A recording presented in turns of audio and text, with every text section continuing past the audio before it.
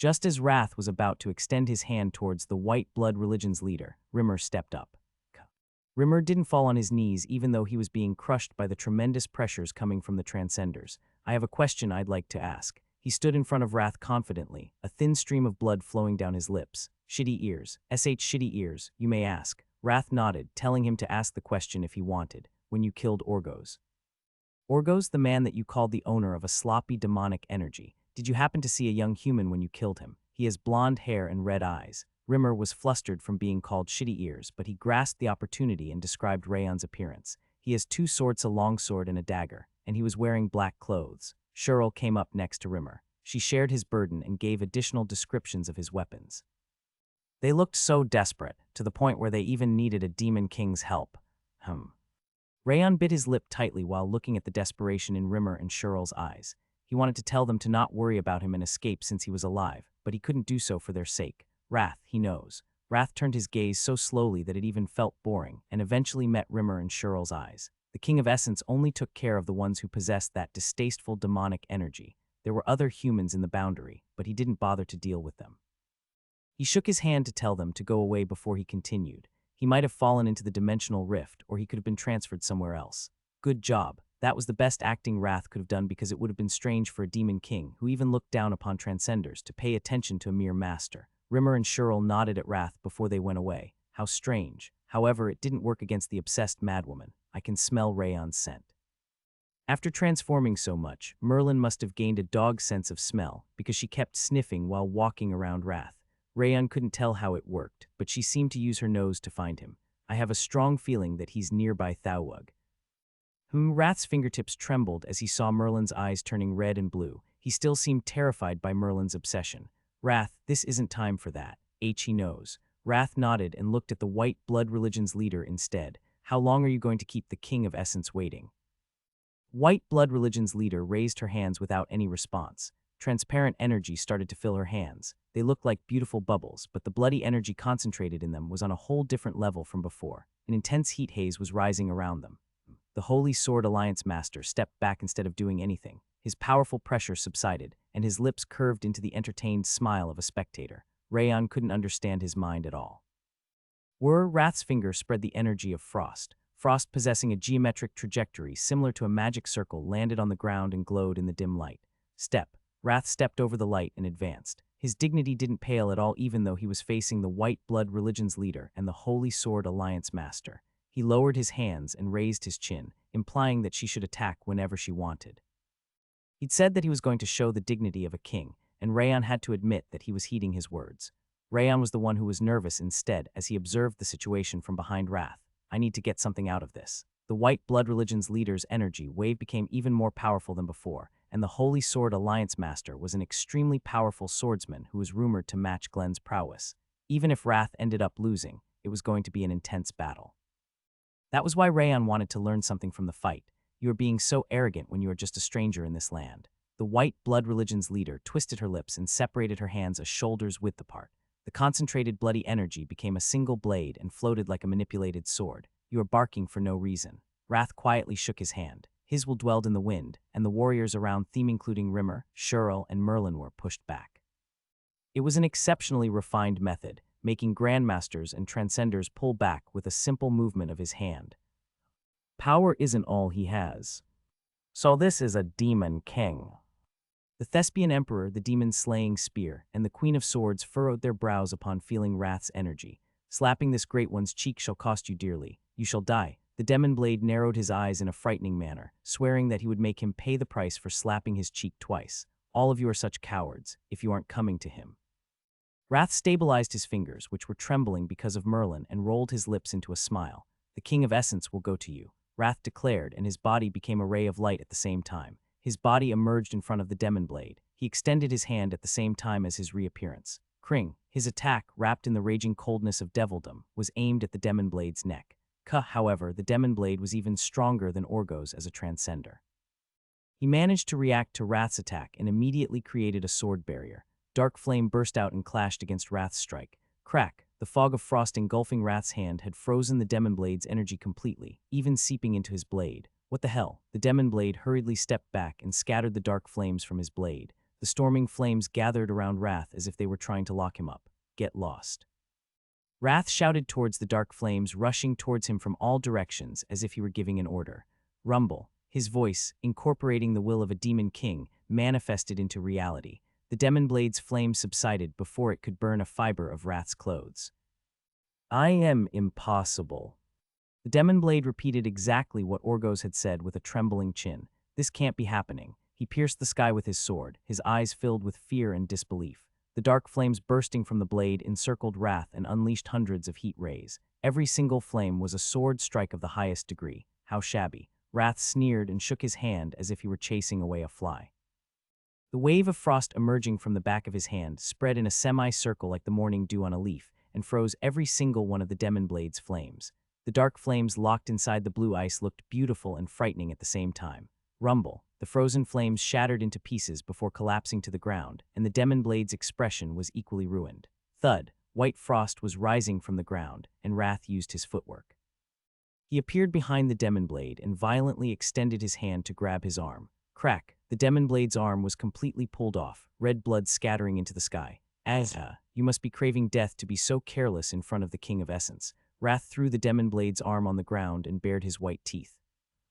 Rayon gasped, is this the real way to use ice? Rayon had never even thought about freezing fire, but Wrath had literally shown it to him.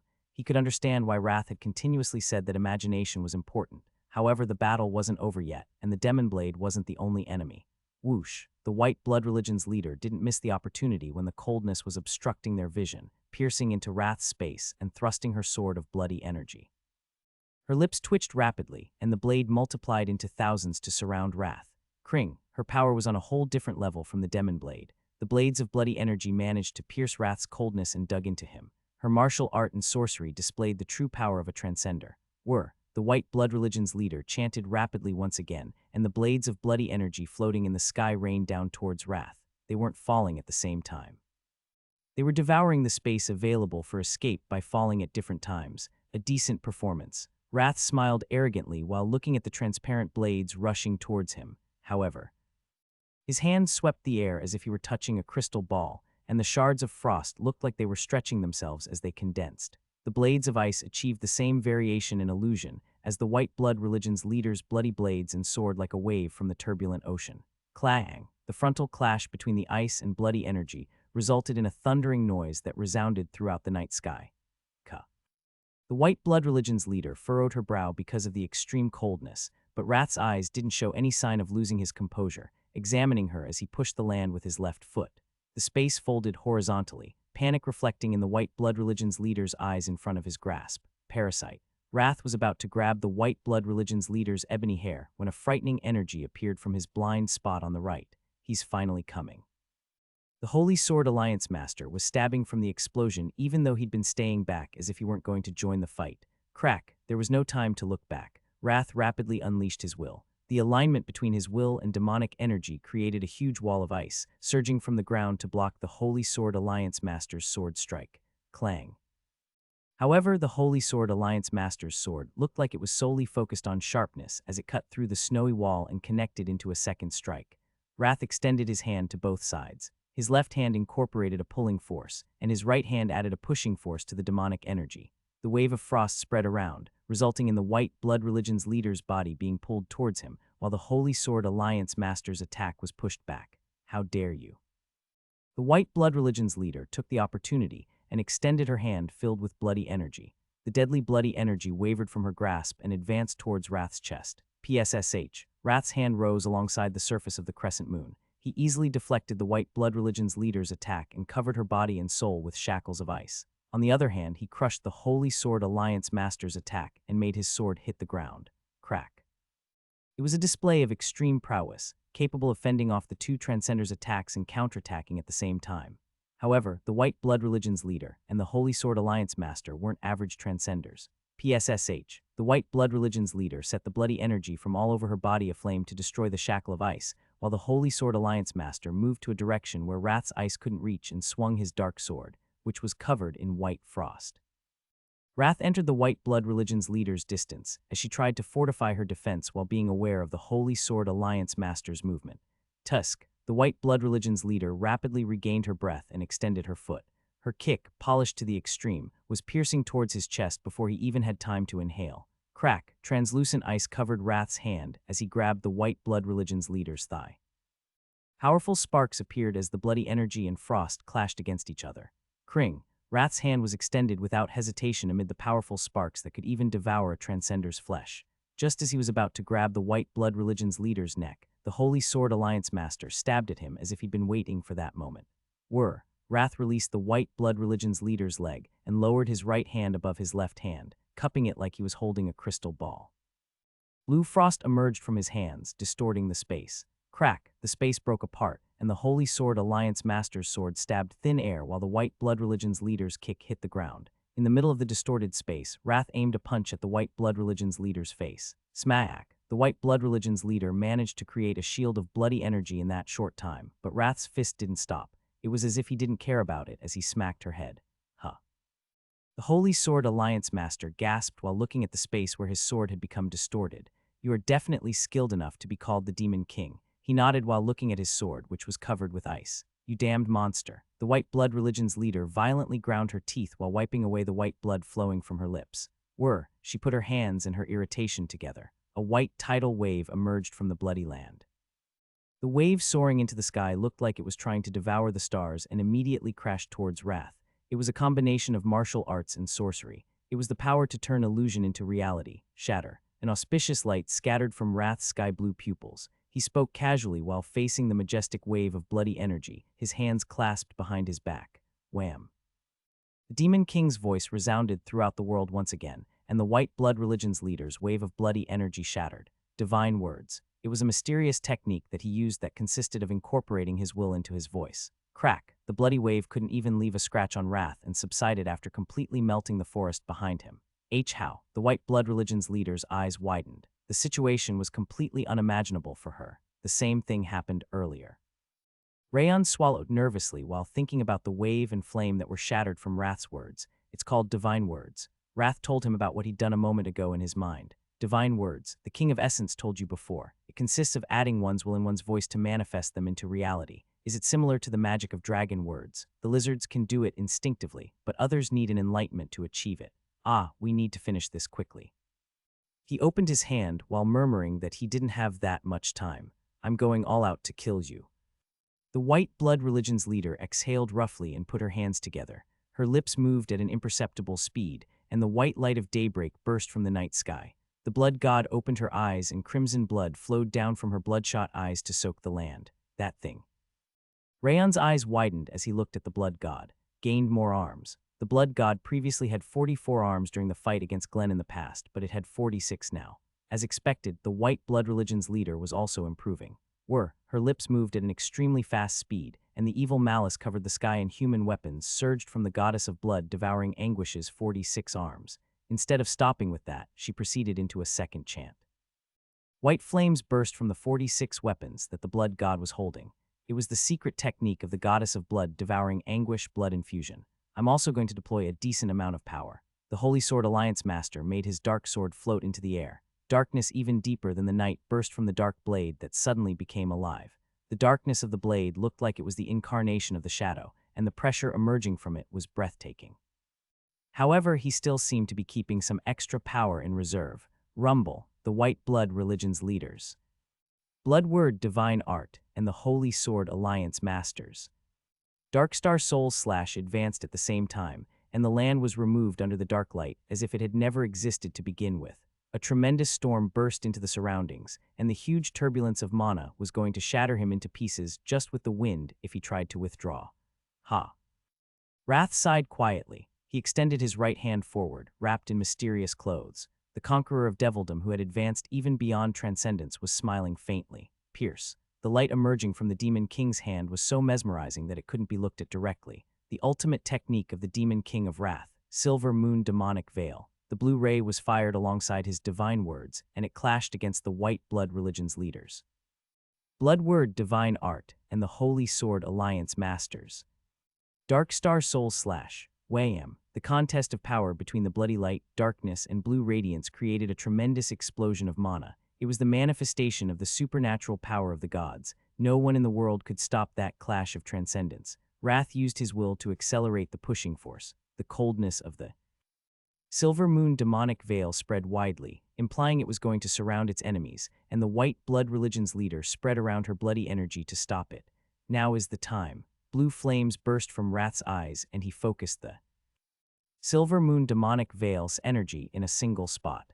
Zap, the energy of frost concentrated in an instant to break through the White Blood Religion's leaders. Bloodward divine art, and pushed back the Holy Sword Alliance masters. Dark Star Soul Slash. Crack. Wrath didn't miss the opportunity and moved right in front of the White Blood Religion's leader. He grabbed her neck and clenched it. The White Blood Religion's leader tried to defend by controlling her bloody energy, but Wrath stopped her with ice and twisted her neck. Stay still. I'm sorry, but her death isn't part of my plan. The Holy Sword Alliance Master's dark sword was already nearby and was rushing towards Wrath's shoulder. Clong. Blue iron armor emerged from Wrath's clothes to defend against the blade.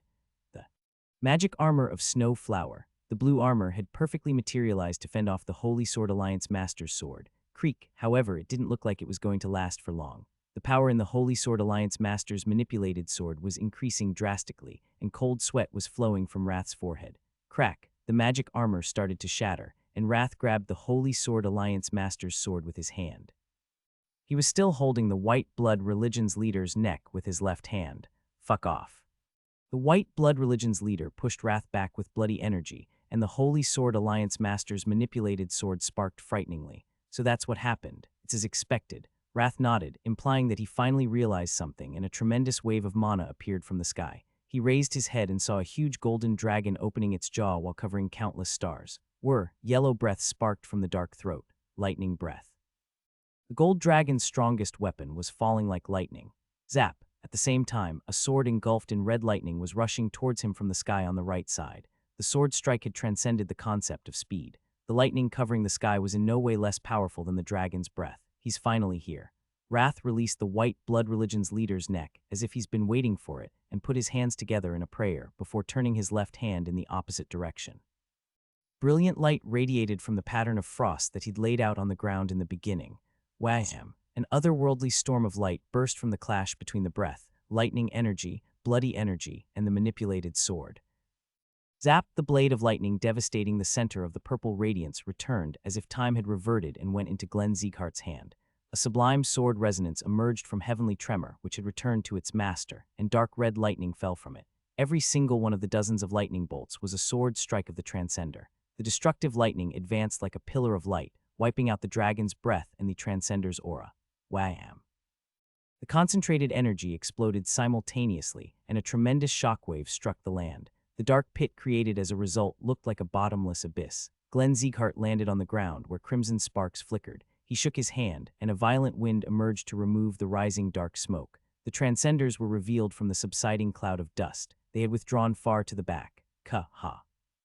The White Blood Religion's leader must have been hit by the breath and the sword strike directly, as she was coughing up white blood, and the Holy Sword Alliance Master was watching passionately, as if he'd been reunited with an old friend. The demon blade was trembling from the ground while clutching his shoulder where his arm had been cut off. His pale blue lips suggested that he was on the verge of death.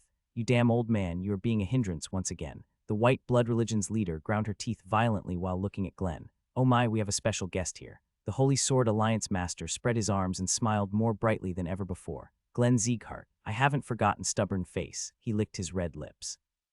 He looked like he wanted to cross blades with Glenn right away. Glenn narrowed his eyes while looking at the hole on the ground, ignoring the Holy Sword Alliance Master and the White Blood Religion's leader. Did they disappear? There was an existence at the center of the battlefield that was wearing frightening demonic energy like clothes, but their energy couldn't be felt anymore. Since there was no way they would have died, Glenn figured that they must have run while the lightning energy and breath were rushing towards them. Heavenly Blade Division Leader, Light Wind Division Leader. Yes. Rimmer and Shirl knelt behind Glenn with hardened faces upon hearing his call. Report the situation. Orgos appeared when the Light Wind Division arrived here while guiding the civilians. The Light Wind Division was being one-sidedly defeated when Rayon. Shirl briefly explained what happened after the Holy Sword Alliance and the White Blood Religion's attack. According to the Demon King, he only killed Orgos and didn't do anything to Rayon. There is a high possibility that he's inside the boundary or somewhere in the area. Of course, I believe we can't completely trust him. I see. Glenn nodded as if it was nothing special. However, his heart was aching despite his appearance. Seriously, that man, when he'd heard that Rayon had activated the mass teleportation spell to save the severely injured Light Wind Division, Glenn had thought that it was just like him, but was also saddened at the same time. It was even more painful because his grandson has always cared about others more than himself. Just stay alive, please. I'll find you no matter what. Were. Glenn fixed the grip on Heavenly Tremor while calming his turbulent mind, only for an old man holding an old-fashioned staff to land on the ground alongside a golden light. There was a divine atmosphere around him, as if he'd surpassed the human realm. What happened? The old man walked towards the dark hole without paying attention to the others. To the Demon King, he narrowed his eyes while looking down inside the hole. It looked like the Demon King was the only thing he was interested in. Hey, old dragon. The white blood religion's leader's reddened eyes glowed towards the old man. Aren't you even going to apologize after you did this shit? She ground her teeth violently while pointing at her arm, which had been burned by the breath. You should be aware that the Dragon Lord's scales aren't any tougher than the others. Extermination of the Demon King takes the highest priority. The Dragon Lord extended his hand without apologizing at all. Golden shards dropped from his hand and fell into the dark hole. Various energies exploded in a disorderly manner, but the hole retained the same size all the way. The end of the hole was revealed after it fell for a long time, but nothing existed there. The demonic energy is gone, but I have a bad feeling about this. The Dragon Lord frowned while looking at the empty hole. There's no way a Demon King that managed to manifest on the continent would die from this much. I'll have to investigate this properly. He put his hands together, and countless particles of mana spread around in all directions. Something like a Demon King is none of my business. The dark sword floated behind the Holy Sword Alliance Master like a cloud, and a faint sword resonance could be heard. Let's fight since it's been a while. He viciously turned his eyes towards Glenn, Heavenly Blade Division Leader, Light Wind Division Leader. Glenn didn't even look at the Holy Sword Alliance Master. He looked behind him and called for Rimmer and Shurl. Search the surrounding area and find the Light Wind Division. Since Rayon must have sent the Light Wind Division to a safe location, Rayon was the only target for the search despite how it sounded. I hear and I obey. I'll make it happen. Shurl and Rimmer bit their lips and moved to the east and west respectively. Roan, understood. Roan, who had arrived afterward, pulled his sleeves up and drew the thin rapier hanging around his waist. He seemed to step away lightly and soon disappeared into the darkness. Smash! Just as the 3rd and 10th apostles were about to move after the white blood religion's leader glanced at them, red lightning surged from the ground and stopped their advance. No one is allowed to move until I give my permission. Glenn raised Heavenly Tremor and pointed it at the Holy Sword Alliance Master and the white blood religion's leader. His voice pressured the Transcenders with a shapeless power, just like Wrath's divine words. Upon being exposed to the murderous intent of the swordsmen who had reached the peak, their shoulders trembled. As expected of the destructive king of the north, you haven't changed at all. The Holy Sword Alliance Master became excited, and an ear-splitting sword resonance burst from his dark sword. Let's start fighting already. Let's check which one is superior, my sword or yours. Glenn raised Heavenly Tremor without saying anything. His murderous will spread around from his black blade. Don't worry about it. I was planning on killing you to begin with. He proudly unleashed his energy wave, implying that he was going to fight against the Holy Sword Alliance Master and the White Blood Religion's leader at the same time, just like Wrath. Stop it. The Dragon Lord raised his hands and shook his head. The balance of the continent will be destroyed if the 3 of you fight right here. The principle of causality is going to break, and balance and causality again. The Holy Sword Alliance Master looked at the Dragon Lord sharply, his eyes full of irritation. You spit everywhere at the smallest issue, so why do you keep trying to stop fights between humans? We are simply acting to maintain the balance of the continent. Are you telling me that the mad dragon of the Western Ocean is working for the balance, when it's a crazy lizard that wipes out the coastal villages whenever it wants to? The Dragon Lord groaned, unable to refute him, but he didn't withdraw from the argument. The Demon King is the important thing right now. This isn't the time for us to fight, not when he obviously escaped alive. I'm also going to find him. Glenn hardened his lips while looking at the Dragon Lord. No one is going to return alive from this place unless the Light Wind Division is found. You are making this annoying. The Dragon Lord shook his hand, and 2 huge dragons appeared from the night sky through teleportation. You are going to regret it if you don't stop fighting right now. Are you? Ominous energy emerged from Glenn's red eyes, threatening me right now. The Dragon Lord broke out into a cold sweat and stepped back upon feeling his energy wave crushing his heart. The same goes for me. The Holy Sword Alliance placed his hand on his shoulder and tilted his chin. I'm finally getting the main dish. I'm going to get angry if you keep being a hindrance. He twisted his lips, implying that he wanted to fight against Glenn right away. Rip. Just as Glenn and the Holy Sword Alliance Master were raising their swords while glaring at each other, a diagonal fissure appeared from the thin air, and a bloody red space appeared. Rayon, it's Rayon's boundary. Merlin jumped into the boundary without regard for anyone else. Glenn also lowered his sword without hesitation and walked into the boundary. There was nothing more important to him than his grandson's whereabouts. Rayon gasped while looking at the thin trickle of smoke rising from far away to the right. Does this mean? He frowned while looking back at Wrath, who was casually sitting on the cliff. That you've been planning to escape from the beginning. The King of Essence told you. He doesn't have the time. The frost he set up on the ground was preparation for teleportation. Wrath shook his hand, saying that the geometric pattern he set up on the ground before the start of the battle was teleportation magic from devildom. Then why did you go out of your way to waste your time fighting them? Because there was something he needed to do. He narrowed his eyes while touching the white, bloody energy rising from his hand. Bloody energy, did you? Yes. He examined the body that the parasite settled in, and a subtle smile appeared on Wrath's face as he crushed the bloody energy. He found out that the owner of that body is still alive. Really, indeed. She's being suppressed by the parasite, but the soul itself is still alive. He told him that he could feel a small soul that was trembling when he grabbed the white blood religion's leader's neck. However, that's why the King of Essence couldn't do anything to her. He could kill the parasite, but the body was going to die at the same time. Then what do we need to do? We'll all need to do it. Wrath looked at Rayon with a serious gaze. Since Beef Girl is that body's family, and you own that insignificant creature that holds a deep resentment towards the parasite, you should be fully capable of saving her. Of course, you will have to defeat that parasite first. He casually shook his hand. The white energy floated into the air and flowed into his waist. He must have fed the white blood religion's leader's bloody energy to the blade of Requiem. Can you do it? I'll make it. Rayon nodded while meeting Wrath's eyes. HMPH, it wasn't for your sake. The King of Essence simply did it for his subordinate. He briskly turned his head and murmured at him to stop saying nonsense. And it's time for the last task. Wait a moment, I have a request. Rayon stood in front of Wrath, who was about to stand up. There's really no more time left. We will revert back any moment. I'll accept your wrath. Rayon raised his chin with a determined voice. I also have something that needs to be done no matter what. Martha bit her lip while looking at the thick needle inserted into her arm. He wasn't lying about it being a difficult task. The needle was an artifact capable of extracting aura from a warrior to fill a patient's energy. Since it was a tool capable of achieving a principle of martial arts called energy transfer, it weighed heavily on the user. The pain wasn't the only issue. The constant leak of energy was making her dizzy, and her body felt as heavy as drenched cotton. However, Martha didn't even let out the smallest groan. It was the minimum she had to endure for the sake of the Light Wind Division who had protected her until the very end. How are they doing? Martha walked up to a healer who was examining Dorian, Buran, Runnan, and Mark Goten one after the other. Those two should survive. The healer pointed at Buran and Runnan, telling her that their lives weren't in danger. Martha breathed out a sigh of relief, and he continued. However, they might not be able to fight ever again, because the shoulder bones are broken and the internal injuries are too severe. No way.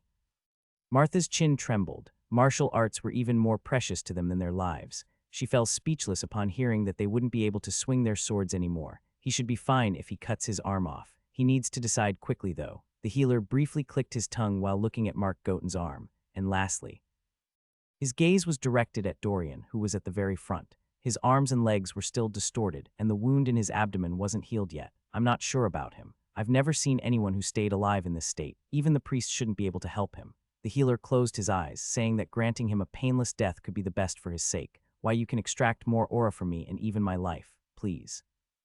You've already exceeded your limit. Stop it. He started shaking his hand, telling her that she could end up with a serious internal injury if she continued any further, only to suddenly come to a halt.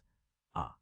The healer blinked and collapsed to the ground. He wasn't the only one. Everyone in the healing ward slumped forward, healers and patients alike. What's happening? Martha's lips trembled. Her mind went blank and she couldn't pull herself together. She couldn't endure the drowsiness either and collapsed to the ground. Whap! After everyone had collapsed, blue frost scattered into the healing ward and Wrath appeared.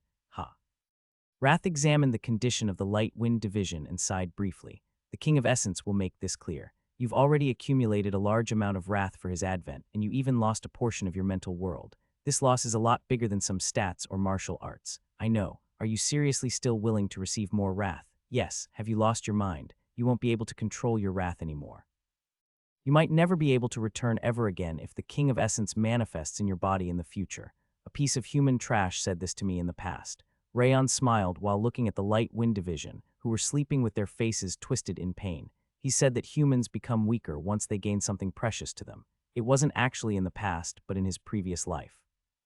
Darius Robert has ordered him to never cherish anything, as humans are bound to become weaker once they have something precious to them. I believed back then that he was right, but now that I think about it, it's not true. Rayon never would have managed to reach his realm if he'd been training on his own. It was because Wrath, Rimmer, and the Light Wind Division were with him all along that he'd managed to reach his position. Losing them was an even bigger loss than ruining his mental world. Seriously, humans. Wrath clicked his tongue and extended his hand. Orgos's demonic energy, which was digging up into the Light Wind swordsman's wounds, was pulled out and absorbed into his hand. It seems difficult to treat him with the same method. He furrowed his brow while looking at Mark Goten. Is it possible to treat him? Demonic energy is a negative energy. It can be used to heal oneself, but not others. However, the King of Essence can twist that fact. Blue energy burst from his left hand, while silver energy appeared in his right hand. Combining and adding a twist to two negative energies makes it positive. It's possible to create positive energy this way. He put his hands together, and a dark blue radiance floated up from his hand. You should be thankful. The other stupid demon kings wouldn't be able to do this. Wrath scattered the radiance burning from his hand on Mark Goten's arm with a refreshing smile on his face. Whap. As soon as the blue energy touched him, the dead skin was torn from Mark Goten's incinerated arm and it was filled with new flesh. The regenerated arm's color was even cleaner and more distinct than before. This should be enough for him. Wrath went past Mark Goten and stood in front of Run-On. Ice Cream Girl. The King of Essence has always wanted to eat ice cream with you. He ground his teeth violently and scattered the healing light on her. Whap. Black blood was pushed from the hole in her abdomen that couldn't be healed, and white flesh spouted like a bud. Wrath also erased the scars covering her face and body before moving to the side. Shitty eyes. Burren had lots of serious injuries, but losing his eye was the biggest issue. Wrath snapped his fingers and blue pupils appeared from his bloody eye. The color was different from before, but his eye blinked and moved for a moment. He can't be shitty eyes without his eye. He seemed to have used an artifact instead of treating him. Wrath also healed Burren's injuries on his shoulders and abdomen, while saying that it wouldn't be counted towards the fee.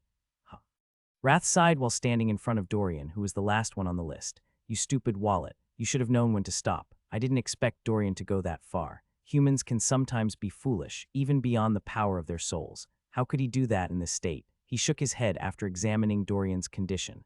It looked like he hadn't seen such injuries before, even though he was the monarch of Devildom. A bit more demonic energy burst from his hands, and he brought it to Dorian's wounds. Crack, alongside the sound of twisting bones, Dorian's arms and legs, which were twisted like laundry, started to return to normal. He must have been going through intense pain, as his body trembled violently and his hair was drenched in sweat. In return, his limbs regained their original shape pretty quickly, and the hole in his abdomen was also regenerated. A healthy complexion returned to Dorian's pale face, which used to look like he was about to die. This is even harder than fighting. Wrath wiped the sweat flowing from his forehead with his sleeve and sighed. The King of Essence will pay half. What? They are the King of Essence's subordinates. He can't bear the entire burden because of causality, but he will take half of your burden. He smiled coldly, telling Rayon to only take half of the wrath he was supposed to get. Are you really a demon king? Why are you asking such an obvious question? He is the proud and fearsome monarch of Devildom. Wrath put his hands on his waist and shook his head. Fearsome. You are the one who doesn't act like a human. That might be true. Rayon smiled faintly and shook his head. Well, it's time for your business. What are you going to do? Why, yes, there really is no time left anymore. Wrath nodded and rapidly concealed his presence before leaving through the door. The quiet sound of breathing was all that could be heard in the healing ward after he was gone. The red moonlight was waning upon the light green leaves inside the great garden of House Robert. A small maid knelt behind Darius Robert, who was watching the clouds flowing by like a river. How did it go? Darius turned his head halfway towards her to let her into his vision. The situation went a bit awry. Kubara remained perfectly calm despite stating that things had gone wrong. The situation went awry, you say. Orgos and the Light Wind Division clashed as you wished, and Rayon Zeeghart joined the battlefield afterward to confine Orgos inside a boundary. However, after that, Kubara closed her eyes for a moment before opening them again and continued. A demon king manifested. Demon king. Darius Robert turned around. His pupils twisted as if a blade was stabbing into them as he looked down upon Kubara. Did you just say that a demon king arrived? Yes, I did. Why did a demon king? According to the report, they appeared because Orgos' demonic energy was getting on their nerves. What outfit was the demon king wearing? No, what did they look like? They had a beautiful appearance with sky blue hair and snow-white skin, and the report mentioned that it was impossible to tell whether they were a man or a woman from afar. It's a different one. Darius deeply closed his eyes and exhaled roughly. What happened to Rayon Zeekhart? The report says they only understood the situation through lip reading since they couldn't hear, and the Demon King seems to have only killed Orgos while ignoring Rayon Zeekhart. He was ignored. Since shadows learned to lip read as a part of their basic education, there shouldn't have been any mistakes, and regardless of the lip reading, that's the reasonable course of action. It would have been strange if the Demon King had paid any attention to a mere master if their advent had been caused by Orgos' demonic energy, which earned their displeasure. Darius could assume that Rayon really was ignored. What happened after that? The Demon King clashed against the White Blood Religion's leader and the Holy Sword Alliance master. Kubara reported everything up to the moment Glenn and the Dragon Lord made their appearance without missing any detail. Darius touched his black leather gloves while looking down on Kubara. The wound at the back of his hand was aching slightly. The Demon King supposedly broke out of the boundary, which means Rayon Zeekhart probably fell somewhere in the continent from the distortion of the boundary. Since Rayon had created the boundary by cutting his own stomach, he must have been unable to move or even unconscious if he'd managed to survive. Kubara. Darius made up his mind and raised his head. Order all the shadows throughout the continent to find Rayon Zeekhart, even if they have to search through the entire region they are infiltrating. There was a high possibility that they wouldn't be able to find Rayon, but it was a perfect opportunity to easily kill that annoying man if they did. It was an opportunity that he couldn't miss. Tell them to kill him right away if they find him without reporting, and to move in groups of 2. According to Rayon Zeekhart's previous actions, he would definitely put up a desperate struggle even if he was on the verge of death. It was necessary to move in groups of 2 to make sure he died. Understood. Wait, Kubara nodded without asking any questions. Darius raised his hand when she was about to leave. What happened to the Demon King? They disappeared when Glenn and the Dragon Lord appeared. I see. You can leave. Darius turned around once again. He rolled his lips into a smile while watching the clouds starting to hide the moonlight. A Demon King that can easily kill Orgos and overwhelm the White Blood Religion's leader. They might be another chess piece I can use. Wrath reappeared in front of the bead ice cream shop located in the royal capital. Ha. Rayon gasped while watching Wrath sticking to the shop's window like a frog. You said you had to come here no matter what, and it's an ice cream shop. Isn't it obvious? Wrath nodded violently, saying that it wasn't even a question. The King of Essence has been living for this day. He's always wanted to eat bead ice cream with his own mouth and hand. His blue eyes glared at Rayon as he declared that he was going to kill him if he tried to stop him. No, I'm not going to try to stop you. Rayon raised his finger and pointed inside the shop. The manager was cleaning the floor, implying that she was planning to close the shop since it was a late hour. The shop is going to close if you don't go right now. That can't be allowed to happen. Wrath frantically entered the ice cream shop. I'm sorry. The shop is closed for the day. The young woman, who seemed to be the manager, was about to turn the light off but stopped midway. She looked at Wrath's face and dropped the magic lamp from her hand. The glass shattered and completely messed up the floor she had cleaned. How can a human face be like that? However, the manager didn't care at all about the destroyed magic lamp and kept staring at Wrath's face. What a nostalgic feeling. Wrath swept his hair back with his finger even though it wasn't even disheveled, and his lips floated into a smile. Like he said before, the King of Essence is the most beautiful being in Devilldom. Is that even important right now? You said you had no time. That's right, manager, pull yourself together. I'm sorry. The manager hurriedly bowed, but her pupils were still sucked to Wrath. But is the shop closed? Not at all. Please choose, have them all, everything. Wrath's eyebrows were lowered in disappointment, and the manager frantically shook her hands. She looked like she was going to give him the entire shop. Really, of course, I wish you success and happiness. Wrath blessed her despite being a Demon King and started examining the bead ice cream on the other side of the counter. Wrath and the manager made the perfect duo even though they'd just met each other.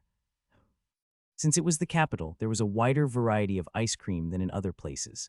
Wrath contemplated for a long time, unable to make up his mind right away. He can't tell which one to pick. I thought you were going to take mint chocolate.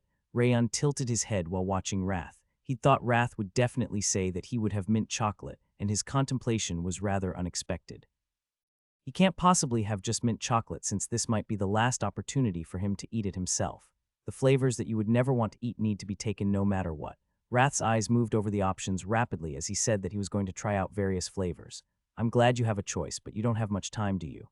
The King of Essence will be having mint chocolate, pineapple vanilla, apple mango beef jerky, and peanut apple flavored ice cream on of each. What the hell are those choices? Rayon sighed. The names already revealed that none of the choices were normal. Understood. The manager nodded and started to scoop up the ice cream into a luxurious box. Of course, her eyes were still fixated on Wrath. Do you have money, by the way? Money. Money. Wrath widened his eyes in shock. And no, what should he do? He started to panic. Since he'd suddenly appeared in his Demon King form, it was only natural that he wouldn't have any human money. Is he really a Demon King? Rayon laughed bitterly while watching the monarch of Devildom panic because he didn't have any money to buy ice cream after he'd pressured 3 transcenders on his own. Help! Wrath put his hands together and asked for help. Rayon wanted to give him the money since he'd helped a lot, but he couldn't figure out how. My money is inside my subspace, but it can't be taken out right now. No, it can. How? The King of Essence is currently rooted in your mental world. You just need to take out of your mental world, just like you made the King of Essence manifest into the world. Mental world. Rayon closed his eyes. He imagined taking out the subspace pocket Dorian had given to him and unleashed his will. Along with a floating sensation in his body, the subspace pocket appeared in front of Wrath's eyes. Ooh, Wrath quickly caught the pocket and took gold coins from it. You aren't needed anymore. Hey.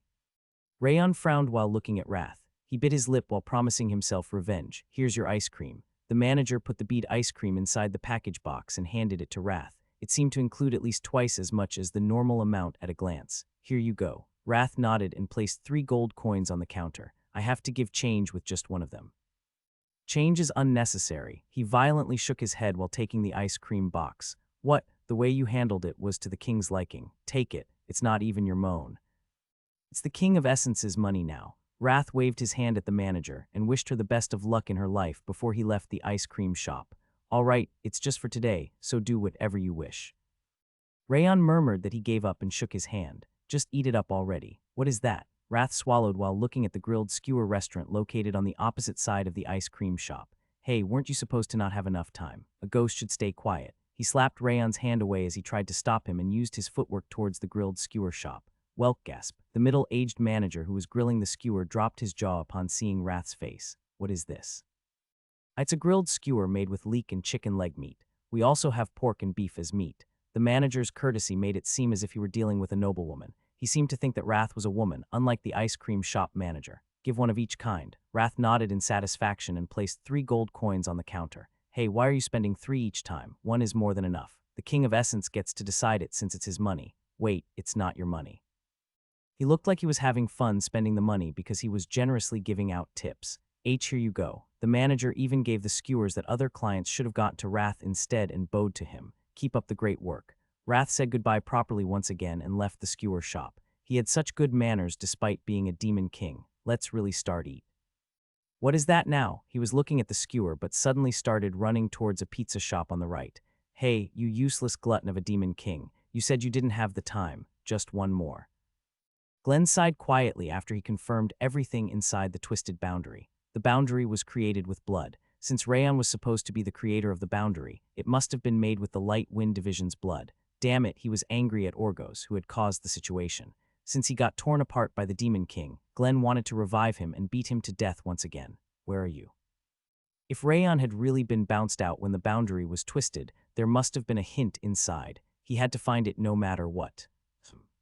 The Dragon Lord also activated various magics inside the boundary. He seemed to be trying to find the Demon King's traces. This Demon King is far more powerful than I thought. He bit his lip upon noticing that the Demon King's energy had influenced the space itself. Indeed, Glenn nodded in agreement. It wasn't any ordinary demonic energy. The Demon King was watching out for them even when he was defending against the 2 Transcenders. If he was still on the continent, it could become a huge problem later on. However, the Demon King wasn't the important thing for the time being. Finding Rayon and the Light Wind Division's locations and states was the highest priority. Roan walked up to him while Glenn was examining the inside of the boundary once again. My lord. Roan placed his hand on his chest and continued. We've received a message from the house. The Light Wind Division is currently being treated at the healing ward inside the Owen Kingdom. His lips trembled slightly as he said that everyone from the Light Wind Division was being treated over there. The Light Wind Division's vice leader must have used that ring to send them there. That should be the case. Glenn nodded. He could guess that they were sent to Owen because the mana wasn't enough, and it ended up being an excellent decision considering the situation. Then is Rayon. They said the Light Wind Division's vice leader isn't over there. Roan lowered his head to hide his trembling pupils. I see. Destructive King of the North. The Holy Sword Alliance Master furrowed his brow and placed his dark sword on his shoulder. What are you doing right now? You wouldn't have cared whether your subordinates died or not in the past. You would have crossed blades with me. Shut your mouth. Don't you think it would be better to act before I personally kill those young ones? Don't disappoint me any further. The bloody black shadow started to rage from underneath him. Darken. Glenn turned around. He looked down on the Holy Sword Alliance Master with a breathtakingly emotionless gaze. I'll grant your wish and kill you, even if you don't whine so much. Yes, that's the expression. That's what I want. Owen, while he was twisting his lips into a smile, Merlin clutched her head and started to scream. Yes, it's Owen. I can smell him from Owen. Merlin left the boundary while murmuring that Rayon's scent was connected to Owen. She immediately floated into the air and flew towards Owen. Glenn lowered his lips, his sword still pointed at the Holy Sword Alliance Master. That woman, she was an insane person who had kidnapped Rayon to Eden's branch and was still showing a strange obsession towards Rayon, but she was the first to notice Rayon's boundary. Roan, bring the Heavenly Blade Division leader and the Light Wind Division leader to Owen. Understood. As soon as Roan nodded, Glenn used the Supreme Harmony steps toward the direction where Merlin had gone flying.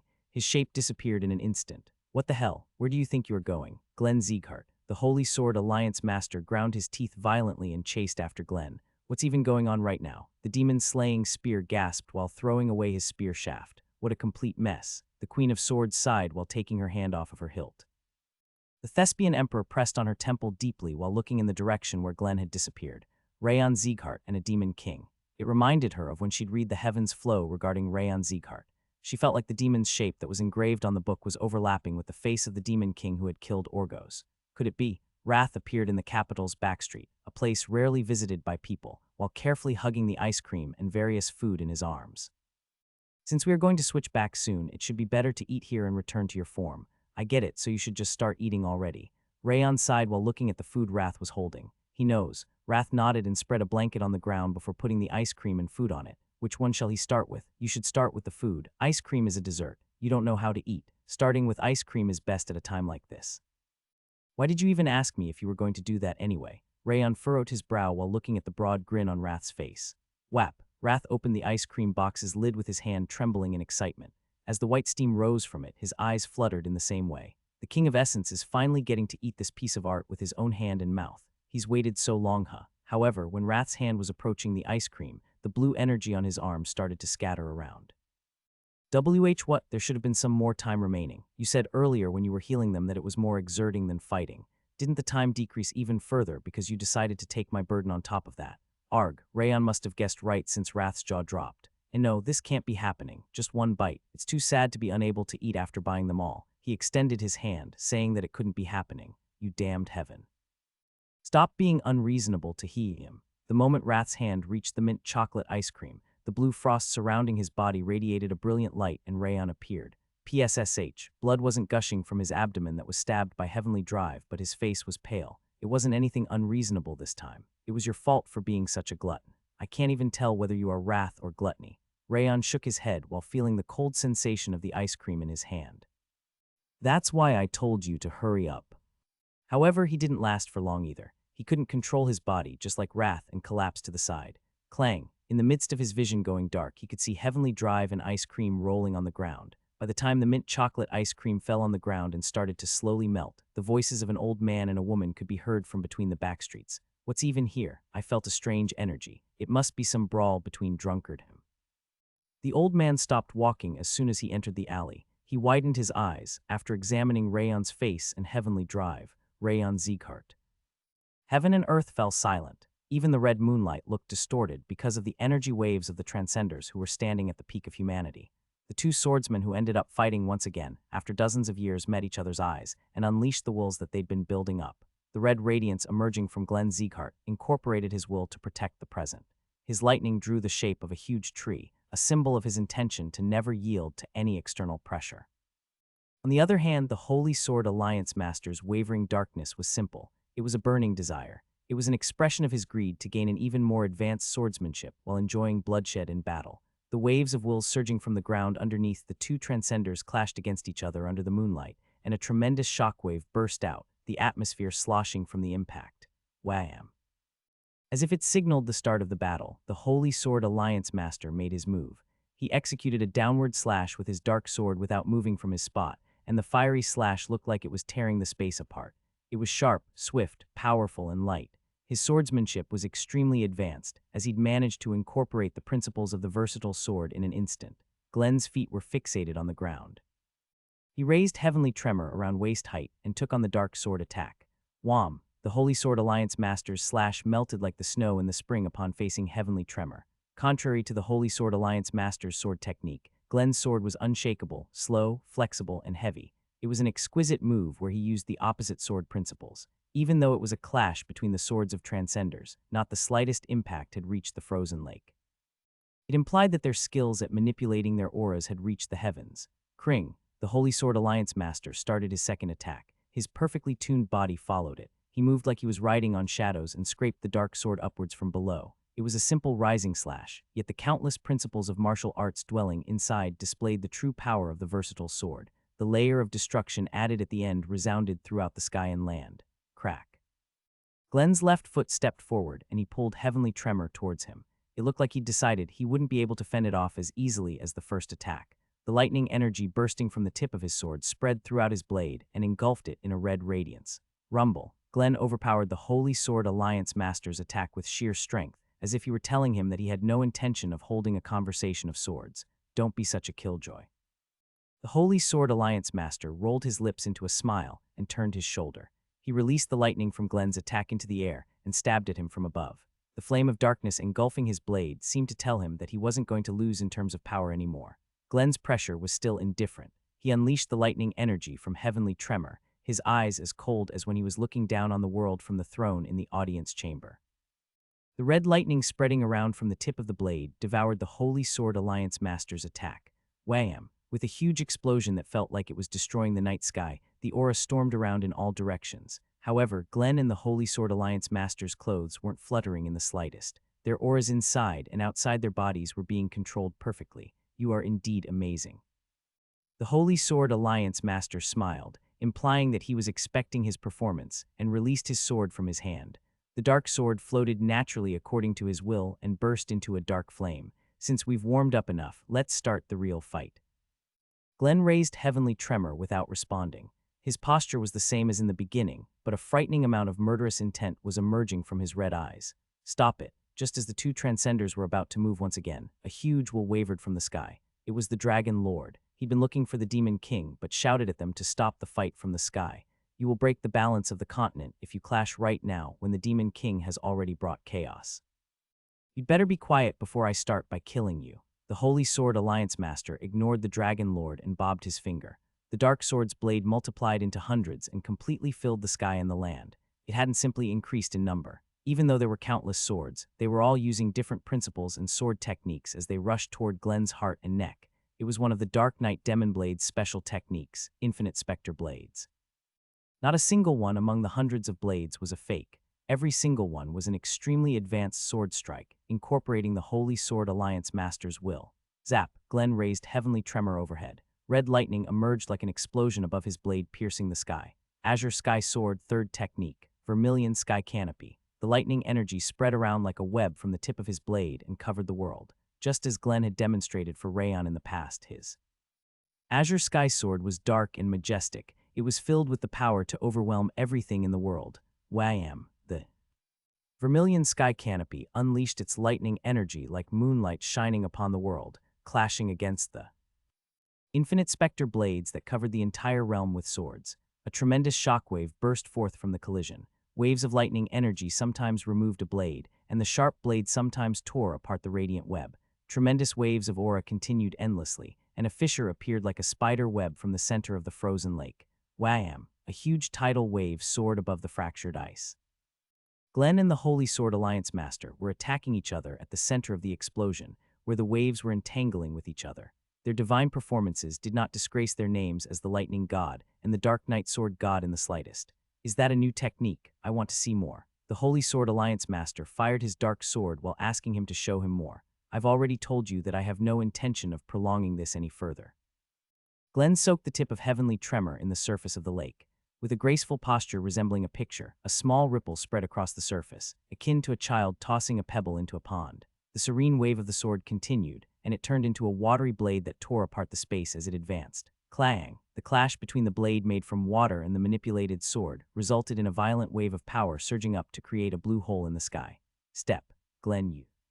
Supreme Harmony steps in the air. His footsteps, infused with his will, transcended space and teleported his body. Heavenly Sword Arts.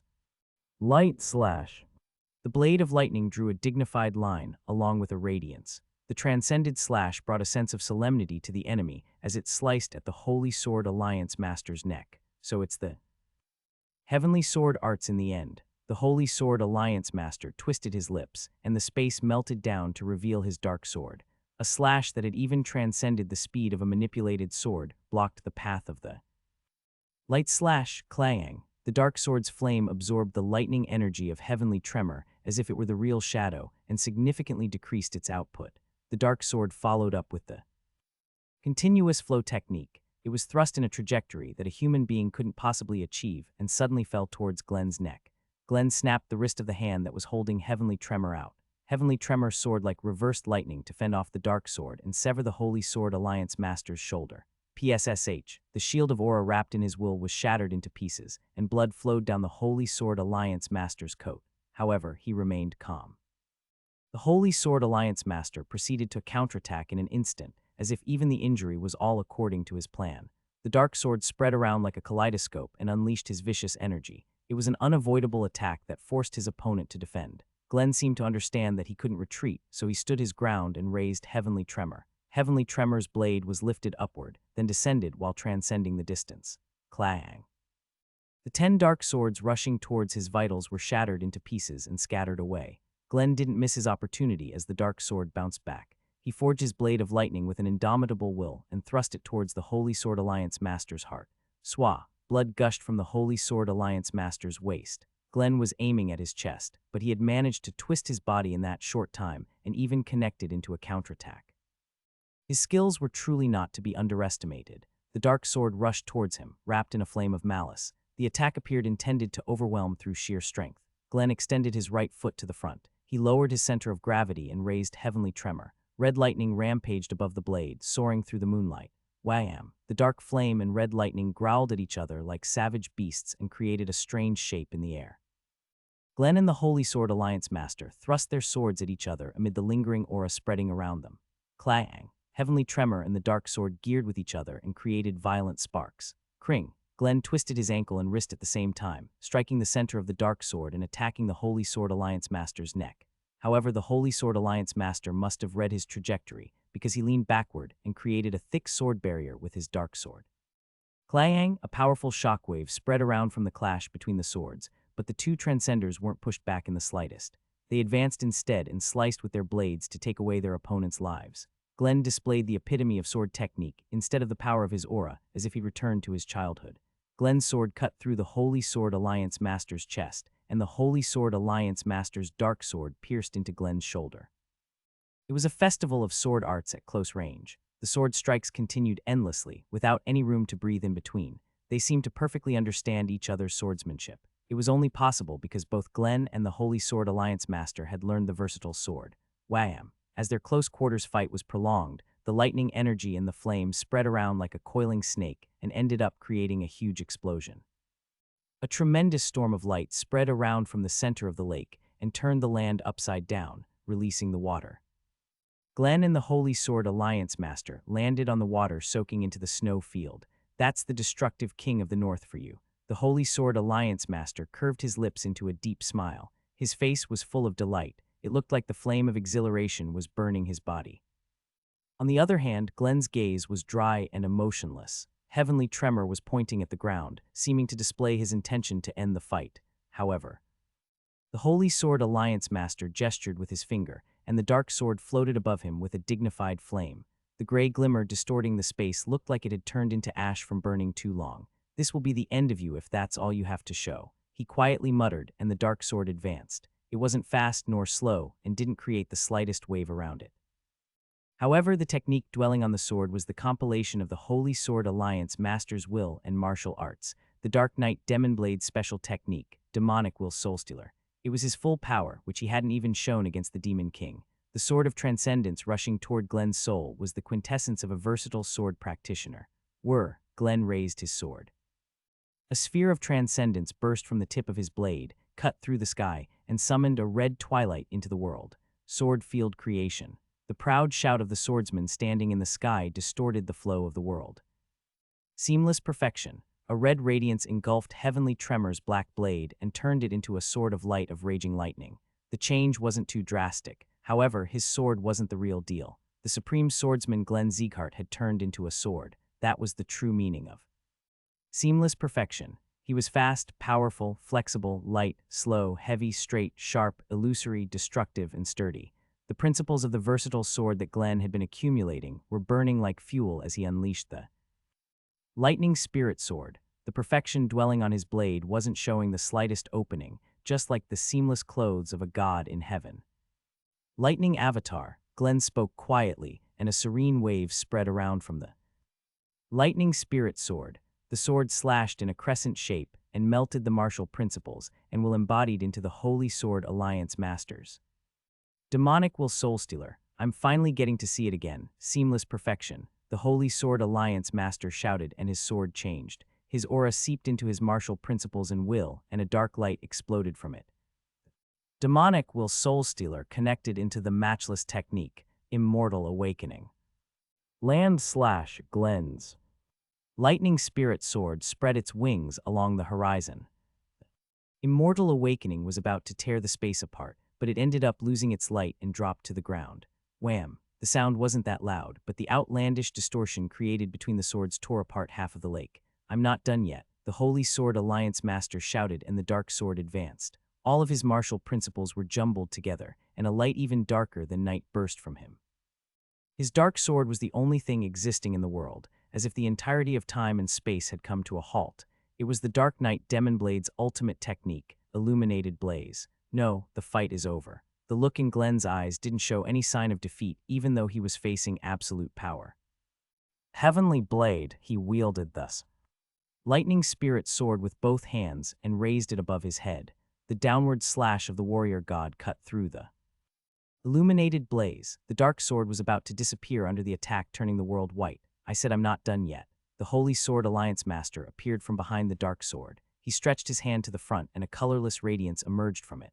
Rumble. It was on a whole different level from the white blood religion's leader's bloody energy. It wasn't covered in any color, but energy more divine than anything else was spouting from it. It was the manifestation of the shapeless sword, the invincible sword capable of cutting through anything.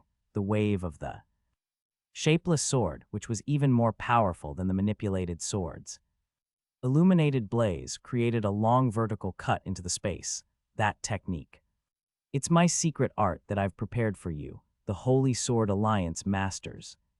Shapeless sword wasn't a simple manifestation of his power. It cleverly pierced through the opening without disturbing the illuminated blaze. He was even using the principles of twin swords. The ultimate techniques of the two swordsmen clashed against each other. Even the sound couldn't hope to reach their transcendence. Rumble. Glenn bit his dry lip. He was being pushed too powerfully. Heavenly Blade would have been able to cut through the illuminated blaze if it was the attack, but the second blade prepared by the Holy Sword Alliance Master wasn't easily severed. Zap. The illuminated blaze and the shapeless sword harmonized like gears and started to push back Heavenly Blade. You've become weaker, Glenn Sieghart. The Holy Sword Alliance Master sneered. You weren't like this in the past. He continued while pushing powerfully with his two swords. When did the destructive King of the North ever care about his subordinates or his grandson? Running away without putting an end to the fight is unbefitting for you. The Holy Sword Alliance Master ground his teeth in disappointment and dragged his two swords down diagonally. You were way better when you had nothing other than revenge and domination in your soul. He glared with his red eyes, shouting that he didn't need a weak, destructive King of the North. Stop tarnishing your past and die right now. The Holy Sword Alliance Master's attacks intensified further, fueled by his surging will and heightened emotions. The trembling blade of the lightning spirit sword looked like it was about to break, and Heavenly Blade was unable to advance. I became weaker, you say. Glenn twisted his lips while feeling the heaviness of the sky crushing upon his shoulders. I might look that way in your perspective. The Holy Sword Alliance Master was right. He was solely focused on revenge for his subordinates and the development of his house during his first clash against the Holy Sword Alliance Master. In the past, he would have fought against the Holy Sword Alliance Master until the bitter end, even if it meant Rayon and the Light Wind Division died as a result. However, if he was asked whether that meant he had become weaker, he would shake his head in denial. It had nothing to do with becoming stronger or weaker. His will had simply changed. He gave up on his revenge and domination after he was enlightened and decided to protect Sylvia, Rayon, and the house. He was planning to keep his resolution for the rest of his life, but the youngsters that he was trying to protect ended up giving him an even bigger present. As he ate together, taught them, and chatted with them even though it was awkward, he could feel a new happiness that he had given up on as a father and grandfather. That wasn't a weakness in any sense of the word. This is as far as you go, my rival. The Holy Sword Alliance Master executed a downward slash with both swords at the same time. Illuminated blaze, and the shapeless sword each drew a circle, creating an ultimate harmony between them. The dark sword engulfing the world seemed capable of erasing everything. Glenn calmly raised his eyebrows. Red lightning sparked from his pupils, which looked burned out. The emptiness left from abandoning his wrath and domination was replaced by the time he'd spent with Rayon, with joy and sorrow as a human being. Even though the rift used to have nothing but wrath inside, it was filled with happiness and joy instead, and his soul ascended to a higher dimension. I'm never going to die until I pass down everything to him. The blade of lightning was extended once again. Lightning Avatar, Land Slash, or Heavenly Blade. Just like the moment of the world's creation when the sky opened up, the martial art accumulated throughout Glenn Zieghart's entire life, condensed into a single sword, radiating an auspicious light. The red blade, embodying the culmination of Glenn's martial arts, destroyed the Holy Sword Alliance Master's dark sword. The ashen flame of his manipulated sword disappeared completely, and the shattered blade sank under the cold lake. The shapeless sword that was supporting the manipulated sword couldn't withstand the sharpness of the red sword either. The colorless energy used to be as clear as sunlight, but had subsided like a heat haze. Glenn's sword didn't come to a halt even after destroying the ultimate harmony between the manipulated sword and the shapeless sword, which was too unreal to exist.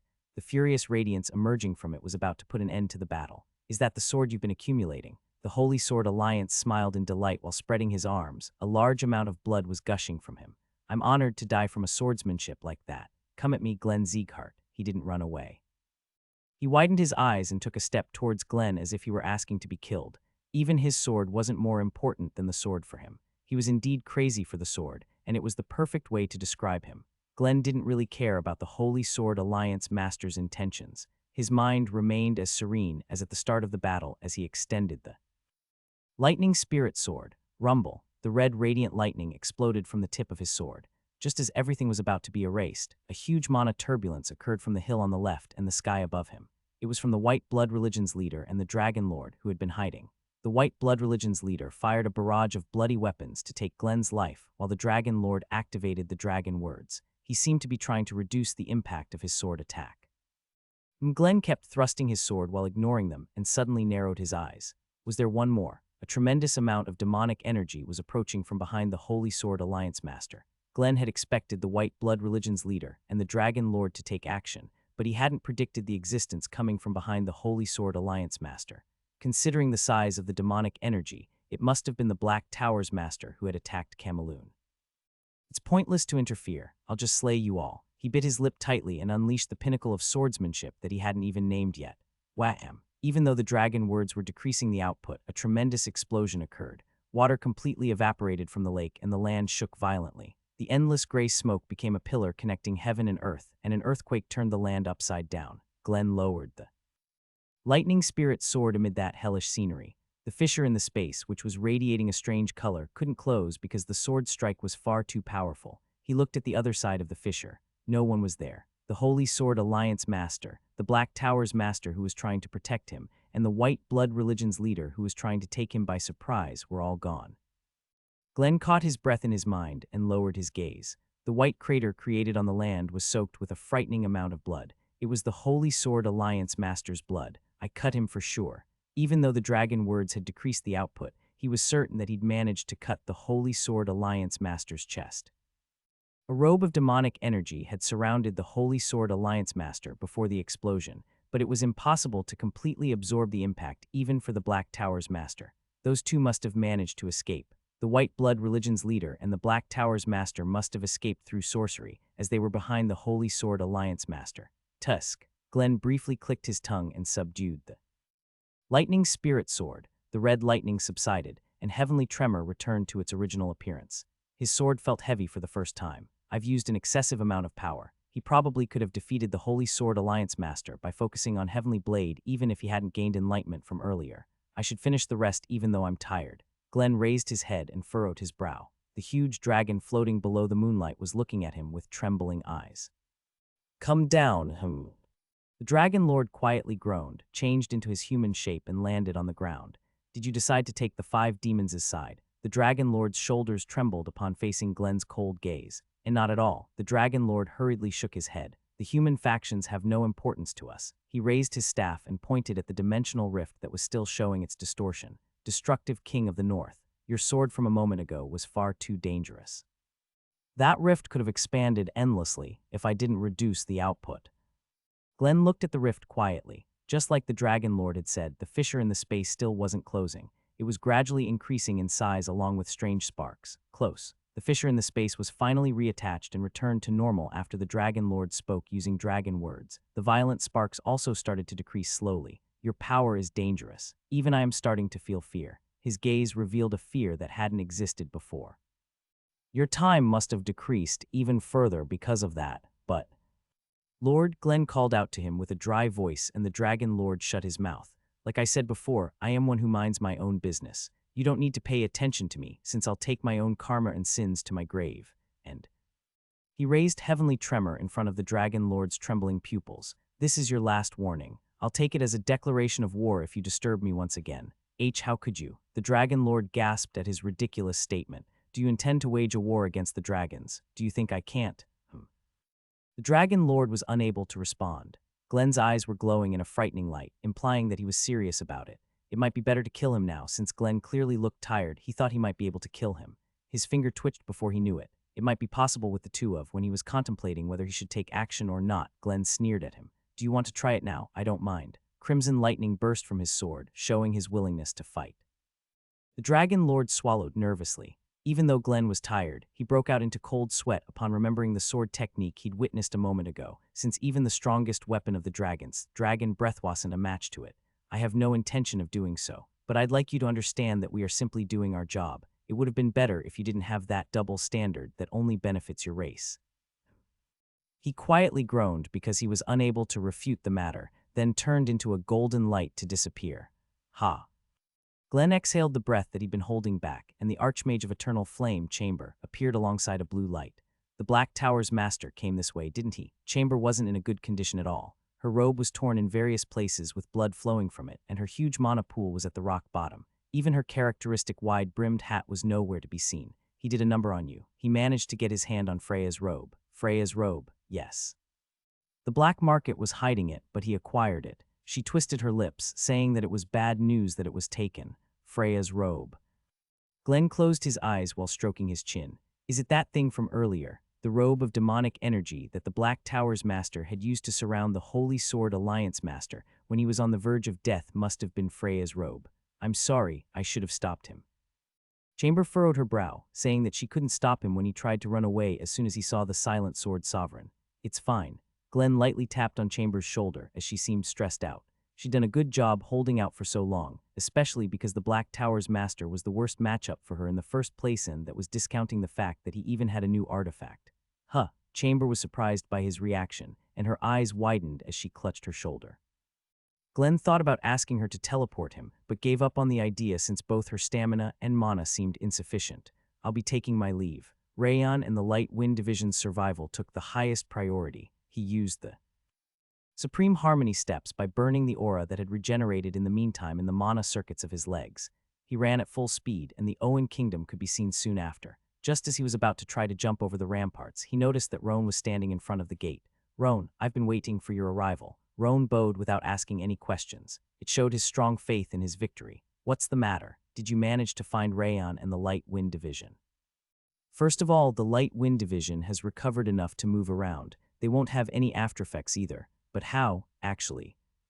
Roan quickly reported about what had happened so far, so Rayon hasn't been found yet, about that.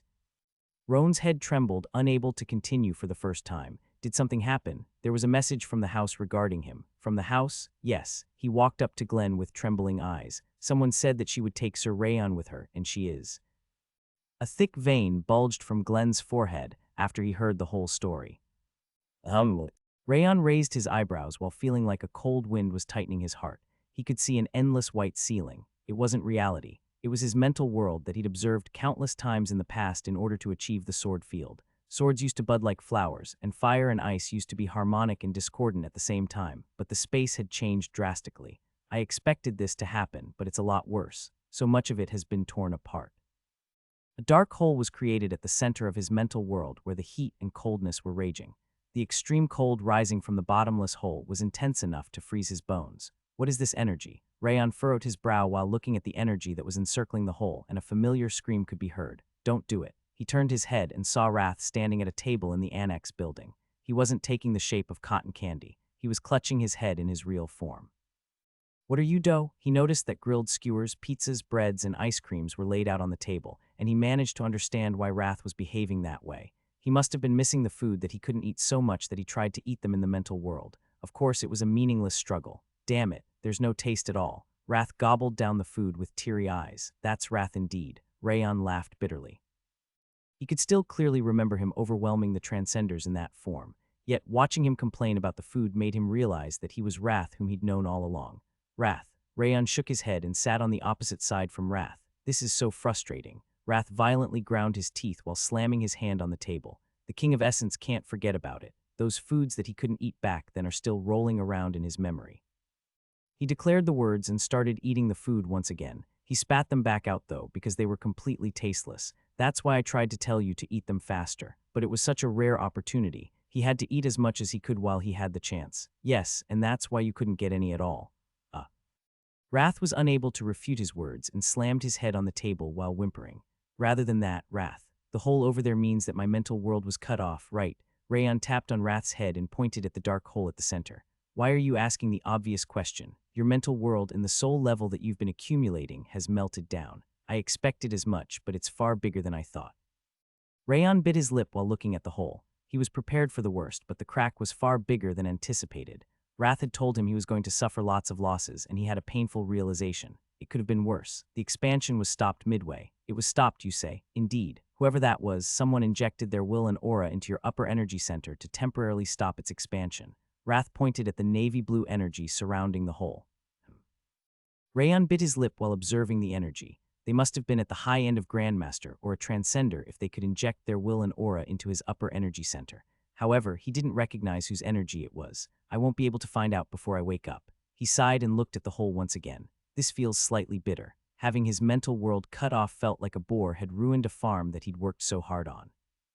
Of course, it might be inconsequential to his stats and physical body. However, it implied the decrease in his soul level that had been improved through his achievements, which made it even more painful. Do you regret it? Wrath asked while throwing away the pizza crust. Not at all. Rayon calmly shook his head. I'd never regret that decision. Considering Orgos's persistence, he would have followed the light wind division until the bitter end if he'd survived. It was necessary to finish him off right there, even if he would have had to borrow the power of other demon kings if it weren't for Wrath. I just need to gain new achievements. You are making it sound easy. It really won't take that long. Rayon smiled faintly at Wrath. He learned a new way to use his frost while watching Wrath's battle from up close. Since he had also observed the martial arts of the Transcenders, there were lots of gains, even more than his losses. He might have gotten weaker for the moment, but he expected to climb even higher in the future. The King of Essence is disappearing now. It must be because you woke up. Wrath furrowed his brow while pointing at his body, which was becoming blurry. Ah, you better not forget. It's for 3 weeks, 3 whole weeks. Remember it. He shook his hand while telling him to make sure to remember and disappeared like bubbles. Rayon chuckled and looked around his mental world, where Wrath didn't exist anymore. There were still lots of swords, but the divine and demonic swords were nowhere to be found. They might have temporarily disappeared because of the hole. I should try filling that hole since I don't know when I'll be able to return. The mental world was the same as his life itself. He closed his eyes to repair the messy world through meditation, and the Ring of Fire. As Rayon was reorganizing his mental world and filling the hole little by little, he heard someone's voice. Dai, who is that? X. Rayon focused on the voice and the sound became gradually louder. Just wake up already. He followed the voice and his vision brightened. Rayon blinked blankly. His mental world was gone and he could see a wooden ceiling that looked damp and worn out. Wrath's head was floating in front of it. You finally woke up. How pathetic of you. Wrath hit his head, calling him a sleepyhead like sloth. What are you talking about? It hasn't been that long since our encounter.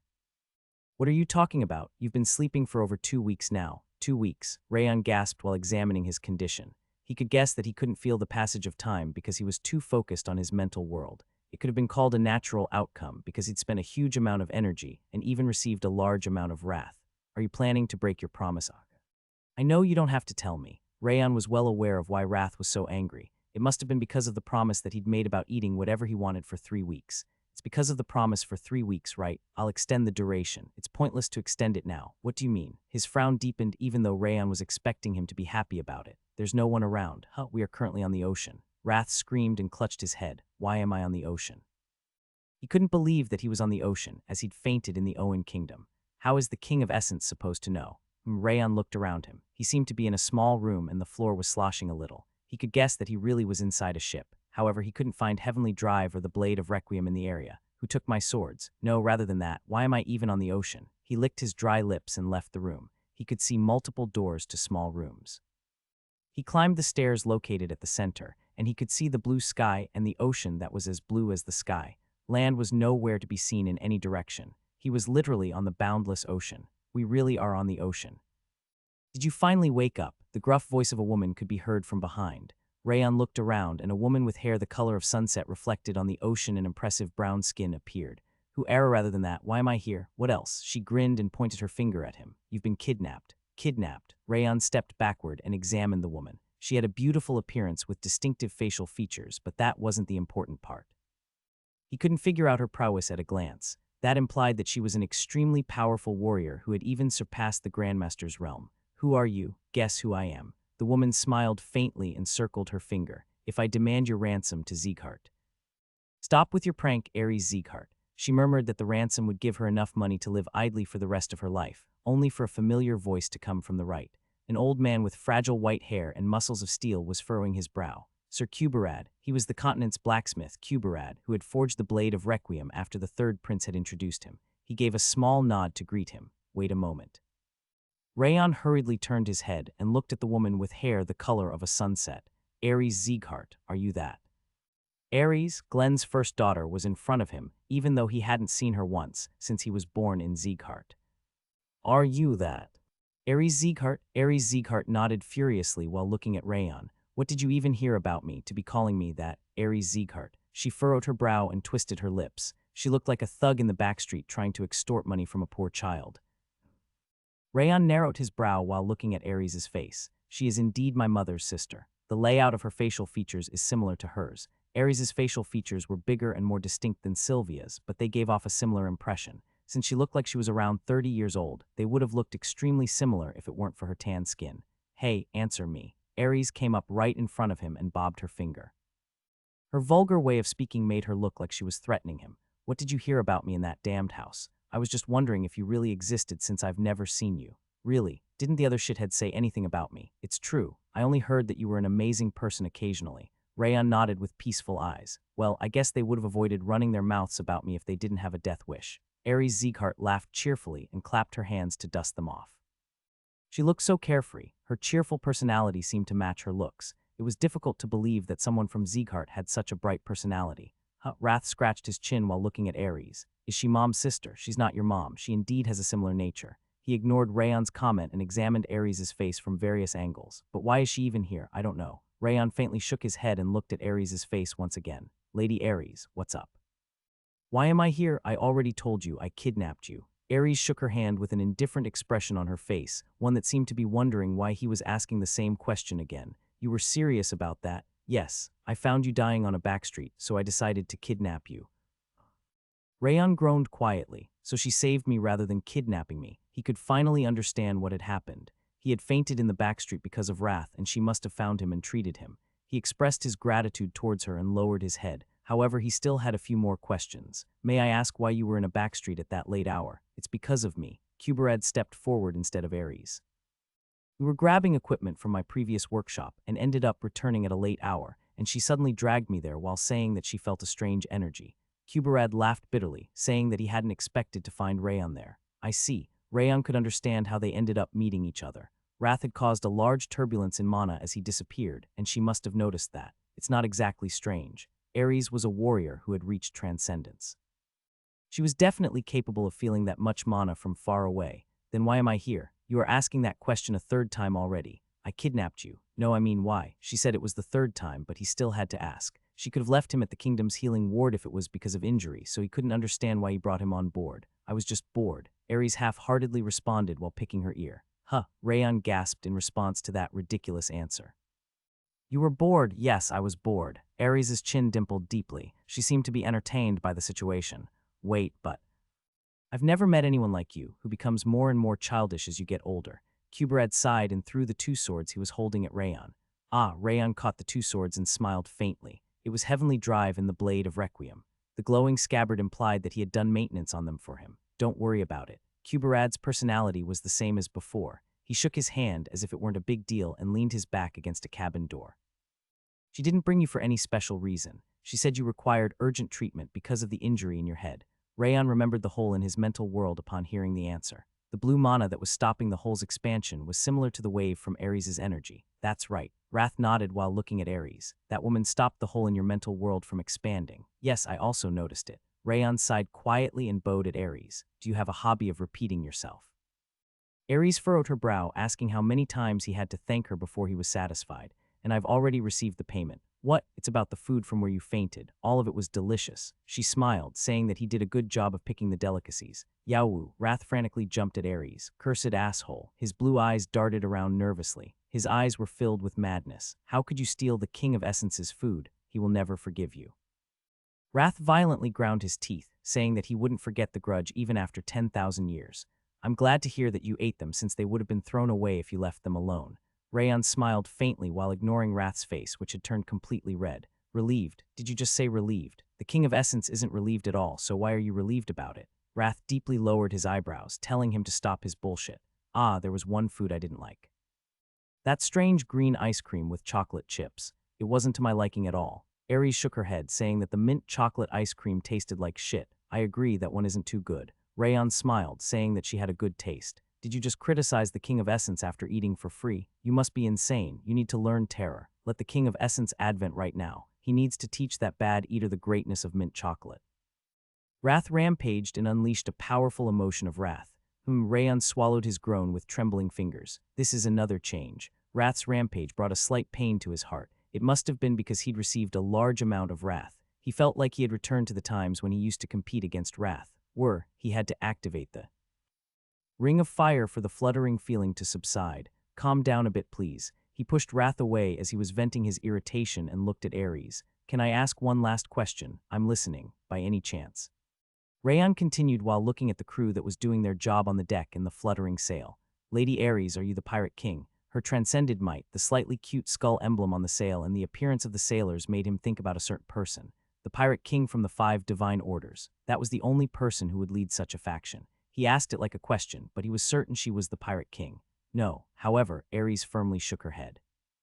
She raised her finger and pointed to her right. He is the Pirate King. Rayon looked to the right, following her long and thin finger that looked like Sylvia's. With his neatly balding head and eye patch over his left eye, a beard reaching his neck, and a large sword, the middle-aged man standing there objectively looked like a pirate. What? Rayon's jaw dropped. Is he the Pirate King? He did look like the Pirate King in appearance, but his might seemed to be at the entry level of Grandmaster. It was an extraordinary realm, but he wasn't powerful enough to be one of the 5 Divine Orders. He is the Pirate King. Try talking to him. Ares Sieghart took a piece of candy from her pocket and threw it at Rayon to wish him good luck before going to a hammock hanging between the masts. Excuse me. Rayon looked at him while fiddling with the candy. It's true that I'm the Pirate King, even though I was forced to carry that name. The man who was forced to be called the Pirate King carefully introduced himself. My name is Reborn. Were you at Sieghart before by any chance? The way he spoke felt familiar. Rayon had a feeling that he might have left Sieghart just like Ares. Yes, I was. I used to be the Raging Wave Division leader from the Holy Martial Palace. The Holy Martial Palace didn't exist anymore, and Ares used to be its palace master. Then please speak more casually towards me, since I'm your junior. But you are Lady Ares' nephew. I feel better this way. Rabwin smiled gently while speaking to him politely. He seemed to be polite because he respected Ares a lot. He was a nice person, unlike his title as the Pirate King.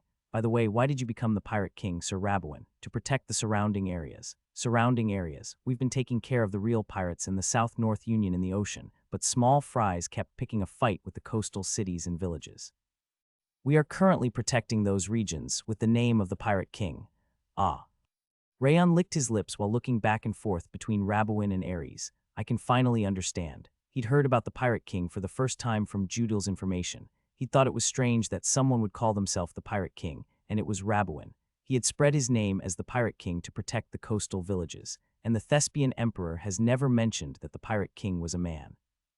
The Thespian Emperor had always referred to the Pirate King as that person, or the Pirate King, but she never called them a he or a she. She must have been aware of the fact that Ares was the real Pirate King instead of Reborn. So this is what happened. Rayon managed to understand the situation from the conversation with Reborn. Ares must have decided to protect the surrounding areas after driving away the pirates and the South-North Union. I can finally understand.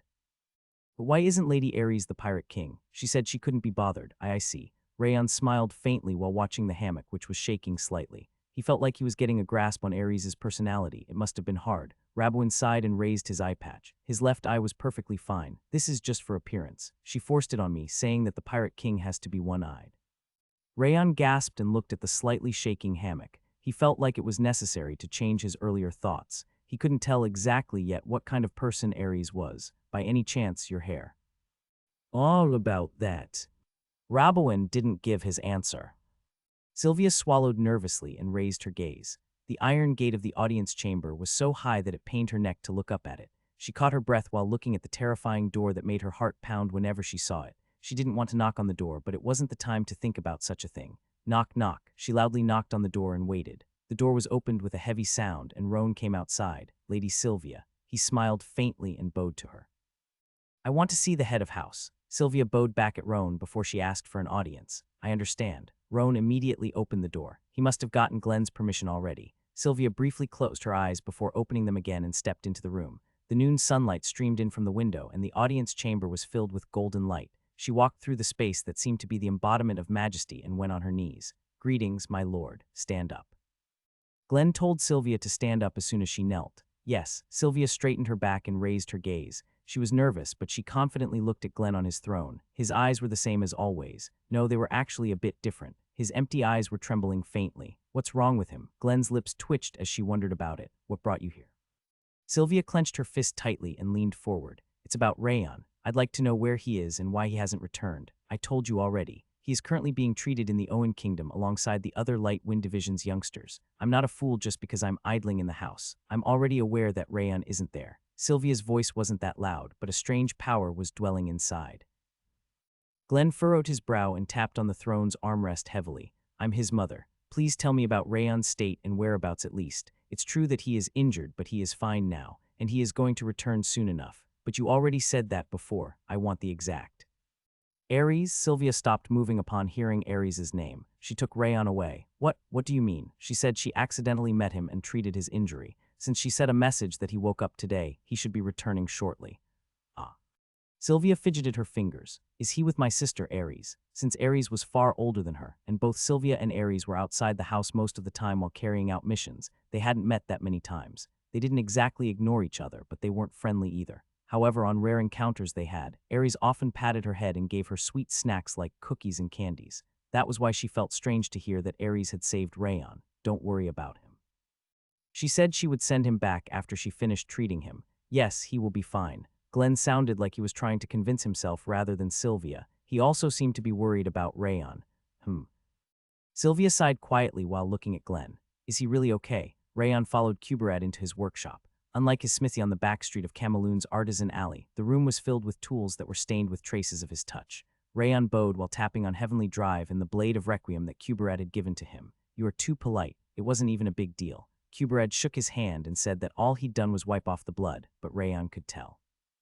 He had even hammered the two swords to maintain them. It wasn't excessive at all to thank him like that. By the way, why are you boarding this ship, Sir Kuberad? He couldn't understand why a retired blacksmith was riding a pirate ship, as it wasn't any ordinary ship.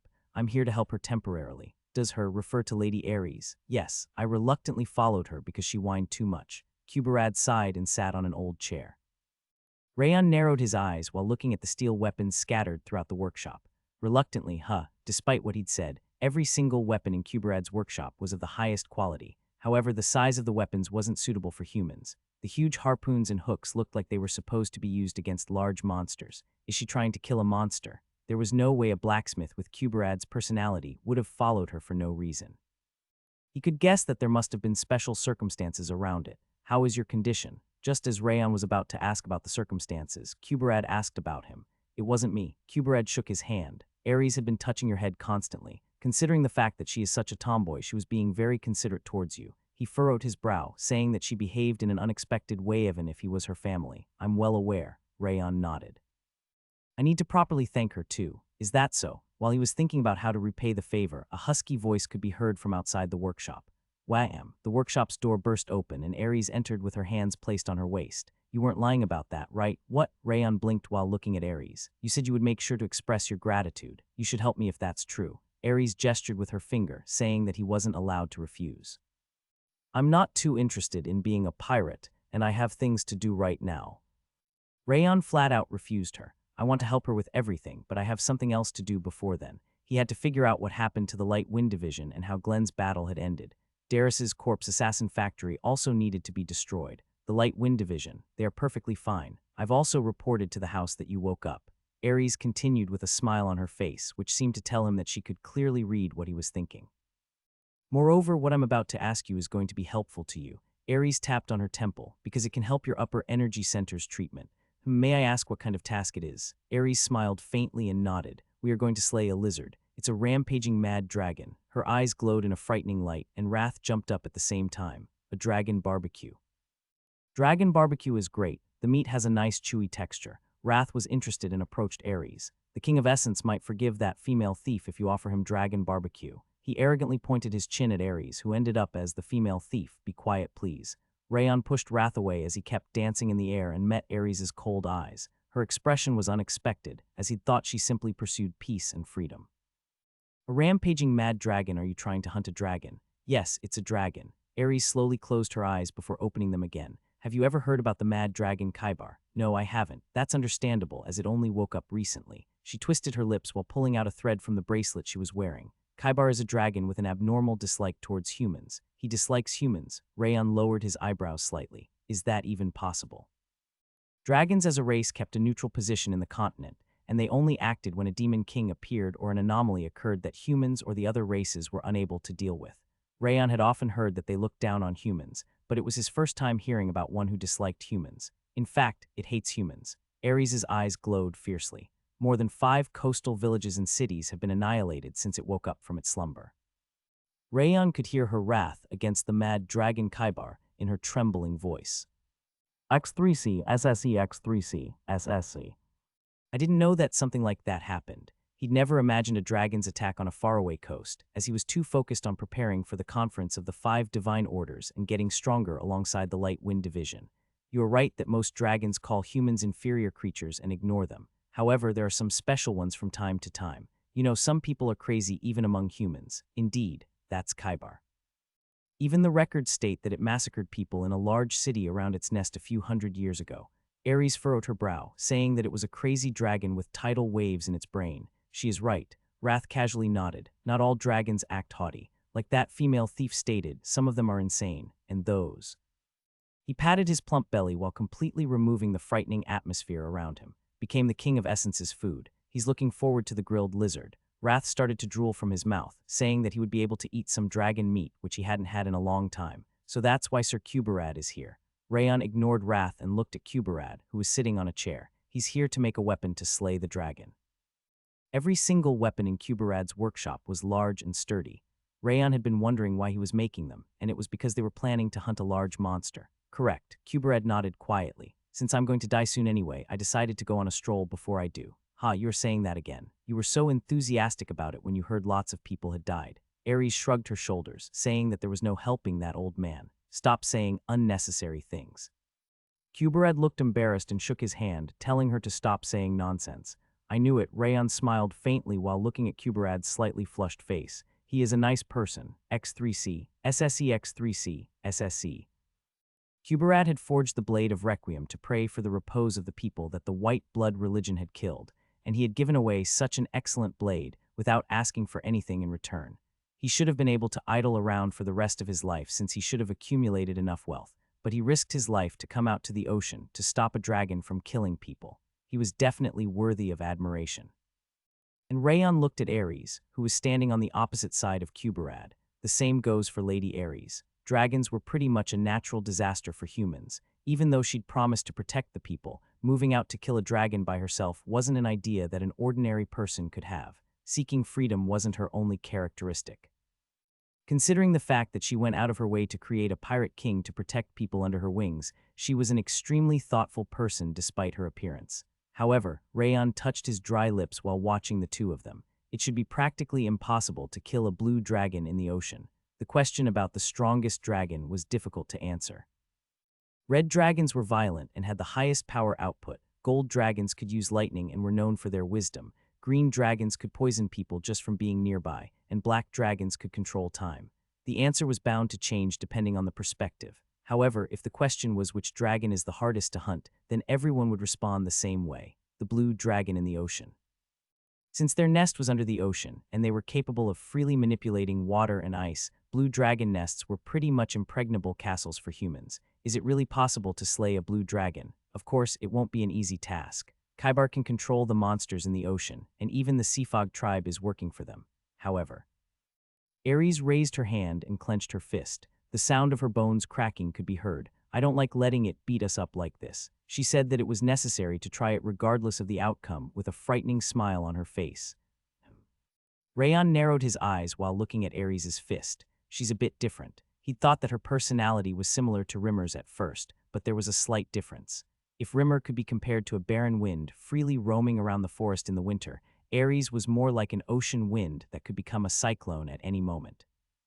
X3C, SSE, X3C, SSC. Can you help me before talking about that?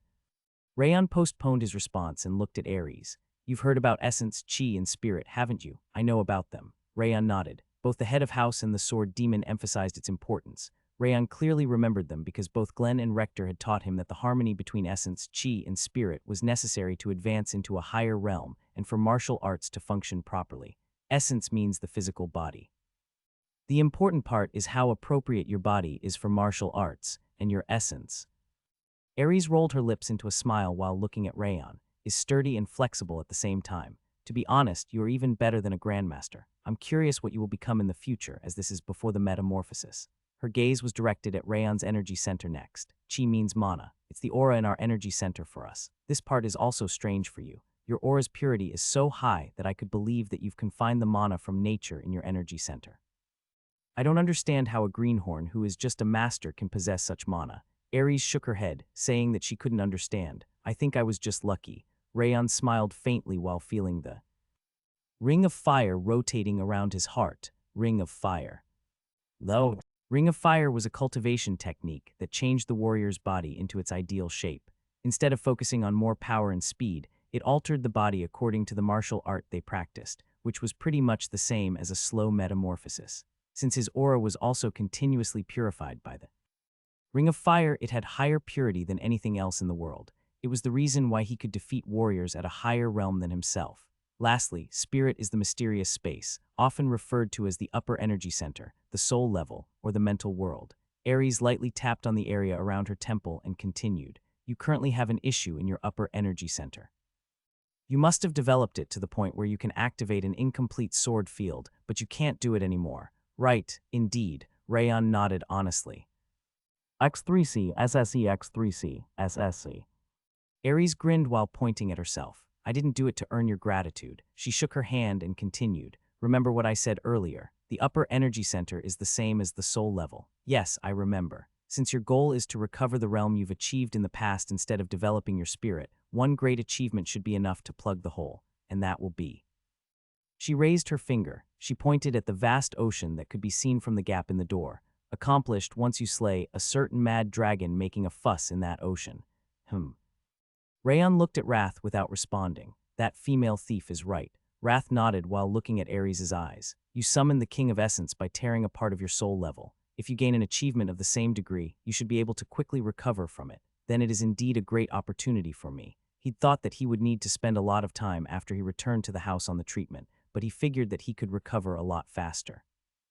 Of course, he had to slay the blue dragon for that to happen. Can I ask one more question? You talk a lot more than you look. Ares chuckled and nodded. What's your question? I'm all ears. You said that the blue dragon can manipulate the monsters. Are there any sea serpents among them? Hey, Pirate King. Instead of responding right away, she shouted towards the open door. Yes, Rabouin, who was forced to become a self-proclaimed pirate king, came running into the room. X3C, SSE, X3C, SSC. Were there any sea serpents among the monsters controlled by the mad dragon? We've witnessed 3 of them total, including a king sea serpent. You heard him. Ares smiled, asking if that was good enough as a response. But why are you asking about the sea serpent, about that? Since Ares was a member of his household, Rayon figured she would know the whole story, so told her that he was making Sylvia's energy center. What a filial son you are. I like you. What? All right, I'll make sure to keep one for you. She patted his shoulder, telling him not to worry about it. Rayon once again felt that she had such a cool personality, even more than her appearance. So what's your decision? I don't think I'll be that helpful in my current state, but... Rayon nodded while looking into Ares's eyes, which looked like a turbulent ocean. I'm looking forward to working with you. House Robert. Private beach. Darius Robert was looking at the calm ocean, his hands clasped behind his back. As he was forgetting the flow of time as he watched the horizon, Kubara appeared without making the slightest sound on the sand. The investigation is done. Kubara served a dish containing refreshments on the table before standing behind Darius. Darius turned around extremely slowly. He sat on the chair, crossed his legs, and nodded. Tell me, first of all, the Light Wind Division's swordsmen have survived. Some of them were on the verge of death from Orgos's attack, but they mysteriously became perfectly fine the same day. I already heard about that. What I want to know is how they recovered. X3C, SSE, X3C, SSC. They've interrogated the healers at the scene, but they really seemed ignorant of the reason. All they did was fall asleep and wake up. The patients that even the royal doctor had given up had recovered by then. Kubara reported with an emotionless voice as if she were reading a book. What a strange thing to happen. Is it because it's related to Sieghart? What about Rayon Sieghart? Darius narrowed his eyes while shaking his gloved hand. He hasn't been found anywhere on the continent. The Light Wind Division, the Heavenly Blade Division, and even the other divisions from Sieghart thoroughly searched Owen, Cameloon, and Banneret in order to find him, but all of them returned soon after. Kubara raised her gaze, which was as peaceful as the ocean, considering the situation so far and the rumors that have spread.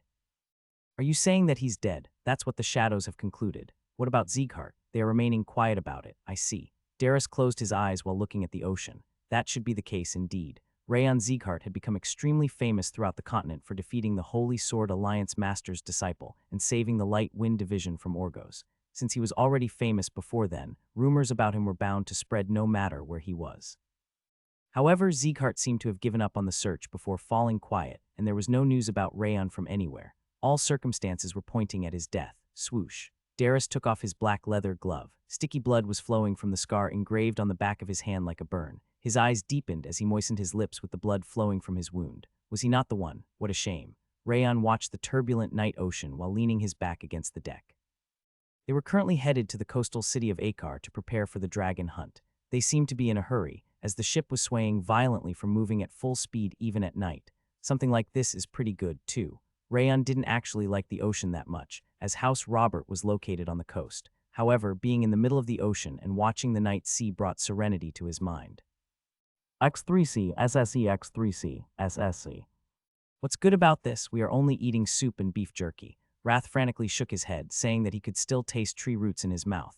It can't be helped because they are in a hurry. Even the cooks were forced to labor because they were too busy preparing for war. It wasn't the time to complain about food. I'll eat everything you want once we arrive in the city. Don't worry about it. Really? Yes, I've already told you that I'll postpone the promise of 3 weeks. Since the entire Light Wind Division was pretty much saved by Wrath, Rayon was planning to keep the promise of 3 weeks no matter what. You actually have a conscience. That's surprising. Aren't you considering me as too much of a villain? You are the seed of a demon. No, a seed of an angel. You can't be trusted at all. Is that a compliment or an insult? It's obviously an insult. Anyway, Wrath smiled happily, feeling better because Rayon was keeping his promise. Rayon bit his lips slightly while watching the ocean, which was as dark as a shadow. I wonder if we can win. Are you talking about the blue dragon? Yes, it's not an easy opponent. It's pretty much a little eel. You just need to freeze the entire ocean if it wants to hide inside it. Wrath blinked, asking why he was worrying about it when it was such an easy task. You are the only one who can do that. HMPH, did you finally realize how great the King of Essence is? Worship him, foolish human. He bobbed his sausage-like finger, telling him to bow to him already. That's why I'm asking. Rayon swallowed and walked up to Wrath. X3C, SSC, X3C. SSC, can you teach me the abilities you used last time? Wrath's performance was divine, as he had even managed to freeze the martial arts of the Transcenders. Rayon thought that it would be extremely helpful for the dragon hunt if he could learn those techniques. Ooh, Wrath's sky blue pupils started to glow cunningly. Do you want to learn from the King of Essence? But why would the King of Essence even teach you? He briskly turned his head. He seemed to have noticed that he had the upper hand in the situation. It's helpful for all of us. I need to complete this task to eat the food that you want. HMPH, in that case, there's an additional condition. Additional condition? Indeed, for a whole month you have to. He smiled happily and started to tell him the new condition. You have slain a person who has transcended human limits and reached heaven. You've gained an achievement that should have been impossible in your current realm. All stats.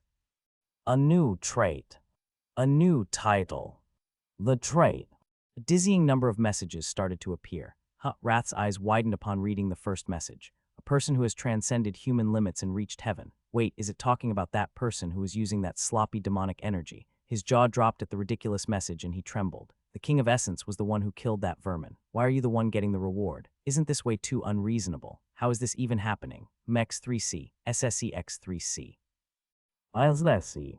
Rayon casually nodded while reading the messages. Forget about what I said earlier. I don't think I'm going to need your help. N. Rayon pushed Wrath away as he kept writhing in the air and checked the first set of messages. You have slain a person who has transcended human limits and reached heaven. You've gained an achievement that should have been impossible in your current realm. All stats have increased by 30. 30 in all stats was the highest number from a single reward so far, TH30. Wrath was also surprised, unable to close his mouth. Rayon's body was filled with new vitality. He felt like a violent wave was spreading inside his body, as if his muscles and mana circuits had become extremely flexible. Wrath had previously mentioned that the stats effects became less and less noticeable as the total number grew higher, but the large amount he'd gained was making a clear difference. Rayon clenched his fist. He checked the second set of messages, while realizing that his grip was powerful enough to crush steel. The new trait. Snow flower attraction has been created. The new trait. Snow flower repulsion has been created. Rayon narrowed his eyes while looking at the two new traits. Snow flower meant that they were Wrath's techniques, but he couldn't exactly tell what they were. Are you really giving them to him? Why would you do that? Wrath pulled at his own hair while glaring at the messages. You are going too far. What are they? The King of Essence isn't telling you. He shut his mouth tightly after saying that he was never going to tell him. Rayon licked his lips while looking at the messages once again. I don't think they are random techniques. The system's rewards had always been appropriate to the achievement and actions. That was why the attraction and repulsion were most likely the techniques that Wrath had used when he manifested. Repulsion and attraction, Rayon exclaimed and loudly clapped his hands. It's that thing, right? The technique you used to pull and push your opponent with ice. Wrath had used controlled frost to push away the Holy Sword Alliance Master's dark sword and pulled the white blood religious leader closer in his hand. Those traits must have been his skills from back then, and not at all. X3C, SSE, X3C, SSC. Blue energy was leaking nonstop from Wrath's eyes, as if he had a hole in them. He was trying to deny it, but his trembling eyes and voice testified that it was true. Perfect, I like those techniques. You damn system. How much are you planning to give away? Have you never learned moderation? Wrath shouted and insulted the system. Next up, Rayon checked the new title he obtained. The new title, Colorless Healer, has been created. Colorless Healer. A title given to warriors who put their companions before themselves. Effect, the healing effect of. Divinity blooming from the underworld is doubled. The description was simple, but it wasn't a simple effect, doubling the healing effect of. Divinity blooming from the underworld was huge. I'm glad to have this. He felt reassured because it implied that he could heal the light wind division even faster and more efficiently if something similar to Orgos's attack happened in the future. Wrath didn't say anything this time, probably because he thought it would be beneficial to his subordinates. He really was consistent. Rayon checked the ranked-up traits to finish. The trait. Evil Eye of Wrath has increased in rank. The trait. Spiral Power has increased in rank. The trait. Divinity blooming from the underworld has increased in rank. The trait. Aura of Death Resistance has increased in rank. The trait. Magic Armor of the Snow Flower has increased in rank. Just like he had expected, the abilities that he and Wrath had used got a rank up. Having 5 of them increase was rather unexpected, though. This is driving him nuts. Wrath pulled his lips while reading the messages announcing the traits ranking up. Regardless of the abnormal number, isn't this too strange? What's strange? The King of Essence was the one who killed him and saved them. Why are you even the one getting the rewards? His round shoulders trembled as he complained that it couldn't be happening. This is my opinion. Rayon raised his finger and pointed at his own body. I sacrificed my soul level to make you advent in between my soul and body. So what? You were the one who killed the enemies and saved the Light Wind Division, but my hands and feet were the ones that achieved it in the end. Shouldn't that be the reason why I'm getting the rewards? He said it was his opinion, but he was certain about it. That was the only way to explain the huge amount of rewards. X3C, SSE, X3C, SSC. Lohi. Wrath's face turned as red as a tomato upon realizing that fact. The King of Essence has decided. Decide what? As soon as he returns to Devildom, he's going to destroy that damn system. He's going to thoroughly shatter it to pieces so that it won't be able to do this shit ever again. Sure, he's really going to do it. Even his stats that went to you will be recovered. Yes, sure. Rayon shook his hand. There was no reason for him to care because there was no way Wrath was going to return to Devildom. I'm happy that I've gotten so many rewards, but my soul level didn't increase. The system was considering Rayon to be the one who killed Orgos even though Wrath was the one who did it, but his soul level wasn't increased as a reward.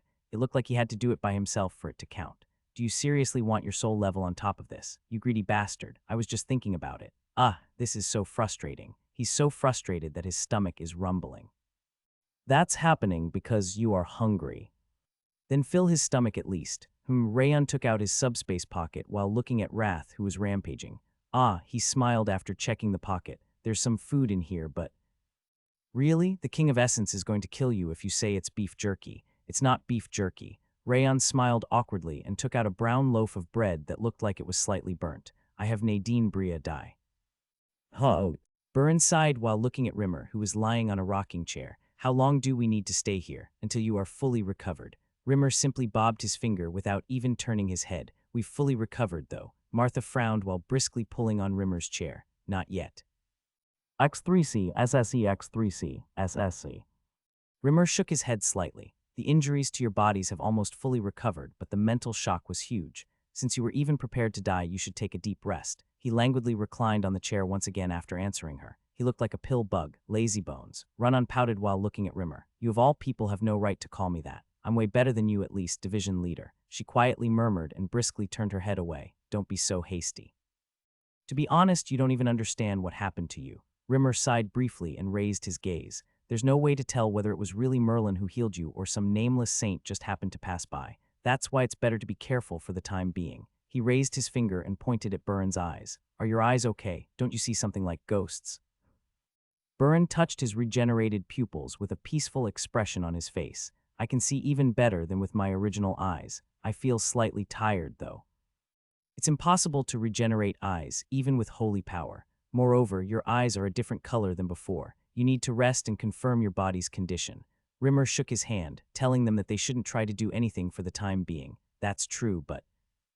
Burin licked his lips. It's just frustrating because I have no idea what happened to Rayon.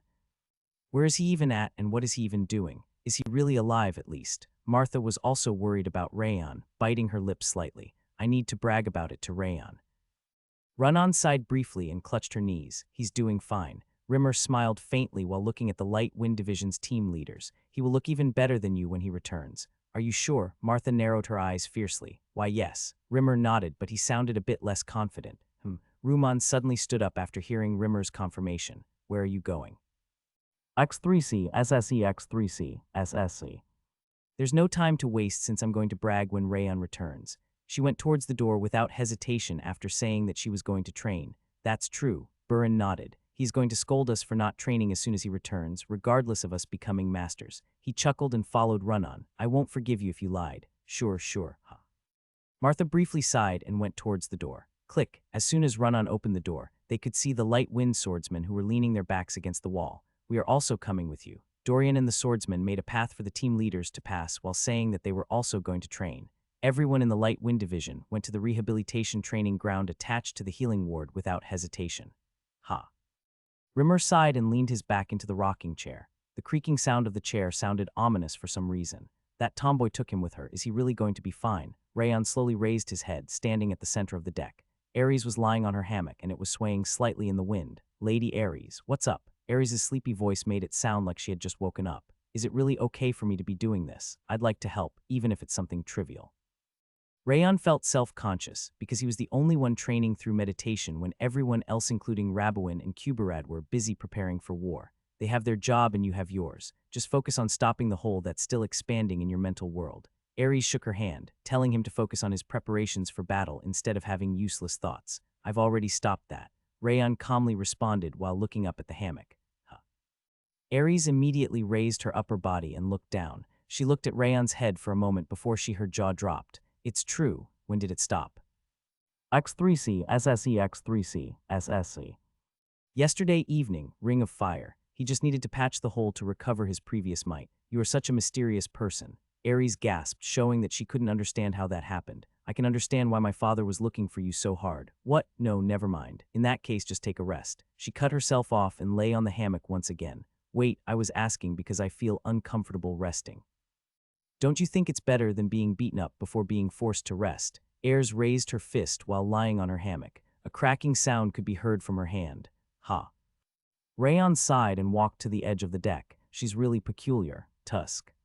Rayon watched the ocean below him, and wrath loudly licked his lips. There is so much food, but it can't even be touched. This is so irritating. He put his hands together, begging him to fish or something to give him some food. This is really driving him nuts now. You just need to put up with it for a short time, since we are supposed to arrive in the city soon. Really? Yes, they said we will be there around noon. Rayon looked up at the sky.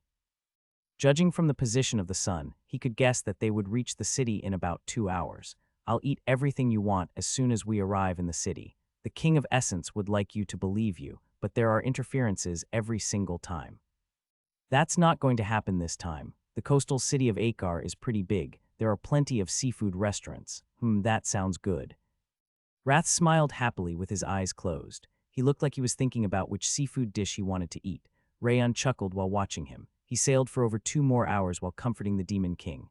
Arg, Wrath screamed while looking at a distant place. He knew it. Nothing goes well for him. What? Rayon tilted his head upon hearing Wrath's frustrated voice, and Ares jumped down from the hammock. X3C SSE X3C SSC. Her gaze was as cold as when she'd mentioned Kaibar. Rabouin, Rayon. Rayon ran towards her upon hearing her call. What's the matter? Rabouin was in the captain's cabin, but he came out in no time and stood right next to Rayon. Heir is under attack. Ares bit her lip while looking at the eastern coast. She's right. A battle is happening in the faraway city over there. Wrath agreed with Ares and furrowed his brow.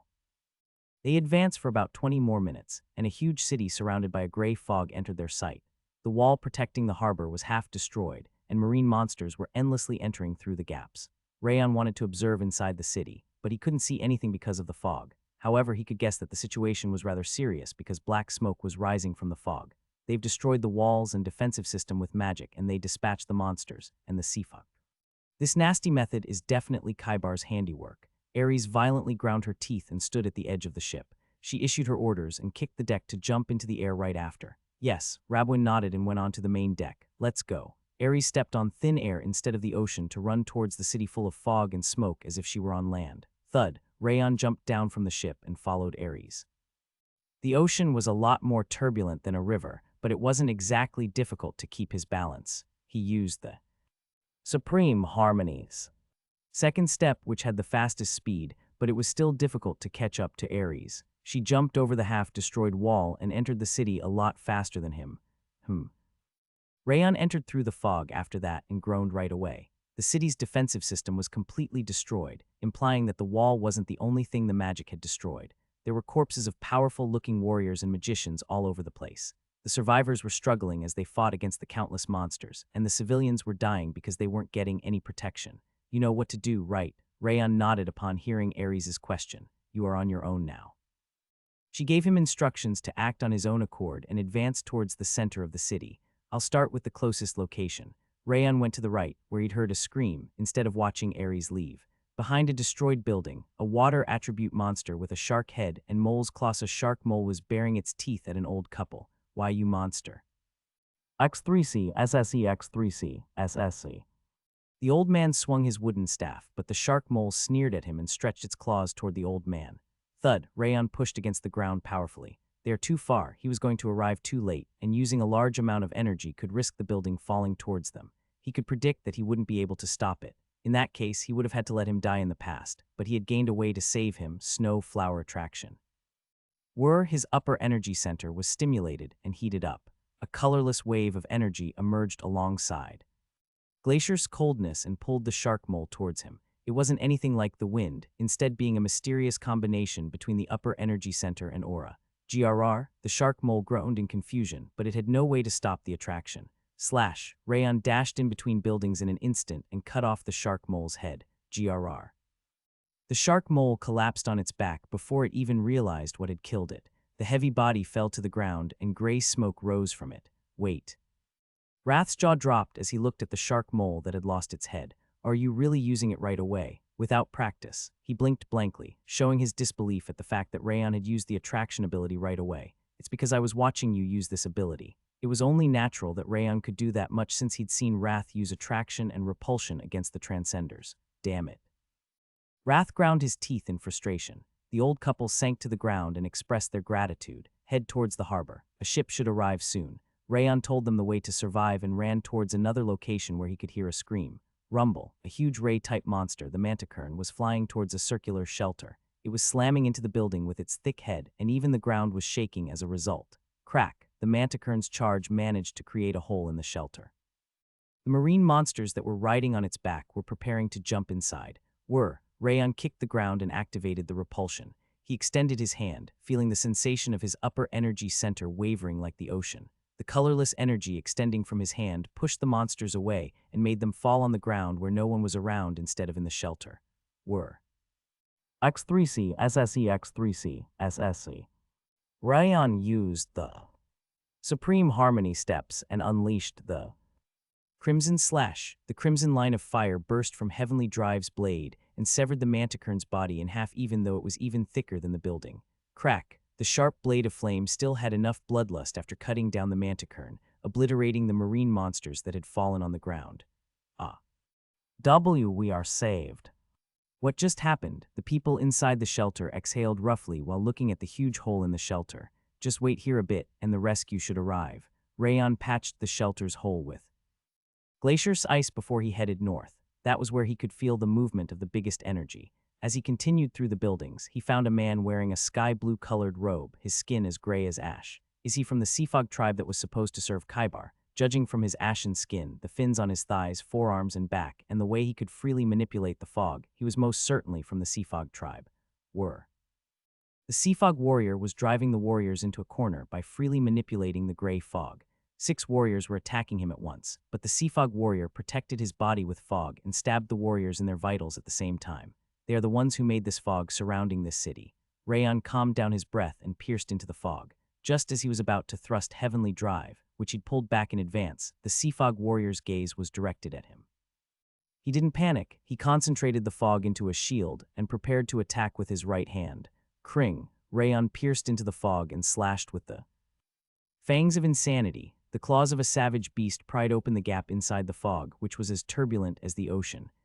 The Seafog warrior stepped back in surprise, but it was a pointless struggle. The fangs of the mad beast never let their prey go. Swoosh, the third form of the fangs of insanity followed, and the Seafog warrior's head fell to the ground.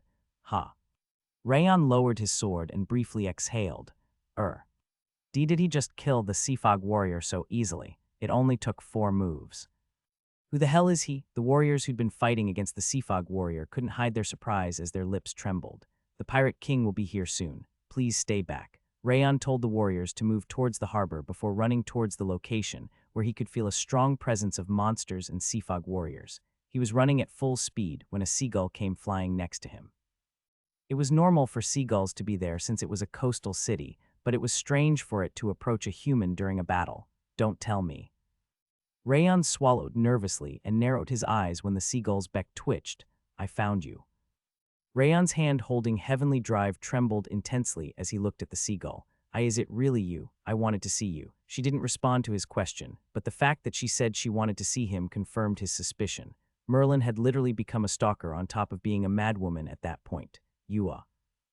Wrath shrunk like a turtle trying to hide in its shell. Why is the madwoman here? His sky-blue pupils trembled, unable to comprehend the situation. We were separated at the center of the continent. How come she's here in this coastal city? I don't even know. Rayon shook his head. He couldn't respond because he really didn't know. Rayon was about to ask Merlin a question but noticed a battle on his right side. The presence was similar to the Seafog warrior he'd killed a moment ago. Let's save the talk for after the emergency is dealt with. I can wait as long as it takes. Merlin nodded at him, implying that he should do as he pleased before landing on his shoulder. Ha! Rayon sighed briefly and used the Supreme Harmony steps towards the right. The Seafog warrior's energy was a lot bigger than the one that he'd fought a moment ago. They seemed to be the main force. As soon as he entered the alley, which looked like it was filled with gray, smoky dust, he could see 3 Seafog warriors next to a large fountain. A huge fog was surging from the fountain, and it seemed to be the source of the fog surrounding the city. Start by burning the fog. It doesn't burn or freeze. Damn it. Even aura can't pierce through it. Their defense is sturdy, but their attacks are too powerful. 8 of us have been defeated already. The warriors and magicians from the city were trying to attack the Seafog warriors, but the fog was too thick and the monsters around them were preventing them from opening the path. They were stabbed by the fog and died one after the other while trying to attack. Kring. Rayon fixed his grip on Heavenly Drive and analyzed the Seafog warrior's state. The young ones at the left and right were at a similar level to the one he'd killed earlier, and the middle-aged Seafog warrior at the center, who was manipulating the fog, looked much stronger than the rest. He seemed to be the boss. X3C SSE X3C SSC. Thud. Rayon used the Supreme Harmony steps towards the Seafog warrior at the center. Just as he was about to break into the fog, the marine monsters that were spread around the area started to gather towards him. Are they also manipulating the monsters? He'd never heard that the Seafog tribe was capable of controlling monsters. Rayon could guess that they were acting together because of the dragon's order. In that case, Rayon pulled Heavenly Drive behind his shoulder. He stepped forward with his left foot and unleashed the 10,000 Flames Cultivation's aura that was filling his energy center. The heat dashed through his mana circuits and burst out to create the shape of a dragon on Heavenly Drive's tip. 10,000 Flames Cultivation. 100 Flames, Flame Dragon Art. The flame dragon's breath extended from the tip of his blade, devouring all of the monsters that could be seen. Rumble, whoosh, not a single monster managed to survive the heat of the Flame Dragon Art, but the Seafog warriors created a wall by concentrating the fog, perfectly blocking the flame. You are making this annoying. Rayon stepped onto the scorched land and dashed towards the fog. Kring, the gray fog controlled by the Seafog warriors, turned into a sharpened blade and rushed toward his vitals. I can see it.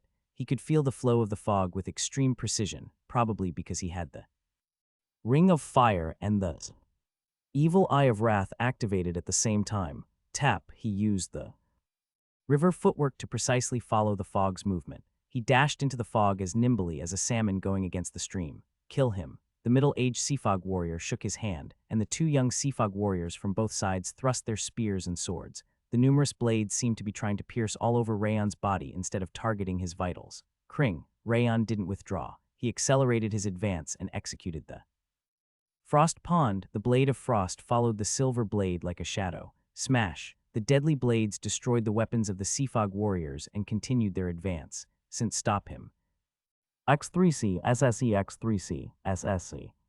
The 2 Seafog warriors tried to create a wall of fog in panic, but they were far too late. The 2 blades had already reached their foreheads. Crack. The Seafog warriors were stabbed by the Frost Pond's ice and collapsed, unable to control their bodies anymore. They had died instantly. They were known for their strong vitality, but it was impossible to withstand the Frost Pond. There's only one left now. Just as Rayon raised Heavenly Drive and was about to unleash the flame, a gray energy rushed at him like a tidal wave. The middle-aged Seafog warrior had been preparing an unavoidable attack after throwing away the 2 others as bait. Wham! Rayon stomped the ground and shook Heavenly Drive. The flame surrounding the blade glimmered in white and engulfed the tidal wave of fog rushing toward him. Rayon Zeeghart-style swordplay. 5th form, White Shadow Slash. The snow-white blade erased the wave of fog reaching all the way to the sky. The Seafog warrior's eyes revealed his surprise amid the subsiding fog. Thud. Rayon didn't miss the opportunity presented by his panic and pierced into his personal space. Ka. The middle-aged Seafog warrior surrounded himself with the fog that was covering the city and created a gray whirlwind. Rayon stopped his steps and smoothly swung Heavenly Drive. The red flower petals blooming from the blade followed the foggy cyclone and danced elegantly. Whap. The Flame Spirit. Wow. The middle-aged Seafog warrior's lips trembled as he watched the disappearing fog in disbelief. Step. Rayon calmly walked up towards the Seafog warrior. He ground his teeth, and just as he was about to put up a desperate struggle, Rayon slashed Heavenly Drive downwards. Crack. The middle-aged Seafog warrior and his hand, which was raised to attack, were split in half at the same time. The fountain of blood fell silent for a moment. He defeated 3 Seafog warriors on his own. Moreover, he did it with only a few swings of his sword. How could he be so powerful at his young age? The swordsmen and the magicians who'd been fighting the Sea Fog warriors gasped at his ridiculous performance. Their faces expressed disbelief at the fact that the foggy barrier, which they couldn't break even if they traded their lives for it, was destroyed so easily. X3C SSE X3C SSC. The fog covering the coastal city of Akar started to disappear. However, only a quarter of it has disappeared instead of the entirety. Rayon could guess that he had to repeat the same process 3 more times to completely remove the fog. I need to move faster. Rayon sent the injured to the harbor and was about to locate the presence of other Sea Fog warriors. Wham! Majestic energy burst into the sky. His fingers trembled upon feeling the massive, frightening wave of energy. He couldn't really see because of the fog, but it was obvious who the source of it was. Ares Sieghart, the weirdo who led a carefree life while leaving the title of Pirate King to her subordinate, was floating in the sky. Rayon used the evil eye of wrath to look into the fog and saw Ares. She was leaning forward with her eyes closed and her hand was placed on the hilt. It was the posture of a sword draw. An incredible amount of focus and energy was rampaging around her. A red radiance sparkled from her eyes and a long cut was left in the space. Her sword draw was extremely fast, to the point where it was invisible. However, the speed wasn't the important part. Crack. Ares' sword strike leaped through the space and severed the lives of the monsters and Sea Fog warriors scattered all around the city. Kie. Rayon went into a narrow alley behind him upon hearing a scream and saw that the marine monsters live until a moment ag were convulsing, their bodies cut in half. Wham! The fog covering Akar burst in an instant, and clear sunlight shone down upon it.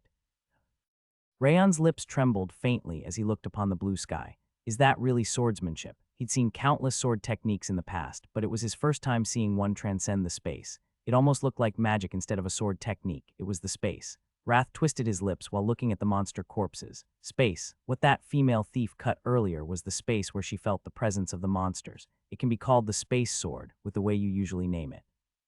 Space sword. Rayon swallowed nervously while voicing the phrase space sword. It looked extremely difficult to use, but it made his heart pound in excitement. He wanted to try learning it no matter what. X3C SSE X3C SSC. The ship's horn could be heard from the harbor. The Pirate King's warship, Navy Wind, must have arrived at the city. He could guess that the battle was over. Shring. Rayon returned Heavenly Drive to the scabbard and looked at the right side. Merlin's seagull was still there. Oh right, the madwoman. Wrath's chin trembled as he remembered Merlin. Why are you even here? Rayon sighed while making a similar face as Wrath. I've been looking for you. All along. Yes, I never stopped. Merlin smiled cheerfully and nodded. Rayon couldn't believe that he was actually seeing a seagull's smile. You got so lucky. It was amazing that they came across each other at the edge of the continent. Rayon even started to think that fate was binding them at that point. It wasn't because of luck. Merlin calmly shook her head. What do you mean? I'm currently controlling over 1,000 animals right now. Rayon's jaw dropped. He almost fell on his knees because the strength started to leave his legs. Oh, 1,000. This isn't the only one. They are scattered all around the continent. They are moving around as we speak. Merlin smiled happily, saying that their encounter was inevitable rather than being a coincidence. 1,000 animals. Wrath started to foam from his mouth. The King of Essence told you before. She is dangerous. She is way more dangerous than the ones we met a few days ago. He pounded Rayon's shoulder, telling him to run away already. Rayon groaned and tilted his head. X3C SSE X3C SSC. Is it even possible to control 1,000 animals? Even for Merlin, he thought it would be impossible to possess over 1,000 animals to move around the continent. I've invented a new spell. I made my main body fall into a half-asleep state, split my mind, and inserted it into the animals.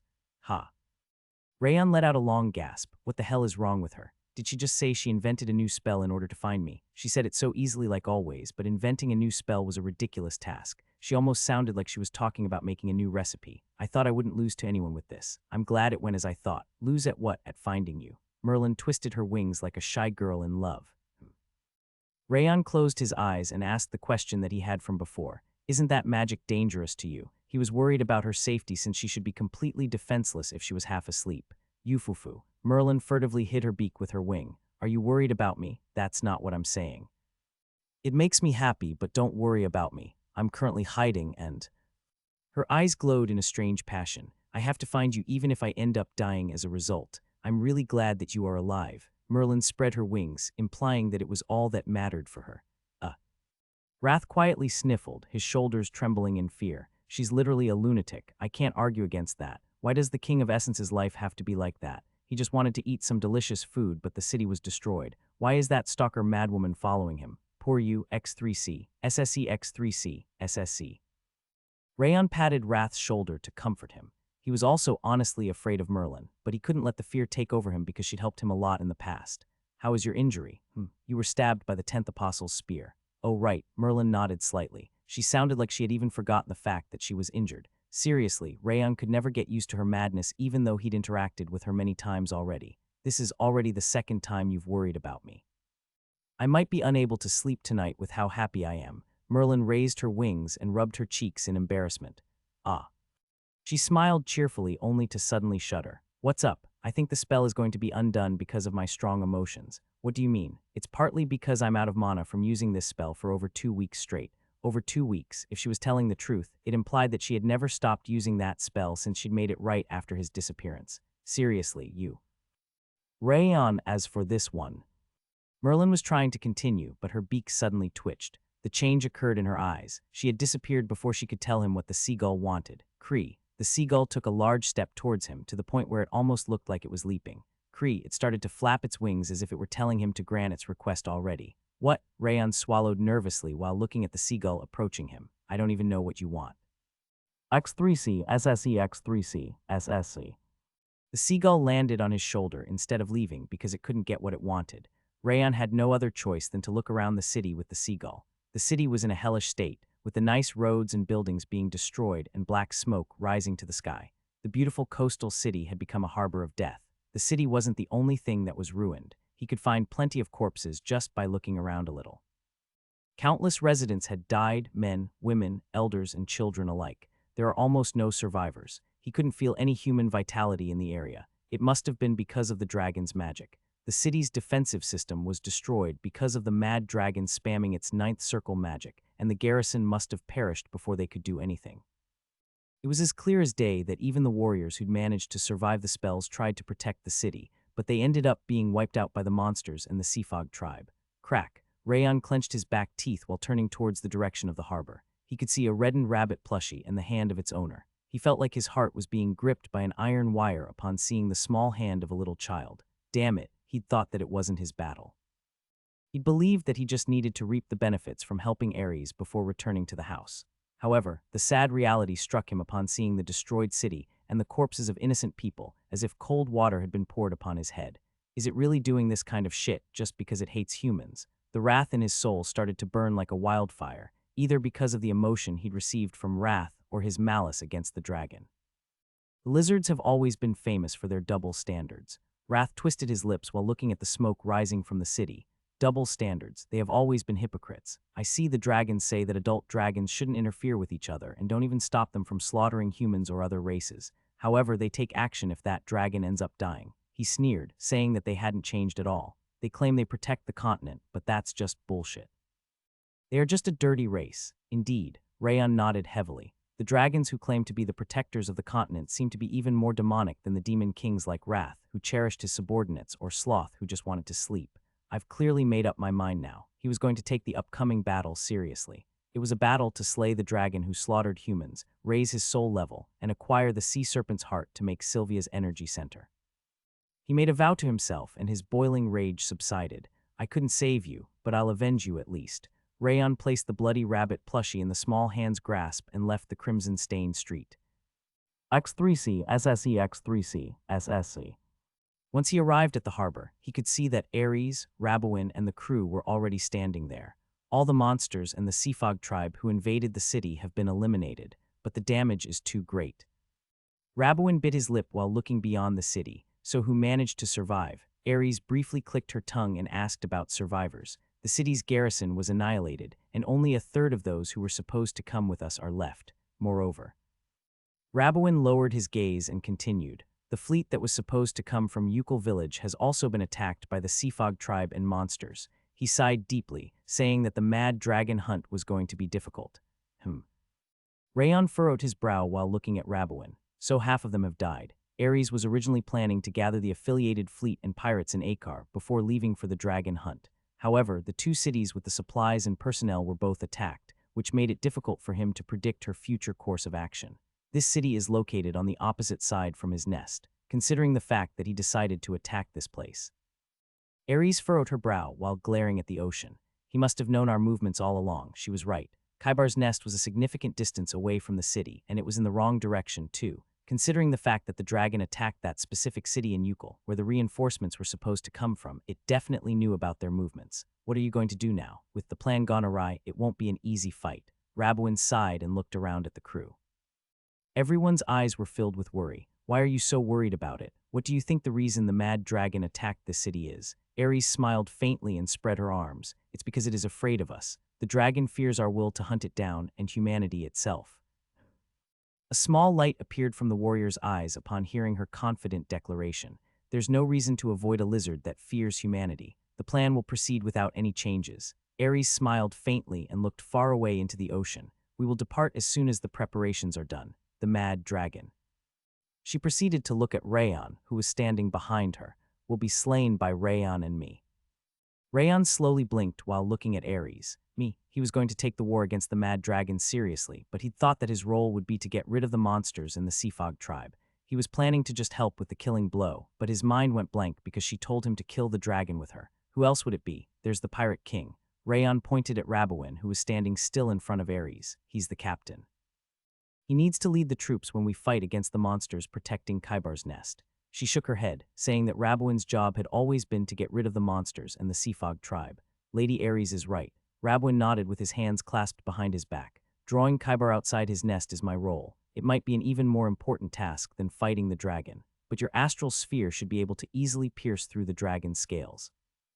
I specialize in defense. That's why your sword technique should be more powerful if we only consider the output. He smiled peacefully and put his hand on his chest. There was no sword emblem there because he wasn't wearing his uniform, but he seemed to salute him in Sieghart's way. Moreover, if Kaibar really has information about us like Lady Ares has judged, you are the only one who can take it off guard, Sir Rayon. Please cut off the mad dragon's head, please. In addition to Rabawin, even the other crew members lowered their heads and asked him to assume the role. Their eyes looked like they were blazing, probably because their companions had died. Rayon, Kuberad stepped forward and bit his lip tightly. This tragedy shouldn't be allowed to happen again. I'd also like to ask this of you. His white eyebrows shivered as he looked at Akar, where the black smoke was still rising. A clear sword resonance occurred from the blade of Requiem. It must have felt Kuberad's sincerity. It looks like your sword also wants to try it. What's your call? Ares casually pointed at him with her chin, asking him to decide. I'll do it. Rayon nodded without contemplating that much. Nothing has changed. It was necessary to kill the dragon and the monsters protecting him anyway. He would just need to focus on the dragon instead. I like your decisive.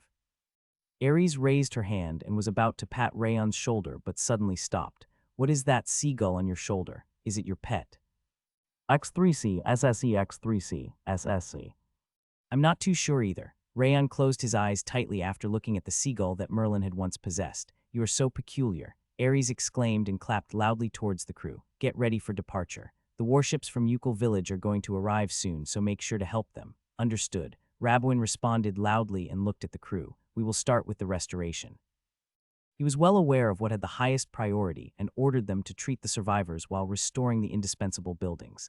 I'll take care of the repairs. Kuberad declared that he would be in charge of the city's restoration and went ahead into the city with his hammer in his hand. The others followed him into the city. You should come with me. Ares gestured with her finger and walked towards the harbor. Where are you going? Rayon followed her and tilted his head.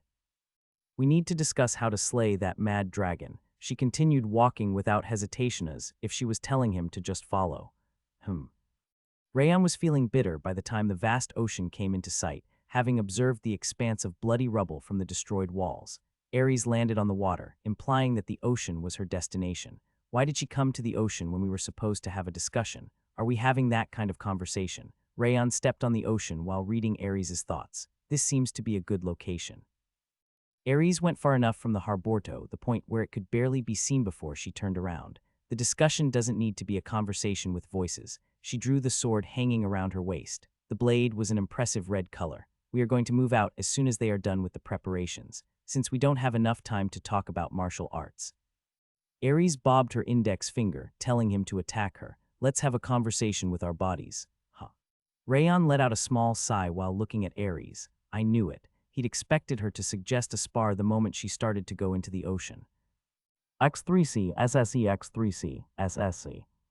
Well, that's the correct thing to do. Trying to understand each other's martial arts with conversation wasn't an easy task. Crossing blades was the fastest and most efficient way to coordinate their moves in preparation for the battle against the mad dragon. Rayon unsheathed Heavenly Drive, and the seagull on his shoulder flew up on its own. Rayon chuckled and made the Ring of Fire resonate. The Ring of Fire increased his soul level, allowing him to feel the quietly raging energy inside Ares' energy center. Her tremendous aura and will were almost frightening. As expected of a transcender, she was the first transcender from Sieghart he'd seen since Glenn. Since he might not be even able to touch the hem of her clothes even if he went all out, he activated Glacier to the maximum output. He raised Heavenly Drive while feeling the coldness dashing sharply through his mana circuits. Here I come, whenever you want. Ares casually lowered her sword. Despite the elegance of her posture, which looked like it came straight out of a picture, there were countless openings. Crackle, Rayon stomped the ground with the explosive power of Glacier. The coldness spreading from the mana circuits under his feet froze the ocean and Ares' legs. Oh, Ares looked at her legs curiously, and Rayon used the Supreme Harmony steps. Since there was no way he could win in a frontal clash, he dashed from the right and executed the Fangs of Insanity's techniques one after the other. Cring, the trajectory of his blade fiercely split into three and rushed towards her neck, heart, and shoulder at the same time. You are used to fighting. Ares smiled and swung her sword. Even though the simple swing looked like she was just playing around, a translucent shield of aura surged up to block Heavenly Drive's path.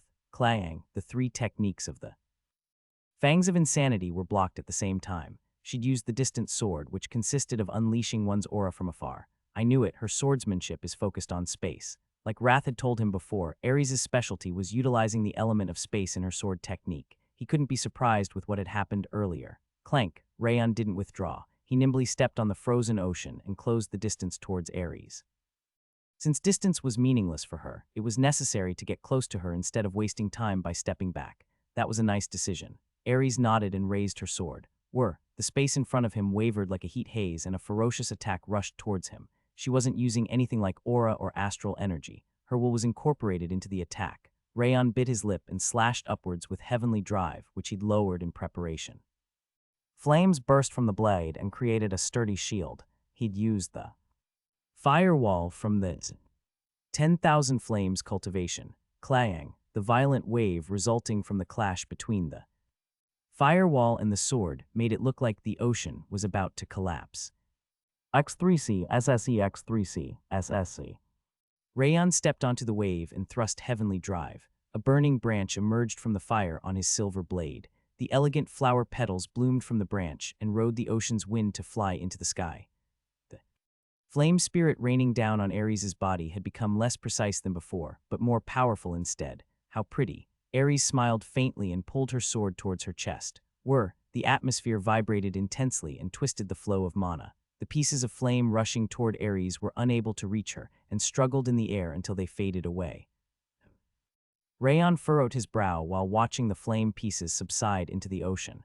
I didn't think it wouldn't even reach her. Ares had used the space sword to completely prevent the flame spirit from reaching her. Rayon had never thought that such a method of defense could even exist. However, he wasn't feeling any despair at all. Instead, her mysterious martial art allowed him to come up with a defensive technique. It's my turn now, right? Ares thrust her sword with a smile on her face. The space in front of her became distorted, and the blade surrounded by a furious wave of energy rushed toward him. I'll push it back. Ares had pushed the flame spirit back by manipulating the space. Rayon didn't know how to use the space sword, but he could achieve a similar result.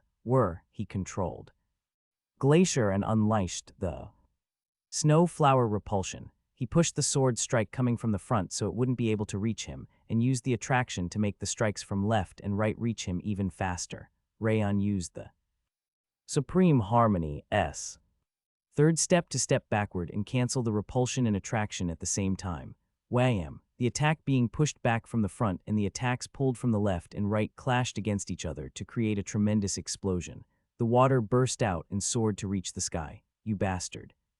Wrath's chin trembled as he watched the endlessly rising tidal wave.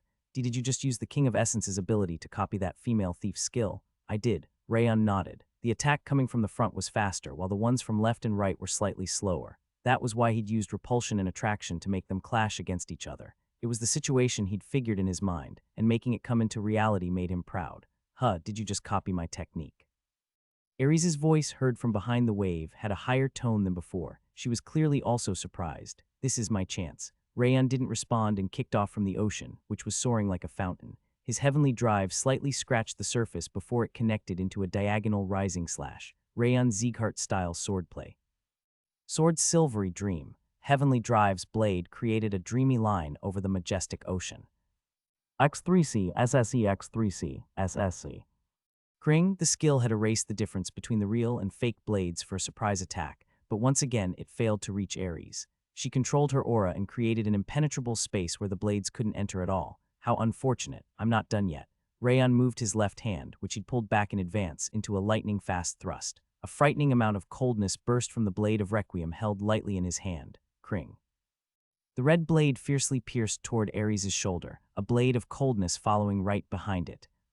However, the two blades of the front pawn couldn't reach her either, as they became unable to advance once they were right in front of her. The blades vibrated to the point of breaking, but they couldn't cut through her space. I expected as much. Rayon wasn't surprised since he believed that Ares was fully capable of fending them off. He mechanically proceeded to the next move. Rayon collected Heavenly Drive and the Blade of Requiem, which were being pushed out, and put them together at the center. A crimson blade surged from Heavenly Drive and silvery coldness burst from the Blade of Requiem. The heat and coldness condensed on the tips of the two blades, becoming a sphere of light emanating a tremendous wave of power.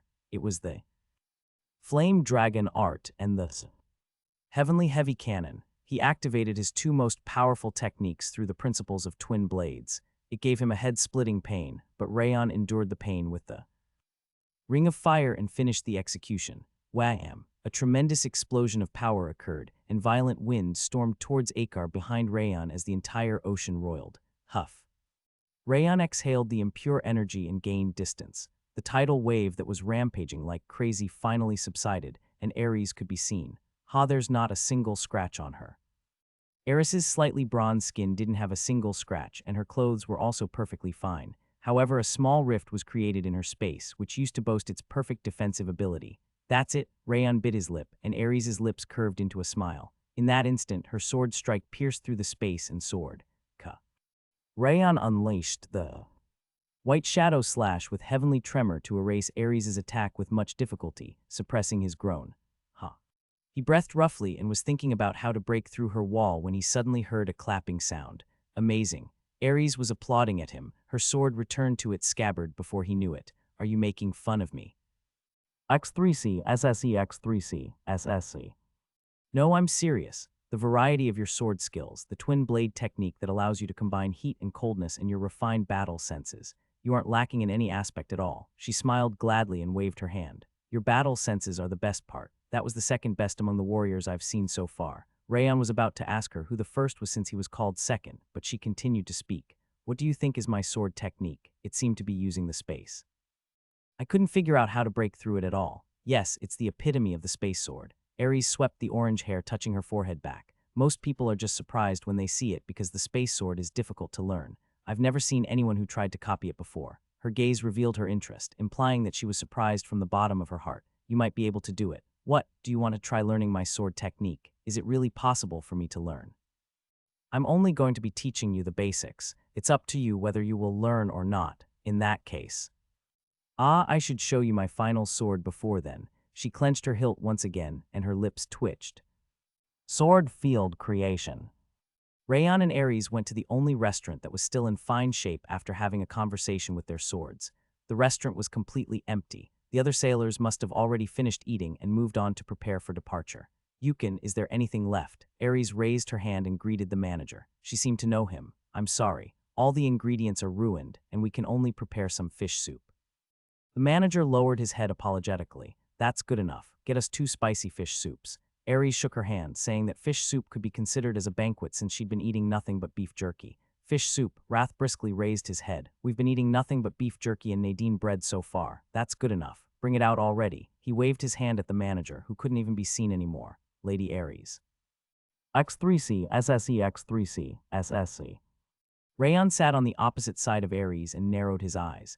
The sword field you demonstrated at the end, was that just for a single attack? Ares' sword field was extremely powerful, to the point where it could separate the ocean, but it had disappeared after a single swing. Rayon had seen various sword fields before, but it was his first time seeing one that ended with a single strike. It is. Ares cheerfully nodded. I copied my father a little, the head of house. Father's sword field's seamless perfection makes his sword more powerful with each swing. She let her eyes drift, focusing on a spot in thin air. She seemed to be thinking about Glenn's sword. I've seen it too. Rayon nodded. Just as Ares had said, Glenn's sword field amplified the power of his attack drastically with each swing. No, rather than power, it felt like it was ascending to a whole different level. I couldn't be bothered to swing 3 times. That's why I created a sword field that only has a single strike. It's cooler to finish the battle in a single strike, isn't it? Ares smiled, saying that she liked her sword field. I see. Rayon lowered his gaze and looked at the worn table. The sword field indeed incorporates the life of the swordsman. Ares' sword field was as dynamic as her personality. The sword field was indeed a mirror reflecting the user's life. By the way, can't you just kill Kaibar in a single strike with that sword field? It doesn't look like you need my help. Probably not, Ares slowly shook her head, because that fucking mad dragon has gotten so old that it's about to become an ancient dragon. What? Rayon's lips parted. He couldn't even believe that a being that was about to become an ancient dragon was massacring P-Plate wasn't even a vigorous youth anymore. You can't believe that it's doing all that shit at its age, right? But it's true. Ares twisted her lips, saying that some dragons couldn't act their age, just like humans. So you understand now why we need you, right? Yes.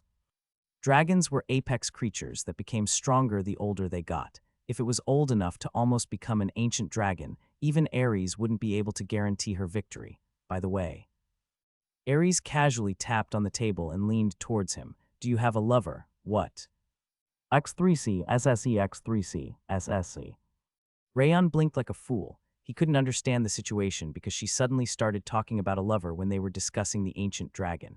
I mean, you are 21 years old now. With your face and your might, you definitely have a lover, right? Just tell me, I won't tell anyone. Ares was saying something that the most loose-lipped of people would say. I don't have one. This isn't the time for romance. There's nothing like the right time for romance. You would have already gotten married if we were in the old days. I believe Lady Ares didn't get married either. Back in my day, we were so busy because of the ongoing war. I've been busy because I've gone to various battlefields. I still had a romantic relationship even during a war. Love usually blossoms during conflict, after all. Who do you have in the Light Wind Division? She licked her lips, showing her determination to hear about it. Lady Ares. Is there any possibility that the dragons will interfere if we slay Kaibar? Rayon changed the subject to escape from her line of inquiry. Of course, his question was meaningful enough for her to respond. The dragons are more like separate individuals than a race. Ares was deceived by the question and slowly shook her hand. The dragons won't make a move even if Kaibar dies. The Lord might warn us though, but we just need to call our backers. Backers? I'm talking about my father, who is your grandfather. I don't think he's going to come. He'll tell us to deal with it on our own. He'll definitely come if you are the one who calls him. Ares patted his shoulder, telling him to stop worrying about it. I'm worried about his condition though. Rayon briefly bit his lip. He had been concerned for a while because Glenn had been facing the Holy Sword Alliance Master and the White Blood Religion's leader when he'd left. I told you many times already, he's fine. Ares shook her head, telling him that he was healthy enough for morning exercises. So. She leaned forward once again. Who is your girlfriend? Rayon smiled faintly while looking at her serious expression.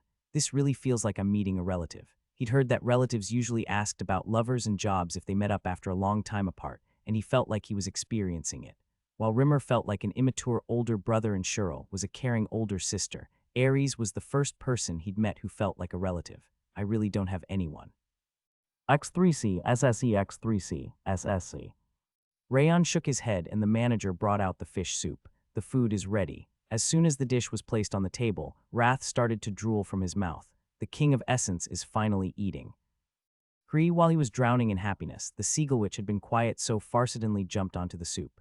It started to gobble down the warm fish soup and filled its stomach. Apparently its request was to be fed some fish soup. The King of Essence's meal. Wrath's chin trembled violently. You damned bird, pluck all its feathers and boil it up. He's going to eat it instead. He started rampaging while spreading his wrath, and the seagull kept gulping down the fish soup nonstop. I'll acknowledge whoever you go out with, so tell me if you have anyone you are slightly attracted to, at least. Oh, if you tell me your ideal type, I can introduce you to someone. Ares didn't care about the seagull devouring the fish soup at all, instead kept asking about his lover.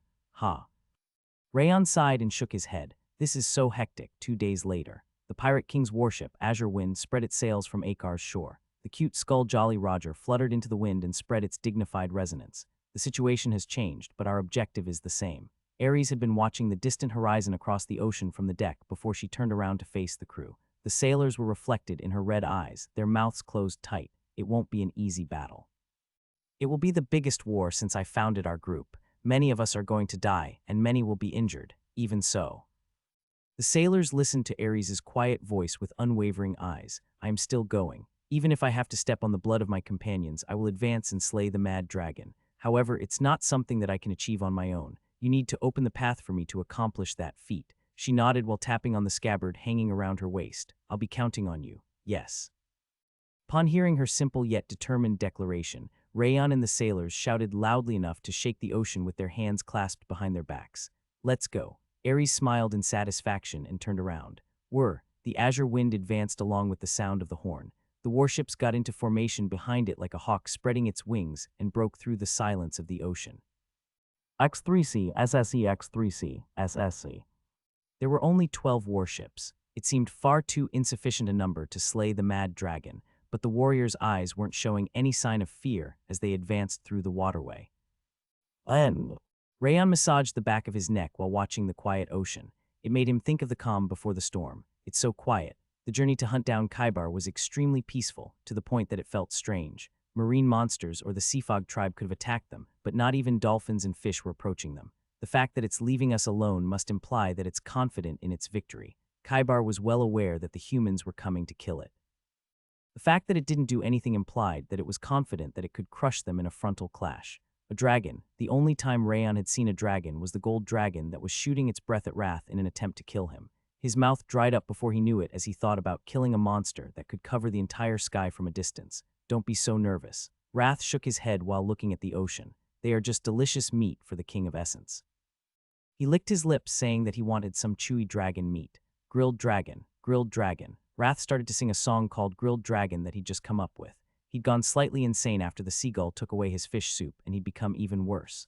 However, his song allowed him to relieve the tension, and Rayon was filled with confidence that he could slay the dragon. Seriously, while Rayon was laughing bitterly at Wrath, Ares, Kuberad, and Rabouin walked towards him. Yeah, you should smile instead of frowning. Ares smiled nicely, telling him that he was doing a good job. Tension affects your performance. He is different from you. He will do just fine without your advice. Kuberad shook his hand, telling her to stop bothering him. Geezer, you keep picking on me. Ares simply snorted. Are you done with your work? No, I'm still doing it. The warm sweat flowing from Kuberad's forehead and shoulders testified that he'd been smithing until a moment ago. No amount of weapons will be enough for this battle. He wiped the sweat from his forehead while saying that he'd just come out to get some fresh air. I assume so. All of the marine monsters in the area will be gathering around the nest. Rabouin sighed, saying that it wouldn't be enough even if they prepared without sleeping. Yes, keep doing your best with the preparations so that you won't regret it later. Ares tapped on Rabouin and Kuberad's backs while shouting at them to get working already. When all you do is idle around. That's preparation for me. I'm polishing my swordsmanship to slaughter the mad dragon. She shrugged her shoulders, saying that she was preparing harder than anyone else. Seriously, you can talk. Kuberad frowned and turned his head towards Rayon. You are the same as her. You shouldn't participate in the preparations and battles. What? We will take care of the monsters and the Seafog tribe. You can't act until Kaibar appears no matter what. He pointed his finger at Rayon while telling him that he had to keep that promise no matter what. Wouldn't it be fine to just help a little? Slaying monsters isn't your role. He's right. Ares nodded while quietly looking at him. We need to dedicate our bodies and minds to the fight against the mad dragon. The small fries should be left to our companions. She grabbed Kuberad and Rabouin's shoulders while calling them her companions. A faint smile also appeared on the faces of the other sailors standing behind them. I understand. Rayon nodded heavily. They looked just like the Light Wind Division. The trusting relationship between Ares and the sailors was similar to the one between himself and the Light Wind Division. He remembered their faces one after the other even though he'd been trying to not think about them. The King of Essence wants to see his subordinates. Wrath seemed to be thinking the same thing as he licked his lips while mentioning the Light Wind Division. I'm still a bit worried about the Seafog tribe. Kuberad loudly clicked his tongue. Indeed, the battle would have been a lot easier if it wasn't for them. Rabouin nodded in agreement. The Seafog tribe. Rayon scratched his cheek while thinking about the Seafog warrior that he'd slain before. He said something strange back then. He'd shown an extreme hatred towards humans at the moment of his death, calling them unnecessary in the continent.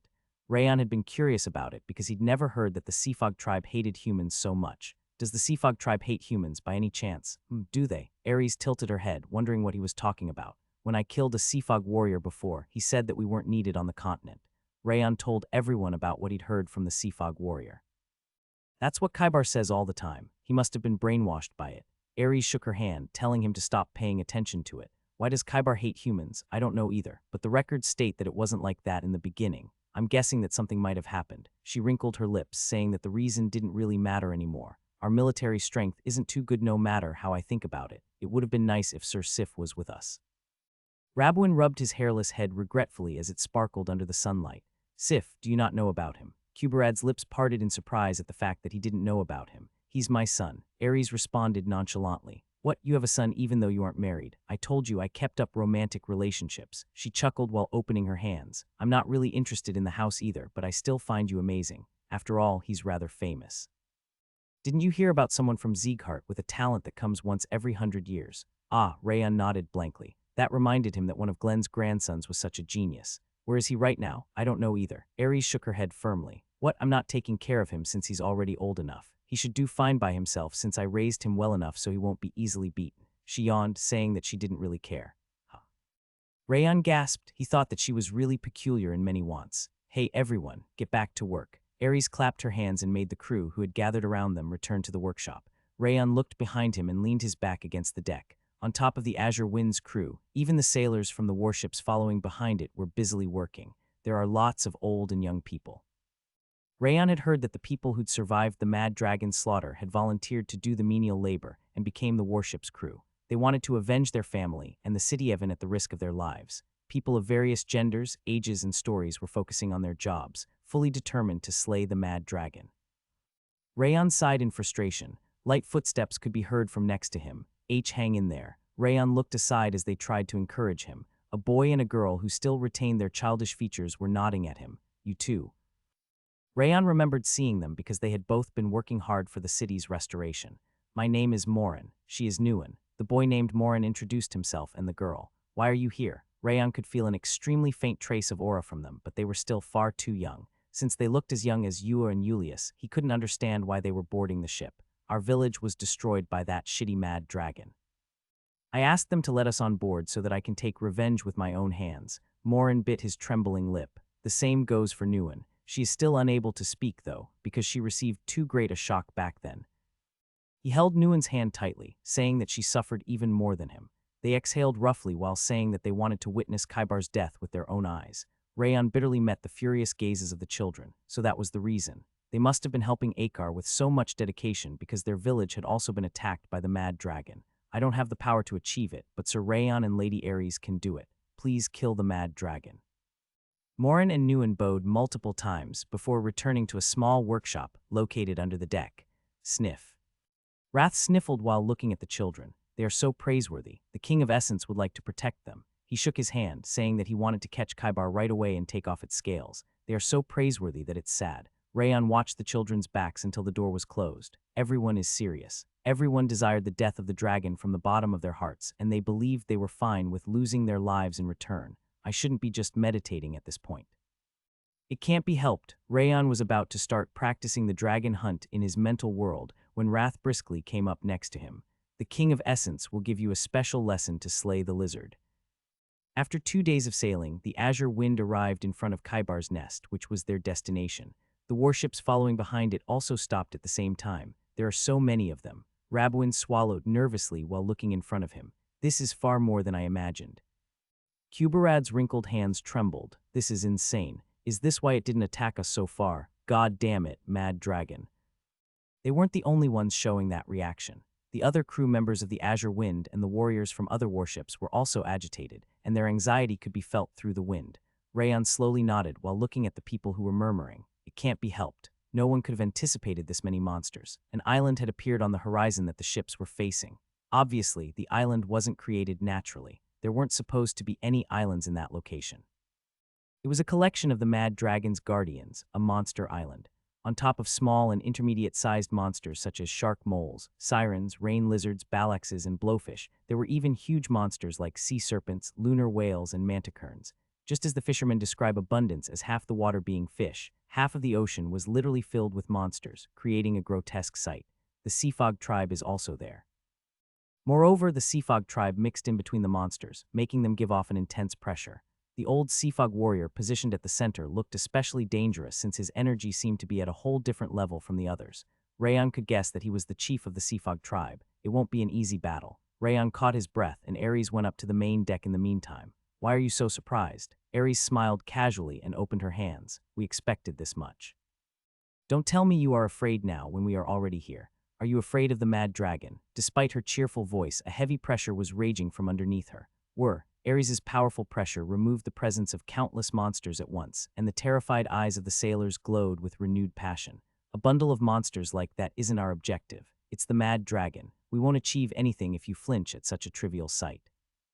Ares's quiet voice echoed, and the military spirit was set ablaze. Fight. Even if you had to die as a result, stab with your swords and spears to open the path for me. She unsheathed her sword with a confident smile on her face. I'll behead the mad dragon and bring victory to you. Woa! As soon as she finished her speech, the crew cheered so loudly that the entire ocean seemed to tremble. Fear wasn't reflected in their eyes anymore. All that existed was their passion to slay the mad dragon. Let's go. Ares ordered, and the azure wind advanced alongside the majestic sound of a horn. The warship spread behind it into a crescent shape and faced the mountain of monsters. It was a strange scene where fleets and monsters were looking at each other. Once they got close enough for arrows to reach, Reborn came onto the main deck. I'll take the lead now. I leave it to you. Ares smiled and came down from the deck. Open the gun ports and ready the cannons. Upon hearing Reborn's shout, the bow of the ship opened up in a lengthy manner, and a thick iron cannon made its appearance. It was the magic cannon that Kuberad and the magicians had made together. Fire. 5 colored lights were focused on the muzzle and unleashed a powerful ray of light. Wham! The light cannonballs were fired from 12 warships at the same time and assaulted the mountain of monsters. Wham! A tremendous explosion occurred, and the island of monsters seemed to be half destroyed as it collapsed.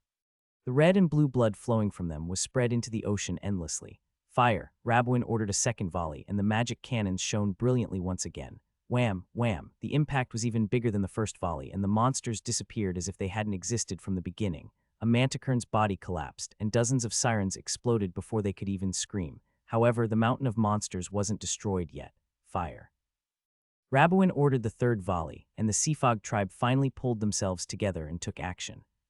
Gray smoke emerged around the monsters and created a thick wall to block the cannonballs. Wham! The explosion was even bigger than before, but the number of monster casualties was significantly reduced. The impact was reduced because of the fog. Along with a sound similar to the howling of a wolf, the gray smoke intensified and spread around to block the vision. Rayon narrowed his eyes while looking at the fog. They are moving. At the same time as the Seafog tribe's fog spread to the ocean, monsters moved under the water to surround the ships.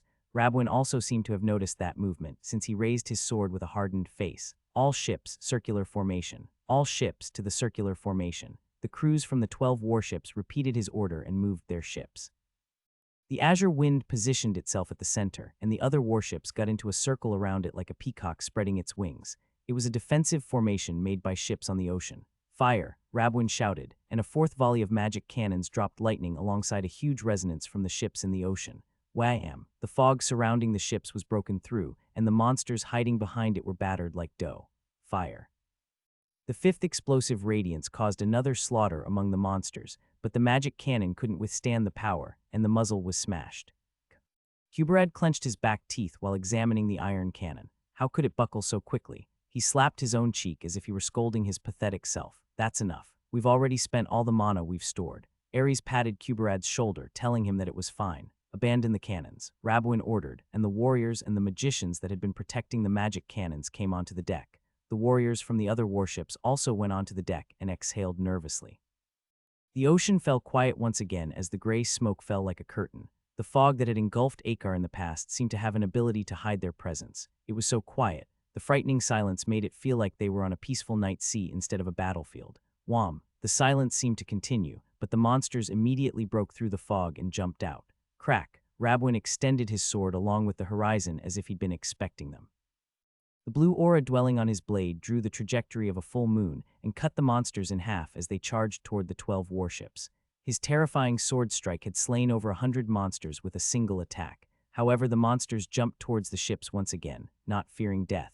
How dare you? Reborn scattered his aura without reserve to reduce the casualties. The sword strike spread around like a tsunami, and the monsters that were trying to climb the warships collapsed, their blood scattering around. The huge monsters such as the manticorns, lunar whales, and sea serpents started to move. They seemed to be trying to protect the monsters climbing on the ships. A manticorn charged while blocking their vision, a lunar whale fired the ice wave, and a sea serpent breathed out poison. Kring, Rabwin stabbed his sword into the air. His astral energy spread around like a tidal wave, and the fog protecting the manticorn and the other monsters was mercilessly shredded.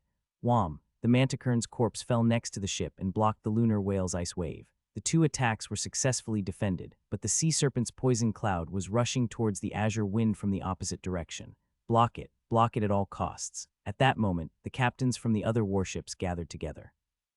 They created a wall with their auras and magic to block the sea serpent's poison. What a relief. Whoosh! The gray fog wavered violently and started to scatter a rain of sharply condensed blades. The Sea Fog tribe was taking action. Kring, Rabwin raised his sword. Blue radiance emerged from his blade, which was even thicker than a saber, and created a sword barrier. Clang! The rain of foggy blades pouring upon the 12 warships were all bounced back and sank under the ocean. It was a divine performance befitting a grandmaster and supreme commander. Whoosh! The fog rampaged once again. Instead of targeting the ships, the turbulence was directed at Rabwin alone. The huge movement implied that it was the chief's power. Wham! Rabwin's astral sphere clashed against the concentrated fog, and a tremendous explosion occurred. Rabwin removed the shockwave, storming around and advanced. He seemed to be trying to personally stop the chief to reduce the damage. Prepare for melee combat. Monsters jumped out from the ocean as soon as he shouted. Stop them. It wasn't just the azure wind. Every warrior from other warships also drew their swords and cut down the monsters as they landed on the deck. However, the swarm of marine monsters was endless. The biggest problem was the fact that monsters like the lunar whale, manticorn, and sea serpent capable of destroying a ship in a single blow were also approaching. Key. When a manticorn got close and was about to body slam the ship, Kuberad and the artisans took action. Fire, he shouted, and the harpoons and hooks fixated on the warship advanced like a storm. PSSSH, the properly polished huge weapons pierced through the monster skins and rooted into their flesh. Key, the monsters struggled to get rid of the harpoons, but they couldn't even leave a dent on the weapons crafted by the continent's blacksmith. Do it now. While the monsters were writhing in pain, the warriors and magicians boarding the warships unleashed their sword strikes and magic to pierce the monsters' vitals. Key, the manticorn fell, and the lunar whale tilted to sink under the ocean. However, the sea serpent gained distance while being pierced by hooks and spears and bared its poisonous fangs. A dark poison cloud was unleashed once again. That's.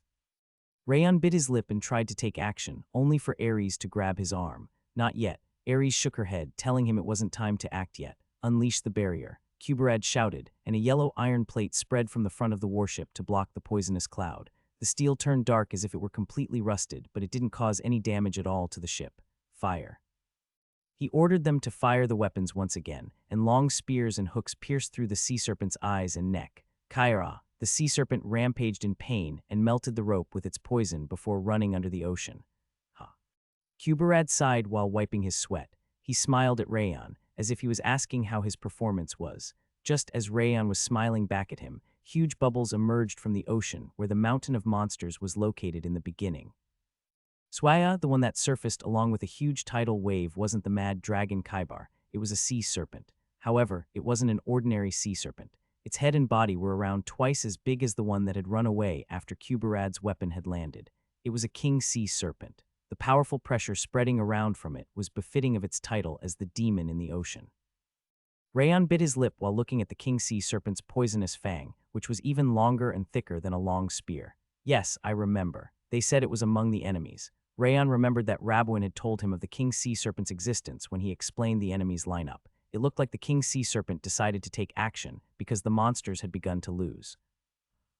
King sea serpent, how can a monster be so huge? The sailors swallowed nervously, surprised by the king sea serpent's size. Even if it's huge, it's just a monster. Hold the line, we can win. Kuberad wasn't intimidated by the huge size of the king sea serpent. He raised his wrinkled hand and encouraged the panicking sailors. Whoosh! A furious wave rushed towards them from a simple movement of the king sea serpent's tail. The defensive formation of the 12 warships swayed violently, as if it were about to break. Fire! Kuberad gave the order and the sailors took action. Their movements were still slow, implying that their fear remained, but they fired the anti-monster weaponry with precision. Wham! The harpoons and hooks made by Kuberad pierced through the king sea serpent's thick scales and embedded into its flesh. Blue blood gushed from it, but the injury wasn't too deep. It seemed to have a thick layer of flesh and skin, befitting its size. Kaira, the king sea serpent, roared and raised its tail. Its sharp scales rose in a thick layer, forming the shape of an iron club.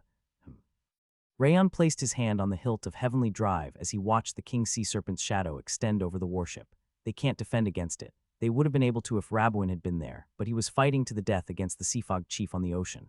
Rayon judged that no one would be able to defend against it. I'll go. Rayon unsheathed Heavenly Drive and was about to stop the King Sea Serpent's tail attack when Ares shook her head. No, we won't take action here.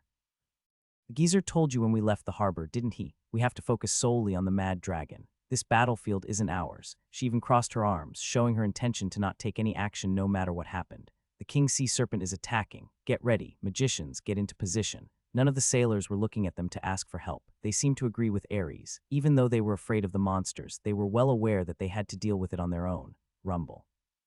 The King Sea Serpent managed to slam its bladed tail down. It was a simple movement, but it was as heavy as a mountain.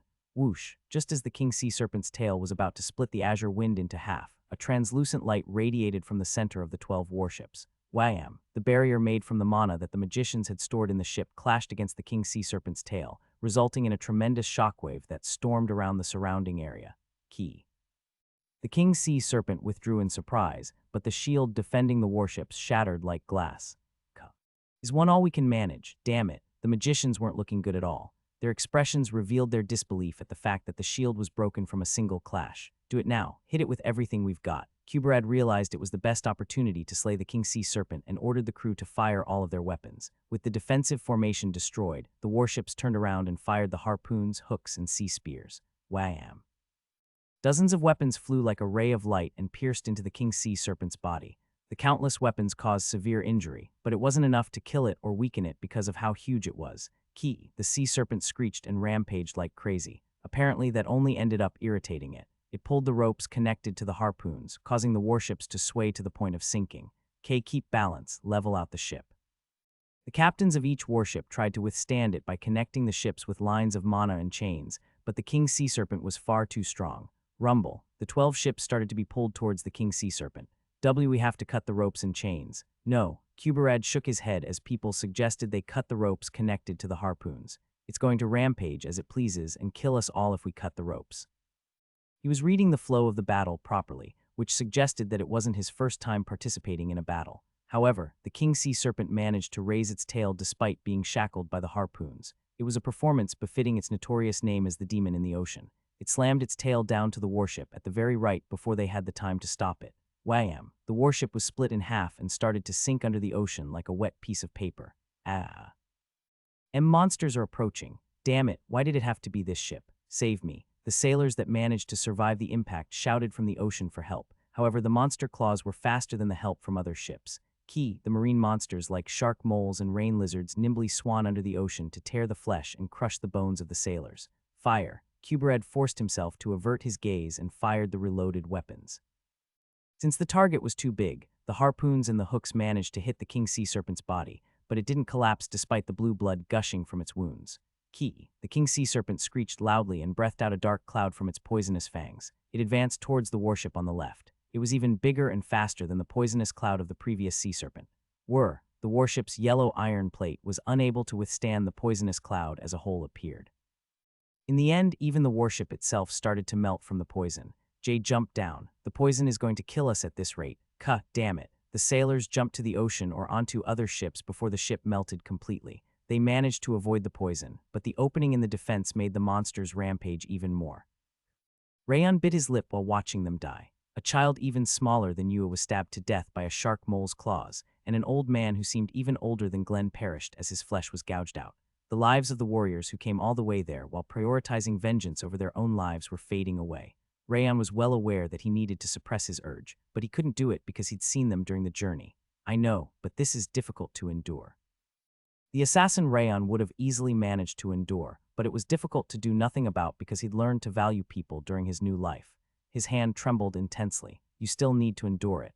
Ares shook her head, saying that it wasn't the time to act. You have to. Her trembling lips made her appear as if she was too cold. She seemed to be enduring the fury and sadness of a situation where she couldn't take any action. Yes, it should be even worse for her than me. Rayon had only got to know them during that trip. However, they were Ares' subordinates, ones who she had personally recruited. It was obvious that she would be in even more pain than him. Not bad for a female thief.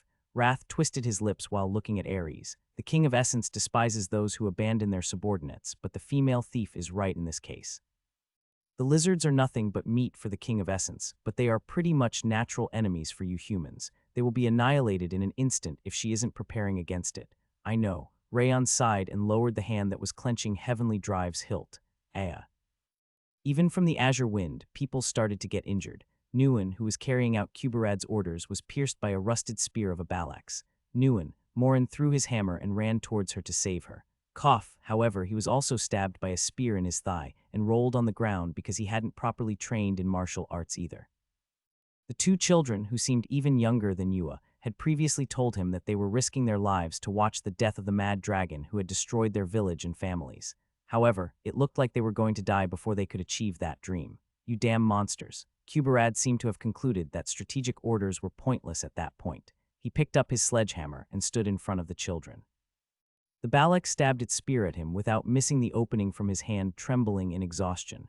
Shunk, the rusty spear pierced into Kuberad's waist. However, he grabbed the spear and didn't let it go. You shall not pass. Since the battle on the deck was a tussle, and the monsters were far more numerous than the humans, no one could afford to help them. Kuberad seemed to be well aware of that fact, as he wasn't asking for anyone's help or looking in Rayon and Ares' direction. Rayon looked at Ares while grinding his teeth, but she never moved, her hand placed on the hilt. I have to suppress my urge. Just a bit longer. Rayon controlled his emotions by using the Ring of Fire, and the King Sea Serpent raised its head. It was so powerful that the ropes and chains attached to the hooks were broken, and the warship swayed violently. The King Sea Serpent opened its huge jaw. Poison poured from its dark throat. The entire ship was going to melt if it wasn't stopped. Ares even closed her eyes, showing her determination to not take action. Boom! A huge amount of aura exploded from the air just as the poison cloud was about to devour the ship. Wham! More than half of the King Sea Serpent's head was blown up before it fell into the ocean. The wave spreading out as a result was the biggest one in the battle. Swoosh! A powerful sword of wind stormed across the 10 warships along with the furious wave and severed all the monsters on them. It was Rabuin's doing. He had returned after breaking the skulls of the Sea Fog Chief and the King Sea Serpent and bowed in front of Ares. I'm back. You are late. Ares sighed quietly and pulled her lips into a smile. I beg your pardon. Rabuin lowered his head. His body was full of injuries, implying that his battle was intense. I'll take the lead once again. He pulled the spear embedded on Kuberad's waist out and quickly stopped the bleeding before going onto the main deck. The King Sea Serpent is dead. Prioritize the rescue of the people drowning in the water. He wiped out the marine monsters gathering around while prioritizing saving people's lives. Rumble. The sailors were throwing ropes from the warships to save those who had fallen into the water when bubbles emerged once again from the ocean where the King Sea Serpent had fallen. The flow was even bigger than when the King Sea Serpent had appeared. Wham! The surface of the ocean exploded, and legs the size of the warships burst from it. 8 legs with a disgusting amount of suckers, and a head with a horn pointing out like a blade revealed that it was a kraken, the colossal marine monster. Rayon gasped while looking at the kraken. Did a kraken really just appear? He thought that it was about time for Kaibar's appearance. That was why he was confused about the kraken. He couldn't understand what it was even thinking. After all, the monsters were all being slaughtered. I'll take care of the kraken. Warships, get rid of the monsters. Rabuin didn't even have any breathing room as he mustered his aura once again. He was about to tear apart the kraken's leg with his astral sphere blade. A tremendous amount of coldness undulated from deep under the kraken. It was extremely stealthy. Rayon wouldn't have noticed it if it weren't for the Ring of Fire and Glacier. Rayon. Ares uncrossed her arms and placed her hand on her hilt. A frightening light sparkled from her eyes. It's coming. Rayon nodded rapidly. My intuition was right. The mad dragon Kaibar was moving from deep under the ocean. With the kraken and the other marine monsters thrown as bait, it was preparing to annihilate everyone with an ice breath. Ares and Wrath were right. If he had participated in the battle, he would have turned to ice and died before he even realized it. Kring. Rayon unsheathed Heavenly Drive and the Blade of Requiem and dashed towards the kraken. Ares was already advancing in front of him. Rabuin, who was heading in that direction to slay the kraken, turned around with widened eyes. It looked like he didn't notice the coldness under the ocean because he was too focused on the kraken. Is it? Retreat with all the warships. Ares gestured with her head and continued her advance. We'll take care of it now. Rayon glanced at Rabuin to commend him for his work before he used the Supreme Harmony steps. The moment he was about to step onto the surface of the ocean, the water started to turn blue. Crackle, the ocean froze, and the breaths of the marine monster under the water faded away. It was a breath of death capable of freezing the soul from the smallest contact. If it was allowed to happen, not only the monsters, but also the humans were going to be annihilated. Kring, Ares drew her sword while stepping into the air. The colorless glimmer of her aura and will twisted the space. Crack, her space sword managed to cut Kaibar's ice breath in half as it soared towards her, but the aftereffect remained.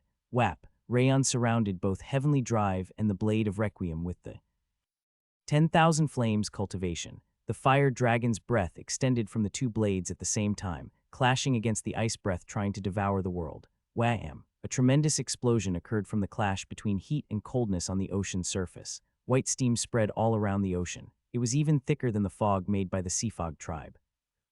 Rayon bit his lip. The ice breath was damaging him through his water resistance since it was the strongest attack of the dragon race.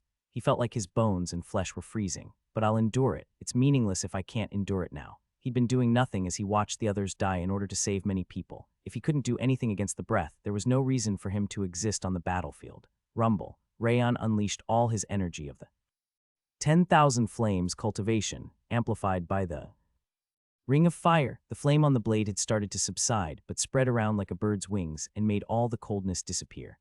Whap! In the end, Kaibar's ice couldn't even kill a single person and faded away after only freezing the Kraken and monsters. However, Kaibar's attack wasn't over yet. A powerful flow of mana from under the ocean implied that he wasn't trying to hide the next magic explosion. Move back, everyone. As soon as Rabowin's shout could be heard, dozens of rays of light emanated from the turbulent ocean.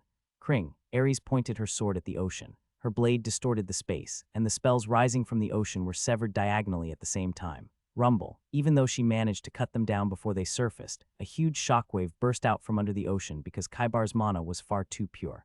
As for this one, Rayon extended his two swords while using Glacier. A silver tree grew from the blades, and the ice flower blooming from it became hundreds of flower petals and spread around. It was the Flame Spirit activated with the energy of frost. Crackle. The pieces of ice descended like cherry blossoms and froze the surface of the ocean to drastically reduce the effect of the mana explosion caused by Kaibar. Huff. Rayon exhaled roughly and looked at the Kraken that had exploded after freezing. I'm glad I suppressed my urge. If he had been distracted by the King Sea Serpent or the Kraken, the dragon's breath or magic would have annihilated the crew. It was because he'd followed Ares and Wrath's advice and suppressed his urge until the very end that he managed to defend against the mad dragon's underhanded attack. Good job. Ares smiled faintly, showing that she'd believed in him all along. There would be no reason for me to be here if I couldn't even do this much. Rayon exhaled roughly and looked behind him. Fortunately, the warships had gone far back at Rabowin's order. Rumble, a wave occurred, or rather the entire ocean started to tremble. The presence was on a whole different dimension from the King Sea Serpent or the Kraken. It felt like the entire world was screaming. Wham! A majestic shadow spread around from the ocean's surface as if a moon were rising from it, and a neck soared into the sky, as endless as the waning sunlight. Ah!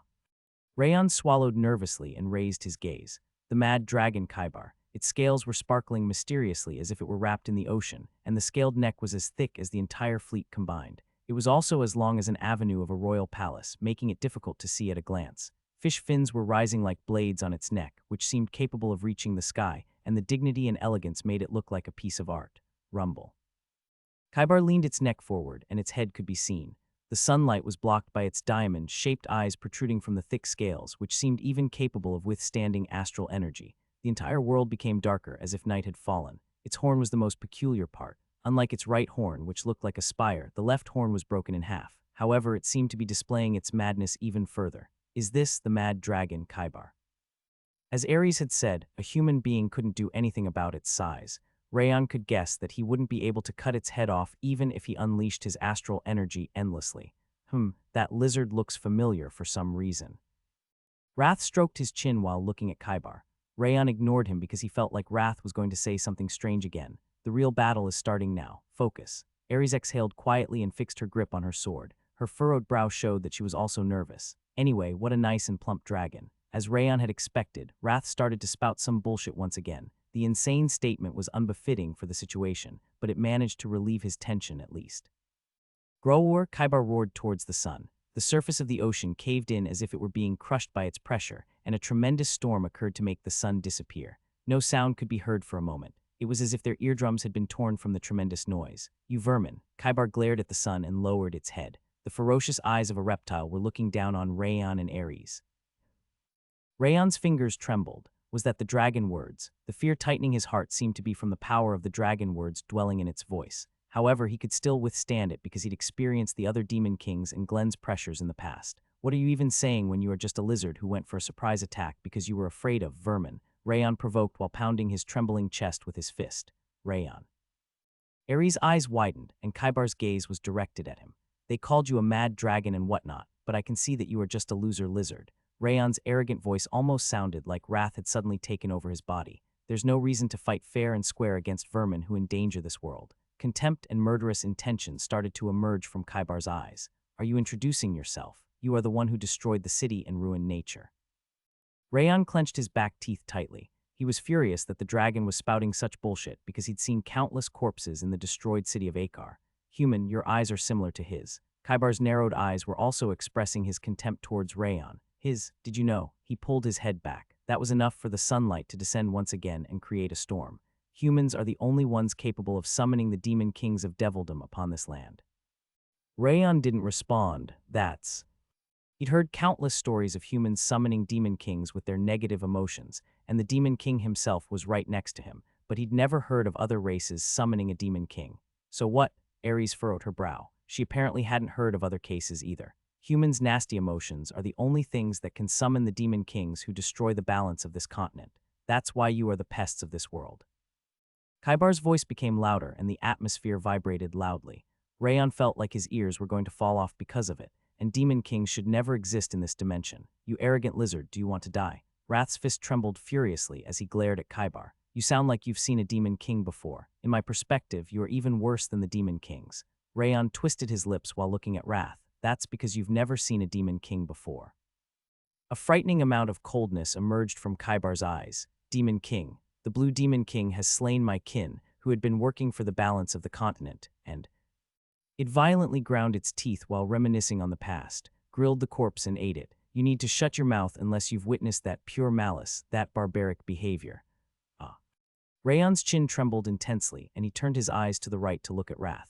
So the reason why that dragon became a mad dragon was because of him. White breath came out of Kaibar's mouth. It looked like ice was leaking out because of its wrath. He broke my horn when I tried to save my kin, and even laughed at me, telling me that he would do me a favor by eating me if I became more plump. Humans need to die because they are the ones who summon such a thing. Rayon became certain of it and nodded his head. That's him. It was because of this useless glutton of a demon king. Your eyes are similar to that blue demon king's. Kaibar bared its fangs, which were even bigger than an adult man, and growled, I don't want to see your eyes anymore. As soon as it finished speaking, the mana of nature rampaged around and countless spells appeared like spring flowers. The flow of mana could even be called beautiful, but an extreme murderous intent was dwelling inside. Every single one of them could lead to instant death. Rayon estimated that not even a piece of flesh would be left of him if he let his guard down. Get trampled like the worms you are. Kaibar sneered while gesturing with its chin, and the spell completed as it rained down on him. It was truly a meteor shower of spells. The entire sky was filled with its magic. That's right. Why would you run your mouth when you are just a mad dragon? Let's just fight. Ares bared her teeth and thrust her sword towards the magic rushing towards her. A strange twist formed on her red blade and severed the flow of magic endlessly raining down upon them. Wham, wham. Countless explosions occurred from the clashes between sword and magic. A dark storm of mana surged into the sky, and the turbulent water made it look like the entire ocean was about to turn upside down. Ah, Wrath exclaimed as Rayon swallowed nervously while he watched the frontal clash between Ares and Kaibar. It's that dragon from back then. He knew that face looked familiar for some reason. He cheerfully clapped his hands, saying that he just remembered. So it was you. What have you done? Rayon furrowed his brow while looking at Wrath. You useless glutton. Rayon was well aware that Wrath was a troublemaker, but he'd never imagined that he would be the cause of the mad dragon. He couldn't even begin to guess how the butterfly effect even started. The King of Essence didn't do anything special. Wrath shook his head, saying that he wasn't the one who offended the other party first. But that mad dragon said you did it. The lizards were the ones to offend the King of Essence first. You saw it too. That sparkling lizard attacked him as soon as he appeared. That's true. While Wrath was fighting against the Holy Sword Alliance Master and the White Blood Religion's leader, the gold dragon suddenly appeared and fired his breath without saying a word. Judging from that fact, the dragons had most likely done something similar in the past. What happened? The King of Essence manifested into the human realm a long time ago because he felt an interesting wrath from someone. It was a long time before he helped Four Eyes. Lohengrin was the Four Eyes in question. Since the war between Lohengrin and Merlin had happened 500 years before, it implied that it had happened much further in the past. He helped a wrathful human and went sightseeing in the human realm for a bit. Just as he was about to return to devildom, a sooty lizard appeared. It was a black dragon. It started to shoot its breath at him with no question asked, so the King of Essence beat it up a little and granted it mercy by telling it to scram. However, it started going even crazier and attacked him. That's why he couldn't be bothered to deal with it anymore and just killed it. You just killed it, Rayon gasped while looking at Wrath. Does he really think that a dragon is just a lizard? Wrath sounded like he was killing a fly despite it being a dragon. The King of Essence was going to leave because he was irritated, but the hellfire that the dragon had fired was cooking its own body. He tasted it because it had a delicious smell, and it had a nice and interesting chewy texture. The King of Essence prepared a proper barbecue after that, and that dragon appeared. Wrath raised his hand and pointed at Kaibar, who was continuously firing its spells. It was much smaller back then. It fired a breath attack, so the King of Essence blocked it with the silver-white aurora and just slapped its cheek once after that, but it was enough to break its horn. The horn broke when you slapped its cheek. It sounded like bullshit, but Rayon had to believe it because he'd witnessed the true power of Wrath recently. It was so weak that the King of Essence just let it go, like the fisherman releasing small fish. That way it can come back when it becomes more plump. Ah, and it grew up nicely. Very nice. It was worth it to let it go. He licked his lip with his tongue, saying that it looked tasty. Rayon tilted his head. But now that I've heard the story, it doesn't look like it was your fault. That's right. Rather than killing it immediately, Wrath had given the black dragon an opportunity despite it immediately firing a breath attack. Kaibar, who had arrived afterward, was also trying to kill Wrath, but he only broke the horn before letting it go instead of killing it in a single strike. Honestly, it would be believable if he were called a saint rather than a demon king, so that dragon was the problem, not Wrath. Rayon twisted his lips while glaring at Kaibar. It's not even a mad dragon. It's just a narrow-minded shithead. It should have stayed hidden for the rest of its life or prepared for vengeance if he was beaten up by Wrath and survived. Instead, it was venting its anger on innocent humans. Even the thugs in the backstreet wouldn't behave that way. That was why Rayon didn't even feel any pity towards it. It was just a loser lizard, rather than a mad dragon. However, I can take advantage of this. Judging from Wrath's story, that incident must have been extremely humiliating to Kaibar. It was the perfect chance to shake his mental fortitude. Rayon raised Heavenly Drive and made the Ring of Fire resonate. He unleashed the 10,000 Flames, Cultivation, and Glacier at the same time and stopped hiding behind Ares. Rayon, I'm also going to help. She tried to stop him, but he responded with a confident smile and used the Supreme Harmony steps. He dashed towards Kaibar while stepping on the turbulent ocean. Rayon twisted his ankle and unleashed the explosive power of the heat circulating all around his body. He swung Heavenly Drive while connecting the strength from his ankle to the muscles in his thigh, all the way up to the muscles in his waist. A pointless struggle. Kaibar surrounded its blue scales with a mana shield, showing that it had predicted Rayon's attack. This structure of mana, it's underestimating me. Rayon clenched his teeth and thrust Heavenly Drive. He added a large amount of heat to the blade instead of using astral energy. Clong. It couldn't break through Kaibar's mana shield. However, he smacked Kaibar's body and mana shield with his strength numbering over 500. Smock. Kaibar's neck bent like a sickle with a thunderous noise similar to hundreds of drums splitting at once. Kua. Kaibar screamed, its neck trembling in pain. The endless barrage of his magic suddenly came to a halt. Rayon nodded firmly. I knew it. The shield Kaibar had used was the Weber shield, which consisted of nullifying the impact by shattering upon contact with astral energy. It was natural to ignore a master since it was fighting against Ares, who was a transcender. That was why Rayon had taken advantage of that mindset. The Weber's shield didn't shatter against any power inferior to an aura blade, and Rayon took advantage of that characteristic by shoving the 10,000 Flames Cultivation's heat inside Heavenly Drive and smacked him with sheer physical power by mustering all of his muscle strength. I have to drive him into a corner now. Kaibar couldn't pull itself together, and Rayon didn't miss that opportunity. He dashed onto its neck and swung Heavenly Drive once again.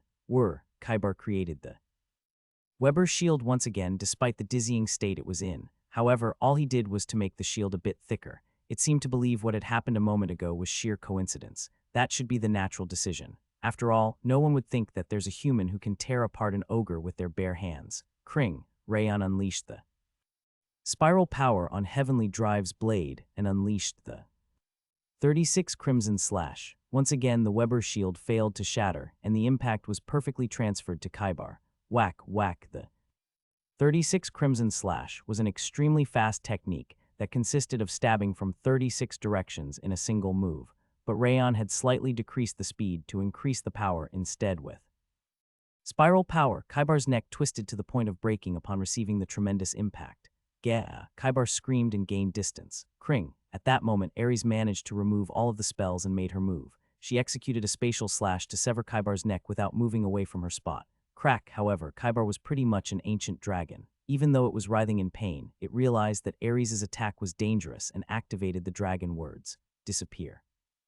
Kaibar shouted in Ares' sword strike, which was about to tear apart its neck, melted down like paper inside water. You opened up over here. Rayon stepped on Kaibar's neck and executed the Frost Pond. The silver blade dashed Kaibar's neck, and an olive coldness followed right after. Did you really believe it would work a third time? Kaibar erected a new mana shield while fending off Ares. The spell's structure was completely different from the Weber shield. Rayon could guess that it had condensed the mana into a thick layer so that he wouldn't be able to approach. It changed the spell despite the situation. That's pretty amazing. However, I already anticipated that. Rayon rolled his lips into a smile and unleashed the maximized astral energy with Glacier Clang. The blade of coldness incorporating his will wasn't any less powerful than an astral sphere. It broke through Kaibar's shield and pierced into its neck. PSSSH. The red blood gushing out from Kaibar's neck contrasted with its blue scales. Kaibar shrieked and backed off. Kua. Kaibar lowered its head and screamed. It seemed to be unable to pull itself together because it's been such a long time since the last time it felt any pain. Lady Ares, we need to attack it again right now.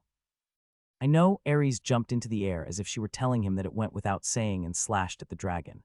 The blade of space transcending human limits descended upon the world like lightning. Be crushed. Kaibar was fully aware that Ares was the more dangerous opponent despite the situation.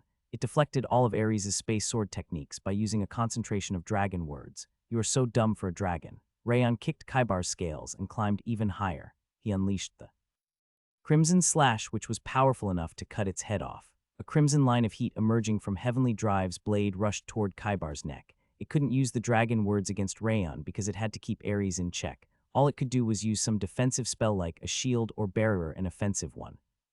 Just as Rayon expected, a translucent barrier was formed where the Crimson Slash was about to land. It was rather thin, but the density of the mana was on a whole different level from before. It seemed to be trying to reduce the damage at the cost of more mana and focus. Clang. Crimson Slash was the sharpest technique Rayon could use at the moment, but it faded away without destroying Kaibar's shield. Its ability to control the mana was befitting a dragon. However, you aren't the only one who prepared for this fight. Rayon wrapped his left hand with a blue gale and unsheathed the blade of Requiem. He unleashed the principle of Blue Rain and slammed down on the mana shield. Crack! Blue Rain's resonance twisted the flow of mana making up the shield, and a small opening was revealed. Rayon wrapped the blade of Requiem in heat and stabbed into it, then followed with a downward slash. PSSSH. A diagonal laceration was created on Kaibar's neck, and a dangerous amount of blood scattered from it. Kua, the mad dragon, lowered its gaze. It was about to unleash an attack spell at him when Ares' space sword broke through its dragon words and stabbed its face. Crack! Kaibar's scales were torn off, and a long scar appeared on its nose. Kaibar groaned in pain and its body was pushed back. Rayon and Ares met each other's eyes. There was no need to talk. They started to unleash their full power, planning on finishing the fight, but Kaibar opened its jaw. Get lost. The will dwelling inside the dragon words was the strongest so far. Rayon was bounced back as if he were being dragged by a hook, and Ares was pushed back by more than 10 steps. Kaibar didn't miss the opportunity and activated a movement spell to move far back. Arg. It raised its upper body that was submerged under the ocean. With a strange phenomenon that looked like the ocean was being split in half, blue wings that seemed large enough to cover the entire continent were spread along the horizon. Wham! With the frightening sound of exploding air, Kaibar flew into the sky. The neck that was protruding from the ocean was just the tip of an iceberg. With the body revealed, the mad dragon's imposing features were huge enough to reverse the situation. I'll kill you all. Kaibar opened its mouth while spouting dragon words with an intense bloodlust. Blue coldness started to fill its throat, which looked like a bottomless abyss. It was just preparing for it, but the atmosphere started to vibrate as the space was distorting. Is that Rayon furrowed his brow while looking at the sparkling light inside Kaibar's mouth? A breath. It seemed to be a breath, but it was on a whole different scale from when it had used it under the ocean. The devastating wave he was feeling made him feel like the entire ocean was going to freeze from its breath. Kring. Ares stabbed the space sword toward it, but the blade was bounced back by the sheer pressure of the mana emanating from Kaibar. This will be difficult. Ares returned the red blade to her scabbard. What? Dragons can only use their breath 3 times a day, but that concentration of mana means that it's using both the 2 remaining Yuzesno. It's going far enough that it won't even be able to use any breath for a while. She briefly clicked her tongue, saying that it couldn't be cut down with any ordinary space sword. If we can't stop that, we are both going to die, and so will the people behind us. Then, I'll activate my sword field. Ares extended her left foot and placed her shoulder at the center of her body before putting her hand on the hilt. It was the posture of a sword draw. It was a preparation for the sword field creation that she'd previously demonstrated. I'll make sure to erase Kaibar's breath, but I'm going to leave the rest to you. Her sword field creation was just a single strike. Since she was going to unleash all of her power in a single strike, she was bound to become incapacitated temporarily afterward. I believe in you, Rayon Sieghart. Understood. Rayon swallowed nervously and fell behind Ares. He didn't have a choice or the time to waste. Ares' method was the only path to victory. Rumble, the ice flickering from Kaibar's mouth emerged along with a frightening blue radiance. The turbulent ocean was frozen entirely, and the sky was distorted in white. It felt like the huge wave of mana was about to burst his heart. The ice breath was even capable of freezing the soul. Die, vermin. The mad dragon even added the dragon words to amplify the power. The ice that froze up the ocean was already right in front of him before he even had the time to exhale once. It was a grip from hell that any living creature couldn't dare to stop. Rayon. Call me Auntie in the future, if we manage to survive this fight. Ares smiled cheerfully and unsheathed her sword. Sword field creation. The elegant trajectory of her sword made it look like the beautiful sword reflecting the moonlight had become a goddess. Obliteration. Despite the elegant appearance, a frightening amount of murderous intent was emerging from her sword. The haughty will to cut down everything in sight was bursting towards the sky. Crack. The breath that seemed capable of erasing the entire world was split apart, as if it were being pulled apart with someone's bare hands. The frozen sky and ocean were torn apart just like the twisted horizon, and red blood gushed from Kaibar's chest like river water flowing through a broken dam. The majestic sight looked like divine punishment by a warrior god from heaven. Rumble. Kaibar's breath was removed even though dragon words were added on top, and its defenseless body was revealed. It was difficult to believe even though he was watching it. The power of a transcender who was risking their life was beyond imagination. Ares fell on her knees along with her sword. She must have unleashed every last bit of her power. I leave it to you. Rayon crushed the fissured space and leaped like lightning. He felt like he was too slow even though he was using the supreme harmonies. Second step to the best of his ability. He was impatient because he had to get close before Kaibar regained its senses. Faster, I need to be even faster. He moved his body and aura with his will, or rather with his desperation. He could have been mistaken, but he felt like he was moving a bit faster. Thud. He finally managed to reach Kaibar, but the light had returned to its eyes in that short time. Its powerful willpower showed that it wasn't pretty much an ancient dragon for no reason. He unleashed the dragon words with his exhausted throat and activated a 9th circle spell. I'm done for if it hits me. He could somehow cut down the spell, but there was nothing he could do against the dragon words. It was necessary to take out the weapon that he'd been keeping for the last moment. Rayon unleashed the silver-white aurora from Heavenly Drive. Wrath's coldness, capable of even freezing the space, froze the magic that was falling towards his head. That ability. I'm the Blue Demon King, Rayon declared while stabbing Heavenly Drive and the blade of Requiem into Kaibar's neck as it showed its confusion. And nonsense, you are right, I was just kidding. Rayon sneered at Kaibar because it started to fumble from the fear and made the heat and coldness explode at once from the 2 blades. Wham! The explosion occurring from Heavenly Drive and the blade of Requiem's energies inside Kaibar's neck wasn't simple. Rayon had increased the destructive power to the maximum by using the Flame Dragon art with Heavenly Drive and the Heavenly Heavy Cannon with the blade of Requiem. It was the most powerful twin blade technique he could use in his current state. The explosion inside Kaibar's body was good enough to make Ares admire it, even though she was a transcender. Wham! The tremendous wave of aura spreading in all directions was powerful enough to even remove the storm, blood raining down like a red shower to seep into the ocean. Rayon twisted his lips while observing Kaibar's injury, which could be seen in between the falling blood. It survived that. The mad dragon Kaibar was still alive. Half of the flesh and bones were torn from its neck, but it wasn't completely snapped. The body itself must have been sturdy because he was close to being an ancient dragon. Rayon was honestly dumbfounded to see that it had managed to withstand the 2 attacks occurring inside the body. No, it's my fault. I should have aimed slightly higher. He targeted the thick part of the neck right above Kaibar's body because he had to land the attack before it regained its senses. However, that ended up being the issue. Damn it, he wanted to tear off the other half of the neck to finish it off, but his body wouldn't move because he'd used too much power at once. Rayon was forcing himself to raise his arm just as Kaibar let out the loudest scream so far and started to rampage. It almost looked like a desperate struggle of a savage beast trying to get out of a trap. Kaibar hurriedly turned its head towards the ocean and jumped into it, trying to survive. It had realized that running away deep under the ocean was the only way to survive. You can't leave. Rayon gritted his teeth and stabbed Heavenly Drive and the blade of Requiem into the soft flesh next to Kaibar's injury. Wham! At that moment, Kaibar's neck submerged into the ocean. Rayon almost lost the grip on Heavenly Drive and the blade of Requiem because of the movement and pressure of that huge body.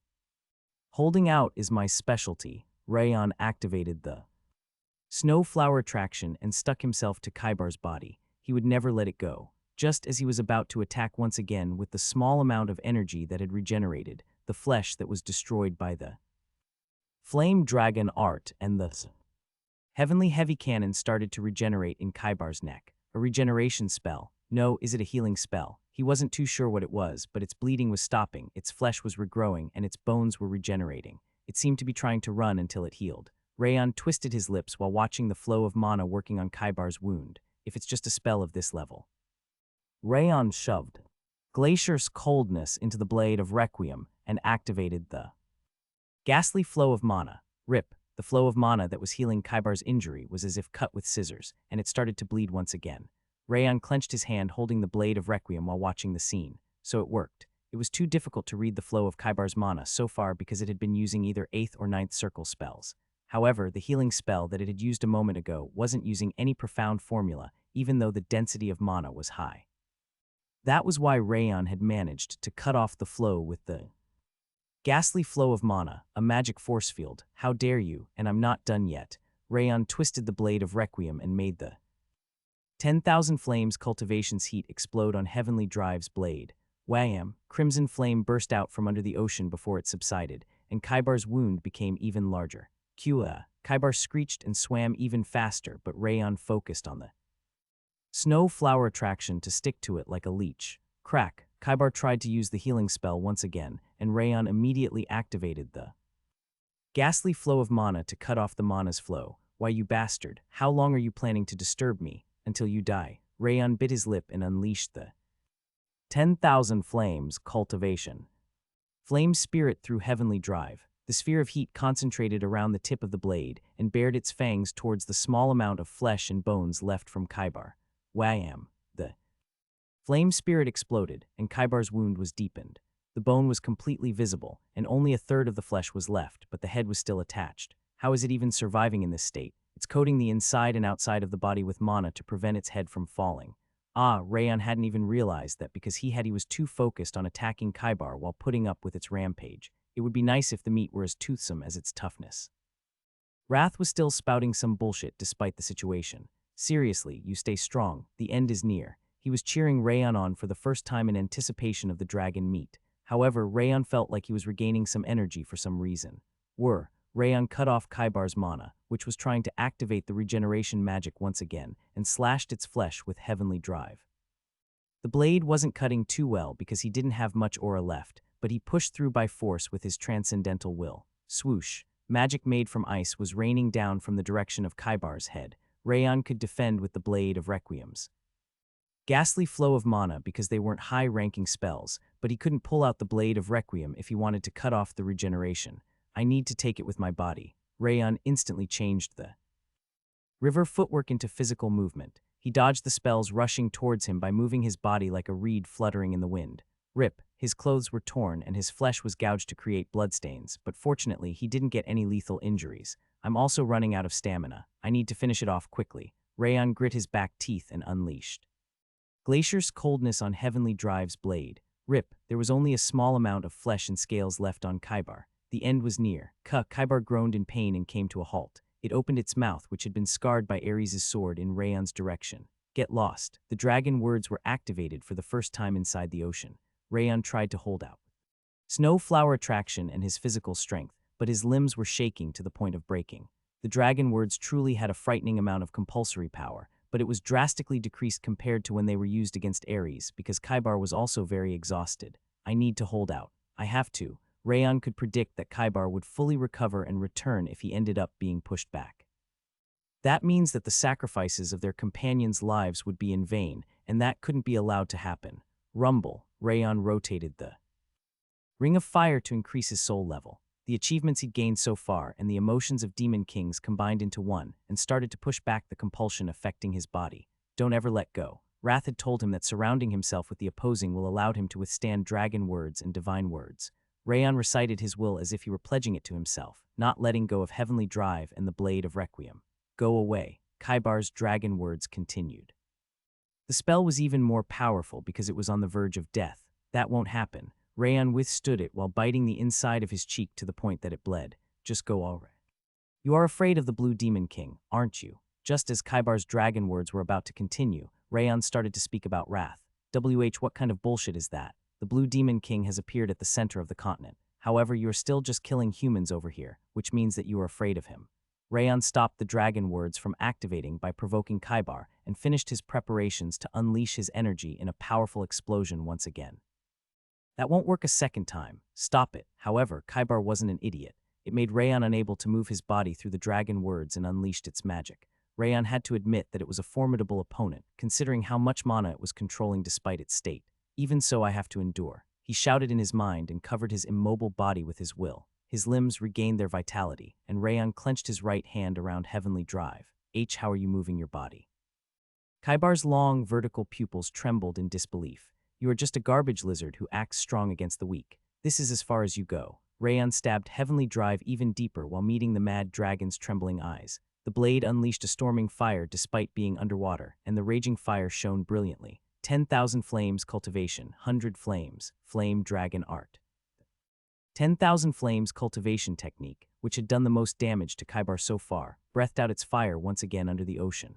Wham! The flame dragon's breath gnawed at the water dragon's neck and shattered its bones and flesh despite its desperate resistance. However, Kaibar was still alive, even though its head was separated from the body. A huge amount of mana was moving from the thin part of the neck under its chin, somehow keeping it alive. Is it the dragon heart? Rayon stabbed Heavenly Drive into Kaibar's broken neck. He dashed along the neck and climbed while cutting it with Heavenly Drive, following the scar left by Ares. Crack. Once he reached the end of the neck, he executed Frost Pond to stab the scale under the chin, which was where the flow of the mana had the highest density. Wham! Kaibar's flesh was torn apart and a round bone surrounded by rainbow-colored mana was revealed. It was the dragon heart, the coagulation of mana which was often called the dragon's life. Kaibar was focused on regenerating the body but suddenly started to scream. I was in the wrong. Please stop it. Really? Rayon raised his head while holding the dragon heart in his hand. Yes. I'll never kill humans ever again. No, I'll never appear in front of humans. Kaibar shouted for Rayon to spare its life, saying that it would never leave its nest in the future. That's a good idea, however. Rayon bared his fangs like a beast and clenched the dragon heart to the point of breaking. You should have said that before the start of this battle. He mustered the small amount of aura and strength left in him to pull the dragon heart from Kaibar's flesh. PSSSH. Kaibar's flesh and blood gushed out like a fountain and turned the ocean a bloody red color. Huff, Rayon raised his gaze while sinking under the ocean with the dragon heart in his hand. Gah. Kaibar groaned quietly on death's door and wriggled like a worm. Aye. The light disappeared from its eyes before it could leave its dying wishes. Its breath couldn't be felt anymore. The persistent life had finally perished. Rayon closed his eyes. His limbs were completely powerless. He wasn't going to lose consciousness, but he had no way of leaving the ocean for the time being. I'm going to die if I can't leave.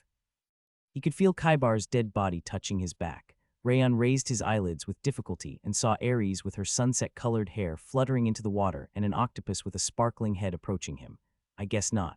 Rayon let his guard down for the first time since the start of the battle. He waved his hand towards Ares and the Rabwin who were swimming towards him. It's over. Go. Huberad's hand trembled as he held onto the deck railing. What's even happening right now? After that critical blow from Ares and Rayon, Kaibar even threw away its pride as a dragon and escaped underwater. Huberad had thought that they should withdraw for the time being because it was a bad situation, but Rayon stabbed his swords into Kaibar's body and followed it. 2 warships had capsized because of the high tide occurring as if there were a cyclone. Rayon and Kaibar seemed to be continuing their frightening battle under the ocean. Ares and Rabouin had dove into the ocean to save Rayon as soon as they recovered a small amount of stamina, but it couldn't be helped that he was still worried. I'd be too ashamed to face Vulcan if you end up dying. Please. Kuberad bit his lip while watching the ocean roil once again. Please just return alive. It wasn't Rayon's battle to begin with. Ares had said that Rayon would be helpful, but there would have been no issue even if he'd returned to Zeekhart, to be honest. The guilt started to take over him. After all, he'd been the one to ask a young man with a bright future ahead of him for help in such a desperate battle. Sir Rayon, Nguyen and Morin seemed to be praying for Rayon's safe return, their hands put together and their eyes closed. They weren't the only ones. The sailors from every warship were also watching the ocean while praying for Rayon and Ares' safe return. Wham! A loud splash was the only thing disturbing the silence, and the center of the ocean erupted as if an explosion had occurred, revealing Kaibar's head. There was a deep laceration on its lips and the area around its eyelids, but it still seemed alive. K. Kaibar. I allow it's back, but that means the others. Wow. The sailors on the warships sank to their knees while watching Kaibar's face, which had become even more atrocious from the intense battle. Kaibar also exhaled roughly, his face turning pale. Does that mean that Rayon and Ares died? Kaibar's return pretty much signified that Rayon had died, and the same went for Ares and Rabouin, who'd gone to save him. Rather than the despair over his upcoming death, the fact that the youngsters had died in vain was even more painful. I'm sorry. Kuberad lowered his head while hugging Morin and Nguyen. He turned around while hoping that a painless death would visit the two children. However, Kaibar never attacked, nor did it say anything no matter how long he waited. He turned his trembling head, and Kaibar's neck was starting to surface. The violent cut on its neck looked like a rough brush had drawn a line, and there was a wound at the central area, which looked like it was gouged out by an explosion. It was the location of the dragon heart. Does that mean? Kuberad suddenly stood up, and Kaibar's face and neck fell powerlessly instead. Wham! Kaibar's head floated on the ocean with its neck torn from its body, and Kaibar's body, which could even hide the horizontal fist after a huge wave struck the ships. Rayon, Ares, and Rabouin were sitting on Kaibar's headless body. The head is completely cut off, which means... It's dead, it's dead. The mad dragon is dead. The sailors cried, hugging each other while sitting on their backsides. It's over now. They shouted loudly in joy at slaying the mad dragon, the sound a requiem to appease the lost souls. Kuberad lowered his head towards Rayon while listening to the people's roars stirring up the ocean. Huff. Rayon exhaled roughly while spitting out the salty water, filling him up to his throat. I'm glad it ended nicely. Kaibar was as powerful and tenacious as its notoriety implied. Since it was even willing to throw away its pride as a member of the strongest race to escape, he wouldn't have been able to win if he'd made any mistakes with his body and mind. Rayon finally felt relieved. Good job. Ares smiled cheerfully and patted his shoulder. I was planning to finish it off, but you ended up doing it instead. She looked proud of him rather than being saddened as she nodded at him. Sir Rayon, Rabouin bowed at 90 degrees. I was impressed from the bottom of my heart. I would have followed you for the rest of my life if I didn't serve anyone yet. He went on his knees and pounded his left chest where his heart was located. Rayon shook his hand with a weak smile on his face. Don't be humble. It's all you're doing. Ares snorted and pointed at the mad dragon Kaibar's corpse, which was split in half. Rayon smiled without saying anything while looking at Kaibar's empty eyes devoid. HNNG. Rayon caught his breath to try and quickly recover his stamina, only to suddenly hear Wrath's laughter. We don't even need to season it since it's in the ocean already. Wrath smiled happily, saying that it could be immediately grilled once they returned. Seriously, I'm so tired of him. Rayon shook his head and was about to push Wrath away. A huge amount of mana entered his body from Kaibar's dragon heart, which he was still holding in his hand. A tremendous amount of high-purity mana spread throughout the mana circuits all over his body in an instant, adding to the energy in his lower and middle energy centers before flowing into his upper energy center. Whop! Rayon closed his eyes and focused on his mental world. The pure energy of water from Wrath that was freezing his mental world faded away, and the endless dark hole was filled with blue water. The fissured land was reinstated, and the swords embedded in the ground were sparkling in a different color. The coldness that had been continuously stimulating his brain completely disappeared, and Rayon felt like all of the shackles binding him had been undone. The divine and demonic swords that had disappeared after Wrath's advent had reappeared. Nice to see you again. Rayon was smiling while looking at the dazzling yet deadly blades when a sword surfaced from the hole that was being filled up. It was a blue color that looked like it was made of water, that sword. Rayon narrowed his eyes while looking at the floating longsword. Its transparency made it look like it was made of a water drop, and waves were spreading around in it like the ocean. The appearance wasn't the only peculiar part about it. Not only Kaibar's mana, but also Ares' aura could be felt from the sword. Kring, the watery longsword slowly descended and embedded its blade into his mental world, just like the other swords. Wahap. The fissures created because of the Demon King's advent were slowly refilled and returned to their former appearance. The remnant of wrath left behind by wrath disappeared, and his headache completely disappeared. The mental world was recovered to the state it was before the Demon King's advent, but changes were still happening. His heart pounded to the point of bursting, and his mental world widened as new swords spouted from the land. The upper energy center had achieved growth. It's grown even further on top of recovering. Rayan could guess that his sword field creation should be more completed than before. It's not just about the sword field creation. Rayan smiled faintly while looking at the watery sword embedded in his mental world, because I've also learned the principles of the space sword. He could feel Ares' aura from the watery sword because he had come to understand its principles during the battle against Kaibar, even though it was only a small amount. I should be able to utilize the space sword in my own way if I train to the death. Ares' space sword was completely different from the ordinary principles. Thinking about learning it filled him with excitement. Rayan finished examining the mental world that had become even more lively than before and closed his eyes before opening them again. He left his trance and could see the blue sky and Wrath's frowning eyes. Damn it, Wrath barked as soon as he met his eyes. Recovery should have been enough.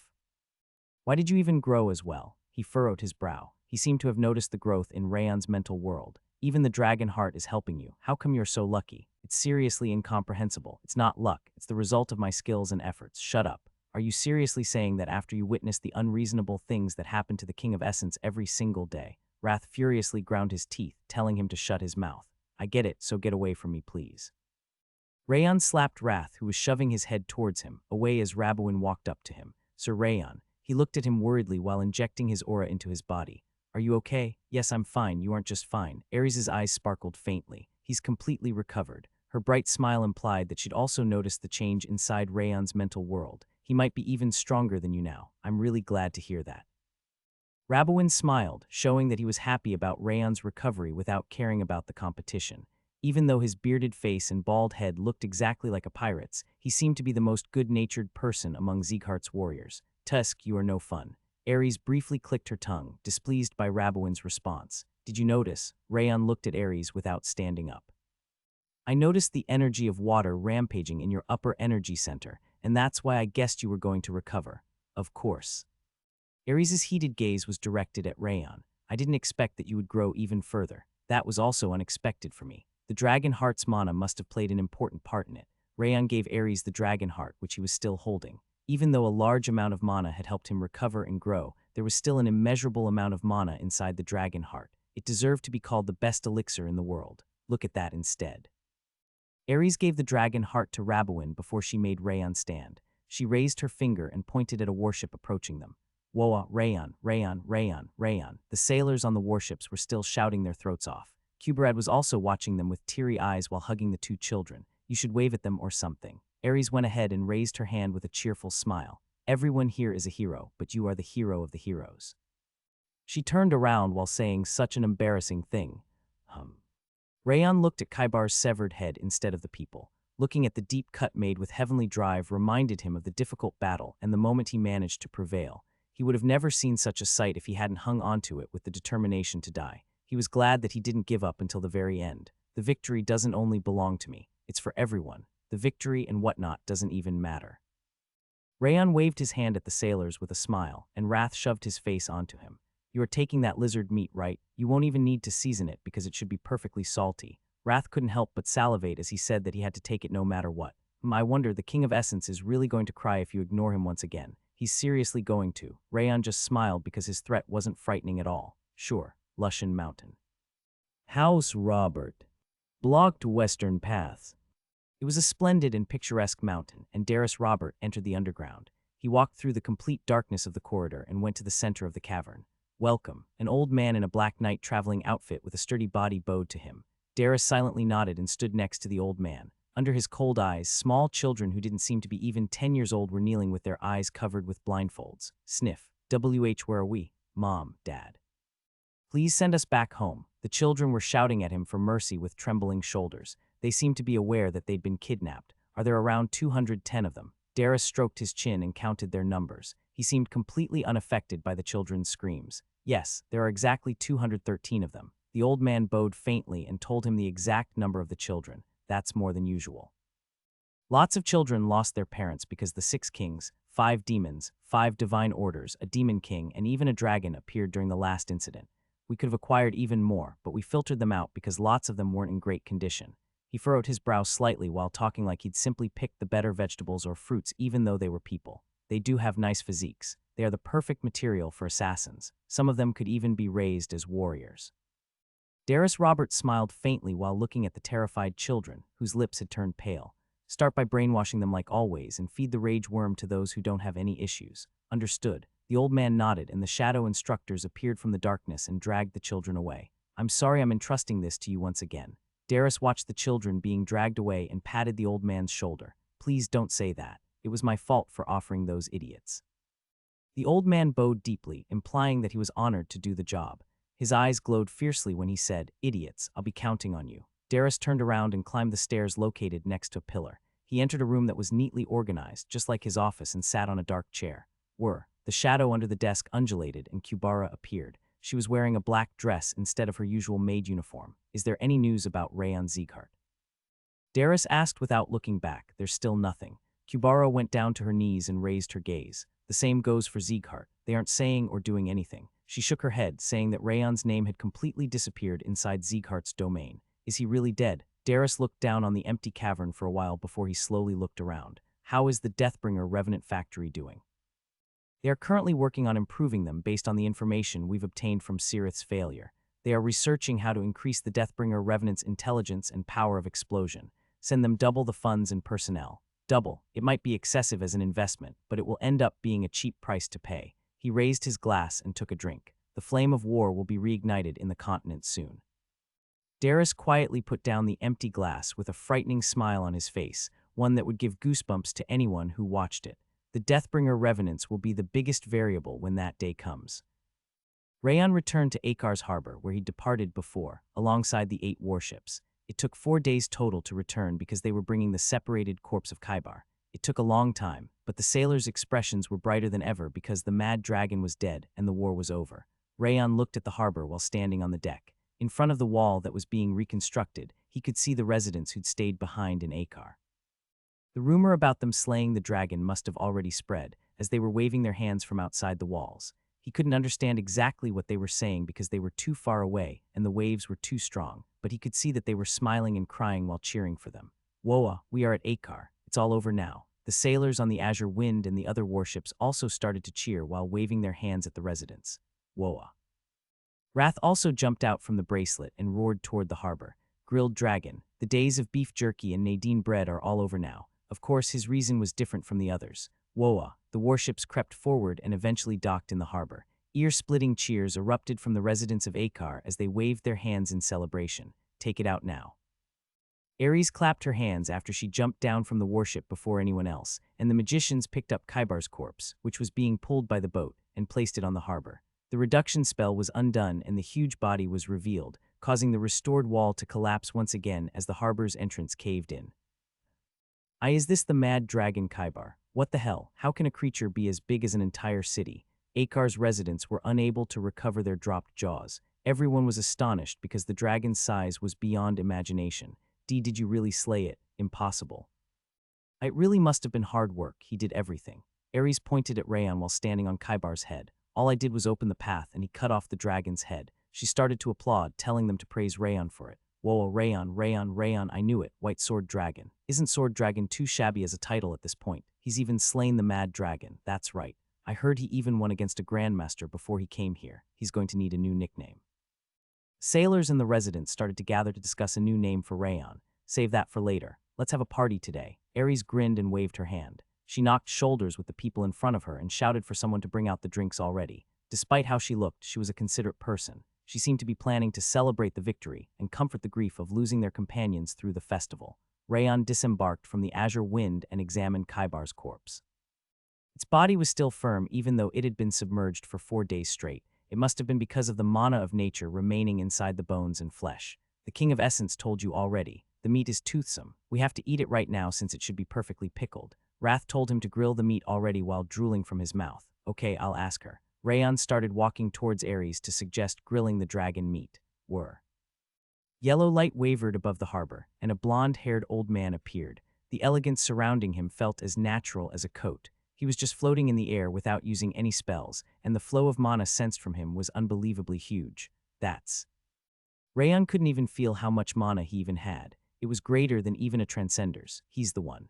Wrath furrowed his brow while glaring at the old man. The one, the sparkling dragon who fired a breath at the King of Essence. He has transformed into human form. Rayon could guess that Wrath was talking about the gold dragon who fired a breath without asking any questions when Wrath was fighting against the White Blood Religion's leader and the Holy Sword Alliance master.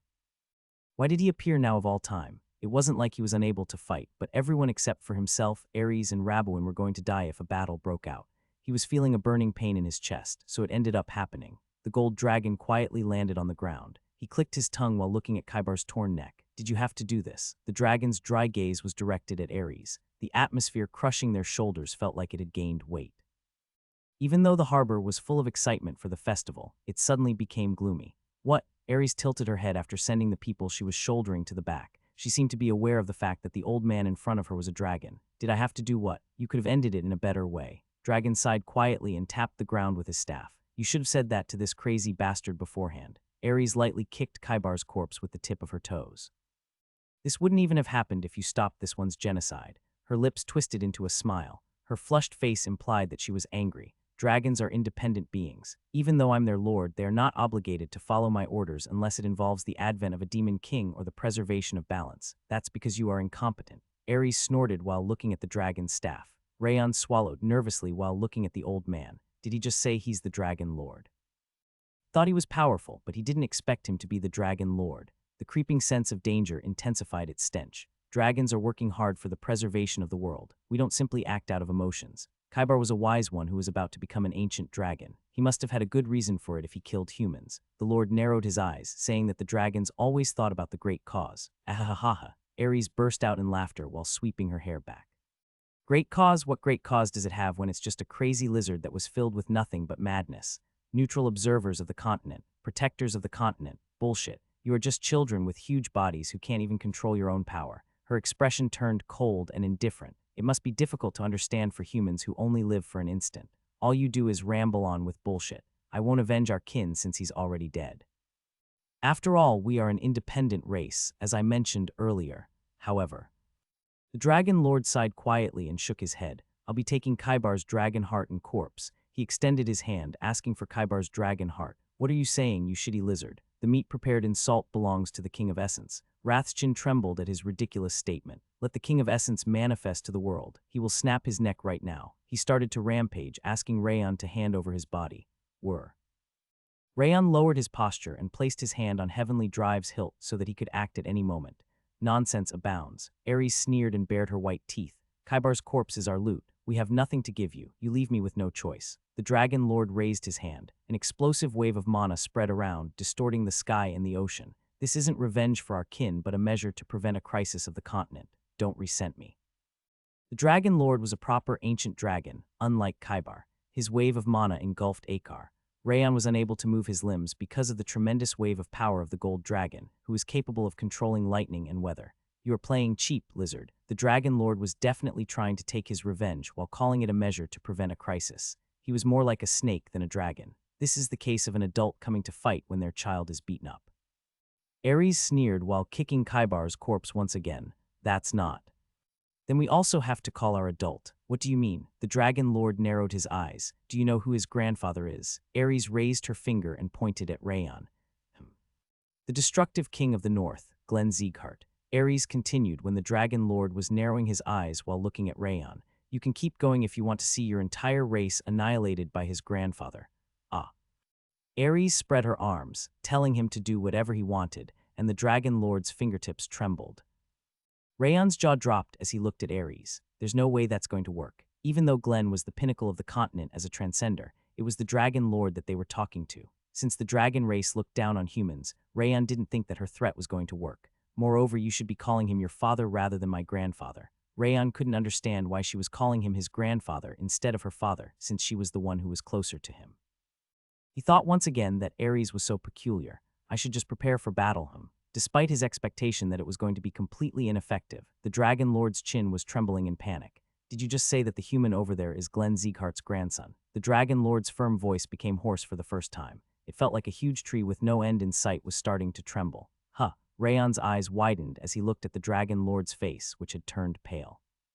Did it really work? He'd never expected that not just an average dragon, but the Lord of the Dragons would be crushed under the weight of Glenn's name.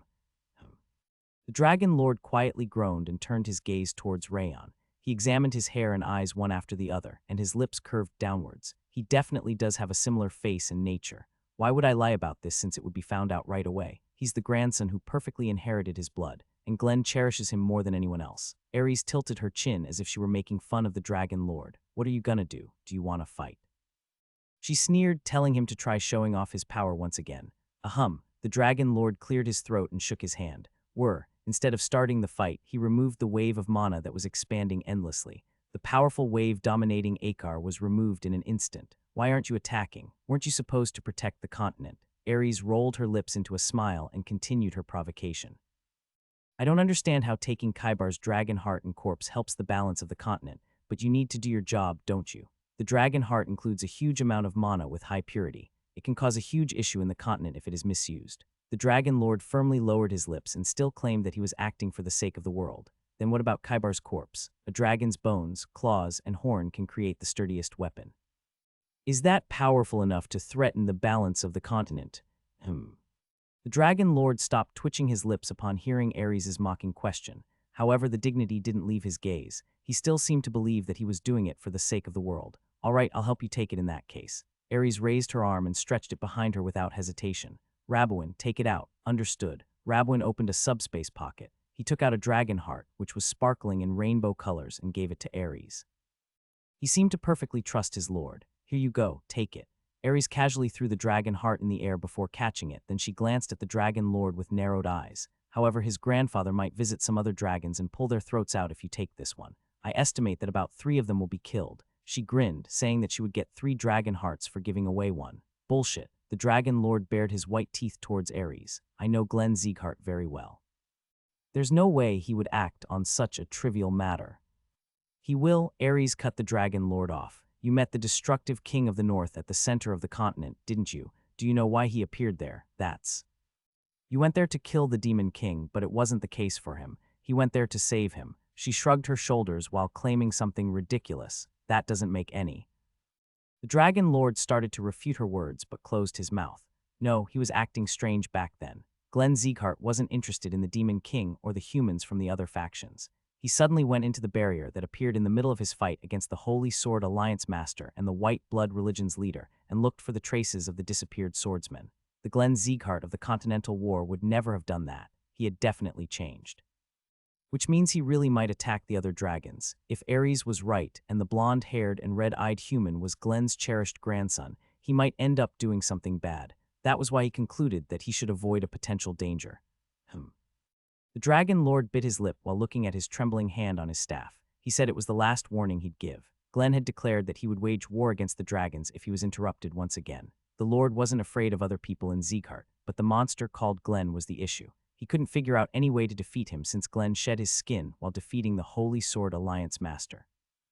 Rayon gasped while watching the Dragon Lord, who was thinking deeply. Did that seriously work? Ares wasn't exactly lying, but she wasn't telling the truth either. Glenn was there to save the Light Wind Division and the Heavenly Blade Division, but it wasn't for just him. It could be easily figured out, but the Dragon Lord's expression showed that Ares' claim had worked. Why are you talking so much? Wrath poked his head out and furrowed his brow. The King of Essence will pull that lizard's head off. Just give him your body. Rayon was slightly interested, but there was no guarantee that the Demon King's advent was going to work once again, and it was obviously going to enlarge the wound that had finally recovered. That was why he simply pushed Wrath away. Take it for the balance of the continent. Here you go. Ares walked up to the Dragon Lord and held out Kaibar's dragon heart. She was clearly provoking him, but the Dragon Lord simply narrowed his eyes without responding. The Dragon Lord took a glance at Rayon and sighed quietly. I'll withdraw for now, but you should be careful. His name isn't going to protect you forever. What's the matter? Aren't you going to protect the continent? Ares smiled while turning her shoulder. She seemed to have expected that reaction. Are you afraid of his grandfather? I'm not afraid of him. I'm just avoiding unnecessary fights to maintain the balance of the continent. He tapped the ground with his staff while giving some excuse that was too unsightly coming from a Dragon Lord. The Dragon Lord became a golden light and disappeared, just like during his arrival. Huh. Rayon shook his head while looking at the spot where the Dragon Lord had disappeared. Did he just run away? But he's the Dragon Lord. Yes, Ares nodded while giggling. She gave the dragon heart to Rabouin and pushed her orange hair back. You should understand by now since you saw Kaibar, but that's the true nature of the dragons. They are extremely self-centered. She's right. They lived for such a long time that they became some goldfish who believe that they are always right and are working for the continent. Huberad lowered his eyebrows deeply as he also expressed his displeasure towards the dragons. Humans are fully aware of the characteristics of the lizards. Wrath nodded while looking at Ares and Huberad. The dragons have a whole different way of thinking than the other creatures because they've been powerful ever since their birth and can get stronger without making any effort. He twisted his lips, saying that the dragons were the ones who were unnecessary in the world. But I didn't expect him to be so unsightly. Rayon laughed bitterly. He couldn't forget the way the Dragon Lord ran away with shabby excuses after he tried to pick a fight.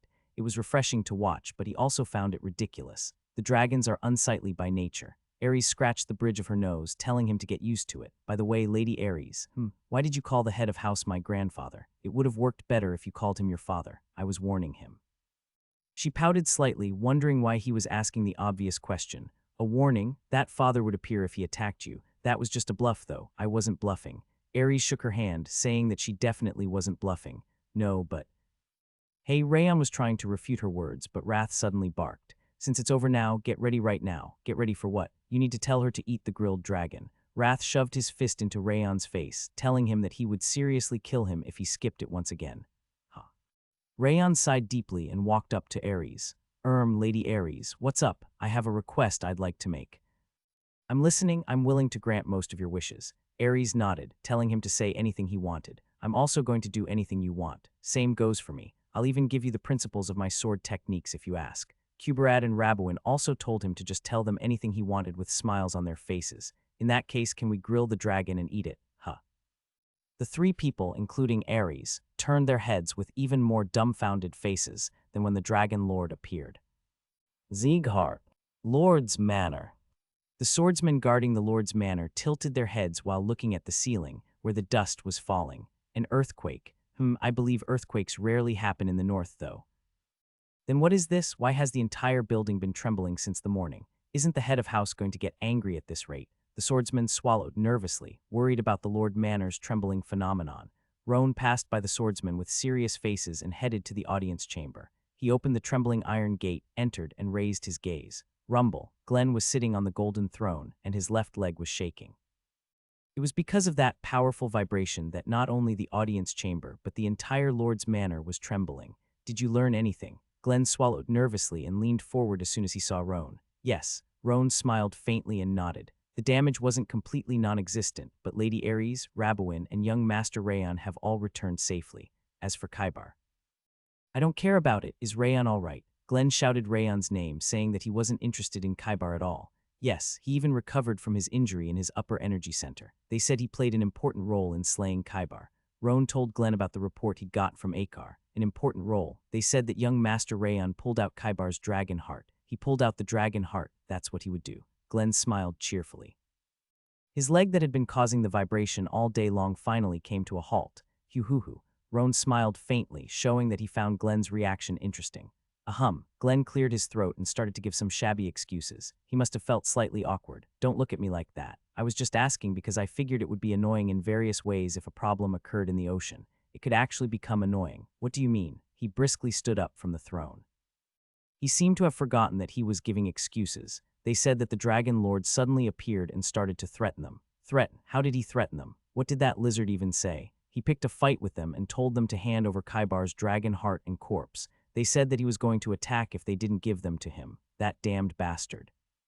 Glenn clenched his fist. His wrath spread around as his will, and the entirety of Sieghart started to tremor violently. Fortunately, Lady Ares made him leave without any issue.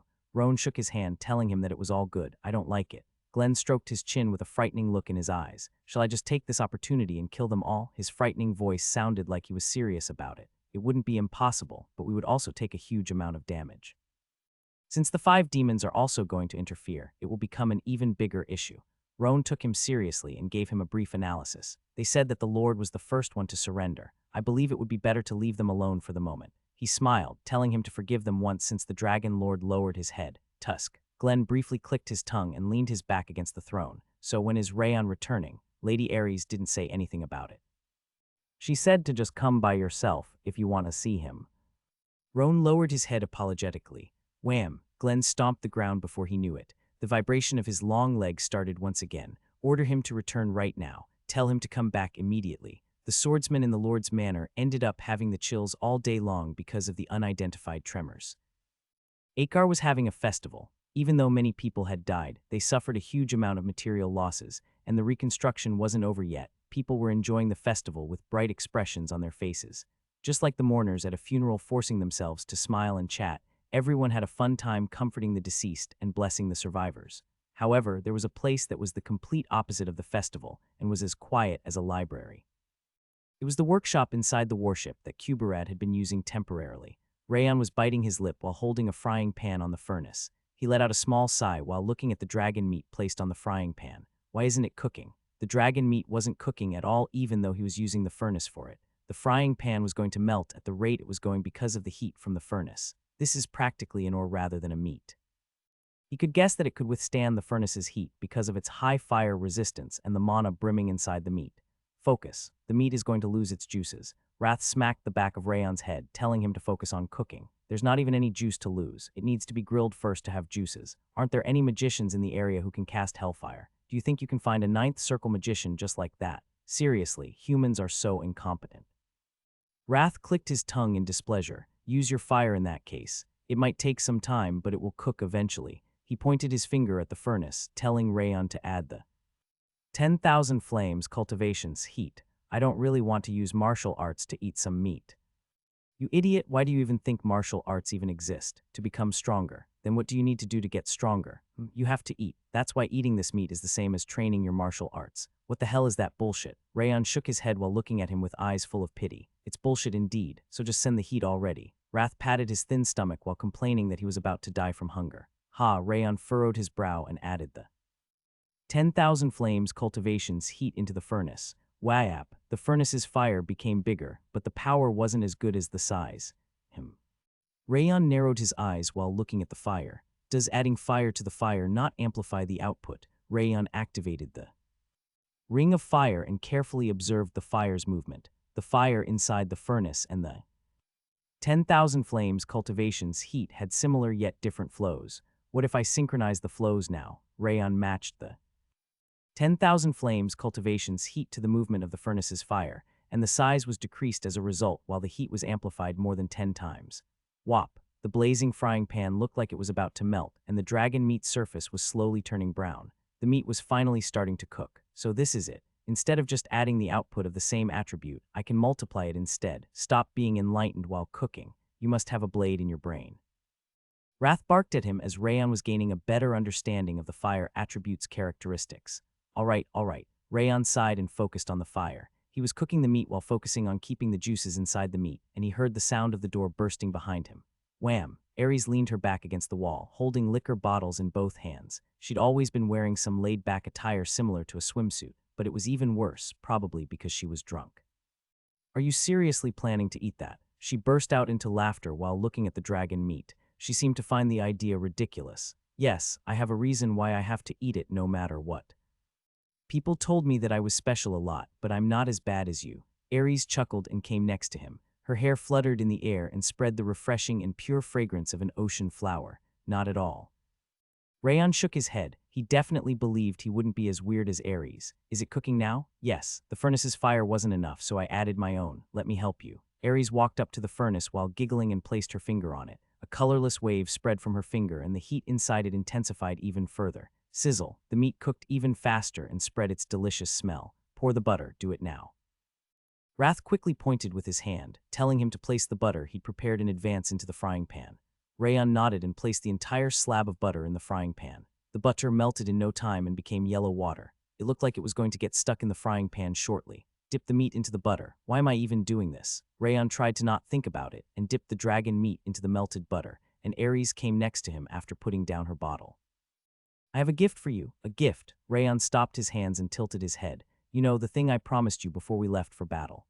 Rayon remembered that he'd asked Ares to give him a sea serpent's heart in the beginning. I can finally make my mother's artificial energy center now. He'd acquired a drake's heart a long time ago, but he was frustrated because he couldn't get a sea serpent's heart. Getting it meant he could finally complete the artificial energy center. Thinking about Sylvia's happy expression brought a smile to his face. You must like Sylvia a lot. Ares chuckled and rolled her lips into a smile. You look your age at a time like this. Rano simply shut his mouth because he couldn't deny or admit it. Ares' smile deepened as she opened her subspace pocket. Rayon watched her hand in anticipation, and a bone that sparkled in rainbow colors suddenly came out. It wasn't the sea serpent's heart, but Kaibar's dragon heart. Here you go. She handed over the dragon heart, telling him to take it. Why are you giving this to me? You said you were making your mother's energy center. Since she's my sister, I need to give you the best material. A sea serpent can't dare to match up to this. Rayon licked his lips without taking the dragon heart. He would have refused if it was for himself because it was too challenging as a gift, but he couldn't easily voice out the denial because it was material for Sylvia's energy center. Of course, I'm not giving it to you for free. Rayon was awkwardly extending his hand when Ares pulled the dragon heart back. Her brow was furrowed slightly. I have a condition. What would that condition be? There was no way it would be an ordinary condition since she was giving him a dragon heart instead of a sea serpent's heart. Rayon was certain that it would be a dangerous one or a difficult one. She might ask me to join her pirate crew or help her for a few years. He nervously waited for Ares' response, and her red lips slowly parted. My condition is simple. Ares smoothed her furrowed brow and rolled her lips into a bright smile. Call me Auntie. You promised to call me Auntie if we returned alive. Call her Auntie and flip the meat already. It's burning. Hey, can't you hear the King of Essence? Rayon blankly blinked while looking at Ares instead of wrath. Is that all? What else would I ask? Ares tilted her head as if she was even more surprised by his reaction. What did you think I'd ask you to give me your life or something? She shook her hand up and down, telling him to stop having those strange thoughts. I mean, it's still a dragon heart. Since dragon hearts could only be acquired by slaying a dragon, it was an extremely precious treasure that no amount of money could purchase. It caused a vast amount of bloodshed whenever one appeared in the world, yet she was handing it over without asking for anything in return. That was why Rayon was so confused. We have to ask the others' opinions, too. He had indeed played an important role in slaying Kaibar, but he would have never managed to achieve it on his own. The sailors on the warships had gotten rid of the marine monsters, and Ares had fended off Kaibar's breath and even counterattacked. Those were the reasons they could win the battle. He honestly felt like the biggest treasure among the loot was too excessive as a reward. We've already finished talking. Ares smiled while pointing behind her with her thumb. Not a single person was against giving you the dragon heart. Of course, I would have killed them if they were against it. She was saying something frightening with a refreshing expression on her face. Moreover, we are getting Kaibar's corpse. Everyone can live idly for the rest of their lives just from selling it at a decent price. Ares told him to not worry about them, since even the families of the deceased would be funded by it. Hello? The King of Essence is right here. Wrath jumped in front of Rayon's eyes and glared at him. Flip the meat, I'll read.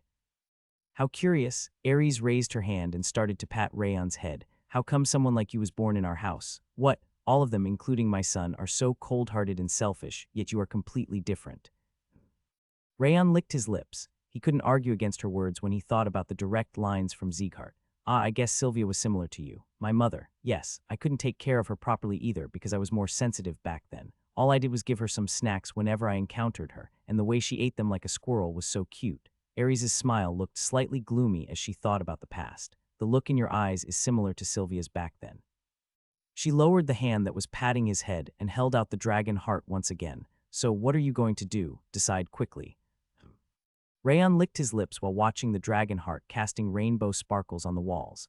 There's no reason not to take it. He could obtain the dragon heart just by calling her Auntie. On top of making an energy center for Sylvia, she might even become a master immediately. That was why the decision was obvious. However, it's so difficult to say. His mother was the only one he'd addressed as a family. Since he'd never called anyone grandfather, uncle, brother, or sister, he couldn't easily say it.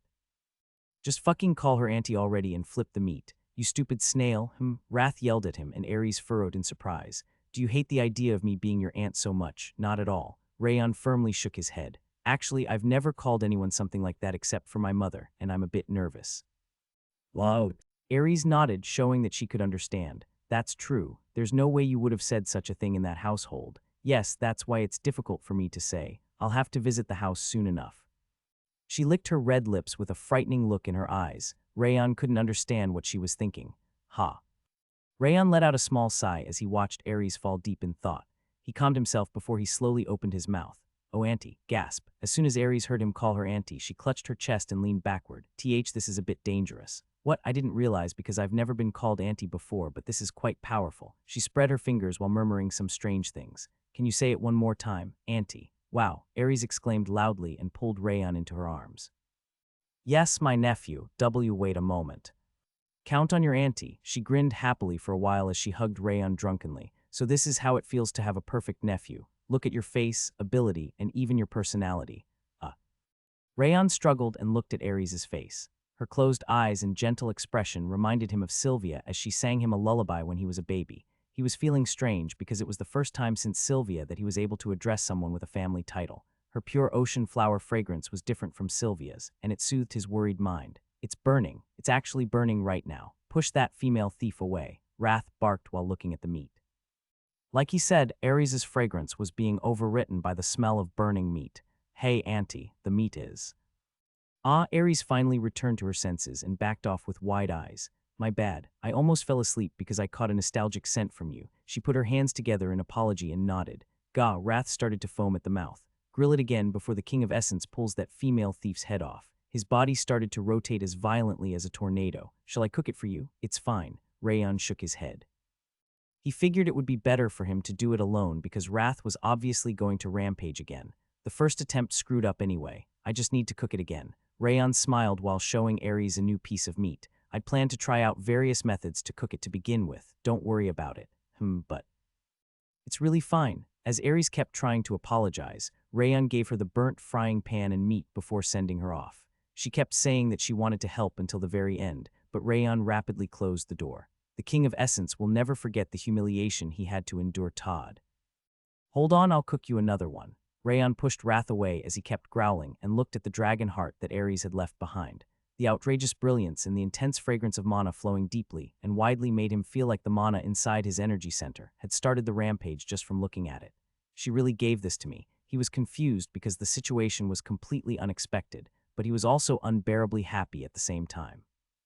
She should be able to make an even better energy center. Sia had mentioned that the dragon heart was the best ingredient for an artificial energy center. She'd said that she would combine a sea serpent's heart and a drake's heart because a dragon heart was too difficult to acquire, but since he managed to obtain the better ingredient, the energy center created, as a result, should have the highest quality. Rayon put the dragon heart in his subspace pocket with a trembling hand. Start grilling the meat already if you're done admiring it. The King of Essence's stomach is going to burst. That expression means that you are full. Shut up and grill it. Okay, Rayon took out a new frying pan and placed the meat on it. It's never going to cook at this rate. The King of Essence wants it right now. Wrath barked and shoved his energy of wrath into the furnace. His energy emerged from his finger and automatically seeped into the meat, increasing the fire's intensity. If you do this, that causality or whatnot is going to. The King of Essence will bear the burden. Just focus on cooking the meat. He shouted at Rayon to stop paying attention to it and watch the meat while drooling from his mouth. Okay. Rayon added the butter when the meat got closer to being done, pouring it onto the meat earnestly. The meat was slowly cooking from the heat at the bottom of the pan and the liquid butter, beginning to emanate an even richer meaty aroma. It has a nice smell, but why am I doing this? Since Rayon was never really greedy for food, he started to question whether he really had to do all of that to eat the dragon meat. Ooh, good job. Move your hand a bit faster. Wrath complimented him for the first time and even patted him on the back. Okay.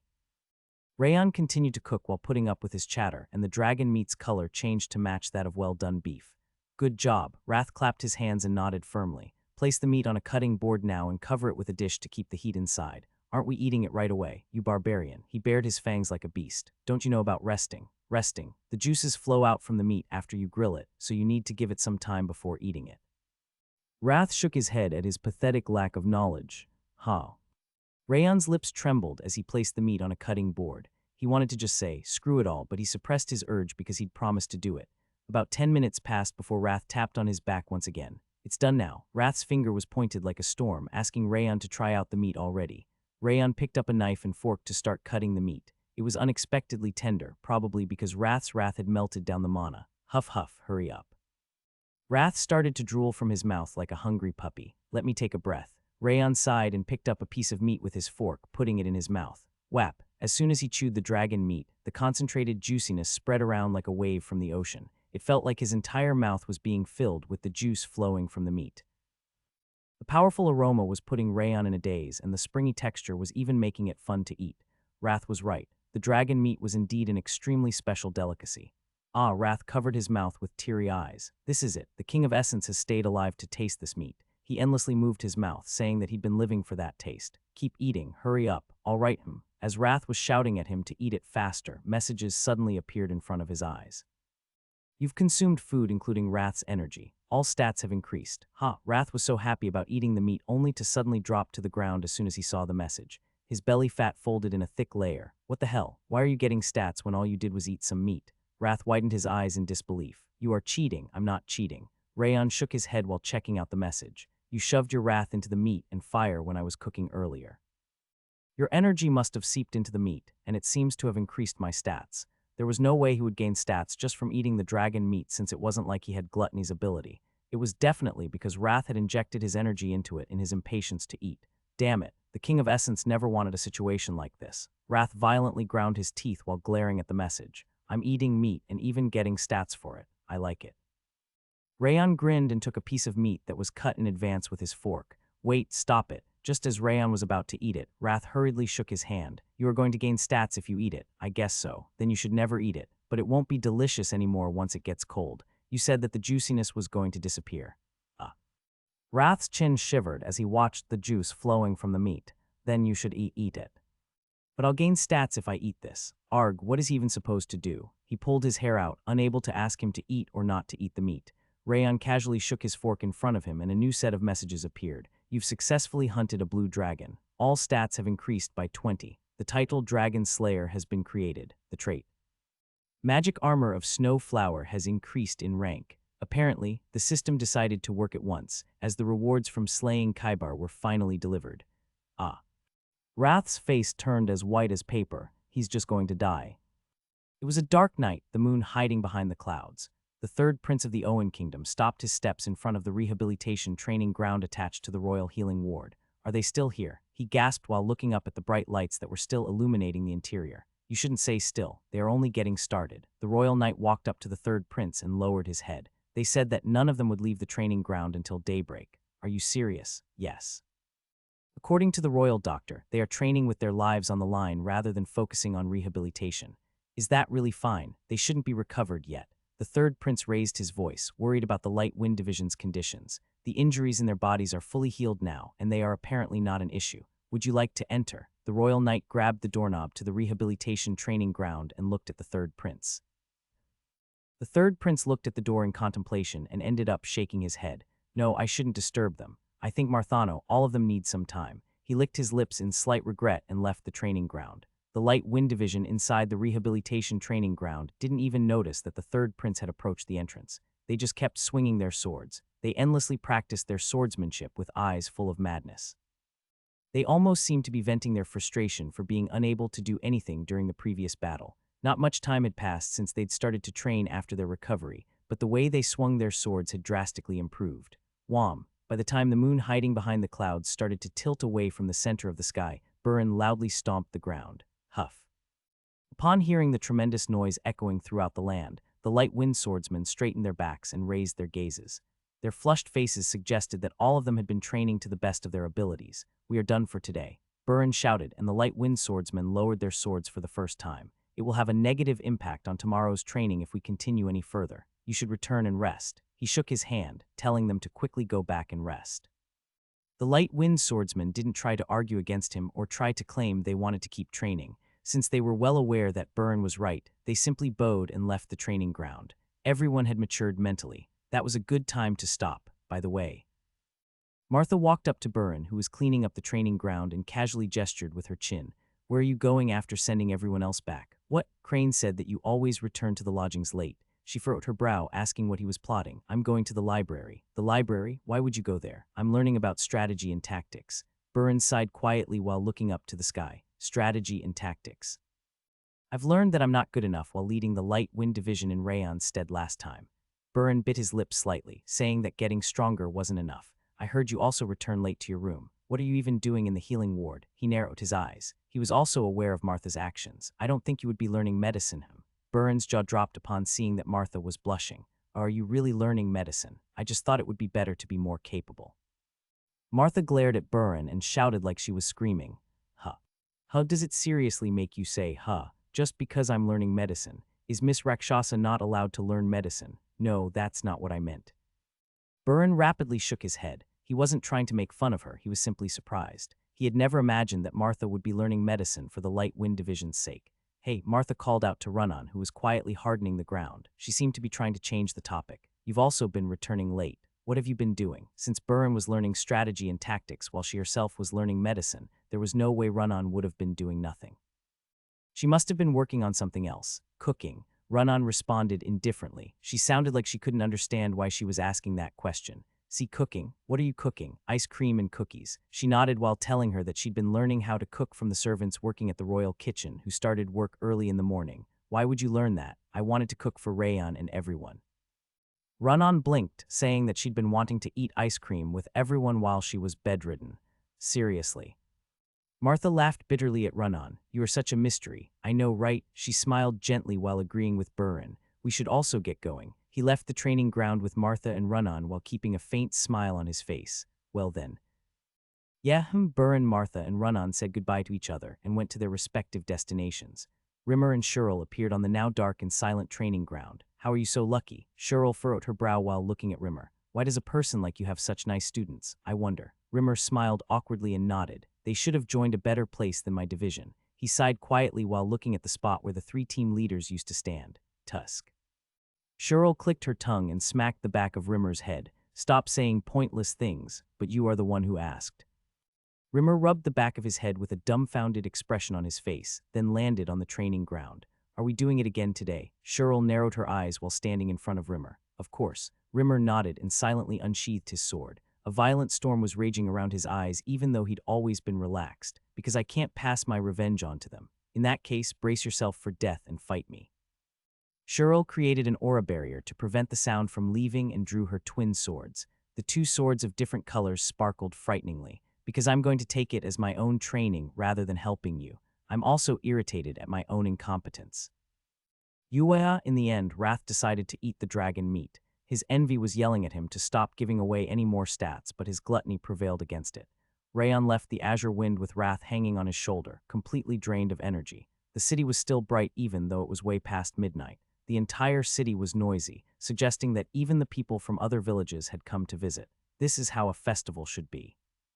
Since the festival's purpose was to comfort the deceased in addition to having fun, being noisy and disorderly until late at night was better. Sir Rayon was spectating the festival while being greeted by people when Rabwin walked up to him with a beer glass in his hand. I was heading to the Azure Wind anyway. This is perfect. Is there an issue? There's got a visitor for you, Sir Rayon. Rabwin informed him of the location of a pub on the outskirts of the city and told him to check it out. Rayon nodded and went to the pub. Once he opened the door and entered, he could see Kubarad's back and 2 people with their faces hidden under robe hoods sitting on the opposite side of him. I knew it, it's Denning Rose. And the one next to her is him. The person on the left side was Denning Rose, a purple-haired woman wearing an eye patch. Rayon had already realized she was there since he'd noticed her presence, but the one next to her was completely unexpected. The old woman wearing the elegant atmosphere of moonlight entering through the window like a scarf was the black market's master, Roseline, the esteemed master of the black market. It's been a while. Roseline greeted him elegantly. What brings you here? Since you saved my disciple's life, it's only natural for me to personally come to express my gratitude. And her smile around her lips twisted as she continued. I have a piece of information that I have to tell you.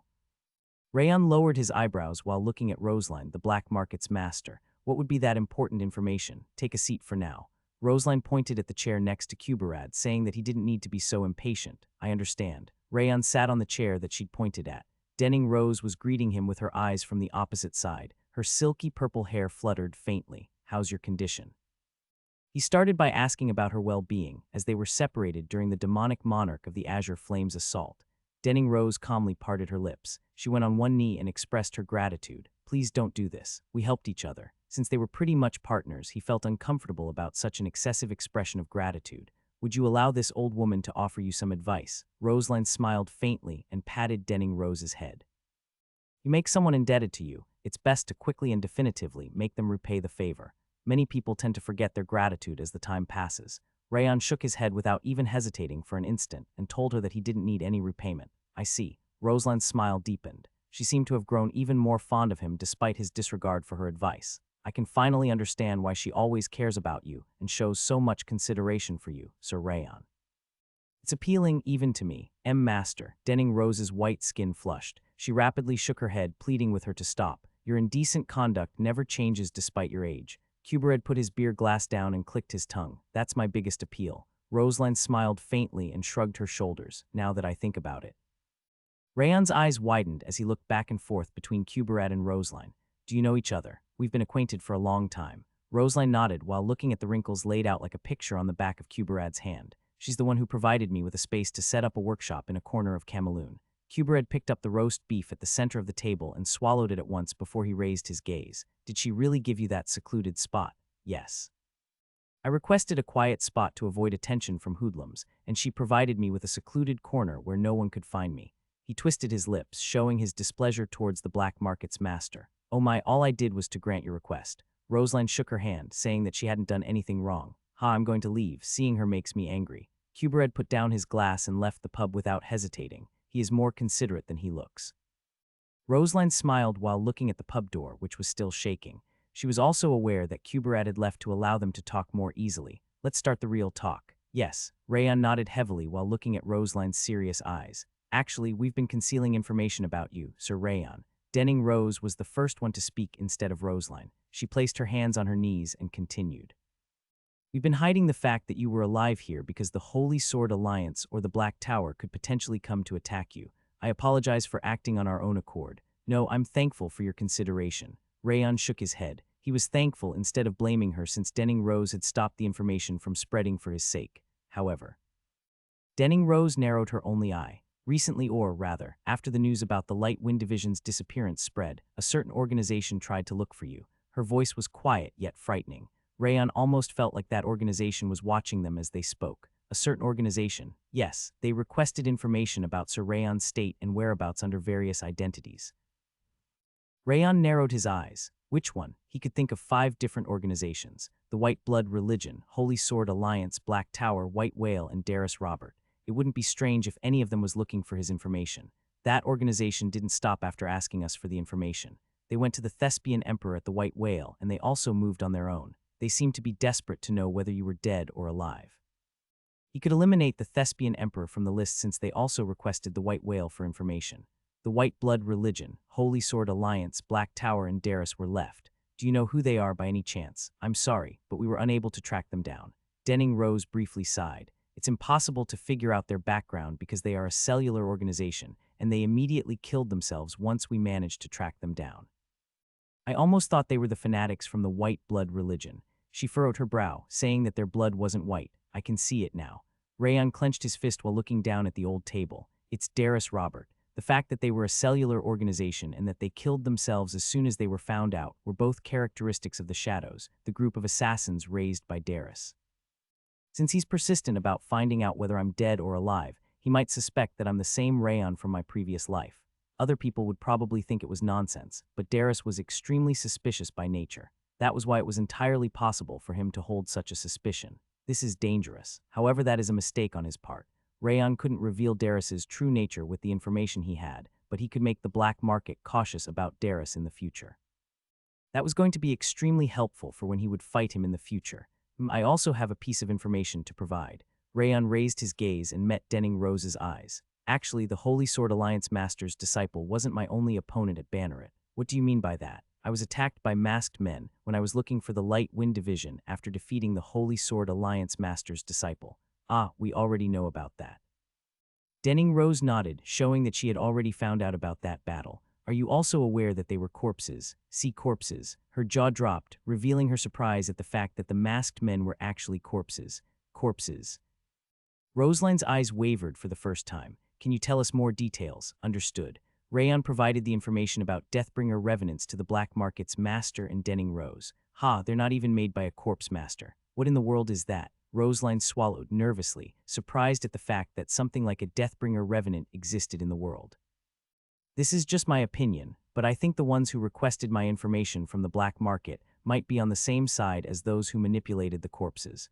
Rayon made a connection between the two groups and helped the black market get one step closer to Darius Robert. Seriously.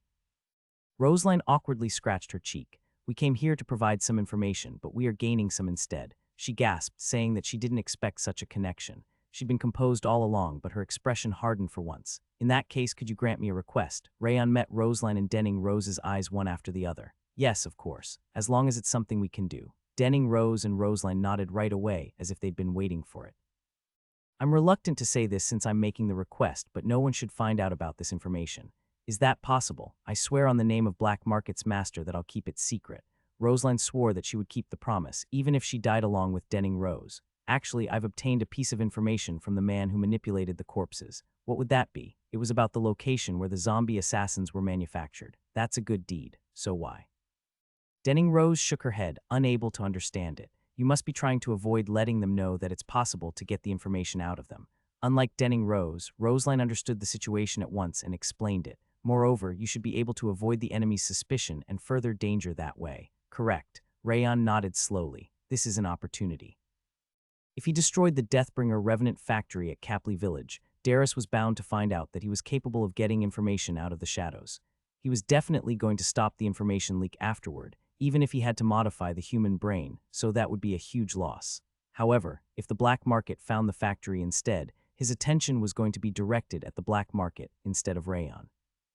That would allow him to conceal the information about himself in the future, which was why it was such an important task. I understand. The black market's master closed her eyes before opening them again, smiling faintly, which means the information will say that Sir Rayon will be staying here, even if he were to go to Capley Village. Denning Rose calmly nodded. She must have reached the same line of thought. She was still far from the black market's master in terms of skill, but she was gifted enough. Indeed. Rayon smiled while meeting their eyes. That was the best course of action to get rid of the Deathbringer Revenant factory while avoiding Darius's suspicion. All right, let's do it like that. The black market's master smiled confidently, saying that she was going to create a situation where they would reach Capley Village with their own investigation. Not at all. Since you entrusted us with this great piece of information, we will thoroughly prepare to answer that trust. She raised her clenched fist, telling him to believe in her. I have something else to tell you. Rayon thought the talk was over, but Denning Rose leaned forward. A rumor started to spread that you summoned the Blue Demon King, Sir Rayon. What? Rayon's eyes widened. What do you mean? He could hear his heart pounding because of how fast it started beating upon hearing the unexpected news. Do they know the relationship between Wrath and me? No, that's impossible. Not even Glenn, the Holy Sword Alliance master, or Darius knew about Wrath's existence. Someone must have been spreading a baseless rumor. They spread the information with malicious intent. We tried to trace it, but they haven't been found either. However, Denning Rose smiled faintly and shook her finger. People are going to find out that it's a groundless rumor soon, even if we don't do anything about it. What do you mean? The Mad Dragon Kaibar's rampage was a serious matter, to the point where the entire continent was aware of it. Since you've slain such a notorious mad dragon and gained the title of a dragon slayer, the rumor about the Blue Demon King is bound to subside. Ah, that's true, Dragon Slayer, so you haven't heard about it yet. The Sword Dragon has gained a new name after slaying the Mad Dragon. Denning Rose smiled faintly while looking at Rayon. Her eyes were giving him a ferocious impression, but they softened beautifully. Rayon Sieghart the Dragon Slayer, it's your new nickname. Rayon went to the restaurant where he'd talked with Ares after he sent off the black market's master and Denning Rose. It was where Wrath's fish soup was snatched by a seagull. That's how I was called Auntie by Rayon. I honestly didn't expect much, but it pulled on my heartstrings. It was the first time I've felt this way since I was called Mama. He could hear Ares' voice echoing throughout the interior. Rayon blushed and opened the door. Wow, you succeeded. I'm so jealous. You're called Auntie by the White Sword Dragon. No, I should call him the Dragon Slayer now. He was shy when he called you Auntie. Sir Rayon is still so young. He looked even more mature than us when he was fighting against the Mad Dragon, though. Hell yeah, that's the cool part about him. The crew were chatting with each other with smiles on their faces while listening to Ares boasting about Rayon. Auntie, doesn't this sound beautiful? Has anyone called you that before? Auntie. Of course not, I'm a man. Ares went around the tables, bragging that she was the first one to be called Auntie by him. The way she was so nonchalant with the sailors made it difficult to believe that she was a Sieghart, but it was such a nice scene to watch. Ha. Rayon sighed quietly and shook his head. He couldn't enter or leave because Ares was talking too loudly, and her gaze was suddenly directed at him. My nephew. Ares spread her arms wide and walked up to him in an attempt to hug him. Her face had flushed to match her hair, implying that she had drunk too much. Rayon turned his shoulders around to dodge her attempt to hug him and stepped backward. Did you just dodge? Ares frowned and weakly stomped the ground, and her arm was already in front of him. I got you. Rayon's chin trembled as he got hugged by Ares before he could try anything. W was that an application of the space sword. My nephew is so perceptive. Ares raised her swaying head and nodded. The principles of swordsmanship and footwork are similar. The only difference is that one is used with arms while the other is with legs. You need to apply your martial arts to your everyday life to get stronger. She grinned. It was difficult to tell whether she was trying to teach or if she was just being a drunkard. I have something to discuss, Rayon declared with serious eyes as he forcibly took Ares off him since she was hugging his shoulders tightly. Are you going to leave? As soon as they entered a quiet alley, she made a smile that implied that she already knew what he wanted to talk about. Did you already know about it? I heard about the black market master's visit. You must have gotten some kind of information from her. She nodded with eyes brimming with intelligence, like she wasn't drunk at all. She wasn't asking any questions, even though she knew he was up to something. Rayon felt like he was seeing a different side of her all the time. I want to tell her, but I shouldn't. He still didn't know what Darius Robert was hiding. He couldn't reveal the story to Ares because even a transcender like her could end up dying from being involved. Since we've slain the mad dragon, it's about time you returned. You need to make Sylvia's energy center too, after all. Yes, indeed. Rayon nodded awkwardly. Is there anything I can do to help? You've already helped me plenty enough. Ares had stopped the hole in his upper energy center from spreading, helped him fill up the hole by gaining the achievement of slaying a dragon, and even gave him the dragon heart, which was the biggest treasure looted from the hunt. No, rather than anything else, she taught him that Sylvia wasn't the only family he had. He felt immense gratitude, so much so that a lifetime wouldn't be enough to repay it. Rayon's steps came to a halt. He bowed to her while thanking her from the bottom of his heart. You are such a serious guy. Ares smiled faintly and patted Rayon's head. You aren't supposed to say that between family members. Rayon raised his slightly flushed face. Return carefully and see you next time. Yes, I'll come back to visit after I make my mother's energy center. No. Ares's eyes were filled with mischief, and she smiled once again. We will see each other at a different location next time. Rayon used the black market's dimensional door that Roseline had told him about to move near Capley Village. He was walking towards the village, his hair and eyes changed black, and his body covered with a worn robe like a traveler. Wrath let out a small groan while looking around the area that had nothing but mountains and forest. This is the countryside. There's nothing to eat around here. He frowned, asking him when he was going to eat the bead ice cream. I'll hold a party with ice cream after we get back home. Please be patient. He patted Wrath's flabby stomach as if he were trying to appease a child and continued to walk down the mountain road. Rayon looked around and furrowed his brow. He was feeling more and more nauseous as he kept walking through the old path that seemed to have been carved dozens of years ago. He felt like he had already walked through that path before because of how natural it felt. I'm sure I have never been here before, though. He obviously had never been there in his new life, and the same went for his previous life. However, the scenery around him felt familiar for some reason. My head hurts for some reason, too. Rayon kept walking while covering his head, which had started to ache. Since Capley Village was relatively far from the dimensional door, he only managed to arrive by sunset. So this is the entrance. He stood at the entrance marked with stone stacks and watched the village and the mountain ridge above it, which looked like it was trying to protect it, and a faint scenery was overlapping in his head like a dream.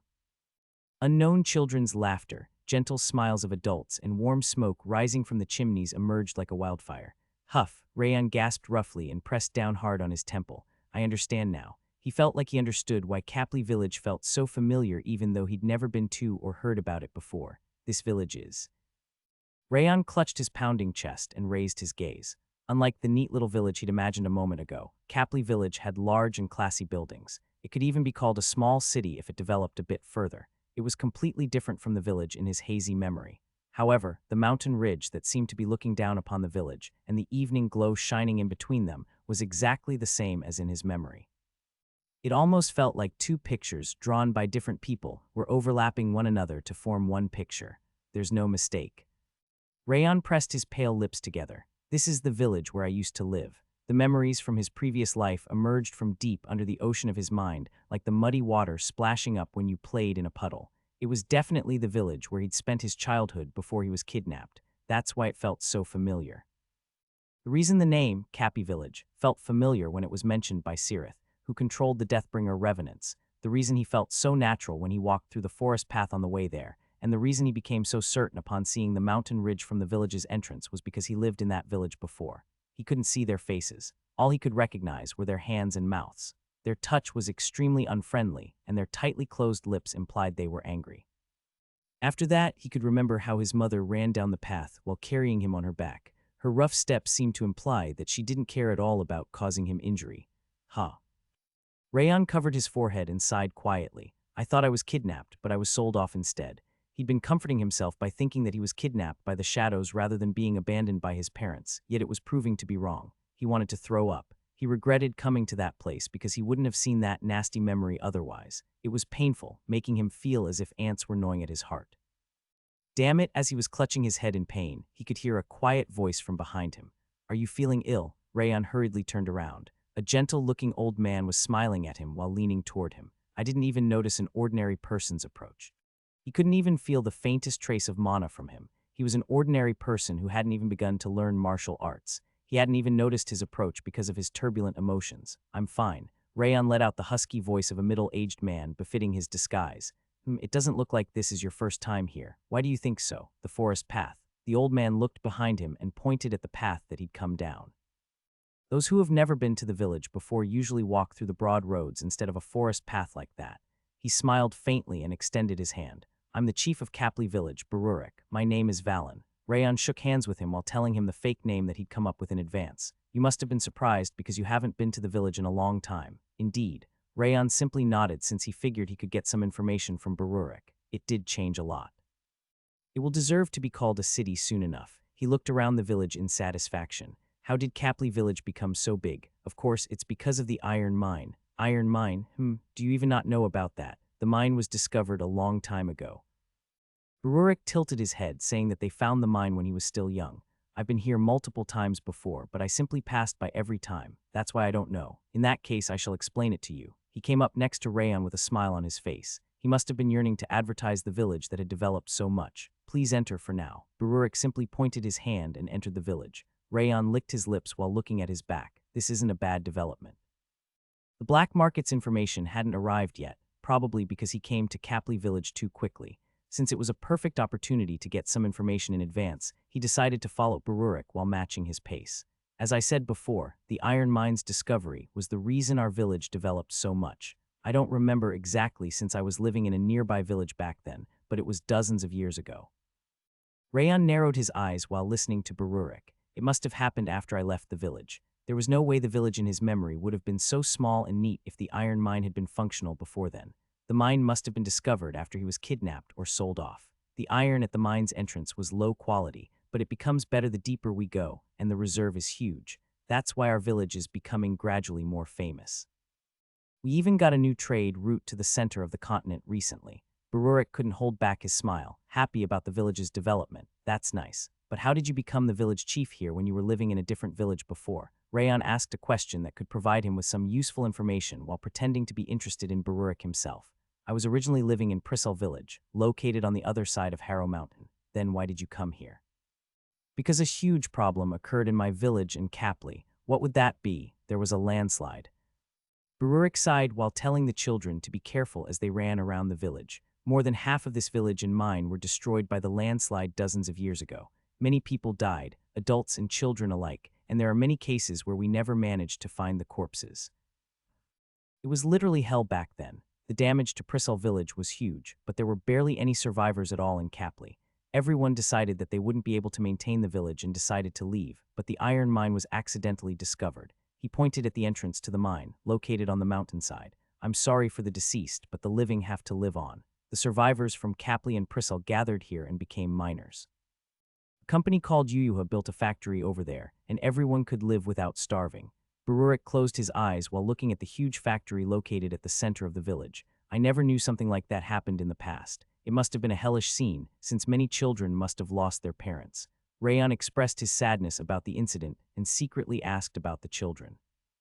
Unfortunately, most of the children and the young couples who should have been raising them were buried under the landslide.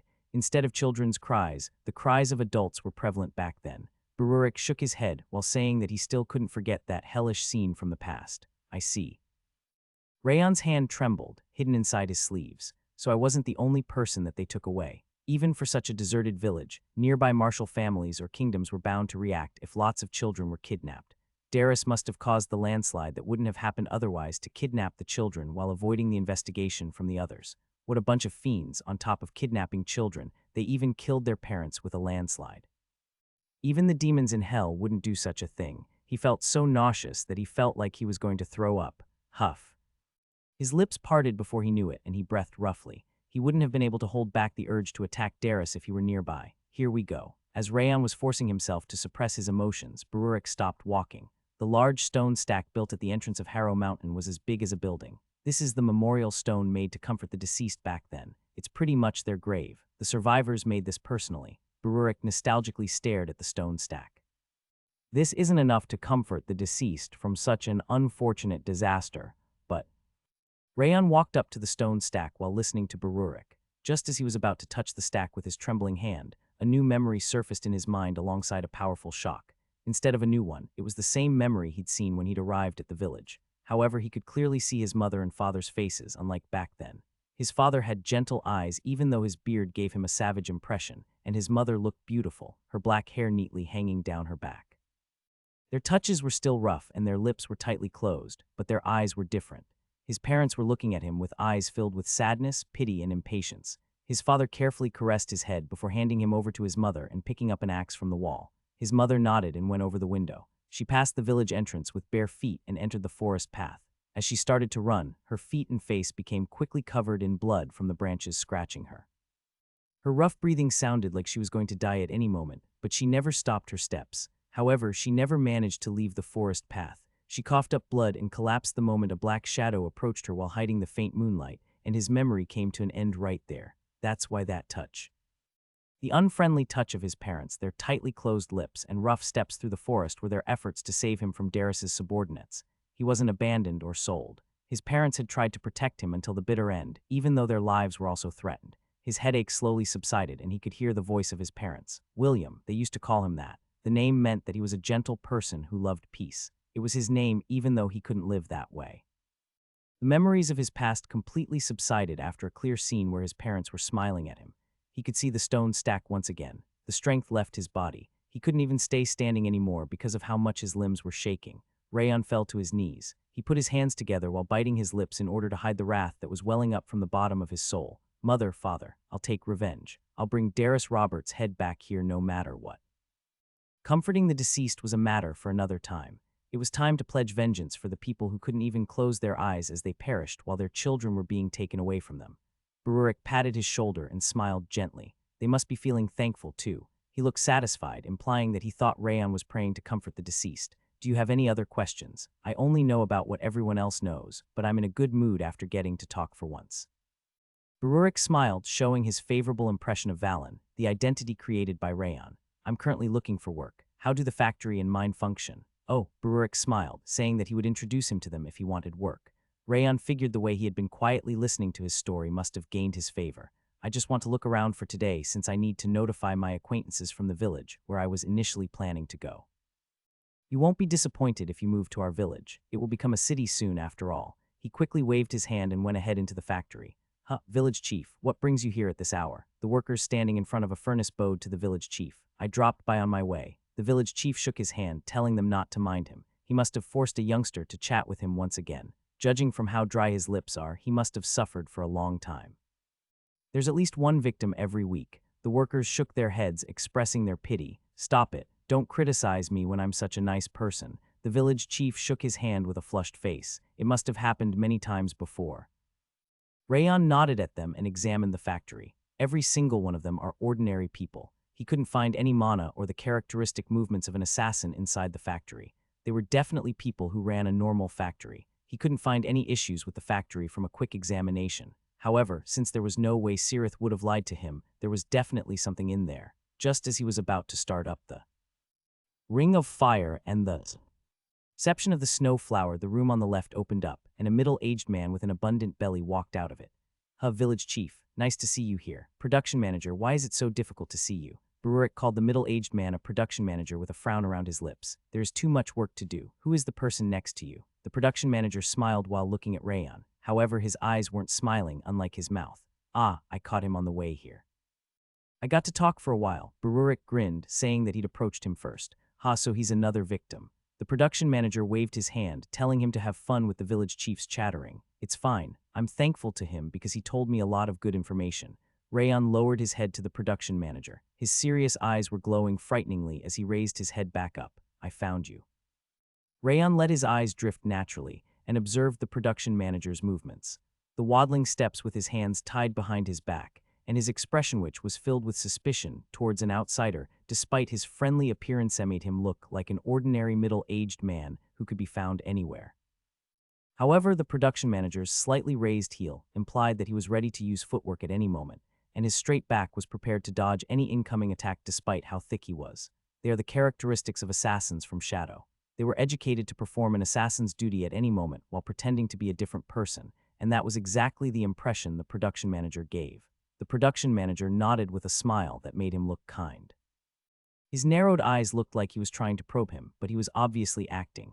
Everyone, break time's over, wrap it up. He clapped his hands and shouted into the factory, and the door opened as a bunch of workers exited through it. Rayon stayed behind the village chief and spread his aura perception to examine the movement of the workers rapidly. Seven among the 50 workers that just came out were assassins, and all of them were powerful enough to perfectly hide their presence. I knew it.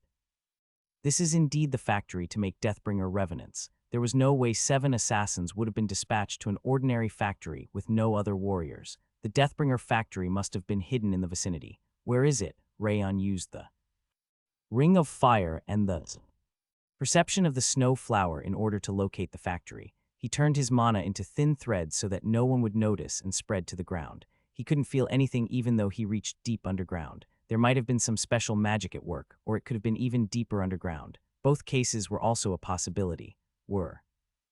Rayon started to spread his mana all around the factory instead of just underneath, and a young woman who seemed to be a secretary came out of the production manager's room. Manager, you should do your job before making others work. The secretary had freckles across her nose and looked like a calm person. She shook her documents to gesture for him to come into the room already. I feel better in front of a furnace, though. You are going home later then. Ha, life is no fun. The production manager sighed deeply and went into his office. The secretary lowered her head at the other workers before she followed him. She's also an assassin. Moreover, she's stronger than him. Rayon could tell just from the way she was walking. The woman looked like a secretary, but she was far more powerful and experienced than the production manager. She must have had a much higher rank than him as a shadow despite her role, and that office is connected to the Deathbringer Revenant factory. He felt an extremely faint wind blowing from inside the room when the secretary came out. It was impossible for such a damp breeze to emerge from a windowless underground room, so the room was definitely connected to the Deathbringer Revenant factory. They've prepared nicely. They could observe the surroundings naturally by adding a significant number of assassins among the workers instead of dispatching them in the area. He could guess that the Deathbringer Revenant factory was a lot bigger than he'd thought. What do you think? Rayon was furrowing his brow while looking at the ground when Barurik, the village chief, approached him. It's a bit awkward to say so myself, but this really is a nice place to work. There's a lot to gain from coming here, it looks like it. Rayon nodded while meeting the gentleness in the village chief's eyes. He managed to learn how he was kidnapped. He found the shadow assassins, and he discovered that there was a passage inside the production manager's room. Rayon bowed to the village chief sincerely. Who just come back if you feel so thankful. It's rare to find people like you who listen to me so attentively. The village chief shook his hand, saying that not many people like to listen to old folks. Let's go observe the mine now before it's too late. This is the perfect time since the miners should be coming out soon. He brought him to the mountain, saying that they should visit the mine next. Do you really have to leave at this late hour? I have a tight schedule. Rayon calmly smiled at the village chief, who was saddened by his departure. So what did you think about our village? The people were nice, and it seems to be a good place to live in. It's a nice place. Right, the village chief rolled his lips into a smile, satisfied with the compliment before he continued. Since you learned that fact, you should move in quickly and settle down. I'll be waiting. Understood. I'm definitely going to return, Rayon replied. He closed his lips tightly. He said it with a different meaning than what the village chief was thinking. I'll be waiting. Goodbye. Rayon bowed at the village chief before he left Capley village. He is such a hospitable person. The village chief even gave him a room after they checked on the mine so that he could spend the night. He was an ordinary person with a kind and friendly personality, disregarding the fact that he talked too much. I should avoid harming them as much as possible. As Rayon was walking down the dim road while thinking about how to eliminate the shadows and those who made the Deathbringer revenants without harming the village, he could feel an extremely faint presence from behind, as small as a bug. He's following after all. There was no way he wouldn't recognize him since he had felt his gaze and movement recently. The production manager was tailing him. What a great place for them to settle in. They took advantage of the ordinary people who were ignorant about mana to create the appearance of a friendly village while creating assassins with corpses. Rayon wanted to immediately smash Darius and the shadows with a mace because they were the perfect example of human trash. Rayon suppressed the emotion of wrath raging in his mind and calmly continued his steps. Even though he had already gone halfway around Harrow Mountain, the assassin behind him didn't stop following him. He is more suspicious than I thought. He must be planning to kill me as soon as I do anything strange. Considering the fact that every single assassin in the Iron Factory was as skilled as a team leader and was highly experienced, Darius must have invested a lot in the Deathbringer revenants. I'll bring all your investment to naught. Rayon twisted his lips while thinking about the expression Darius was going to make in the future. He kept walking while feigning ignorance, and he left Harrow Mountain to pass by an unknown lake. That was when the production manager's presence finally faded away. He's making it annoying. He had to go farther than he'd expected, but it didn't really matter. It wasn't that far with footwork. Rayon went into the bushes. He spread his aura perception to confirm that no one was around before he took off his robe. He equipped a dagger without any decoration around his waist and concealed his face with a mask. He was preparing to sneak into the factory when he noticed Wrath silently floating in the air. "Why are you so quiet today? What would he even say?" Wrath asked with serious eyes. "You aren't even asking for food, and I'm sure you are curious." His emotions were uncontrollably turbulent when he remembered his mother and father. There was no way Wrath wouldn't have noticed his emotion, yet he wasn't saying anything. "The King of Essence must have told you before." Wrath narrowed his sky-blue eyes. "He doesn't try to exploit people's weaknesses." He slowly nodded and looked away. "You shall tell him if you want to talk about it one day." Wrath's dignified voice made it sound like his usual useless appearance was just a lie. "The King of Essence will simply listen." Rayon gasped while covering his eyes with his hand. "I never thought that you would make me feel a lump in my throat." He sniffled and looked at Wrath. "I feel like having a drink. The King of Essence doesn't like alcohol. Shall we drink together after this matter is concluded?" "The King of Essence doesn't like it," he said. "You can pick the side dish, sure." The production manager's office was dark after sunset. The production manager should have been the owner of the room, yet he was kneeling on the ground while his secretary was sitting on a chair with her legs crossed. Did he leave? She was playing the role of a secretary in appearance, but she was actually the team leader in charge of the shadows in the region. Her name was Reja, and she pointed at him with her chin. "Yes. I've confirmed that he kept getting farther from Lake Bayon before I returned," the production manager replied. "Anything noticeable to report?" There was nothing special other than him walking slightly faster than average. The production manager lowered his head while giving his report. "Did he show any sign of noticing you?" "Not at all. He looks like he hasn't learned martial arts at all." Reja furrowed her brow and stroked her chin. "What's wrong? I had a bad feeling when I saw him, but I must have been imagining it." She shook her hand, telling him to pay no attention to it. "Good job, you can return now." "Yes." The production manager nodded and left his office. Reja stayed still on the chair for a long time before she walked towards the wall on the left side. She tapped on the wall next to the desk with her finger wrapped in mana, and a hole silently opened up on the ground. All she could see in the hole were stairs and the dark abyss waiting below, but Reja didn't hesitate at all. The stairs were steep. Reja was walking so fast that ordinary people wouldn't have been able to catch up to her, yet the end was nowhere to be seen. The stairway finally came to an end after over 10 minutes of walking, and her feet finally hit the ground. It was a strange place with gloomy purple lighting and grotesque patterns covering the ceiling and floor. Reja stepped on the patterns on the ground in a certain order to leave that space and entered a long corridor. She walked for a long time once again before she reached the end of the corridor, and a bright cavity appeared. "That corpse isn't set for explosion. Bring it this way." "Is it still not complete? Get moving, quick." Necromancers wearing purple robes were busily moving around inside the wide, deep cavity, and there were piles of corpses, flesh, and bones around them that were putting off an intense stench. Some of them looked like humans in good condition. They had issues like lacking all of their spines if they were seen from behind, or their bones were replaced with the rusty water of necromancy. It was a scene that even the people who'd experienced war before would end up throwing up over, but none of them found anything strange about the situation. Some of them were pulling out pieces of flesh and reassembling them like they were playing with a toy, and some were even eating food right next to them. Reja entered a room at the center of the cavity with an expressionless face. Sir Chupel. She walked up to the young man wearing a black robe and lowered her head. "What's the matter?" The man was using a grotesque spell as he looked around with a smile. His voice was gloomy and grating despite his neat appearance. "The traveler who came to the village just left. There was nothing special to note, but I already told you to take care of that kind of thing by yourself. I'd like you to stop wasting my time with trivial matters." He shook his head, telling her to stop bothering him. "I have another thing to report." Reja remained expressionless as her lips twitched. "They are sending supplies in 2 days. We should make the preparations in advance since it's the most extensive so far." A smile appeared on Chupel's face upon hearing that the supplies were coming in 2 days. Did you just say 2 days? A scrawny old man stood up from the desk on the other side of Chupel, a gloomy air around him. His voice was as sweet as honey. You were here too, Sir Durin. Rija bowed to the old man. How much exactly is that most extensive supply? What about corpses? Are they still alive? They said they are sending 3 times as much, both for experiment subjects and materials. 3 times, they finally learned their lesson. Yes, they should send that much, at least. Durin smiled widely in satisfaction. Sir Durin, please care more about formality. That's too frivolous coming from the one called the Eldritch Necromancer, Chupel said as he furrowed his brow while looking at Durin. I'm uneducated, unlike a noble like you. Stop caring about it, Durin retorted. It's not too late to educate yourself. After all, you will be able to go out into the world once again if our plan progresses as it should. You are making me want to do as I please even more. The 2 necromancers frowned while glaring at each other, and Rija didn't say anything as if she'd seen that happen many times in the past. However, the trio wasn't aware of the red eyes sparkling from above them. Rayon narrowed his eyes while standing on the ceiling. So Chupel and Durin are here.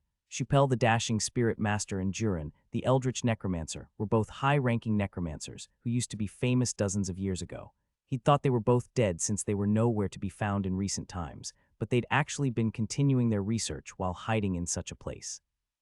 It was irritating to admit, but Darius Roberts' skills were the real deal if he had 2 such high-ranking necromancers serving him. Rather than that, they said more supplies were going to arrive in 2 days, right? There was no way that the supplies would be just some food and equipment. Considering the fact that they'd even mentioned experimental subjects, there were definitely living people included in those supplies. That would be the best time to attack. Attacking the factory after they received the supplies would be the most damaging for Darius. He had to endure his urge to wipe them out even though he was angry. I'm going to return now. Rija bowed to the 2 necromancers and left the room. Rayon followed her outside the room and observed the cavity once again. There aren't many powerful warriors, but there are lots of competent assassins. He could only see the necromancers in the cavity, but the assassins hiding in various locations were a lot more numerous than them. I need to figure them all out right now. It was best to have more information since he couldn't predict whether it would be a frontal clash or a battle of assassination. He used the Ring of Fire and the Perception of the Snow Flower to maximize his aura perception. He analyzed the locations and skills of the assassins, as well as the locations of the concealment magic and protection magic, in detail. Rayon analyzed the entire cavity to the point that he knew it even better than the assassins living there before he looked around. It's also empty below. The concealment magic engraved at the ceiling must not have been working downwards, as he could feel that there was another open space below. He waited for someone to guide him and noticed a middle-aged necromancer moving towards the wall on the right. He interacted with the wall and a stairway leading down appeared, so he was the one after all. He followed the necromancer. Despite how far the cavity was from the factory, the stairs weren't that numerous and it was extremely wide. The necromancer walked through the corridor right after coming down the stairs, showing how familiar he was with the place. People were locked inside cages on both sides of the corridor, and no signs of life could be felt, implying that they were most likely dead. They are humiliating the deceased. That's worthy of scorn even in devildom. Wrath's clenched fist trembled in anger as if he was unable to withstand his emotions. Those nasty beasts. Humans might be even more evil than demons, just like you said. Rayon briefly nodded with wrath and agreed with his anger. Come forward. The necromancer shook his hand into the thin air, and 2 assassins emerged from the ground. How many materials do we have left? None of them are alive. There are 44 corpses in total. The assassin responded without the slightest hesitation. Rayon bit his lip tightly. So the material was human beings after all. Considering the way they were talking about them being dead or alive, humans were nothing but materials for experimentation to them.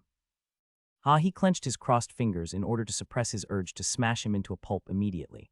We are supposed to get a large amount of supplies in 2 days. Bring half of them above. Understood. The assassins opened the cage and gestured with their hands, and the corpses walked out by themselves, standing on unsteady footing. Are they really moving right now? Their eyes were moving as if they were alive, but he couldn't sense any stench from them. They must have been manipulated through necromancy. How nasty. It was a nest of evil fiends who didn't treat humans as human beings. Rayon suppressed his urge to throw up and gathered more information. The necromancer watched the corpses walking towards the stairs before he turned around. He went to the corridor on the opposite side of the stairs he'd come down. Rayon followed the necromancer instead of the corpses. The necromancer even cast a movement speed buff to himself and walked for a long time before he finally came to a halt in front of a wall that seemed to be half dug out. He placed his hand on the wall and injected his mana. The ceiling was split apart, and the night sky revealed beyond it as a result was as blurry as a reflection on the water's surface. I'm getting sick of it. How long do I need to stay here? The necromancer started to smoke while looking up to the night sky. Rayon concealed his presence even more so that the necromancer wouldn't notice him and looked up. This place is at that lake. Considering the location, it seemed to be that unknown lake that he'd seen right after leaving Harrow Mountain. So this is it. They transported the supplies through this passage. It was natural that no one would figure it out when they made the supply route in the middle of a lake, since I've gathered all the information I need. Red lightning sparked from Rayon's eyes as they reflected the transparent night sky. I'll put an end to it in 2 days. It was already late, but Rayon spent the rest of the night at an inn inside a small village near Capley. The inn doubled as a restaurant, and the shop was completely empty by the time he woke up. He couldn't see the manager or the cook anywhere, whereas everyone, the King of Essence, is hungry. Wrath waved his hand, telling him to quickly find the cook. Offer food to the King of Essence. He will be back soon. Rayon slapped Wrath away as he shoved his plump stomach on his face and sat at the central table. The door opened soon after that, and a man whose expression was so faint that he almost looked like he was wearing a mask walked up and stood in front of him. Greetings, Sir Rayon. The man put his hands together and bowed. My name is Denzel. I'm from the Black Virtue Squad, a dedicated unit for the Black Market's master. I'm Rayon Sieghart. Rayon smiled faintly while looking at Denzel. He didn't expect him to arrive so quickly, as the Black Market had only recently learned about the Deathbringer Revenant factory, unlike Rayon, who had known all along. That is because it's an extraordinary matter. Denzel sighed, sounding almost like he was lamenting the matter, and took a seat opposite him. As you said, warriors have been disappearing more often recently. There are even more cases of corpses disappearing soon after injury or death. Rayon licked his lips while observing Denzel, who casually started to provide information. They are fast and precise. Denzel told him which warriors the missing corpses belonged to and where it happened. Considering how fast they could obtain such detailed information, the Black Market's master seemed to be even better than the 6 kings and the 5 demons when it came to information gathering and financial influence. If we keep investigating the traces of the warrior's disappearance, we should be able to create a way to find that secret organization by slightly forceful means. However, it's going to take some time. Is that okay? We don't need that much time. What do you mean? Denzel's eyes widened. He was unable to understand his meaning. Yesterday, I found the location of the factory where they create assassins with corpses. Really? As I expected, they settled under the iron factory. It was a lot bigger than I thought. There were many assassins and necromancers, too. Rayon told him all about the Deathbringer factory's location, equipment, and personnel that he'd seen the day before. Denzel couldn't close his mouth, showing his surprise at how Rayon managed to gather such precious information in a single day. The dashing spirit master and the eldritch necromancer were there. They are evil fiends who treat humans worse than animals. He bit his lip slightly, showing his hatred towards the necromancers Shupel and Jurin. We should be able to act faster with this much information. Let us prepare. I still have more to tell you. Rayon shook his head at Denzel, who was about to stand up. The woman who seemed to be in charge mentioned that new supplies are going to arrive tomorrow. Supplies? Of course, it would be the warriors who would serve as ingredients to make the zombie assassins. Rayon told him that the warriors who were still alive, and that the corpses of the dead warriors would enter that place in large quantities the next day. In that case. Denzel exclaimed, showing that he finally realized what he meant. We can trail those warriors and use it as an excuse for finding that location. We should be able to attack tomorrow. Indeed, the Black Market's residents existed everywhere on the continent. Rayon figured Darius wouldn't suspect him if they said that they found them entering the lake while looking for the missing warriors. Amazing. There should be no better way in the current situation. Denzel gasped, looking at Rayon. I can understand why the Black Market's master has been so considerate of him. The Black Market's master had constantly provided Rayon with priceless information. He'd been wondering why she was taking such a huge loss, and he realized that the young warrior in front of him deserved it, as he was a priceless man himself. She was definitely investing in a man whose future seemed even brighter than the present. I'll make the preparations so that we can attack them tomorrow. We will quickly gather the warriors on our side. No, Rayon slowly shook his head and continued, I'll be the only one to fight. But they are assassins. It will be completely different from fighting warriors. Denzel swallowed nervously, revealing his worry. It will be fine. Rayon slowly closed his eyes before opening them again. His eyes were so cold that it was enough to make a chill run down his spine, because I'm used to that kind of fight. House Robert. The Great Garden. The quiet walkway that Darius usually used was unusually full of people. Happy birthday. Congratulations. Young master, happy birthday. The people gathered in the garden were congratulating the youngest son of House Robert, Lefun Robert, on getting a year older. All of them were wearing splendid formal attire. Lefun lowered his head at them, wearing a black formal attire similar to Rayon's. People were even lined up in front of him to greet him. They were being too polite for a child who wasn't even 20 years old yet. It was proof of House Robert's dignity. However, Lefun didn't look too happy even though he was being congratulated by so many people. He was greeting them with an awkward smile on his face when the two swordsmen guarding the entrance stomped the ground powerfully. The head of house is making his entrance. Darius Robert entered from the great garden's entrance alongside the majestic shout of the swordsmen. His steps were neither heavy nor light, but they perfectly displayed his presence. His appearance showed what kind of person he was. Head of house. Greetings, head of house. Darius casually accepted their greetings and stood in front of the fountain at the center of the garden. Lefun, come over here. Yes, the protagonist of the party, Lefun, came next to him. Darius smiled gently while holding Lefun's shoulder. Not at all. We are honored to do so. Please call on us any time. They lowered their heads, telling him that they were extremely happy to be there. Darius Robert smiled faintly and met their eyes one after the other. Lefun, you should thank them too. Yes, father. Lefun stepped in front of Darius, his lips tightly closed. He bowed at the center with a smile that looked stiff for some reason. Whoa, young master, congratulations once again. May good health be always with you. Even though they were aware that Lefun was making a strange expression, they applauded loudly enough to set ears ringing while looking at Darius behind him. You are soon going to become an adult. Do you have any goals? The head of House Rafatin, a vassal family of House Robert, asked the question with a smile from the very front. I'd like to become a swordsman like Sir Rayon, Lefun stated, naming his goal and dream without the slightest hesitation. Rayon Zeeghart, the white sword dragon. That was why.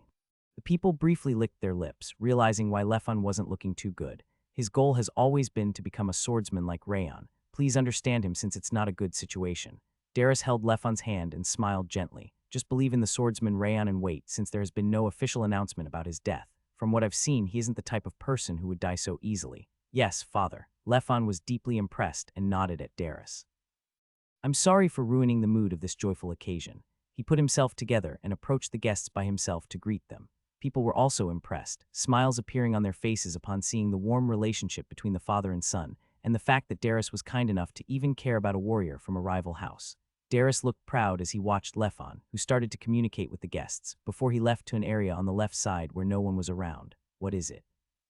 He asked while turning around. Kubara appeared from the bushes with a food tray in her hand and knelt in front of him. The ordered supplies have reached the factory's passage, she said. How many of them? 62 of the materials are still alive, while 130 are dead. Who is guarding them? Valmel, that's a great choice. He nodded in satisfaction upon hearing that Valmel was dispatched since he had excellent senses. Since Valmel has great senses, he should be doing a good job. All right. Yes, Kubara gave the glass she brought on the tray to Darius and quietly disappeared. He wouldn't die so easily, huh? Darius took a sip of the wine Kubara left behind and looked at Lefun. His eyes became cold as he watched his son, who had regained his smile. Such a thing doesn't happen in the world. Lake Bayon, located right next to Harrow Mountain, silently split apart. Rija was standing in front of the lake and briefly gestured with her hand, and the flow of mana twisted to create the illusion of a serene, lack effectively hiding that the division ever happened. We are ready. Rija nodded to the back, and mysterious people wearing black robes and masks appeared. The masked people didn't respond and quietly followed her. Rija walked through the muddy and mossy road and reached a turtle-shaped boulder emerging from the center of the lake. She touched the boulder with her finger, which she imbued with mana, and the floor opened up to create a passage leading to the cavity. It was a mysterious sight that would cause anyone's jaw to drop, but the masked men didn't even flinch. It was as if they were devoid of emotions. Please come in. Rija went ahead into the passage as if she were expecting their reaction. As soon as all the masked men entered the passage after her, she touched the wall. The ceiling closed and the divided lake returned to its previous appearance. This way, as soon as the door closed, Rija started running through the passage and guided the masked men. Her footwork was fast enough that most warriors would have had difficulty following her, but none of the masked men fell behind. Thud, Rija stopped her advance once she could see the dozens of cages containing the dead warriors and turned around. Rija bowed at the masked man who was at the very front. Rija, the tall masked man with a fiery look in his eyes, slowly nodded his head. You should be well aware that he is paying a lot of attention to this place. Of course I'm aware. Rija carefully lowered her head.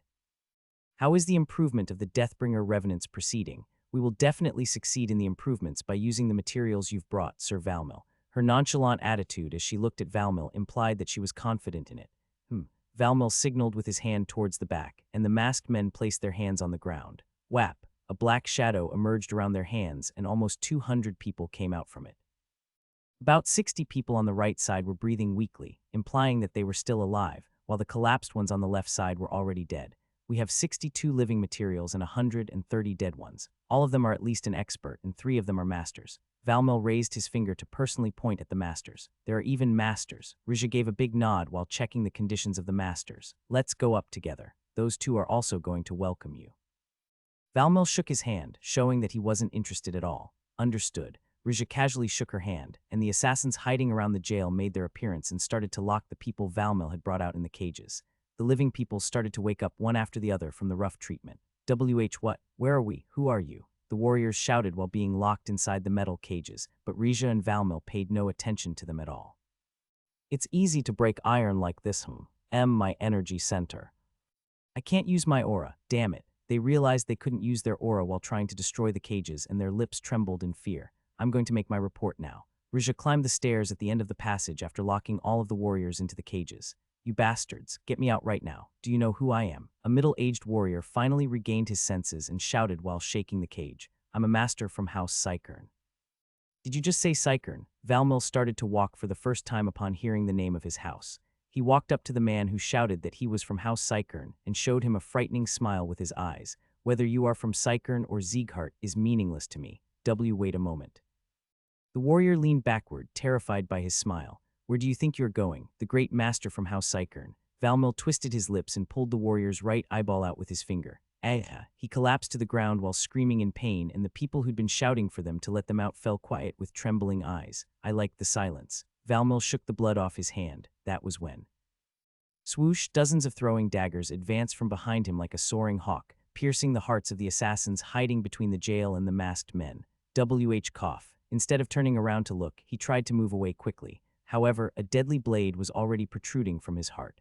Did you just say that Sieghart is meaningless to you? Rayon's frightening smile could be seen. His hair and eyes dyed black. I don't think that's true.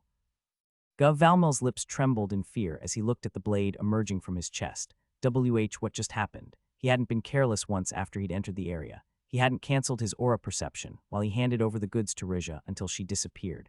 The only moment he let his guard down was when he pulled out the eyes of the weakling who was getting on his nerves by stating the name of his house. It only lasted for a second.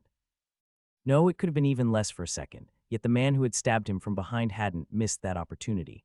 He had silently thrown the daggers to finish off the hiding assassins and even predicted where Valmel was going to move, piercing his heart. It was a perfect combo without the smallest opening. He was a monster with an extremely polished martial art and assassination technique. Did the Assassin King come to this place? While Valmel was thinking about Roan, Rayon violently pulled the blade from his heart. PSSH, crimson blood seeped into the ground, and Valmel collapsed like a marionette whose strings were cut. Why you? I wanted to get some information out of you, but I unfortunately don't have any time. Rayon furrowed his brow while watching Valmel convulse on the ground, because I'll be screwed if someone sees me. There was a large number of assassins and necromancers on the floor above. If other people found him out while he was torturing Valmel for information, everything would go wrong. It was unfortunate, but he had to kill him right away. Who are you? Who in the world could? Ask your lord about it. Rayon's eyes remained cold as he slashed him with his bloody sword. Goo-ga. The red line appearing on Valmel's throat widened further, and his life came to an end. HMPH. Wrath snorted while looking at Valmel's corpse, the man's eyes still wide open even in death. It looks like even trash like him can feel resentment. He shook his head at the ridiculous realization. Rayon watched Valmel for a short time before he took off his sword and sheathed it at his waist. Huff. Malto's lips trembled as he watched Rayon with the only eye he had left. He was the second son of House Psychern. Is he a monster? The man had slain almost 20 assassins at once by throwing daggers, and had pierced the heart of a powerful warrior in a single strike, even though even a master like himself didn't dare fight him. His back was drenched in cold sweat upon witnessing the unavoidable dagger throw and his restrained sword art, which was designed for killing. Who the hell is he? There was no way such a powerful monster would be nameless, yet he couldn't come up with anyone no matter how hard he thought about it. Hey, save me, please get me out of here. The warriors had been staring at Valmel blankly, but they finally returned to their senses and shouted at Rayon to save them. Rayon looked at them in a frightening manner, just like Valmel had done, and the warriors inside the cages shut their mouths with pale faces. Aren't you here to save us? I'm the successor of a company. I'll give you anything you want if you save me. Same goes for me. I'm from House Yufan. I can give you any amount of money if you can get me out of here. The warriors still shouted at Rayon to save them even though they were afraid of him. Be quiet. Rayon shut their mouths with a hoarse voice and examined Valmel's face. His nose bridge is prominent and his mouth isn't protruding. It won't be difficult to disguise myself as him. Disguise? Wrath tilted his head, unable to understand what he was talking about. He's been wearing a mask without taking off his robe. It's going to work since even our height is similar. Judging from the conversation between Rizzo and Valmil, they didn't seem to be that familiar with each other. He could potentially get rid of the two annoying necromancers at once by taking advantage of the situation. Trying to kill two birds with one stone ends up making you miss both of them. You sound normal for once. What happened to you? The King of Essence has always been normal. You said that you wanted to grill fish a moment ago at the lake. Who are you calling normal? While they were passing by the lake as he followed Valmil, Wrath had spouted some bullshit about wanting to catch a few of the fish because they looked delicious.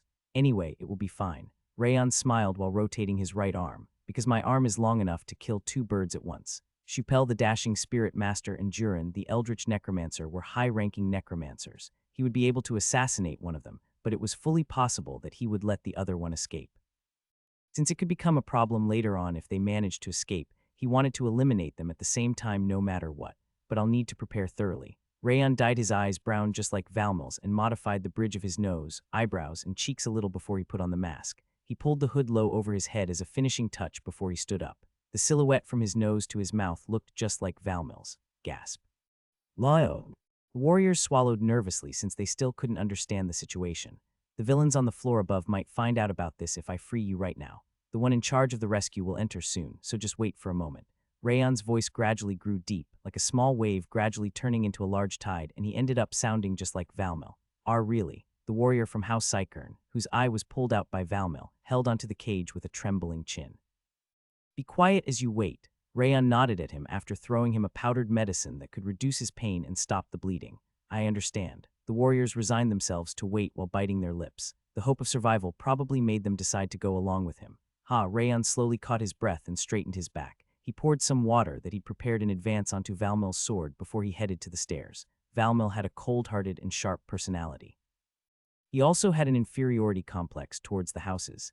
He climbed the short amount of stairs while putting together the information about Valmil in his head, encountering Rizha, who was coming back down. He casually stopped walking since he'd already noticed her presence. Sir Valmil, Rizha's eyes seemed to be curious, as Valmil was coming up after telling her that he'd wait down below.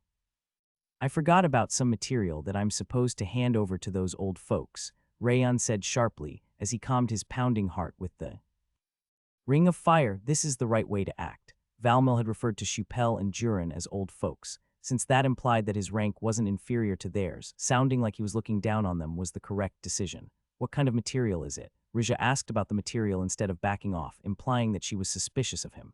I'll deliver it to them if you give it to me. She extended her hand, asking him to give her the material he'd brought.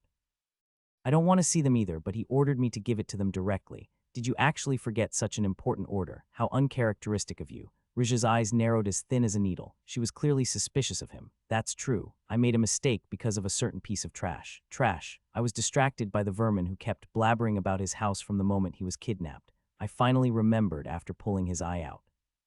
Rayon twisted his lips while showing Valmil's dislike towards prestigious houses. Did you harm the material? It was just an eyeball. Seriously. Rizha sighed and lowered her raised hand. She stared at the inside of Rayon's hood with clear eyes that didn't reveal her thoughts. Did it not work? Rayon bit the flesh inside the cheek and controlled his aura with a fingertip. He was getting ready to draw his sword when Rizha slowly nodded. I understand. Rizha turned around, asking him to follow her. Her aura perception implied that she didn't completely trust him yet. Hua, Wrath groaned while clutching his pounding heart. Even the King of Essence's heart is pounding. How aren't you nervous even in this situation? He shook his head. He looked even more nervous than when he was fighting against two transcenders at once. This isn't a big deal. Acting was an everyday occurrence when he used to be an assassin. He was trying to avoid being nervous as much as possible since it was necessary to react immediately if a problem occurred. Rayon followed Rizha and examined the factory's interior with his aura perception. The positions are the same as before. The assassins hiding on the walls and ceiling, and the necromancers in charge of making the Deathbringer revenants were still at the same locations. However, Deathbringer revenants that seemed to be the completed products were standing in front of a pillar, and that was the only difference from 2 days ago. Those might be dangerous. Rayon scanned them with his eyes to confirm the number and condition of the Deathbringer revenants as he slowly continued to walk, step. Rizha's steps came to a halt in front of the dashing spirit master and the eldritch necromancer's laboratory. She carefully knocked on the door before she opened it. I was planning to go downstairs anyway. It's been a while, Valmel. The dashing spirit master smiled while putting on a well-ironed coat. I heard you brought lots of fresh ones. It should be fine if I get a taste of a few of them, right? Jurin the eldritch necromancer grinned while rubbing his skinny hands. Sir Valmel said that he also brought another material. He said it was personally bestowed upon you by him. Rizha stepped aside to the right. Rayon walked up to where Rizha used to stand and looked at the eldritch necromancer and the dashing spirit master. A material bestowed on us by him. What kind of material is it? It doesn't seem to be human. The eldritch necromancer and the dashing spirit master walked up to him while licking their lips, interested in the fact that it was given to them by Darius. Hey. Rayon drew the sword that he'd been hiding under the robe while talking about Darius. With a flash of silver radiance, the blade severed the dashing spirit master and the eldritch necromancer's necks at the same time. Slash, Rizha was standing on his right side, and he tried to kill her after that, but she reacted the moment the two necromancers were slain and gained distance. However, Shupel the dashing spirit master and Jurin the eldritch necromancer's heads fell to the ground, scattering a frightening amount of blood because they weren't able to dodge the sword. You idiot, an aura blade isn't enough to kill me. The eldritch necromancer clutched his head while giggling. He looked like he couldn't even feel any pain. He seems to be thinking that we are ordinary magicians. Unfortunately for you, we are pretty much dead already. The dashing spirit master also sneered and picked up his own head. I'll take my time asking your body who you are. Why is this happening? The power of regeneration isn't working. The two necromancers watched their bodies melt like a lit candle with trembling lips. The eldritch necromancer shrieked. He seemed to be feeling the pain in his body once it melted all the way down to the shoulders. Why, you bastard, what have you done to us? Damn it. He used holy power and holy water.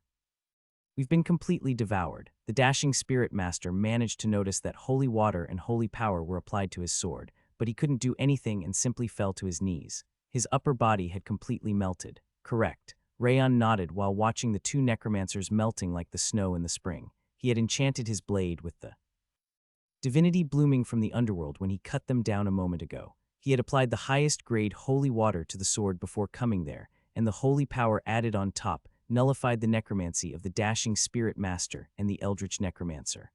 Damn it. I'll curse you.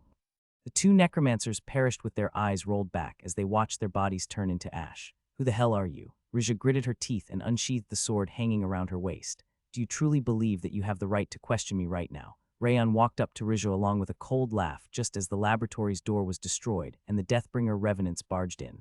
They were the ones that used to stand in front of the pillar. Does she also have the permission to order them? He'd thought that only the necromancers were connected to the Deathbringer revenants, but Rizha apparently also had the rights. Let's see. Rayon tried to attack Rizha, and the nearest Deathbringer revenant self-destructed without the slightest hesitation. Wham! The explosion was even more powerful than before, and the laboratory's ceiling was destroyed while the floor burst as a result. Whoosh! Rayon endured the shockwave with his back and went over the wall that the Deathbringer revenant had destroyed to go into the factory. I can't leave a single one of them alive. If a single one managed to escape, Darius might obtain information. He couldn't allow anyone to escape. What? Why did the Deathbringer revenant act just now? It even exploded. Was there an issue with the signal? The necromancers and assassins outside the laboratory didn't understand the situation yet and didn't leave their positions. They are at the perfect locations. Rayon threw the daggers with his left hand and unleashed the aura blade of wind with the sword in his right hand. Wham! The dark throwing daggers pierced the hearts of the assassins that were trying to attack him, and the aura blade of extreme quickness cut off the heads of the necromancers. There's roughly half of them left now. Rayon prepared for the second attack just as the Deathbringer revenants broke through the smoke and rushed at him. Whack! The moment the fastest Deathbringer revenant turned red in preparation to explode, Rayon went to its left and kicked its waist with his foot. His transcendental power and speed dwelled within his kick, and the Deathbringer revenant's explosion only occurred after it was sent flying. Wham! A tremendous explosion occurred, and four assassins staying back in a corner turned into a pool of blood and subsided. Swoosh! Rayon dodged the attack of the other Deathbringer revenants without even using footwork and unleashed an aura blade toward a necromancer's back as they tried to escape through the passage on his right side. Fuck off. The necromancers created a shield of death in an attempt to stop the aura blade, but it wasn't an ordinary attack. Clong! Since the holy water and holy power were assisting the strike, it cut through the energy of death without any issue and tore apart the bodies of the necromancers. It's over. All of the assassins and necromancers he'd checked on when he entered were dead. Rizha and the Deathbringer revenants were the only ones left. Rayan was about to turn around when Deathbringer revenants attacked him from the left and right. Kill him. Rija was almost screaming as she gave them the order, and their movements suddenly changed. They became faster. The Deathbringer revenants were a lot faster and smoother than the ones he'd fought before. It almost felt like he was surrounded by living assassins. They encircled him so that he wouldn't be able to dodge the explosion and started to turn red. Did they already manage to improve them in that short time? He'd heard that they were working on improving the Deathbringer revenants, but he hadn't expected it to bear results so quickly. Amazing, however. You aren't the only one who has gotten stronger. Rayan activated the Ring of Fire and the Evil Eye of Wrath. He rapidly raised his wrist while watching the energy of death from the Deathbringer revenants move from their energy centers to their hearts. PSSSH. His sword strike advanced like the evening glow reflected on the ocean and severed the upper bodies of the Deathbringer revenants in half. Clatter. The bodies of the Deathbringer revenants tilted to the side and fell, but none of them exploded. What happened just now? Rija's face turned pale to the point where she looked like she was about to die. Impossible. The signal was lost. The Deathbringer revenants could still self-destruct even if their bodies were sliced into pieces. She couldn't believe that the order wasn't being delivered anymore even though all he'd done was cut them in half. I've cut the wick. Rayan walked up to Rija while lowering his blood-soaked sword. Of course it wouldn't explode if fire didn't manage to reach the explosive. A Deathbringer revenant's explosion occurred once the energy of death entered their unbeating heart. He had slashed the flow of the energy of death with a sword imbued with holy power and holy water, which was why they couldn't self-destruct anymore. Who the hell are you? You aren't the one asking questions here. Rayan tilted his chin and stood in front of Rija. I'm sorry, but you won't hear anything from M. Rija was about to provoke the rage worm inside of her in an attempt to kill herself, only for Rayan to smack her chest. Cough. Rija coughed up blood with trembling lips. What? But why? She raised her trembling eyes, surprised by the fact that the rage worm wasn't doing anything. It's been no fun so far because people start to talk way too easily whenever I torture them. A frightening light sparkled in Rayan's red eyes. I wonder how long you will last. Denzel, the vice leader of the Black Virtue Squad serving the black market's master, was examining Lake Bayon while hiding behind a tree. Wham! The surface of the lake wavered violently, implying that something was happening underground. It looks like there's an issue. The black market's master had ordered him to serve Rayan as if he were his master. He was planning to obey her and wanted to protect him at the cost of his life, but Rayan had asked him to make sure to neutralize those on the outside since he could take care of it by himself. He was well aware of how powerful the white sword dragon he was now the dragon slayer but he couldn't stop worrying about him since they were facing a secret organization they didn't know anything about. Vice squad leader. Denzel was clutching his head while contemplating whether they should enter or not when his subordinate, Sifin, came up next to him. They finished taking care of the matter at the iron factory. Did they catch them all? Yes. As Sir Rayan requested, we've taken care of everyone who'd been hiding their identity and let the civilians escape. However, we failed to capture them alive. Sifin hung his head apologetically. I wasn't expecting it to happen anyway. It wasn't an easy task. Denzel patted Sifin's shoulder before looking at the lake once again, which means the enemies outside have been taken care of. Since the assassins guarding the lake had also been eliminated, the ones inside the factory were the only ones left. I should just enter instead of contemplating the matter. We never know. Denzel decided to enter and injected his mana into the boulder located in front of the lake with the method Rayan had taught him. Splash. He connected the path of mana following the set procedure, and the lake rampaged before dividing in half as if it were cut off by a blade. It really worked. Rayan had told him that he learned how to operate the boulder after seeing it once. His insight was truly inhuman. Let's go. Denzel walked towards the center of the lake while guiding Sifin and his subordinates. He injected his mana into the turtle-shaped boulder protruding at the center of the lake once again. The upper part of the boulder opened up like a lid, and a passage leading inside appeared. Denzel went ahead and walked down into it. The passage was wide and long, and there was no one around. He couldn't hear any noises anymore, which suggested that the matter was concluded. Let's move. He ran through the passage while using his footwork to the best of his ability. After running for a while, he found a grotesque hill at the center of the passage. No, it's not a hill. There were corpses. More than 100 corpses were piled up, looking like a small hill. He furrowed his brow at the ridiculous situation, and he found the metallic cages to left and right. Fortunately, he could feel that the people inside were still alive. Gasped, they're really here. Please save me. Please take me out of here. The warriors had remained dead quiet, but started to shout for Denzel and the Black Virtue Squad members to save them. Really here? Why do you mean by that? Denzel asked as he walked up to a one-eyed warrior. The middle-aged man who killed that man told us that someone was going to come to our rescue soon. He blinked the only eye he had left while saying that Rayan had told them about the rescue that was soon to come. Denzel gasped while looking up at the ceiling. Did he actually predict that I would be impatient and enter? Rayon had only requested that he get rid of the assassins outside and guard the entrance and exit. However, judging from what they were saying, he must have predicted that he would enter. He becomes more and more mysterious the more I see him. He shook his head and examined the man that Rayon supposedly killed. He's powerful. Even though a long time had passed after his death, plenty of mana was still filling his body. His well-trained body and his long and straight mana circuits proved that he was an extremely powerful warrior. Despite that fact, Rayon had slain him in a single strike. It's not just him. The assassins and warriors collapsed all around the passage, had their hearts destroyed by a single throwing dagger. All of that had happened in a single move. He couldn't believe the divine performance he displayed even though he was seeing the results. He said that he was used to this kind of battle. Was he being serious? Denzel swallowed nervously and stood up. Rescue the prisoners. He ordered half of his subordinates to rescue the prisoners before climbing the stairs at the end of the passage. He entered the factory that was supposedly filled with necromancers and assassins. The ceiling, floor, and walls were completely destroyed, and corpses were all around the place. All of them looked like they'd been slain in a single strike, just like the assassins on the lower floor. As for Rayon, welcome, he was sitting next to a woman with cold eyes, and she was spasming with reddened eyes. Who is that woman? She is the person in charge of this factory, the one I mentioned previously. What happened to the dashing spirit master and the eldritch necromancer, if they ran away? I killed them. The dashing spirit master and the eldritch necromancer had long struck fear into the hearts of the people in the central and western regions of the continent. Despite this, Rayon casually declared that he killed them as if he were talking about swatting some flies. I managed to easily finish them off with a surprise attack. He pointed at a corpse next to the woman, which was melted halfway. Ah. Denzel examined the dashing spirit master and Rayon one after the other and gasped.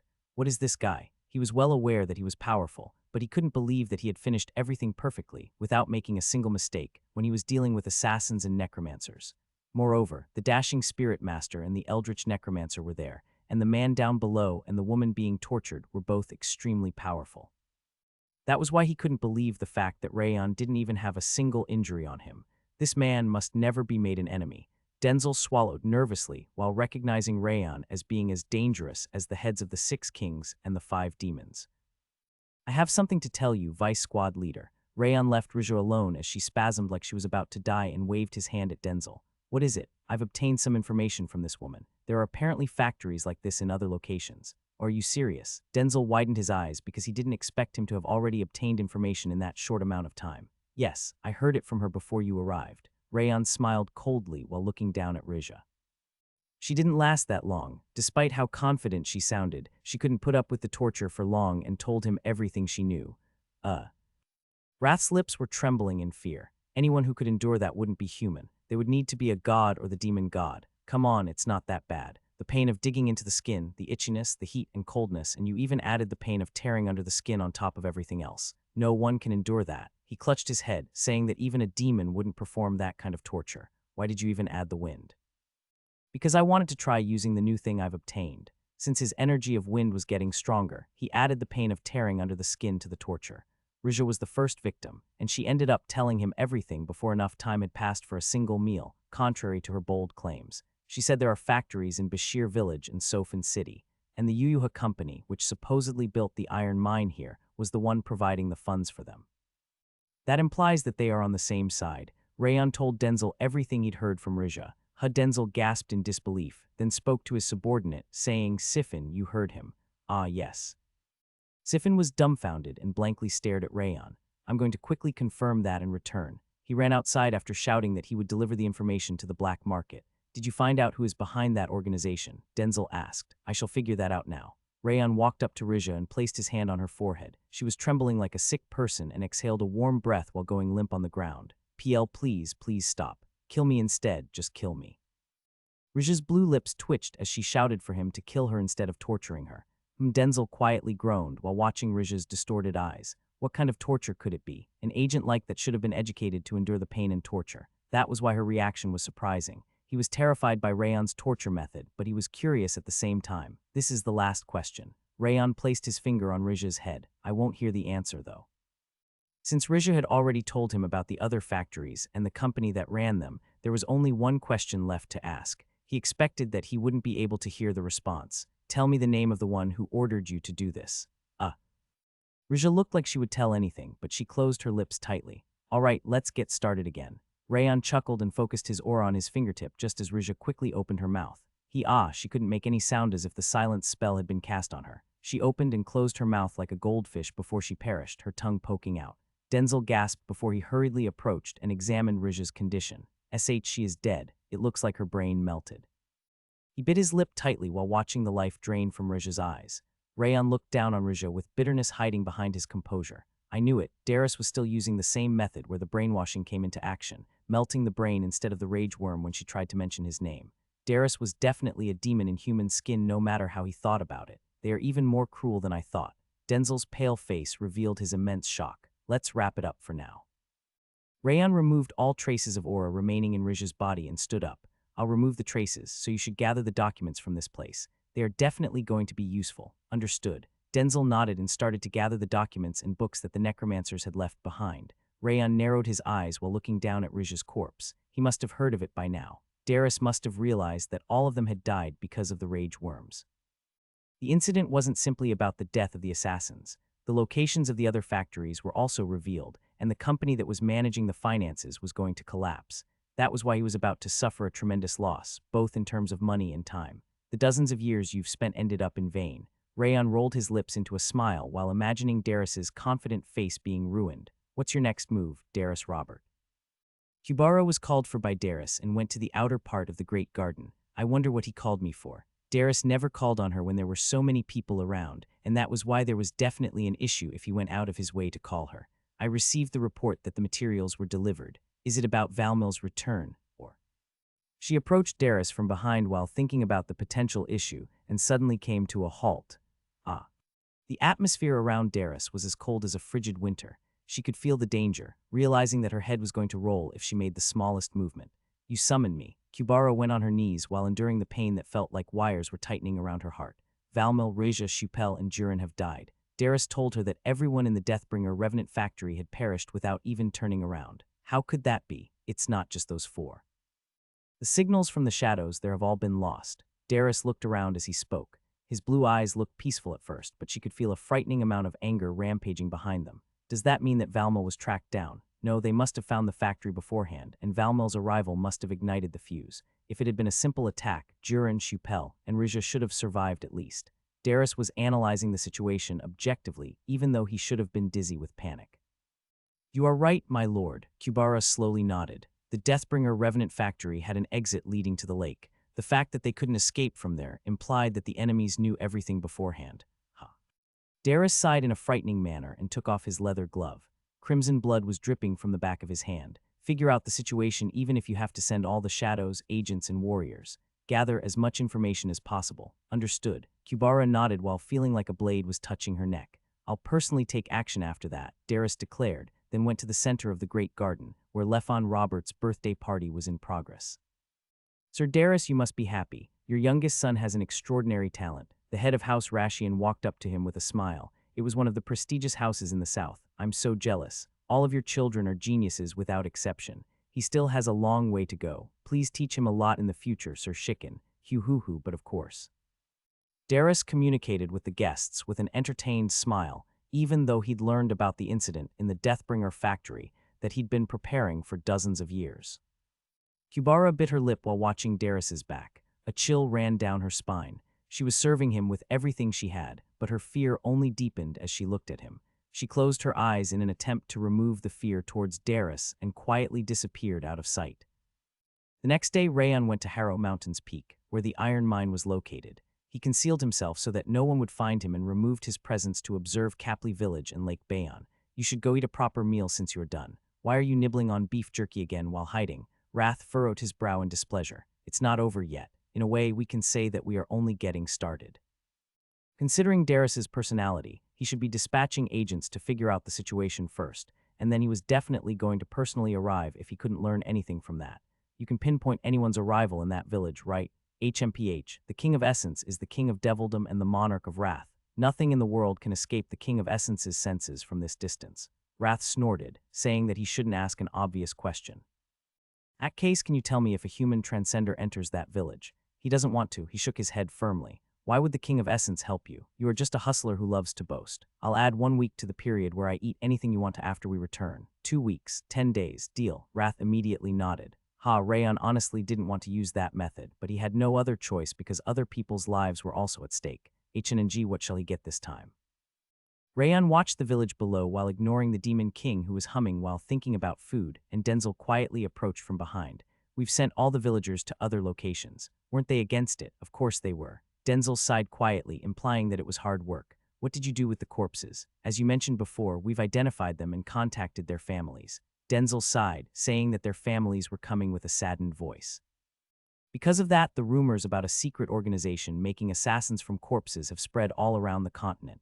I doubt the secret organization in question is going to make any moves in this situation. He tilted his head, unable to understand Rayan's decision. They will come. Rayan nodded with certainty. Judging from Darius's personality, he was definitely going to personally arrive and determine whether or not the black market was really the perpetrator. It was necessary to prepare for it because the entire village and the mountain could disappear from his fit of rage. Even if they don't, it's better to prepare. That's true. Denzel awkwardly scratched his head. He quietly disappeared after telling him that he would make the preparations. Rayan took an unappetizing loaf of bread from his subspace pocket after Denzel left. And Nadine bread. Have you lost it again? Nadine bread is the best type of rations during a stakeout. But you said you would eat wherever the King of Essence wants. I said after we returned. Eat the beef jerky instead. That's the least. I already finished it all. Then just eat dirt or grass. That's better than the weird bread you are holding. Wrath screamed, telling him to bite a rock instead of eating the Nadine bread. It tastes all right, though. Your tongue is definitely petrified by a spell. You can say that again after we eat. Rayan ignored Wrath and chewed the Nadine bread before he swallowed it. The mysterious sensation of chewing rubber spread all around his mouth, though it didn't taste that bad for him. He swallowed after properly chewing it, and his stomach was as full as if he had overeaten. Wrath collapsed on his back with his eyes rolled back, deeply moved by the taste. Why you're going to hell, maybe I am. Rayan smiled faintly and didn't take his eyes off Capley village. 1 day had passed, and by the time the second day was over, a wind started to blow, as cold as a deadly blade. Rayan narrowed his eyes while watching the black shadow appearing in front of Lake Bayon. He's here. Black shadow wriggled like a swamp and took human form not much later. It was the concealment technique used by the assassins from Shadow. Rayan briefly licked his lips while watching 10 assassins gathering in front of the lake. Every single one of them is powerful. He couldn't check out their auras because they were too far away, but their concealment technique and movements implied that they had reached a considerable level as assassins. They are the most powerful among those who came here so far. He saw shadows trying to enter the factory multiple times in the past 2 days of waiting, but those who just arrived were the best among them. Which means Rayan averted his gaze from the assassins who were about to go into the lake and looked at the village once again. Darius will be here soon. The objective of the assassins was to buy some time. They were definitely there to distract the black market's agents until Darius finished examining the factory. Rayan twisted his lips while looking down at the factory. It looks like he still doesn't want to leave traces despite the urgency of the situation. His fists were clenched before he knew it as he thought about that weasel's face. But it will be different this time. Rayan's trace didn't exist at all inside the Deathbringer Revenant factory. A high-ranking magician had even twisted the flow of mana afterward, which was why even Darius wasn't going to learn anything there. He is going to think that I'm making fun of him. Darius was a level-headed person, but his rage tended to become uncontrollable once he was provoked. Since dozens of years of effort and an astronomical amount of money were lost because of the Deathbringer Revenant factory's destruction, even Darius was going to be enraged. And I've already made all the necessary preparations for that. Even though it might be impossible to perfectly reveal Darius's identity, he had prepared a method to stop his rampage and track him afterward.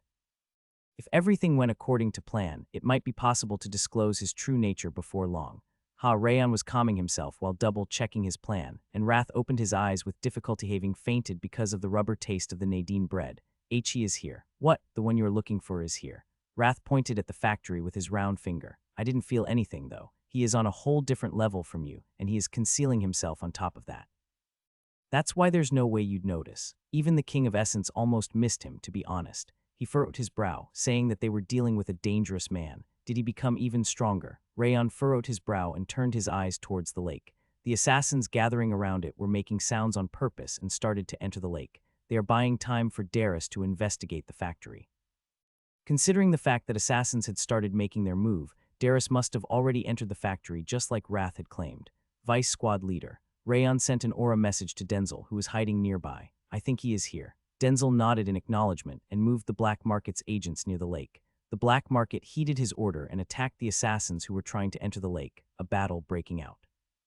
Rayon entrusted the matter around the lake to Denzel, focusing on the factory. I can't allow myself to be careless. He had to keep paying attention because many people could end up dying if he missed Darius in his enraged state. He calmed himself with the ring of fire and focused on his aura perception. He covered his hands and feet with a small amount of aura in order to act at any moment. He was slowly increasing his focus while making the rings of fire resonate, and a man wearing a black robe suddenly appeared in front of the factory. What? He didn't even see how that happened. He couldn't even feel any flow of mana or wind, and it literally looked like he'd just appeared. It's him. He could tell just from looking at the silhouette of his robe. Darius Robert had definitely emerged after examining the factory. Rayon bit his lip and put his hand into his subspace pocket. He swallowed nervously while touching an artifact and a flare that he was going to use as soon as Darius started to act. However, Darius wasn't moving at all. He almost looked like he wasn't even breathing, as if he'd turned into a stone statue. What's happening? Just like he was enraged on the ocean in the past, Darius should have been trying to destroy the village and kill all of the agents from the black market.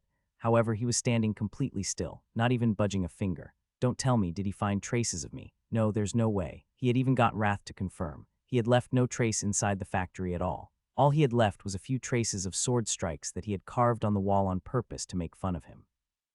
What are you even thinking? Rayon bit his lip and tried to suppress his pounding heart when Darius raised his head towards the sky.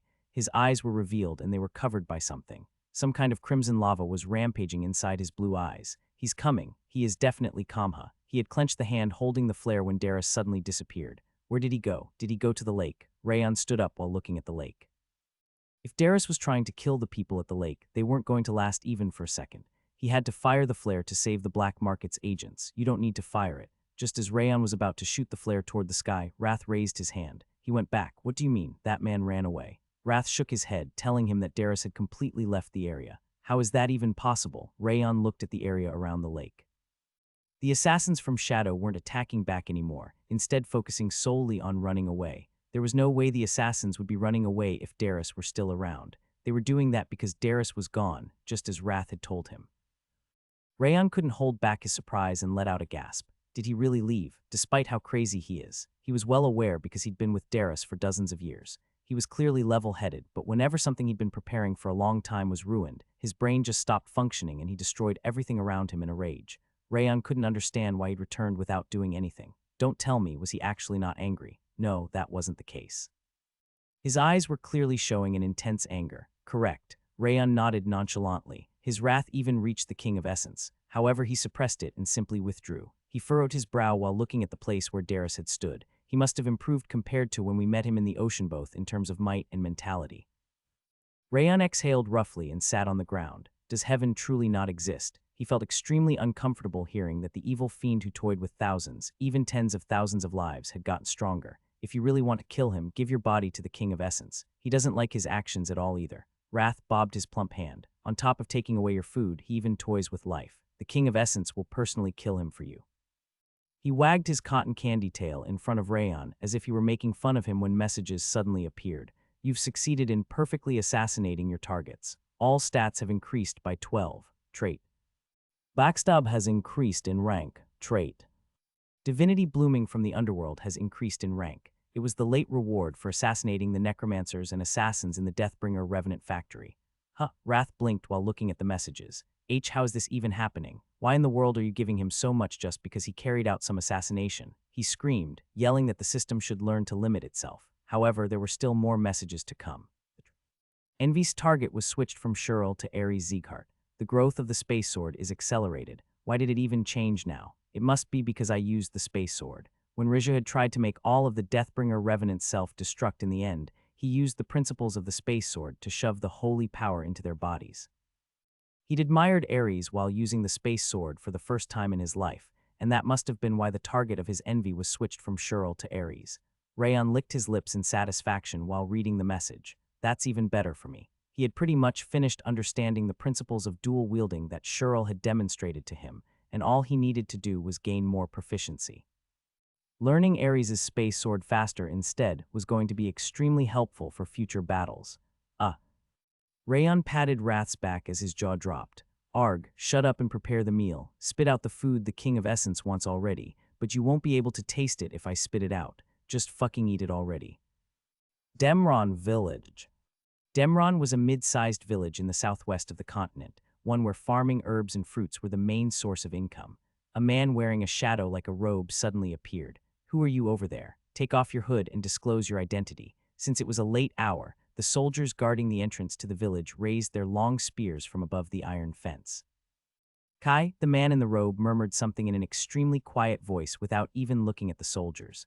What are you saying right now? Take off your hood already. The soldiers realized the strangeness of the situation and pointed their spears at him, while the other soldiers under the fence ran towards the village in order to bring other warriors.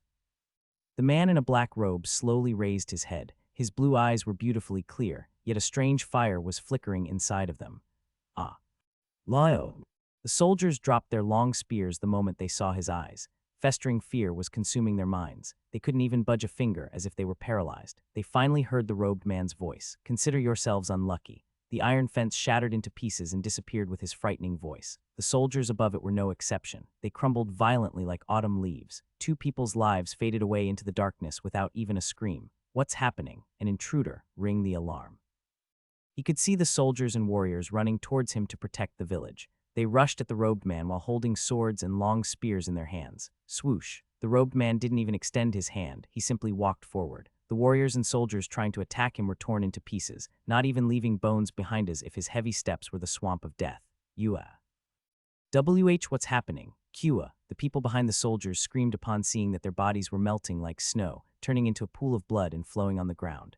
Run away, escape from the village, never look back. The villagers realized that the robed man was an unbeatable monster and scattered in all directions while shouting for everyone to run away. The robed man didn't chase after the running people. He simply walked the path of blood and headed to the center of the village. He extended his hand towards the night sky, and a strange resonance engulfed the village. I just need to escape from here. Wait a moment, please. Lio. The people trying to escape over the walls had to watch in horror as their own limbs were torn apart. It was as if a saw was cutting them off, and their lips were trembling in shock. They were ground into pieces and disappeared before they could even scream in fear and pain. Wham! Demron village had over 100 years of history, but became nothing but dust and disappeared in less than a minute. It looked too unreal to be a human's doing. It almost looked like an evil god was hammering down his judgment on innocent people. The robed man shook his hand to dust it off. Even though he'd killed more than 100 people, his leather gloves remained clean without a single trace of blood. Even the wind stopped blowing, allowing the frightening silence to continue, and Kubara landed on the ground wearing a mask and black outfit for night actions. There were no pursuers. Kubara walked up to the robed man and bowed to him. The only traces left in the factory were mockeries. The robed man, Darius Robert, looked around with an extremely cold gaze. Kubara shuddered before she knew it. They were provoking me, almost like they knew about me, about my personality. They seemed to be telling me to show my power. Kubara dared to meet Darius's eyes and swallowed nervously. He was right. If it had happened in the past, Darius would have been enraged, obliterated the village, and slaughtered the black market's warriors hiding around it. However, he didn't yield to the provocation and only vented his anger after coming all the way to Demron village. He was even more terrifying than before. The black market couldn't have done this. There's definitely someone behind the scenes, and they know about me.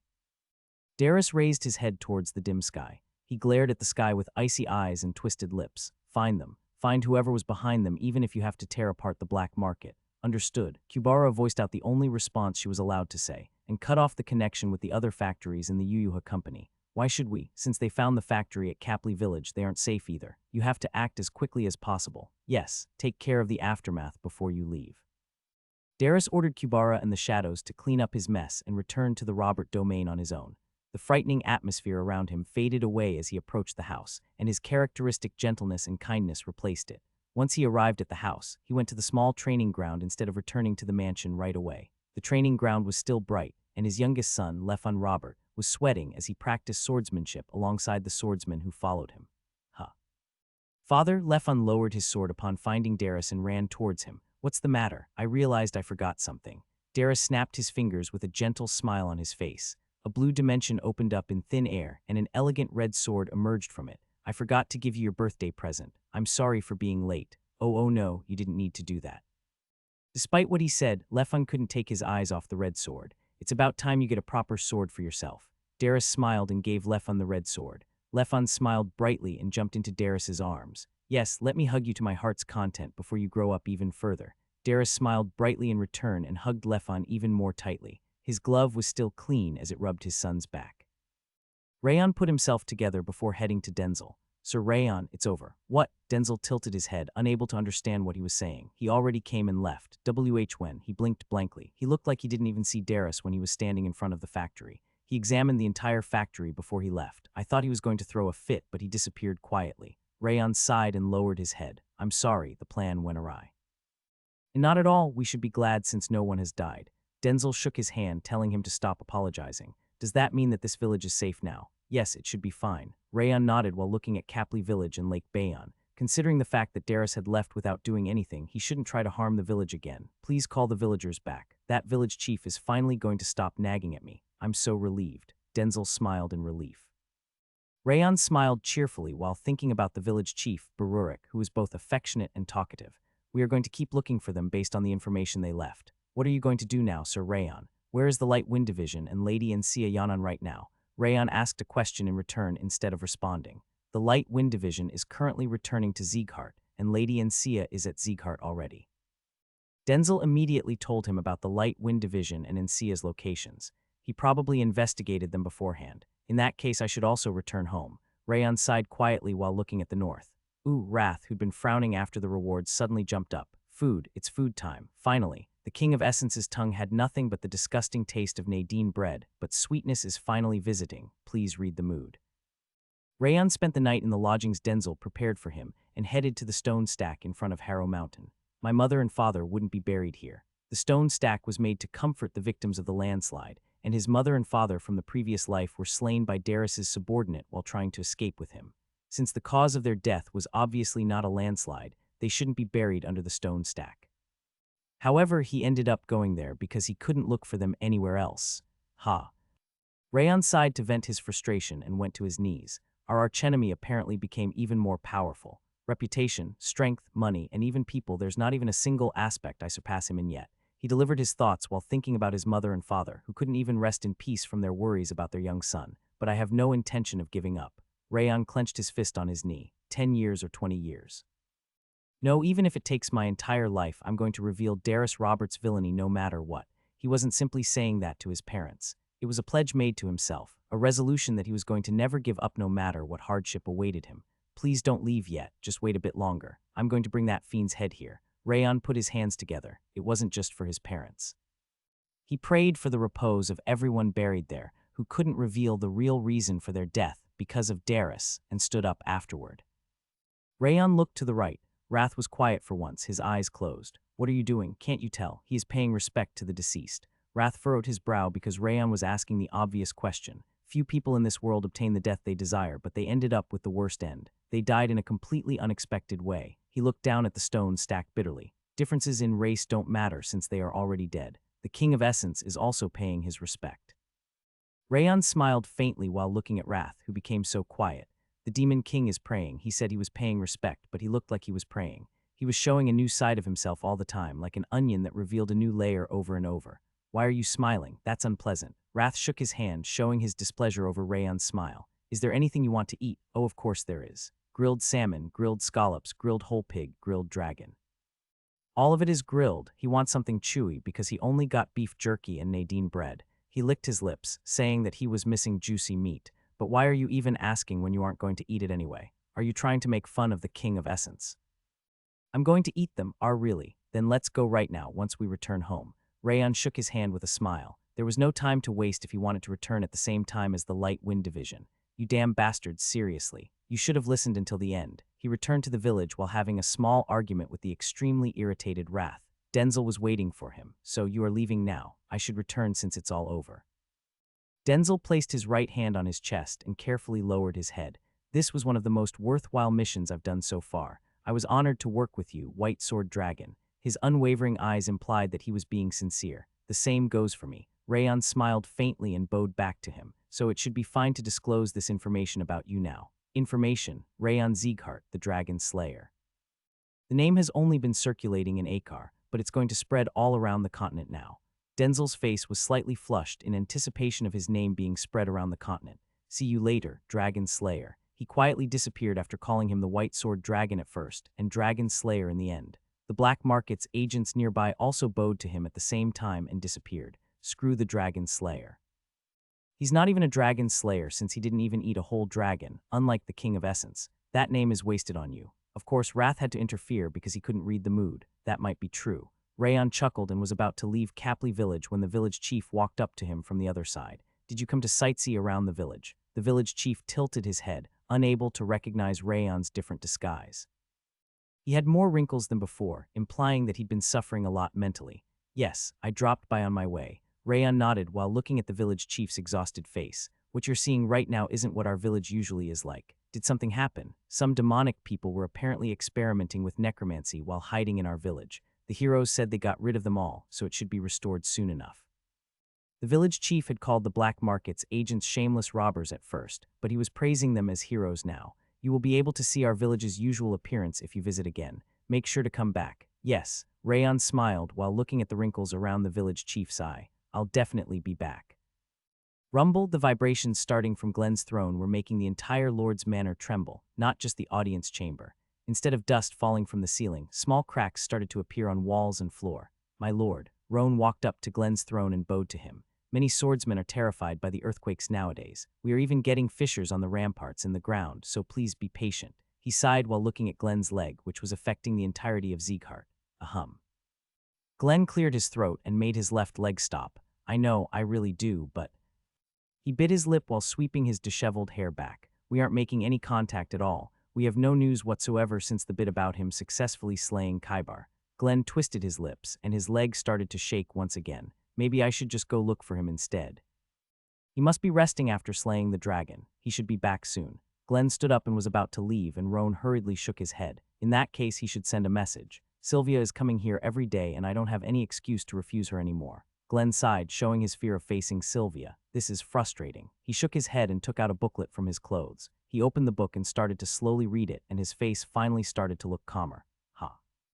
Roan breathed out a sigh of relief upon seeing the book he was holding. Since he was reading Rayon's gospel, his rampage should stop for a while. But he really has changed a lot. No one would ever imagine that the destructive king of the north, who is arguably the strongest in the continent, would be calming himself down while reminding himself of what his grandson had said. To be honest, he looked more like the strongest doting grandfather than the strongest on the continent.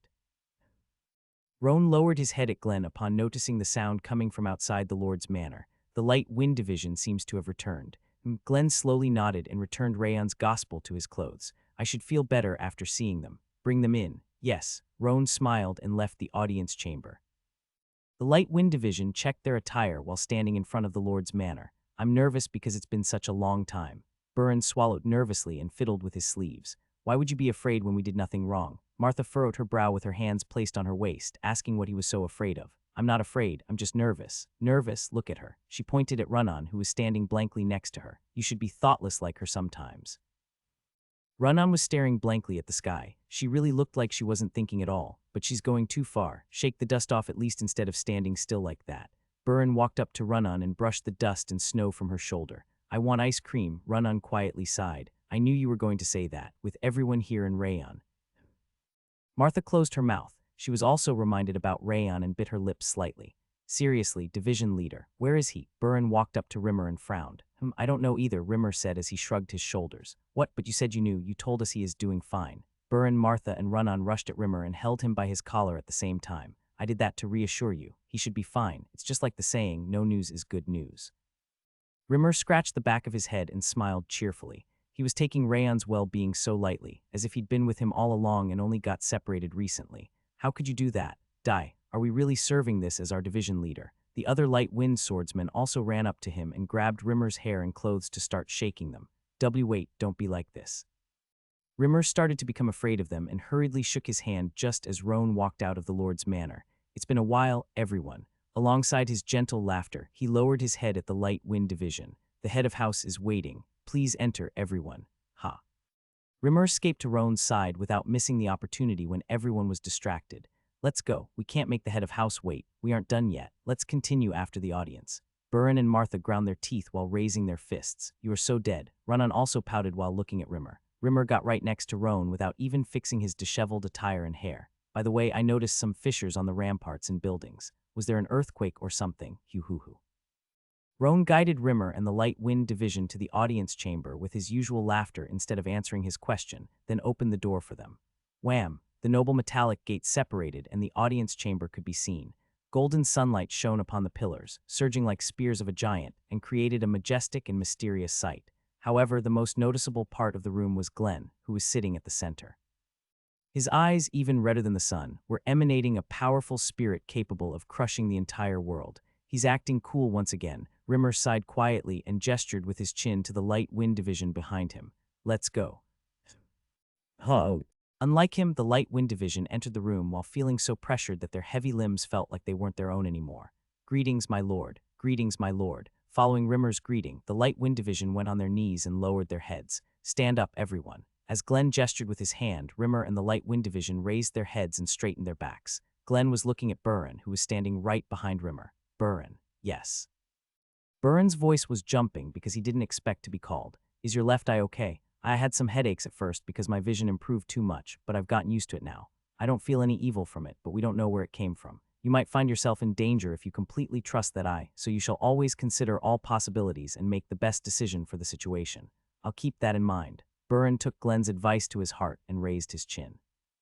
Run-on, Glenn's gaze was directed at Run-on, who was standing on Buren's right side.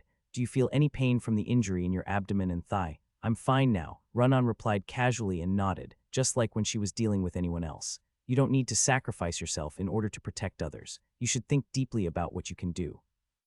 Yes, her short response almost felt like she was taking him lightly, but her clear eyes implied that she was thinking about Glenn's advice. Martha. Glenn lowered his eyes and called Martha's name. You seem to be concerned about the fact that you couldn't help your companions. Martha bit her lip after looking at Buren and Run-on one after the other. I believe I should bear the burden for the rest of my life since my companions could have died while protecting me. That would be disrespectful towards your companions. What you need to do in the future is to act like always and put your companions ahead of yourself when danger arrives, just like they did for you. Companions are not indebted to one another. Understood. She nodded, saying that she would protect everyone at the cost of her life. Dorian. Yes, Dorian trembled intensely as he nodded upon being called after the other three. Rimmer's report stated that you are the biggest coward in the Light Wind Division. That's true. Dorian lowered his eyes while admitting that he was a coward. No coward in the world puts others before themselves. If you risked your life for the sake of your companions, you aren't a coward. Glenn respectfully lowered his chin while looking at Dorian. You've grown, Dorian Cephia. Dorian was unable to respond. He hung his head with trembling shoulders. Glenn continued to compliment and advise every single person from the Light Wind Division afterward. Mark Goten. Yes, Mark Goten was the last one to be nominated. He stepped forward and lowered his head. This world has always been unfair. The wall of martial arts is even thicker than a mountain for some people while being thinner than a piece of paper for others. If you are too concerned about others, you will miss the precious thing inside you. You should solely focus on yourself instead of others in the future and keep progressing. I'll keep that in mind. Mark Goten placed his hand on his chest and nodded. Rimmer grinned and pointed at himself with his finger. Is there anything for me, about you? Glenn frowned intensely just as a knock could be heard from the door. Enter. We have a guest who visited to see you, my lord. What should I do? I'm talking to the Light Wind Division right now, so call on them later. Understood. Then what about having some tea with me? Roan smiled cheerfully, glad about his response, and was about to close his door. Glenn furrowed his brow while looking at Roan's behavior. Tea. Roan looked like a kind person, but it was rare for him to have tea with others. Wait a moment, who is the visitor? Roan poked his head back out and lowered his eyebrows. The Light Wind Vice Division leader has returned. Let him in. Tell him to enter right now. Rayon, is Rayon here? Glenn stuttered for the first time and hurriedly waved his hand. Rimmer and the Light Wind Division were also surprised and turned back. What a shame. Roan smiled and opened the audience chamber's door. Rumble, a man wearing a black robe, was standing next to Roan. He took off the robe, and blonde hair even brighter than the sunlight engulfing the audience chamber fluttered in the air, a nose as straight as a blade revealed as he did. A smile formed gently around his mouth in contrast to his ragged uniform, making it impossible to take one's eyes off him. Step. Rayon met the Light Wind Division's eyes one after the other as they looked at him and walked forward steadily. He stood behind Rimmer and knelt before Glenn. Greetings. Stop it, Glenn shook his hand, telling him that the formality was unnecessary. What have you even been doing to come back so late? His reddened face made it look like he was angry. I was dropped at a corner of the Owen Kingdom when the barrier was destroyed, and my aunt rescued me. We went out to the ocean while I was unconscious. What? Glenn's lips turned bluey as if they were frozen. What did you say just now? What? I said that we went out to the ocean. Rayon blinked while looking at Glenn. Before that part, the barrier was destroyed and I was dropped at a corner of the Owen Kingdom. After that part, my aunt rescued. Aunt. Glenn's hand trembled as he held onto the throne. The audience chamber started to tremble. No, the entire Lord's manor was shaking. Did you just say aunt? Rayon swallowed nervously while looking at the trembling ground, which looked like it was about to explode, and Glenn's eyes, which were glowing in anger. It was my mistake. I shouldn't have called her aunt here. He was just a collateral, not a direct line. It was normal for Glenn to be so furious because he'd called Aries his aunt even though she held the highest rank among the direct lines. Her prank is still bearing its result. After Aries was called auntie for the first time, she kept visiting Rayon every hour to force him to call him auntie until he was tired of it. Because he kept repeatedly saying auntie so many times in that short time, he got so used to saying that. You idiot. Wrath giggled while watching Glenn's reddened face. That's why we should have gone to eat instead of coming here. There's no way I can do that. Rayon sighed while pushing away Wrath as he flew around while making fun of him. Aunt, did you have an aunt? Run-On and Martha tilted their heads, surprised by the mention of his aunt. The Vice Squad leader's aunt would be. She's from our house, but who would be that aunt?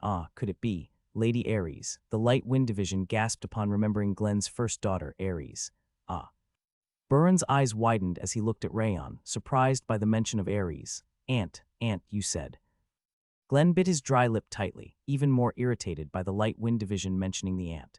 Please excuse me, I made a mistake. Rayon knelt in front of Glenn and lowered his head. What I did was something that the head of house hates the most. Towing the line was extremely important for Glenn. Even though he got slightly closer to him from eating and training together, Rayon was still not a direct line. That's why he couldn't call Aries his aunt. You are well aware. Glenn nodded while looking at him coldly. You should be careful in the future. He sighed deeply, as if he were forgiving him just once. Yes. Rayon lowered his head once again before he stood up. Theo. He looked behind him upon hearing the sighs and saw Rimmer and Roan shaking their heads while covering their foreheads. Rayon Sieghart. Before he had time to think about why they were acting that way, Glenn called him once again, so he looked above the platform. Report what you've been doing from the start of the mission. Understood. Rayon nodded and took a step forward. After the Holy Sword Alliance Master and the White Blood Religion's leader suddenly started their assault, I, along with the Light Wind Division, destroyed the city's rampart in order to save the civilians. He told him everything that had happened so far, except for the parts where he summoned Wrath and destroyed Darius's factory with the black market. Hey man, Wrath glared at him while hitting his shoulder. Why are you skipping the King of Essence's deeds? Tell him that he pulled the head of that weakling off and even treated those men. Please be quiet. Rayon rapidly slapped away Wrath because he was interfering once again without reading the mood. Why you've slain a dragon. Kaibar, that's the mad dragon who supposedly destroyed more than 5 cities. What the? How did you even slay a dragon in that short time? The Light Wind Division's astonishment was revealed in their eyes because they'd never imagined that Rayon would hunt down a dragon. Seriously. Rayon damn handsome. Martha shook her head upon hearing his ridiculous story, and Run-On happily clenched her small fist. Buran's reaction was especially violent. His chin trembled as he pointed his finger at Rayon Sieghart. Glenn nodded calmly without being surprised at all, probably because Aries had told him about it before. You should have been aware that Chamber's ring had 2 different abilities. Yes, I knew. The first one consists of sending someone else to a location you know about, and the second summons someone you know to your location. Why didn't you summon me there? Despite his expectations, Glenn didn't ask about the dragon but the incident before then. I thought that the Light Wind Division was going to die if I summoned you, my lord, even though I would be saved. Rayon said exactly what he thought back then. The team leaders, Mark Goten and Dorian, were in such serious conditions that even your arrival wouldn't have saved them. You were bounced away when the barrier was destroyed, but you were lucky. You would have died if anything went slightly differently. I didn't consider my life important back then. I was just fixated on saving them. The Light Wind Division hung their heads while biting their lips or clutching their chests as they listened to Rayon. I see. Glenn slowly nodded and looked at Dorian. Dorian Cephia. Yes, Dorian straightened his neck even though his shoulders were trembling. Weren't you afraid of Orgos? I was afraid of him. My tongue wouldn't even move as it should. Then why did you lie to him and claim that you were Rayon? I was afraid of dying, but having Sir Rayon die was even more frightening.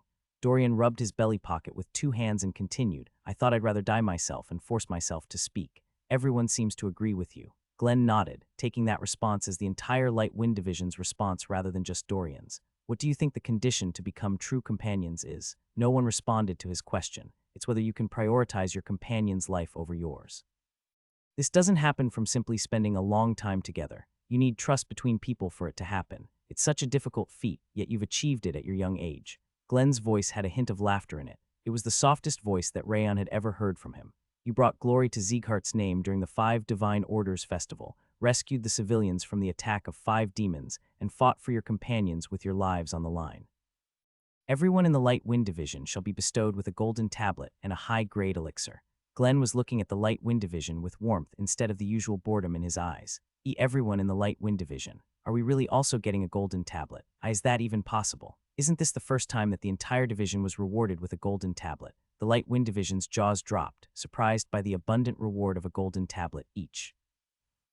Rayon also gasped because it was far more than he'd expected. But is this really going to be fine? He could clearly see that the palace masters were going to shout that it couldn't happen, but Glenn shook his hand towards Roan with nonchalant eyes, implying that he'd already made up his mind.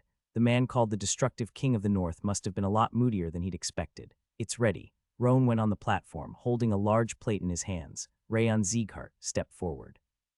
Rayon looked behind him. He met the eyes of Martha, Runnan, Burin, and everyone in the Light Wind Division before he walked up to Glenn's throne. You should be well aware that you were lucky even if I don't tell you. Yes, you can't always be lucky on the battlefield. You should think carefully about what you should do next time if the same thing happens next time. I'll keep it in mind. Glenn nodded at him as an expression of his trust and gave him the golden tablet and elixir that Roan had delivered to him. Let's talk about slaying the mad dragon later. He shook his hand, gesturing for him to go back down. Arg, Rayon bowed politely to Glenn and wrath started to rampage again. Why is the King of Essence not getting anything? The King of Essence was the one who killed them all and healed them all. I'll give you food, you got it. Just like silencing a puppy by telling them about food, Rayon tried to convince Wrath as he went down the platform. Burin Sieghart stepped forward. Ah yes, Burin was blankly staring at Rayon and hurriedly went onto the platform. His gaze and reaction were strange for some reason. Hoo-hoo, Wrath giggled while watching Burin. Why are you laughing now? Something interesting is going to happen soon. He rolled his lips into a smile while watching Burin's back. His smile was filled with cunning and anticipation at the same time. Ha, Rayon shook his head and looked up at the platform. Burin bit his lip tightly, deeply moved by getting a golden tablet for the first time, and bowed to Glenn. I'll show you my improvement in the future. On the other hand, Martha was brimming with confidence as she took the golden tablet and elixir, as if she was getting what she deserved. Is there any sweet elixir? I don't have anything like that. Runnan wasn't too interested in the golden tablet, instead asking for a cold and sweet elixir. After that, everyone in the Light Wind Division, including Dorian, Crane, and Mark, Goten, received a golden tablet and an elixir. It was fine for the golden tablet, but the fact that he was handing out an elixir suitable for each member of the Light Wind Division implied that he'd prepared in advance. Ewa and Julius were the last ones to receive the golden tablet. They gave him a big nod before going down the platform. You've done an excellent job living up to the name of Sieghart's swordsman. Leave now and get some rest. Glenn nodded at the Light Wind Division before he supported his chin on his fist. His eyes were filled with boredom. The ceremony seemed to be over. Wham! Roan had moved to the back before they knew it and opened the large door for them. The Light Wind Division quietly leaned forward before leaving the audience chamber one after the other. Wait. Rimmer pointed at himself with his finger and blinked. You didn't give me anything, though. He shouted that he didn't get any rewards, but no one cared about him. Wait, you said that you were giving them to everyone in the Light Wind Division. I'm also part of the Light Wind Division. Wait, I'm the division leader. The Light Wind Division covered their ears as they left the audience chamber, and Glenn ignored him. My lord. Rayon was about to leave after everyone else, but turned around to look at Glenn. Yes, Rayon, you tell him. Rimmer shook his fist, asking him to say something for him. I heard from Lady Ares that you fended off the Holy Sword Alliance Master and the White Blood Religion's leader on your own. Are you okay? Glenn didn't respond, and the fist supporting his chin started to tremble. He covered his mouth with his trembling hand. Why does he look so displeased? You idiot. Wrath smacked Rayon's head. That geezer's realm has transcended the species. Of course he would feel unpleasant because he is being looked down upon. Why don't you realize the obvious thing? Rayon was about to apologize once again when Glenn nodded his head. I'm fine. He shook his hand, gesturing for him to leave. Yes. Rayon bowed before he left the audience chamber. Hey, Rimmer shouted into nothingness while watching the closing door. Why are you ignoring me? Am I invisible to you?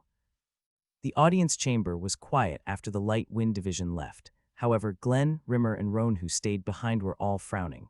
HMMPH. Glenn rolled his lips into a deep smile while hiding the lower part of his face with his large hand. I don't even remember the last time someone worried about me. Probably because of his name as the destructive king of the north and position as Zieghart's head of house, no one had ever worried about his condition for a long time. Someone did that after such a long time, and it was Rayon. He felt like all of the worries, anger, and fatigue he'd accumulated so far were all being washed away. But Ant is still. Rimmer had taken away the first drink with Rayon, but he wanted to be the second person to be called family after Sylvia since he would never do that to others.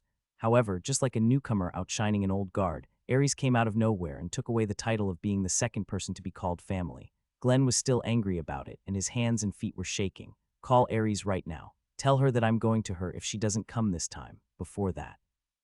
Rimmer sighed and walked up to Glenn. Why did you tell him not to call her aunt earlier? That's of course not allowed. Glenn shook his head, saying that he would never accept that. I'm not being called grandfather, so how could I bear Aries being called aunt? I won't allow that to happen. He furrowed his brow, saying that he wouldn't be able to bear it no matter what happened.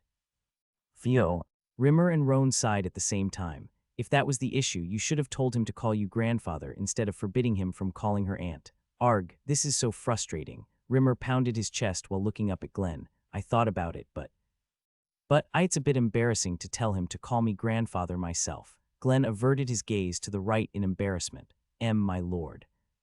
Why would you even be shy about it when he's your grandson and you are his grandfather? Roan and Rimmer shook their heads, unable to comprehend his thought process. Ha. Rimmer caught his breath and asked Glenn, you were called grandfather by Burren before, right? Yes, he has called me grandpa ever since he was a child. It's the same. There's nothing embarrassing about it since it's only natural to do so. Just tell him already. Tell him that he can call you grandfather now. Ahem. Glenn briefly cleared his throat and touched the throne's armrest. I'd prefer to be called that naturally. Everyone's going to die from old age while waiting for that to happen. No, I'm going to die from frustration instead. Ag, Rimmer lay down on the floor and started to scream. Hoo-hoo-hoo. Roan laughed like always and closed his eyes. He looked like he had just given up. Glenn bitterly licked his lips while watching Rimmer writhe on the ground and Roan continue laughing. I'll try. Rayon smiled with pride and joy while examining the light wind division from behind. All of them got stronger. Burren, Martha, and Runnon had become masters. Dorian and the vice team leaders had reached the master's wall, and all the team members had reached the highest level of expert. It wasn't because they experienced death. They achieved that growth because they'd been training to the best of their abilities after they'd recovered from their injuries. And he looked at Mark Goten's back where he was walking right in front of him. He managed to break through the thick wall of despair and confidently reach the intermediate master's realm. Watching his confident steps reminded him of their first encounter and brought a smile to his face. Rayon. While Rayon was rejoicing in the light wind division's growth, Burren came next to him. Let's enjoy our reunion after we leave the Lord's manor. Yes, I know about that, but... Burren rubbed his temple with an uncomfortable expression on his face. Did something happen to you? You are being strange today. His brow was furrowed in a serious expression. He looked like he had even forgotten the joy of being rewarded with a golden tablet. What the hell is that? Burren pointed at the back of Rayon's hand where nothing existed. What are you talking about? Rayon tilted his head while looking at the back of his hand. The blue thing floating above your hand. What is that? Rayon realized he wasn't talking about the back of his hand. Burren was pointing precisely at the location where Wrath was floating. The blue eye that Wrath had given him was shining brilliantly. No way can you see this. Rayon's lips trembled while he looked at Burren's odd eyes. I knew it. Burren clenched his fist while looking at Wrath. He was dancing and rampaging in the audience chamber, but no one realized it. I thought I was insane. Rayon finally understood why Burren was looking strange all along. It was only natural for him to make that face after Cotton Candy suddenly appeared and started to rampage. What the hell is that? A monster? You hoo-hoo. You insignificant shitty eyes, the king of essence. It's just Cotton Candy. Rayon swallowed Wrath, who was about to introduce himself. You crazy bastard, it's... Burren's eyes were shivering. Protruding from your cheek right now. Kai ha ha ha. Wrath giggled while covering his plump belly. You asked earlier why he was smiling, didn't you? It was because of this. He pointed at Burren's blue eye and raised his chin. The King of Essence incorporated the pure energy of Wrath inside the shitty eye of shitty eyes. Since he was bestowed with his blessing, it's only natural that he can see him. So it wasn't a coincidence after all. There's no such thing as coincidence when the King of Essence is involved. Everything is thoroughly calculated. Wrath bobbed his finger at Burren, telling him to feel the greatness of the monarch of Wrath. The King of Essence is the monarch of Wrath, the king of devildom. The King of Essence saved your lives and treated you. Tell everyone about his existence right now. He opened his plump arms while pretending to be dignified. However, Burin stared blankly at Wrath without saying anything. He is pretty good at dancing. He applauded instead while smiling like he found Wrath cute. What? Why aren't you reacting to the King of Essence's words? Tell everyone about his existence right now and offer him food. Wrath widened his mouth as much as possible and shouted, but Burin kept blinking while watching him like a mysterious creature. How is this happening? Hey. Rayon furrowed his brow, looking at him like he was something pathetic. What you made him was an eye, right? Can't you tell just by looking at it? What does an eye do? It looks, of course. That's why Burin can see you, but he can't hear you, because you did nothing to his ears. Wrath started to scream while looking at Burin's ears. The ears haven't changed. Nice calculations there, great monarch of Wrath. Rayon smiled while tapping on Wrath's head as he went limp. He is my pet spirit.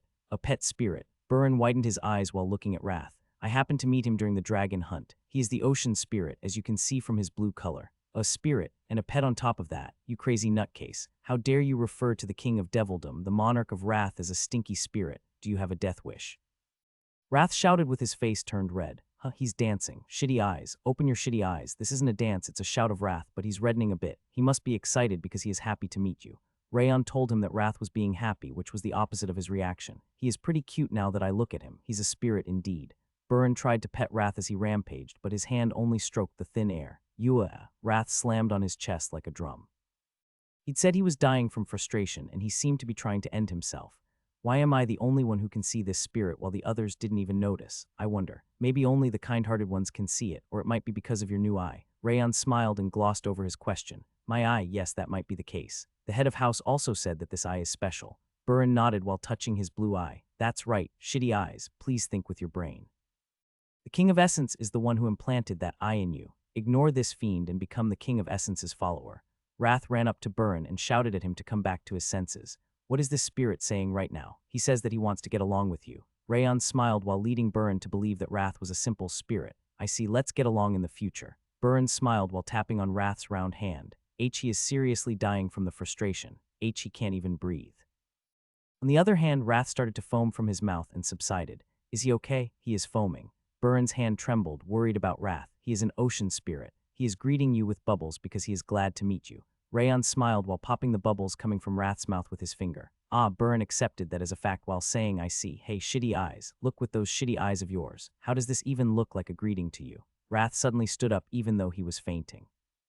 He frantically shook his arms, pleading for him to understand him. He is really good at dancing. I can feel his emotions. Burin applauded while believing that Wrath's gesture was a dance. Isn't it great, little spirit? Rayon petted Wrath's head and smiled gently at him. You've got a new friend. You are definitely going to get a divine punishment. Wrath got so angry that he collapsed on his back with his eyes rolled backward. What is he doing this time? It's a diving game. He is still young, you see. So cute. Burin smiled while watching Wrath's unconscious, spasming body. No one will think that he is a demon king because of his cuteness. Wrath in his cotton candy form was pretty cute, objectively and subjectively. His cute appearance, with his googly eyes attached to his plump body, made Burin believe that he really was an ocean spirit. Please keep it a secret that you can see him. Why? Because we are the only ones who can see him right now. Other people would call us crazy if we told them about it. Okay, Burin nodded, thinking that it was an appropriate reason. Rayon kept walking while talking with him, and he was outside the Lord's manor before he knew it. Why do you keep whispering to each other? What are you even talking about? Martha frowned with her arms crossed in displeasure. Come out already, Runan said, waving her hand at them. Rayon smiled faintly and walked up to them. Are you okay? Are you injured anywhere? Despite complaining to him a moment ago, they checked Rayon over to see if he was injured or not. Vice Division Leader, didn't Orgos hurt you? How did you even slay the dragon? Even the light wind swordsman ran up to him and he didn't even have any space to move. I'm fine. I was worried about you instead. Rayon smiled while meeting the light wind swordsman's worried eyes. I'm glad everyone is safe. Even though Wrath had treated them, Rayon was still worried because he hadn't watched them wake up. He was glad to see them healthy and not facing any aftereffects. That's fine, but you should have sent us a message at least. Martha punched his abdomen and twisted her lips. You really hit me. Rayon laughed bitterly while covering his stomach. You should be glad that I didn't use any aura. Martha glared at him, saying that she was going easy on him. Ice cream. Runan came next to him, grabbed his sleeve and shook it. Buy ice cream. She gestured with her hand for him to buy ice cream for everyone since he'd made them worry. That's not a difficult task. Rayon nodded while looking at Runan's blank eyes. Ice cream girl, you are great. Wrath regained consciousness at some point and patted Runan's head while complimenting her. You are the only one who understands the King of Essence. Oh, he is dancing again. Burin exclaimed while watching Wrath's movement. He seemed to be completely fond of his cuteness. Dorian. Rayon ignored Wrath and Burin, who were having fun, and went to Dorian to examine his arms and legs. How are your limbs? Don't they hurt? It hurt so much that I wanted to die back then, but they are perfectly fine now. Dorian smiled and raised his arms. Don't do anything unnecessary in the future. I'm not planning on it. It's not suitable for my personality. He nodded, saying that he would never do that again. Really? Of course. The pain was one thing, but I was so scared. Dorian's voice was trembling in fear, but his eyes were sparkling despite his words. Young Master Rayon, V Vice Division Leader. Yua ran up to him energetically and jumped into his arms, and Julius's chin wrinkled with his effort not to cry. You've been through a lot. He leaned forward and patted their heads. Line up, everyone.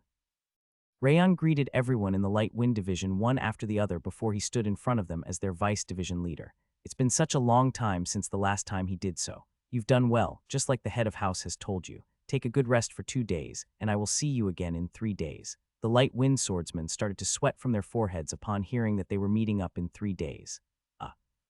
Are we going to train right away after 2 days of rest? He is so intense. Rayon Sieghart, that's definitely him. The Light Wind Division shook their heads while looking at Rayon's unwavering expression. Of course we are going to train, but I'm going to repay you for making you wait without any news. We are going to dine together. Rayon raised his hand while telling them that they were going to have a meal rather than training.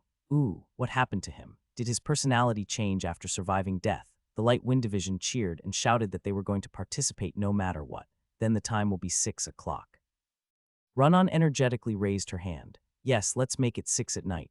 No, in the morning, meet up in front of the Beat Ice Cream Shop. Rayon and everyone in the Light Wind Division widened their eyes. Hey, sleepyhead, you can't even wake up at that hour. I can make it to the appointment for ice cream. Run-On shook her head, saying that she was definitely going to remember. The ice cream shop doesn't open at 6. Let's make it 10. How do you even know that? Martha narrowed her eyes, finding it mysterious that he knew that.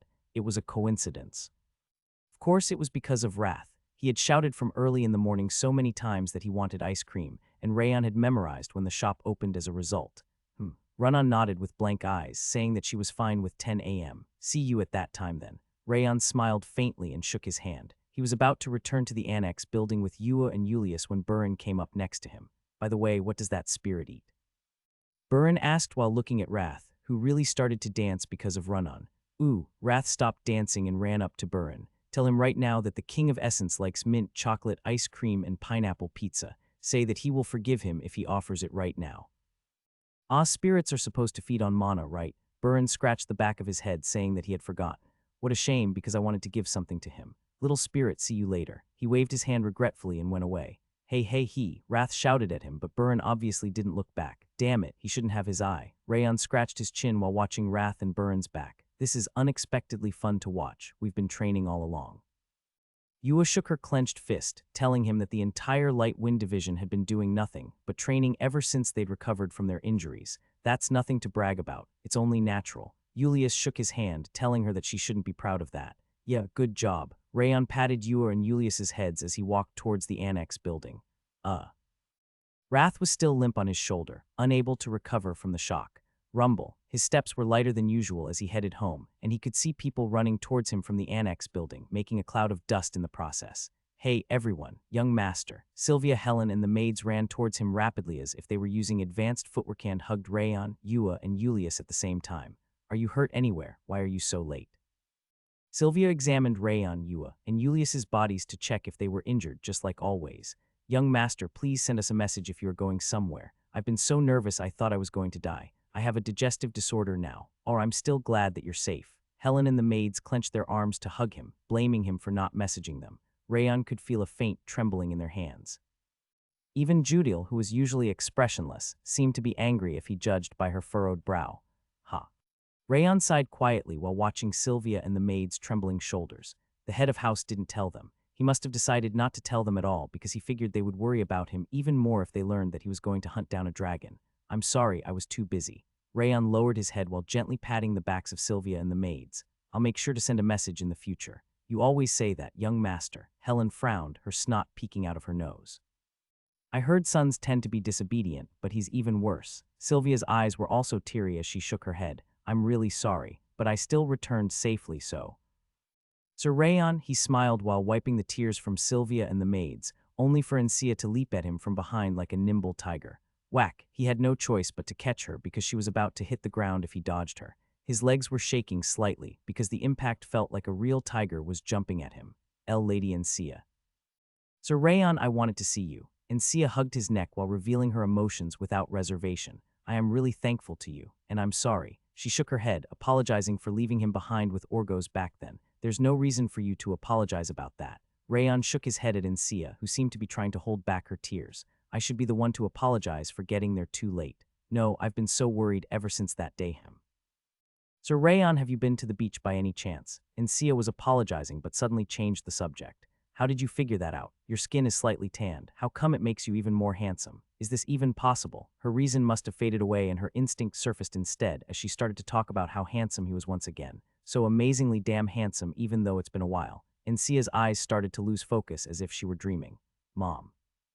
Wrath stuck to Sylvia's head and sniffled. So many things happened. It was so painful. Please give us delicious food. He held onto Sylvia's hair ornament while murmuring that he could still taste rubber in his mouth.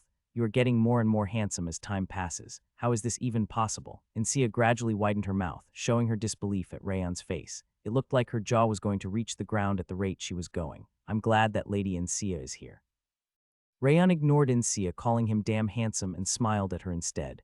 What? Encia's eyelashes were shaking as she covered her mouth and nose with her hands. Is this a confession? I'm seriously ready to accept it at any moment. No, that won't do. I can't monopolize a piece of art. Erg, what shall I do? What? Rayon asked, dumbfounded as he blinked in confusion. What is she even saying right now?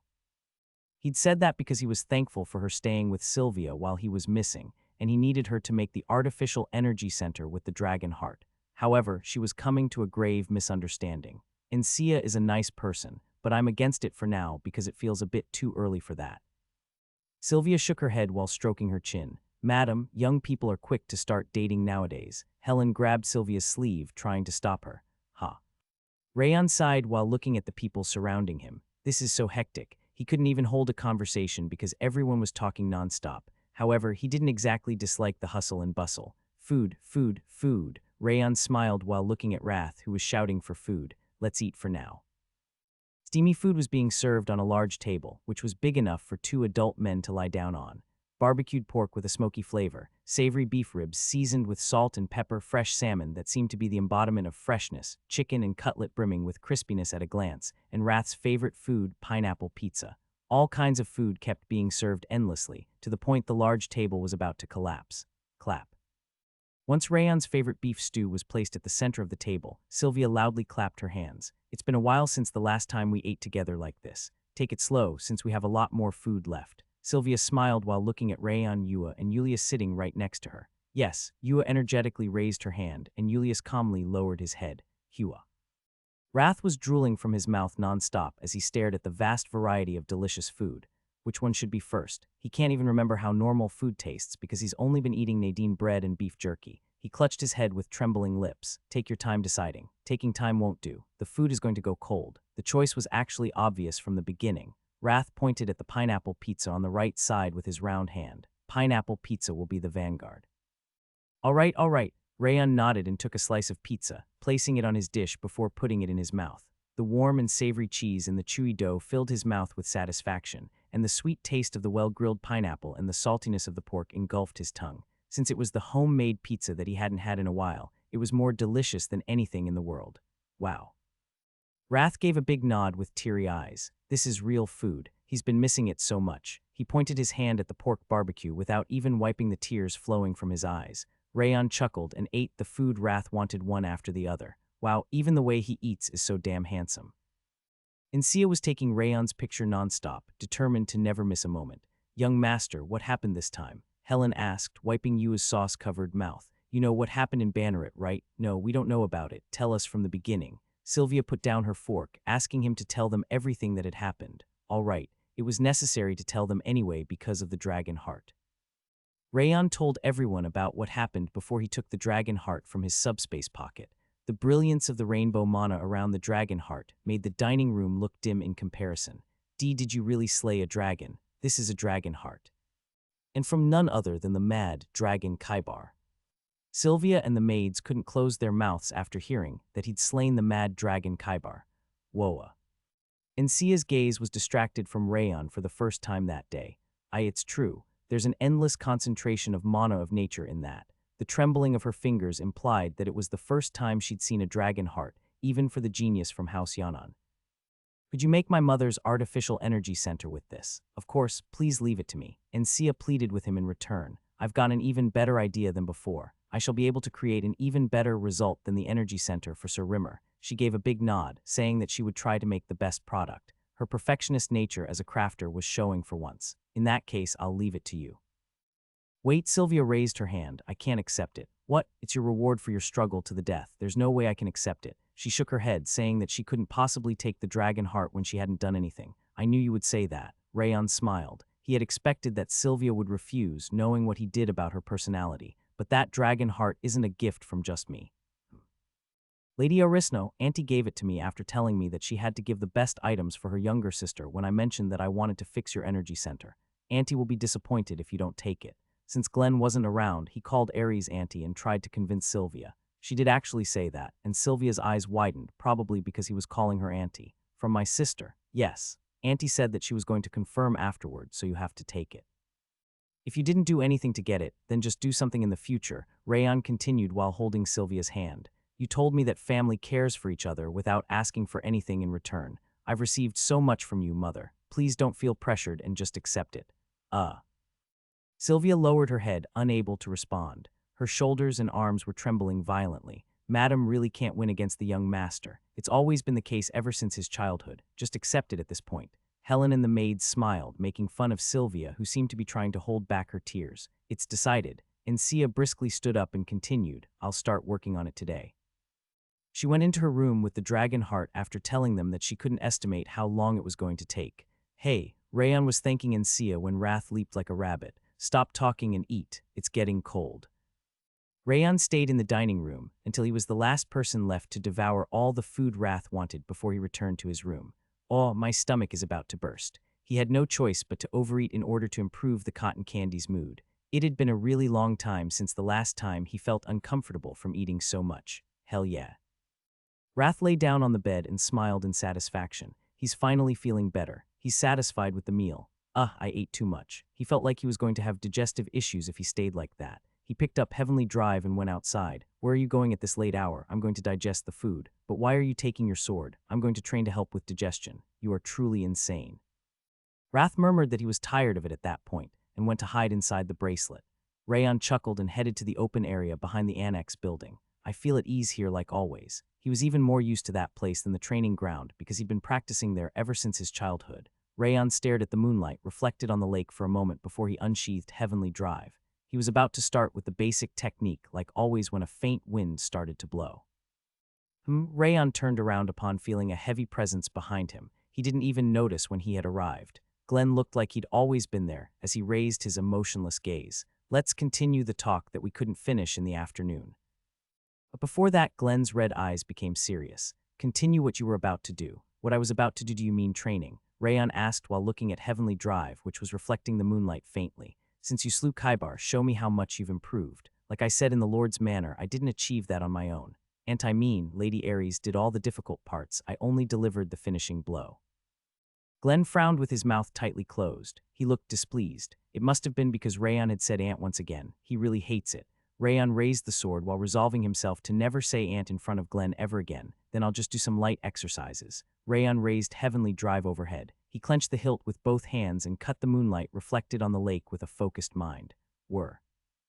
Even a 5-year-old child could perform that downward slash, but Rayon's sword was different because he'd continued basic training without missing a single day. It was extremely polished, free enough to reach anywhere, and the sharpness extending from it seemed capable of cutting through anything. After the vertical slash, a horizontal slash, a diagonal slash, and a stab followed. Even though he could do those moves with his eyes closed, as he swung, he focused his entire mind and muscles to swing his sword.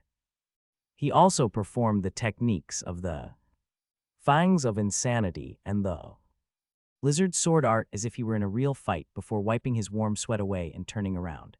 You still didn't let go of the basic techniques, Glenn stated, furrowing his brow slightly and uncrossing his arms. Yes, I've been continuing with them whenever I have time. For what reason? You should have already refined those basic techniques to the point where you can use them with your eyes closed. It's because my goal is a versatile sword like yours, which incorporates all kinds of swords. Since the basic techniques can be compared to the root of a tree, I figured that my sword would collapse if my foundation was weak.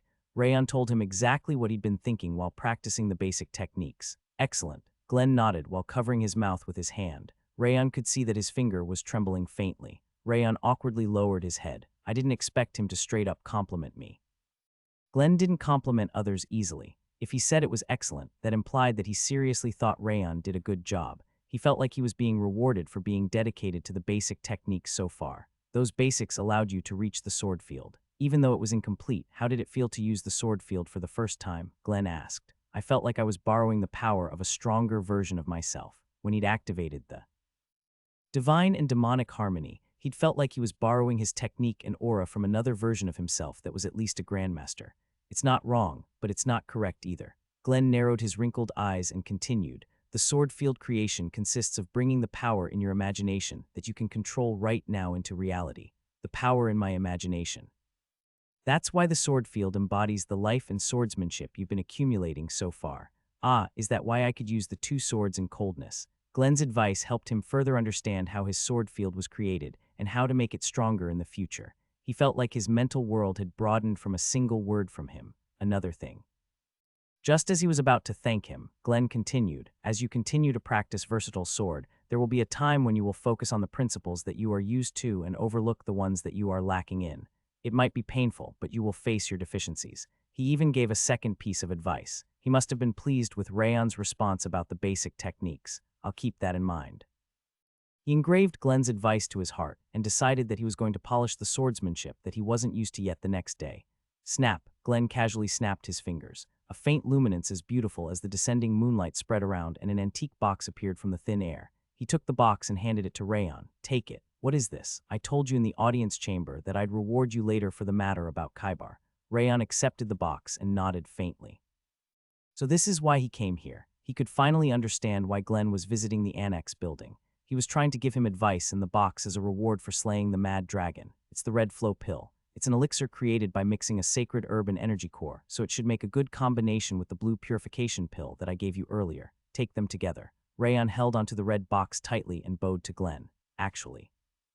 What's the matter? There was an incident after we slew Kaibar. He told Glenn about how the Dragon Lord had appeared and threatened them.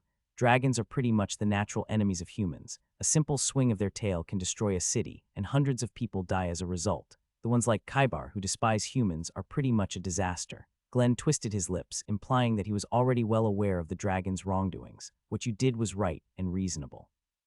Don't mind what the Dragon Lord said. Call me right away if you encounter him again. He furrowed his brow, saying that dragons were selfish creatures who believed they were the only justice in the world. Understood. Rayon felt at ease from hearing that. He felt like it wouldn't be scary even if a bunch of ancient dragons attacked him at once. They silently stared at each other for a while. Rayon narrowed his eyes while watching Glenn's twitching lips.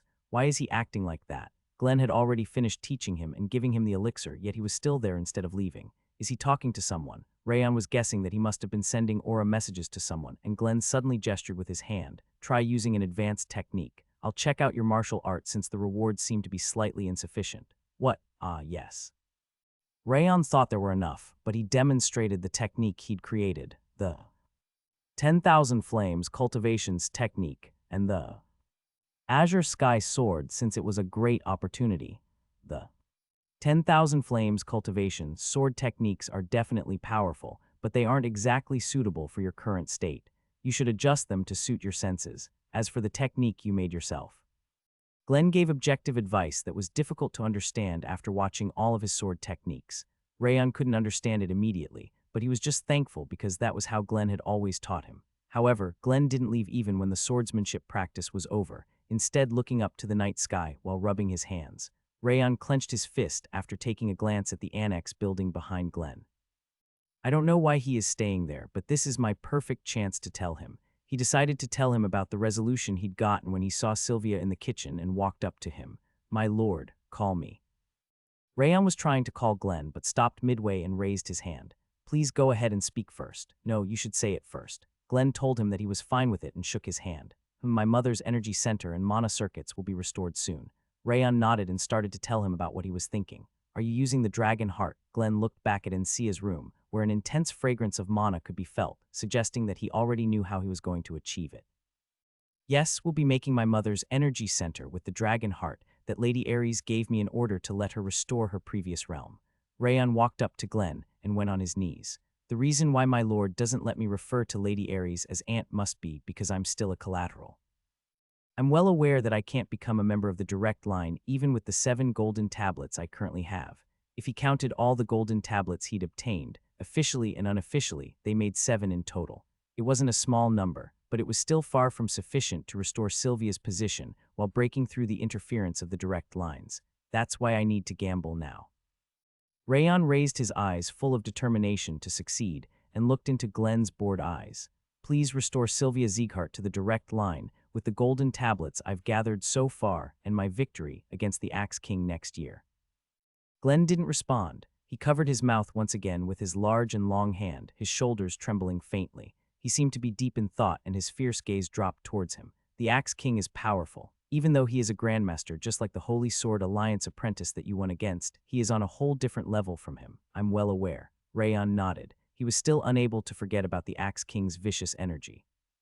He knew better than anyone that the Axe King was powerful. Are you still going to go for it? I'll be different that day from the way I am right now. Are you confident in your improvement? Yes. Rayon responded that he could do it confidently and calmly. You are right. Even with 7 golden tablets, it would be difficult to make Sylvia a member of the direct line. However, Rayon's eyes reflected in Glenn's red eyes, and they looked exactly the same. If you manage to achieve victory against the Axe King at 22 years of age, it's good enough as a condition. He easily agreed to it. I'll accept your condition under the name of the head of house. Rayon bowed deeply at Glenn. You don't need to thank me. It hasn't even happened yet. Glenn shook his hand, telling him to thank him after everything was over. Then please tell me what you wanted to say. Rayon stood up and mentioned that Glenn was about to say something before. Glenn didn't say anything for a while, then he averted his gaze. It wasn't anything important. What? But I definitely heard about calling something. I was about to tell you to calibrate your swordsmanship if you have nothing else to do. Ah. I'm taking my leave now. Glenn furrowed his brow and disappeared. He looked like his mood was suddenly ruined. Rayon tilted his head while looking at the spot where Glenn used to stand. Why is the ground dug out like this? Glenn left the lake in the annex building and went halfway up to the North Grave Mountain. Ha. Rimmer sighed deeply, leaning his back against Tiger Rock. Why did you return without achieving anything when you went to allow him to call you grandfather? He shook his head, unable to understand Glenn's behavior. Hoo-hoo-hoo. Roan lowered the booklet he was holding in his hand and casually laughed. Ah. Glenn lowered his hand that was covering his mouth once he was in front of them. The corners of his lips, rising to reach the sky, were shivering intensely. Isn't he so praiseworthy? What do you mean? Rimmer as he blinked blankly, looking at Glenn. The fact that he is dedicated to basic techniques and achieving the sword field creation at his age is amazing enough, but he's giving the dragon heart to his mother. Isn't he so commendable? The dragon heart isn't a simple elixir. It's not an exaggeration to say that it's a mythical treasure, yet he is using it to make Sylvia's energy center without even hesitating. How could such a kind and good-natured boy be born into this world? Glenn clenched his fists, saying that he couldn't suppress his overwhelming emotions because he was too proud of his grandson. His powerful will spread around like a spider web, and the entirety of North Grave Mountain started to shake. If that's the case, just hug your grandson. Rimmer placed his palm on his forehead, telling him to show Rayon that instead of telling him about it. Hoo-hoo-hoo, my lord, please calm down. Roan shook his head at Glenn, trying to prevent the North Grave Mountain from collapsing in the middle of the night. How could I calm down? I've never seen anyone like him before. I'm not saying this because he's my grandson. Anyone in the world would praise him. Glenn has been suppressing his urge to say that when he was in front of Rayon, and he started to speak rapidly now that he was in front of them. I'm fully aware that Rayon is a good man, but being called grandfather by him has the highest priority right now. Rayon already talked about it, didn't he? What? Rimmer tilted his head, unable to understand what he was talking about. He said that he would defeat the Axe King next year and come back to me to call me grandfather. When did he ever say that? That's what he meant when he said that wanted to restore Sylvia's status as a member of the direct line by using the golden tablets he's been gathering and the achievement of slaying the Axe King.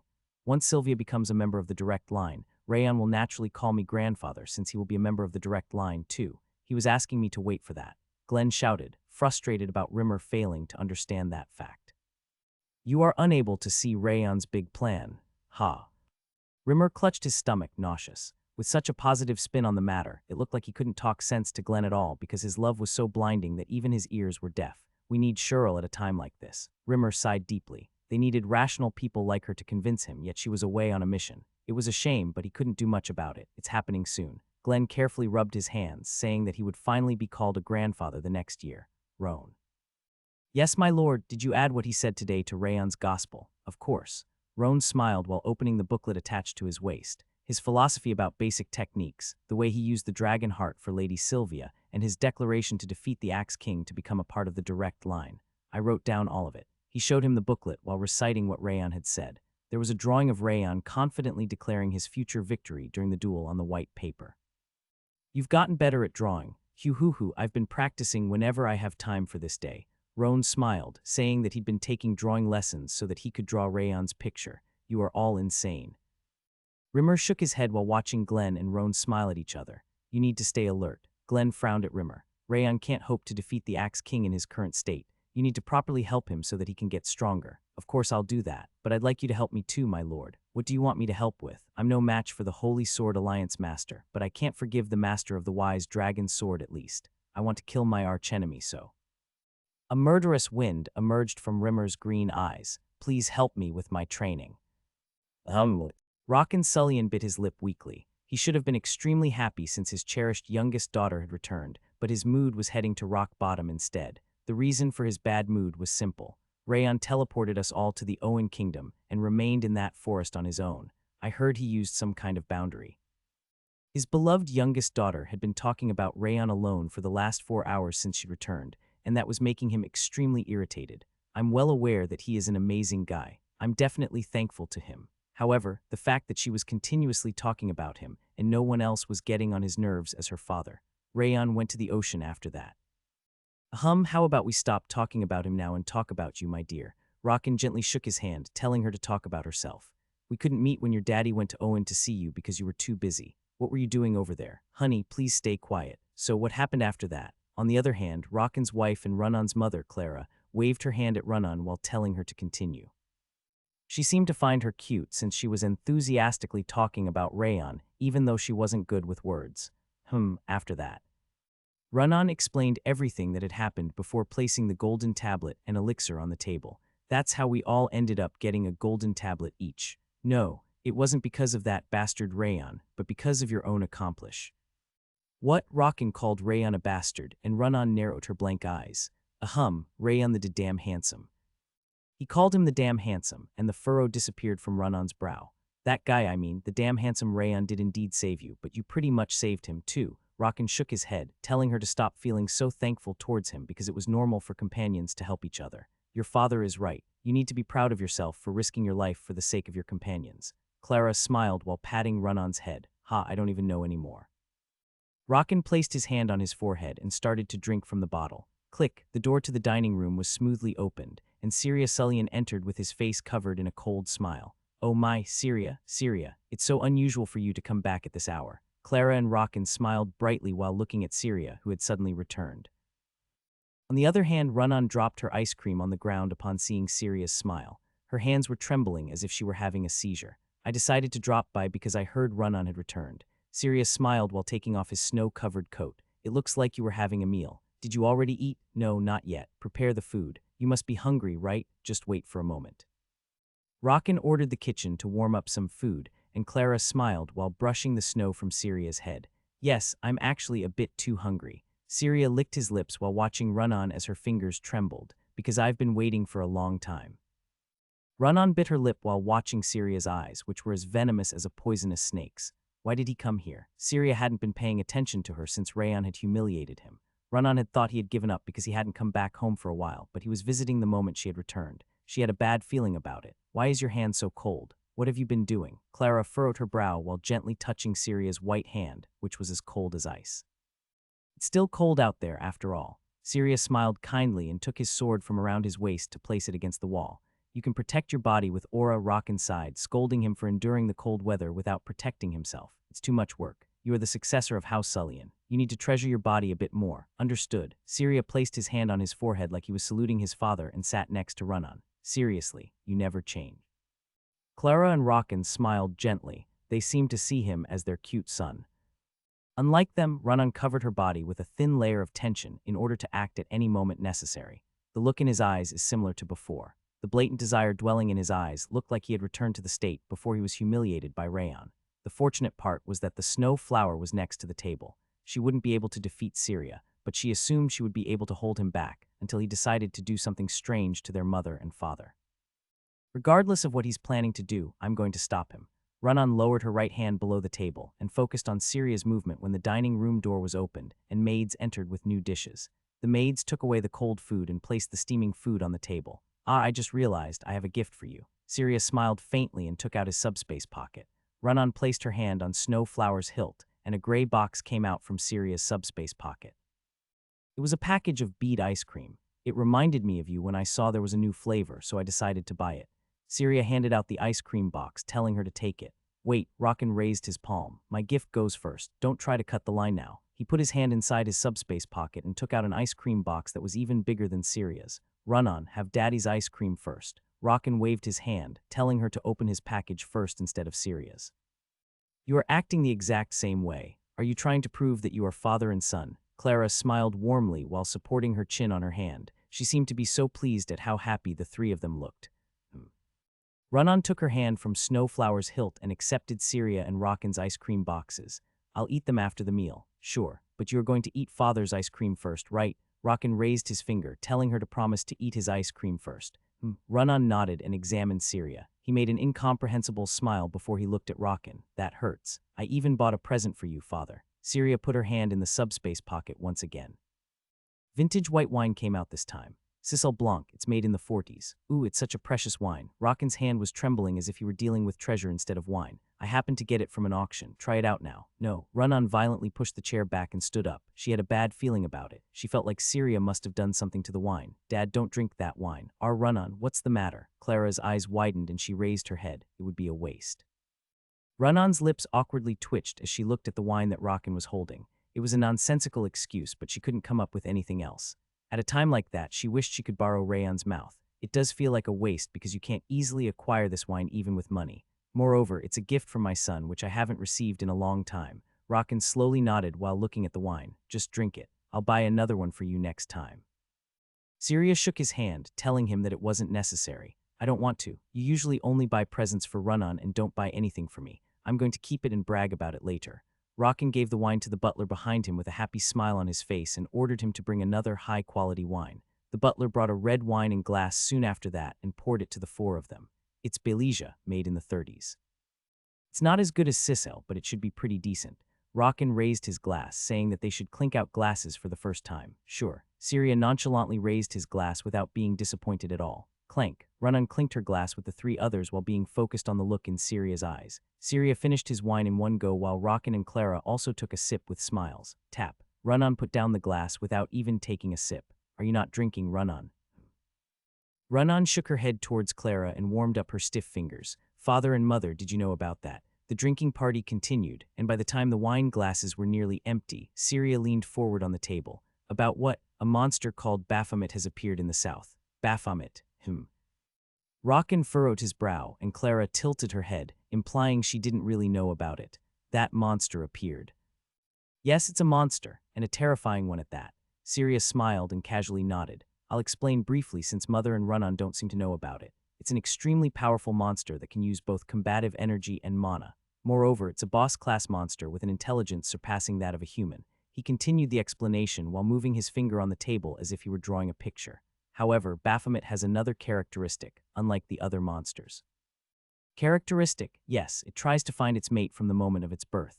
Syria slowly put his left index finger and right index finger together. People say that once a Baphomet finds its mate, its power amplifies to a whole different level. The Baphomet that appeared in the south must be looking for its mate, too. There's more to it. Rockin put down his glass and sighed. Baphomet is a monster that gets stronger. He furrowed his brow while looking down at his wine, which was as red as blood. They become stronger at an even faster rate than the so-called geniuses. It needs to be eliminated before it finds its mate and before it becomes even stronger. You know so much about it, father. I fought against one when I was around your age. Rockin shook his head, saying that it was a terrible experience. But I feel a bit bad for it, Clara sighed, fiddling with the glass with her finger. It's getting attacked when it just wants to find a mate. You are so kind, mother. Syria narrowed his eyes, finding it unexpected that Clara would say so. Don't say that. They just follow their instinct, and they often attack humans for no reason, Rockin said as he shook, saying that it was just a monster. Ah, there's another special thing about Baphomet. What is that? If the mate it finds is blood-related, it can supposedly obtain an unimaginable amount of power. Blood-related. What a strange monster. Ah, Clara's glass dropped from her hand. What? She trembled as if electrocuted and collapsed to the back. Clara, Rockin frantically shot up and ran to Clara. What's the matter? Mom. Run-On also stepped onto the table after picking up Snow Flower and jumped down to where Clara had collapsed. What are you waiting for? Call the healer already. Rockin shouted at the butlers and maids behind him, but no one was taking action. What are you doing? Don't pressure them. Sirius smiled while taking a sip of the wine to cover his lips in red. You're simply obeying my order to stay still. Syria. Rockin's lips trembled as he met Syria's eyes, which had suddenly changed. By the way, you really are amazing, father. Martial realm shouldn't matter against that drug since it's applied to the mind, but you still haven't collapsed. I'm a bit surprised. Was it your doing? Who else would it be? Anyone there? The door to the dining room was opened, and the swordsman affiliated with the house entered upon hearing his shout. Bring Clara to a healer and seize. However, once the swordsmen entered, they placed their hands on their hilts while standing behind Syria instead of Rockin. Why are you? Since your closest servant became mine, wouldn't it be strange if the swordsmen still followed you? You bastards. But I did work rather hard for this. I had to offer money, martial arts, and even exploit their weakness and nasty desires. Syria smiled cheerfully while looking at the warriors and servants standing behind him. You've grown soft because of peace, father. You became an old and fat dog from only feeding on the food that Sieghart threw at you. You rascal. Rockin stood up while shouting. His eyes were turning red from the rage. Sieghart is powerful, of course, but 80 of that power is Glenn Sieghart. That monster is the only reason. The rest of them are nobodies. Syria giggled and raised his head. He lowered his frightening eyes while looking at the warm lighting unbefitting the situation. The world is going to change soon, and House Sullian will be acting at the center to become the all-attacking Sieghart from behind. I won't allow it to happen. I'll never. Rockin faltered and sank to his knees. His limbs trembled and he collapsed on his back regardless of his will. I knew it. The medicine works better when you are excited. Syria stroked his chin. He looked like he was having fun. Run. Rockin became stiff before he could finish his last sentence. Dad, Mom. Run-On breathed out roughly while watching Rockin and Clara, who could only move their eyes. Their trembling eyes seemed to be telling her to please run away. What have you done? She bared her teeth towards Syria. Did you think I would add drugs to the drink? That wouldn't be fun. Syria picked up the almost finished wine bottle. He opened his hand, letting the bottle fall and shatter on the ground. The red wine, as red as blood, seeped across the surface. I didn't do anything to this liquor. What I did was... Syria's finger pointed at the glass that Clara and Rockin had used to drink. Those glasses. What did you do to Mom and Dad? Run-On covered herself in bloodlust and raised Snow Flower. Run-On, you also made a mistake. Syria smiled cheerfully and shook his hand. You should have told them continuously if you wanted to stop me and save our mother and father. You should have said that I was being strange, that I seemed to be insane, although of course it would have been meaningless. Syria smiled madly while pointing at the warriors and servants standing behind him. A significant number of them stepped up to testify to him, something advantageous to me back then. Since they are still here, there's no way it would work. Father and mother simply pity you because they think you are just delusional. You. Run-On clenched her teeth and pulled out all her aura from her energy center. The blue astral energy of frost burst from Snowflower's blade. How nice. You can't even imagine how long I've been waiting for this day. Syria's smiling lips trembled as he watched the astral energy pointed at his neck. It was worth letting him live back then. He casually clapped his hands, and the warriors and the servants approached Rockin and Clara on the ground. Don't get close to us. I'll kill you all. Run-On screamed and pointed Snow Flower at the warrior. Defiance is always beautiful, however. Syria licked his red lips while pointing at Rockin and Clara. Are you sure you should do that? Because our father and mother are going to be unable to breathe and die if we don't do anything about them. Run-On's fingers trembled upon hearing that question. The astral energy emerging from Snow Flower's blade melted like the snow in the spring. Clang. In the end, Run-On's sword fell to the ground. A wise decision. Syria smiled, and the lighting in the dining room cut out. Rayon unsheathed Heavenly Drive, standing at the center of the 5th training ground. He stopped his breathing exercises while pointing his white blade to the sky where the sun hadn't yet risen. He slashed downward while carving Glenn's advice from 2 days ago in his mind once again. Whoosh! The fiery wind of the sword severed the early morning air and created an extremely thin line on the training ground. A second wind was unleashed, but no other trace was created on the ground. He repeated 100 more downward slashes after that, but the very first trace was the only trace left on the ground. Whap! Rayon nodded in satisfaction and raised heavenly drive overhead to strike down once again. The precision and sharpness of the 100 strikes became swiftness and heaviness, leaving a deep trace on the ground as if it had been hit by an iron mace. Rayon practiced the basic swordsmanship while incorporating the principles he'd learned so far one after the other. Since he was fully focused on every single one of the strikes, he realized that the sun was advancing toward the center of the sky after he finished with a series of swings. As for the next, I'll use the Fangs of Insanity. Hey, just as Rayon was about to proceed to practice the principles with Fangs of Insanity, Wrath suddenly appeared in front of his eyes. It's the appointed time. Why aren't you going? Wrath pointed at the sky, telling him that it was time for the appointed group meal. Rayon lowered Heavenly Drive and raised his head. Wrath was right. It was really about time for the meeting. What a shame. What the hell is even a shame? You've been doing nothing but training ever since that geezer left. Because my training is going pretty well nowadays. Time is too precious when this happens. It wasn't like he could clearly feel his growth or anything, but he felt like the martial arts that were all over the place were finally becoming organized, which satisfied him.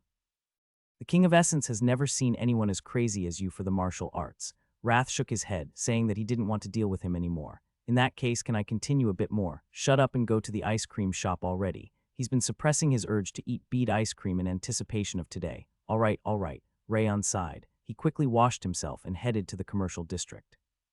Probably because he arrived right before 10 a.m., most of the Light Wind Division was already gathered.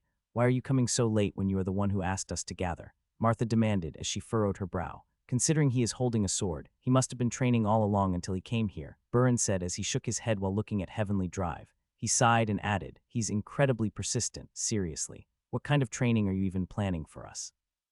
Dorian's shoulders trembled, already terrified by the training he was going to do later. Vice Division Leader. Mark Goten quietly lowered his head in respect. Rayon tilted his head while walking towards the Light Wind Division. He couldn't see the person who should have been murmuring, damn handsome Rayon, with a sleepy voice by then. Where's Run-On? She isn't here yet, Burin said as he shook his hand. Isn't it strange?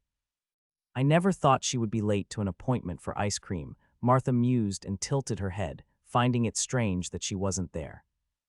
Rayon raised his gaze and looked at the clock at the plaza. Tick, Run-On didn't show up even though it was 10 a.m. Hey, I know. Rayon nodded and looked at the Light Wind Division. What are you talking? Rayon ran to the west without listening to their response. It's strange for Ice Cream Girl not to keep her promise. Yes, because she never broke the promise about eating ice cream together more than anything else. Run-On looked lazy, but there were two types of promises she never broke. It was training and ice cream. Whenever he'd promised to buy her ice cream, she always arrived an hour early and waited for him. Something must have happened. Rayon was certain about it as he headed towards House Sullian. Run-On raised her trembling eyelids. My head feels dizzy. She couldn't even tell how much time had passed. She felt like over 2 days had passed, but she had no idea because she was underground in a windowless room. Syria was sitting close enough that she could reach him by simply extending her hand, and his lips were twitching, his eyes glowing in madness. The next mission was a rescue mission. I was supposed to save the vermin who had fallen in between a valley, and I just killed them and reported that they had all died because it felt like a waste of my time. Run-On clenched her fist while looking into Syria's twisted eyes. What is he even thinking? I can't understand him. She thought everything was over at first, but Syria didn't do anything to her after merely neutralizing her aura. He'd been continuously talking to her about his past, and she couldn't guess his intentions at all. Something interesting happened back then. Have you ever heard about human hunting? It consists of letting people escape on purpose, just like how you release animals to hunt them down afterward. There was another strange thing about him. Syria had been talking about those disgusting and grotesque stories, but her murderous intention and anger toward him were slowly decreasing. The even stranger part was that she felt like she had joined in his wrongdoings. It must be because of this. Run-On lowered her gaze and looked at the floor. The room used to be an untidy room full of dust because it was used as a warehouse, but a magic circle was installed on it. Its crimson color made it look like it was drawn with blood. She didn't know what effect that magic circle had at first, but she could roughly guess after a while. Her senses were being softened as if sandpaper was being rubbed against them. The spell must have been loosening her emotions and soul. It doesn't matter what kind of magic circle it is. Run-On softly clenched her back teeth, because I'm going to endure until the very end. Whenever her hatred and murderous intention towards Syria started to subside, she thought about her parents, Rayon, and the Light Wind Division. Whenever she was about to waver, thinking about her precious people filled her with determination once again. But it's not like I have been doing nothing but murder people. I've done good deeds sometimes. There was a time when I went to an inundated area. What about Mom and Dad? Run-on fiercely raised her eyes and looked at Syria. What happened to them? Don't worry. I controlled the amount of drugs so they wouldn't die. Syria gently told her such a frightening thing, like using a drug on his own parents was normal. How am I supposed to trust you? Show me. Show me that they are alive. Run-on bit her lip, saying that she was going to die and follow Rockin and Clara if they were dead. That's not a difficult request. Syria shook his hand, and two swordsmen standing behind him opened the door and left. They returned soon after that while holding Rockin and Clara in their hands. They were breathing faintly with their eyes closed. They seemed unconscious. I have no intention of killing them yet. Why yet? Since Sullian isn't just a house of dogs, Sieghart would think it strange if the head of house suddenly disappeared. Father and mother will pass down the position of the head of house to me and quietly retire. He said retire, but there was no way he was talking about retiring in an ordinary way. He was saying that he was going to kill them. Run-on bared her teeth while glaring at Syria. What are you even trying to achieve? She clenched her fist so hard that red blood started to flow from her grip. That's such a waste. Syria swept up the blood that fell from Run-on's hand with his finger and brought it to his mouth. Run-on stepped back with trembling legs. She should have been getting goosebumps, but she wasn't feeling anything, probably because of the array. It's this thing's fault. She violently hit the array, but it only made the red light intensify further. You wanted to know what I was trying to achieve, right? Syria sucked all the blood off his finger before he raised eyes dripping with madness. It's simple. I'm going to stab Sieghart's heart. What? The continent will be engulfed in fire soon. Sullian will stand behind Sieghart, just like we've always done, and stab their heart at the most important moment. Do you really think that's going to work? It's not that hard. Syria extended his hand into the thin air. A black atmosphere spread around like smoke, and a goat helmet with long horns appeared. That helmet. Run-on's chin trembled as she saw the goat helmet. There was no way she wouldn't recognize it. Watch closely. Syria put on the goat helmet, and something similar to melted iron flowed from it to cover his entire body until it became black armor. His lower body was that of a goat, his upper body was wearing knight armor, and a frightening purple light sparked from his eyes inside the goat helmet. Be Baphomet, which means you are the evil goat demon. Run-on held her trembling arms while leaning against the wall. That's why he talked about Baphomet. The reason Syria suddenly started to talk about Baphomet in the dining room, and the reason why he was so obsessed with her despite being a blood relative, was because he was possessed by Baphomet's helmet. Yes, I'm the evil goat demon. Syria exhaled in excitement, admitting that he was the evil goat demon from Eden. Be our brother. Give my brother back. Rayon had told her that the monster's soul dwelling in the helmet devoured the human soul and took over the body. Her brother used to be extremely kind during her childhood, and he must have disappeared because Baphomet had devoured his soul. That's not true, Syria said as he slowly shook his head. I'm the one who devoured the Baphomet. What? Restoration. I just want to return this peaceful continent to the utopia governed by the monsters, according to the will of that person. He laughed while covering his stomach, saying that he devoured the Baphomet instead. Run-on swallowed nervously. He was insane. He was seriously crazy. She wanted to stop him no matter what, but there was nothing she could do, and it will start with the Continental War. Syria raised his left hand and another helmet appeared along with a dark flame. It was similar to the Baphomet's helmet he was wearing, but the cheekbones were smaller and the horns were even longer. We will be at the center of the scene. He rolled his lips into a smile while hiding Run-on's face with the helmet. My lovely sister. Rayon used his footwork to the best of his ability, even though he was aware that he was getting separated from Martha and Dorian.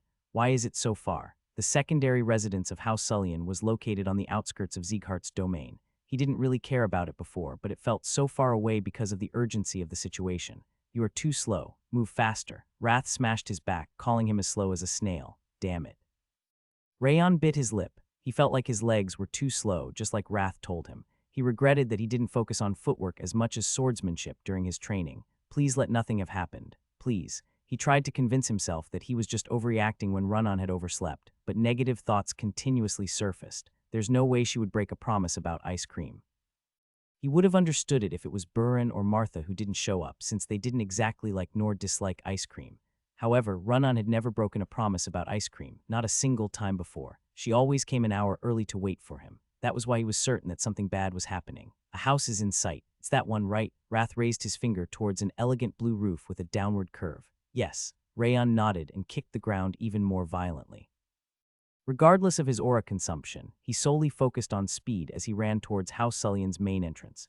Two swordsmen were standing in front of the main entrance, and their casual expressions looked like nothing was happening inside. Please stop. This place is House Sullian's property. What brings you here? Rayon stood in front of the door, and the swordsmen asked the reason for his visit while standing in his way. They seemed cautious, their hands placed on their hilts.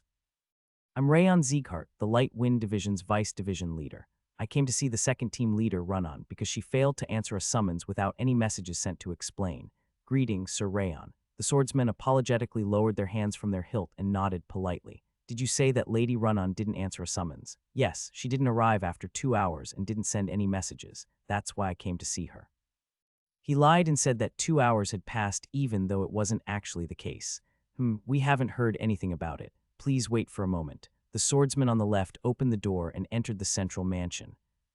Rayon unleashed the ring of fire and the perception of the snow flower to examine inside the mansion. There doesn't seem to be anything strange in particular. He delicately spread around his aura perception, but he couldn't notice any presence indicating that a battle happened before or that someone was dying. The servants and the swordsmen were peacefully moving around inside. However, he couldn't feel Run-On's presence anywhere inside the mansion. Where did she go? He was focusing his mind in order to find Run-On's location when the mansion door opened, and a butler with a friendly appearance showed up. That old man, he remembered him. He was the butler who was standing behind Rockin Sullian during the selection ceremony. It's been a long time, Sir Rayon. Rockin's butler bowed politely to him. Lady Run-On is sick today and is currently sleeping after treatment. He briefly licked his lips, saying that she had gone too hard on training with Rockin the day before. I'd like to tell her about your arrival, but I can't wake her up because she just fell asleep. I'm sorry. The butler deeply lowered his head, saying that he was really sorry about it. Then can I see her sleeping? Hoo-hoo, Lady Run-On isn't a child anymore but a proper woman. I can't grant that request even for the Vice Division Leader. I hope you understand. He smiled gently and shook his hand as if he'd predicted that question. I spoke out of line. Rayon nodded and looked at the mansion. Run-On said that she could see the training ground from her room. That should mean that she is currently inside that room on the left side. No, her room is on the right side. You seem to be mistaken. The butler shook his head, saying that she could see a flowery garden rather than the training ground from her room. I see, I must have been mistaken. Rayon nodded while scratching the back of his head. He's right. Run-On had told him that she could see the garden under her room. He was sounding him out because it was possible that the butler would have been switched, but he knew precisely where Run-On's room was located.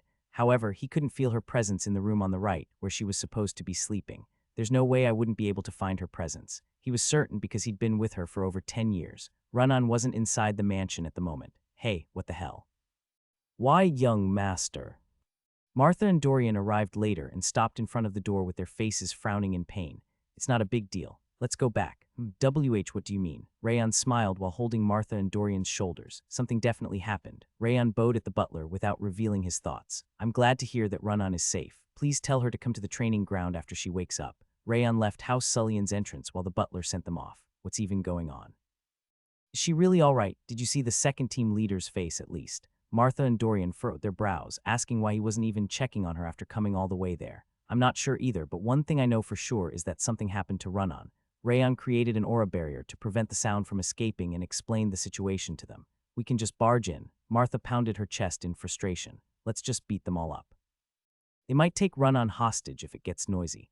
Rayon shook his head and turned around. You should wait outside and come running as soon as you hear a loud noise from the mansion. A loud noise? What are you even planning to do? I need to rescue her if she is confined. He told them a simple plan he came up with before he concealed his presence. He lightly jumped over the wall and hid on a tree in front of the mansion. Wrath. Rayon called for Wrath, who was staring blankly into the air while holding his chin. Do you feel anything? She's not in that house, at least. His lowered eyebrows were shaking, implying that he was fully focused on finding Run-On. I see. Rayon nodded and followed the butler's presence when the man returned from the entrance. The butler went into the mansion and talked to a swordsman at the master realm. After listening to the butler, the swordsman went out to the back of the mansion and stood in front of the small training ground. He walked around it for a short while before he returned to the mansion. Is there something over there? Found it. Rayon started to spread his aura underneath the training ground when Wrath suddenly jumped up. It was messy because of all that disgusting mana, but Ice Cream Girl is under there. She isn't in good condition. He raised his hand and pointed at a small warehouse located at the outer part of the training ground. Not in a good condition. Is she injured? It's not about her body. Her soul is blurry right now. Rayon was about to run towards the warehouse when Wrath continued. However, lots of strange things are set up on the stairs leading to the underground. You need to dodge them as much as possible as you go to make it in time. Rayon spread the aura perception after hearing that and noticed a strange conglomeration of mana. They must have set traps to buy some time. Traps. Rayon furrowed his brow while looking at the ground where the swordsman used to stand a moment ago. I have no time to deal with something like that.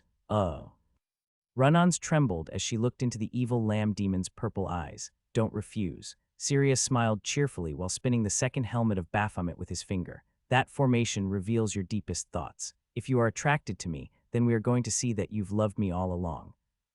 Shut up, Run-on shook her head and bit her tongue. He's lying. Syria lied as much as he breathed. The erase function wasn't to reveal her deepest thoughts, but to destroy the wall protecting her soul and mind. However, she couldn't last any longer even though she was aware of that fact. Her head was becoming foggy, and her mind grew as loose as a snapped rubber band. You are as cute as always. Syria scratched his chin while watching Run-on's frowning face just as the door opened up after a knock sound. The warrior who'd brought Rockin and Clara entered the room and lowered his head. Rayon Zeekhart came to visit. What? He said that he came here because Lady Run-on didn't respond to his summons. The swordsman told him about what happened during Rayon's visit. Ah, Run-on clenched her trembling hand into a fist. Rayon, he believed in me. Her emotions towards Syria have been fiddling with her mind, but they suddenly disappeared upon hearing Rayon's name, and the fog filling her head disappeared like it was washed away by water. She felt awake, as if she had washed her face with cold water. I heard he left for now, so it should be fine to relax. Relax, Syria turned around and caressed the swordsman's head. Sir Syria, you know nothing about Rayon Zeekhart. That crazy bastard is definitely going to come all the way here. As soon as his quiet voice ended, the swordsman's head exploded and his blood spread around like a fountain to the walls and floor. Run-on's fingers trembled as she watched the magic circle turn even redder. She couldn't understand why he would suddenly kill his own subordinate. Let's make some preparations for now. Syria threw some unknown bead to the corner of the room before he walked up to Run-on. I seek organic relationships. That's why I wanted you to love me the way I love you. However, we are running out of time. He rolled his lips into a smile while holding Baphomet's helmet in his hand. It's already too late.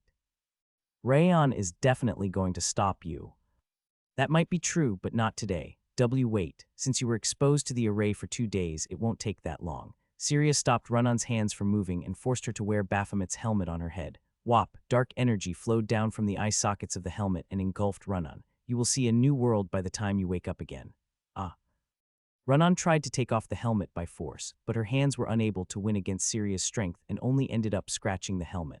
Ah, let me tell you one more time. Your brother is a rather jealous person. You should never mention another man's name. Syria caressed Run-on's hair coming out from the helmet with a smile on his face. By the time Rayon arrives here, everything will be. He laid down Run-on the ground and stepped backward just as the red ceiling trembled intensely before it collapsed with a huge bang.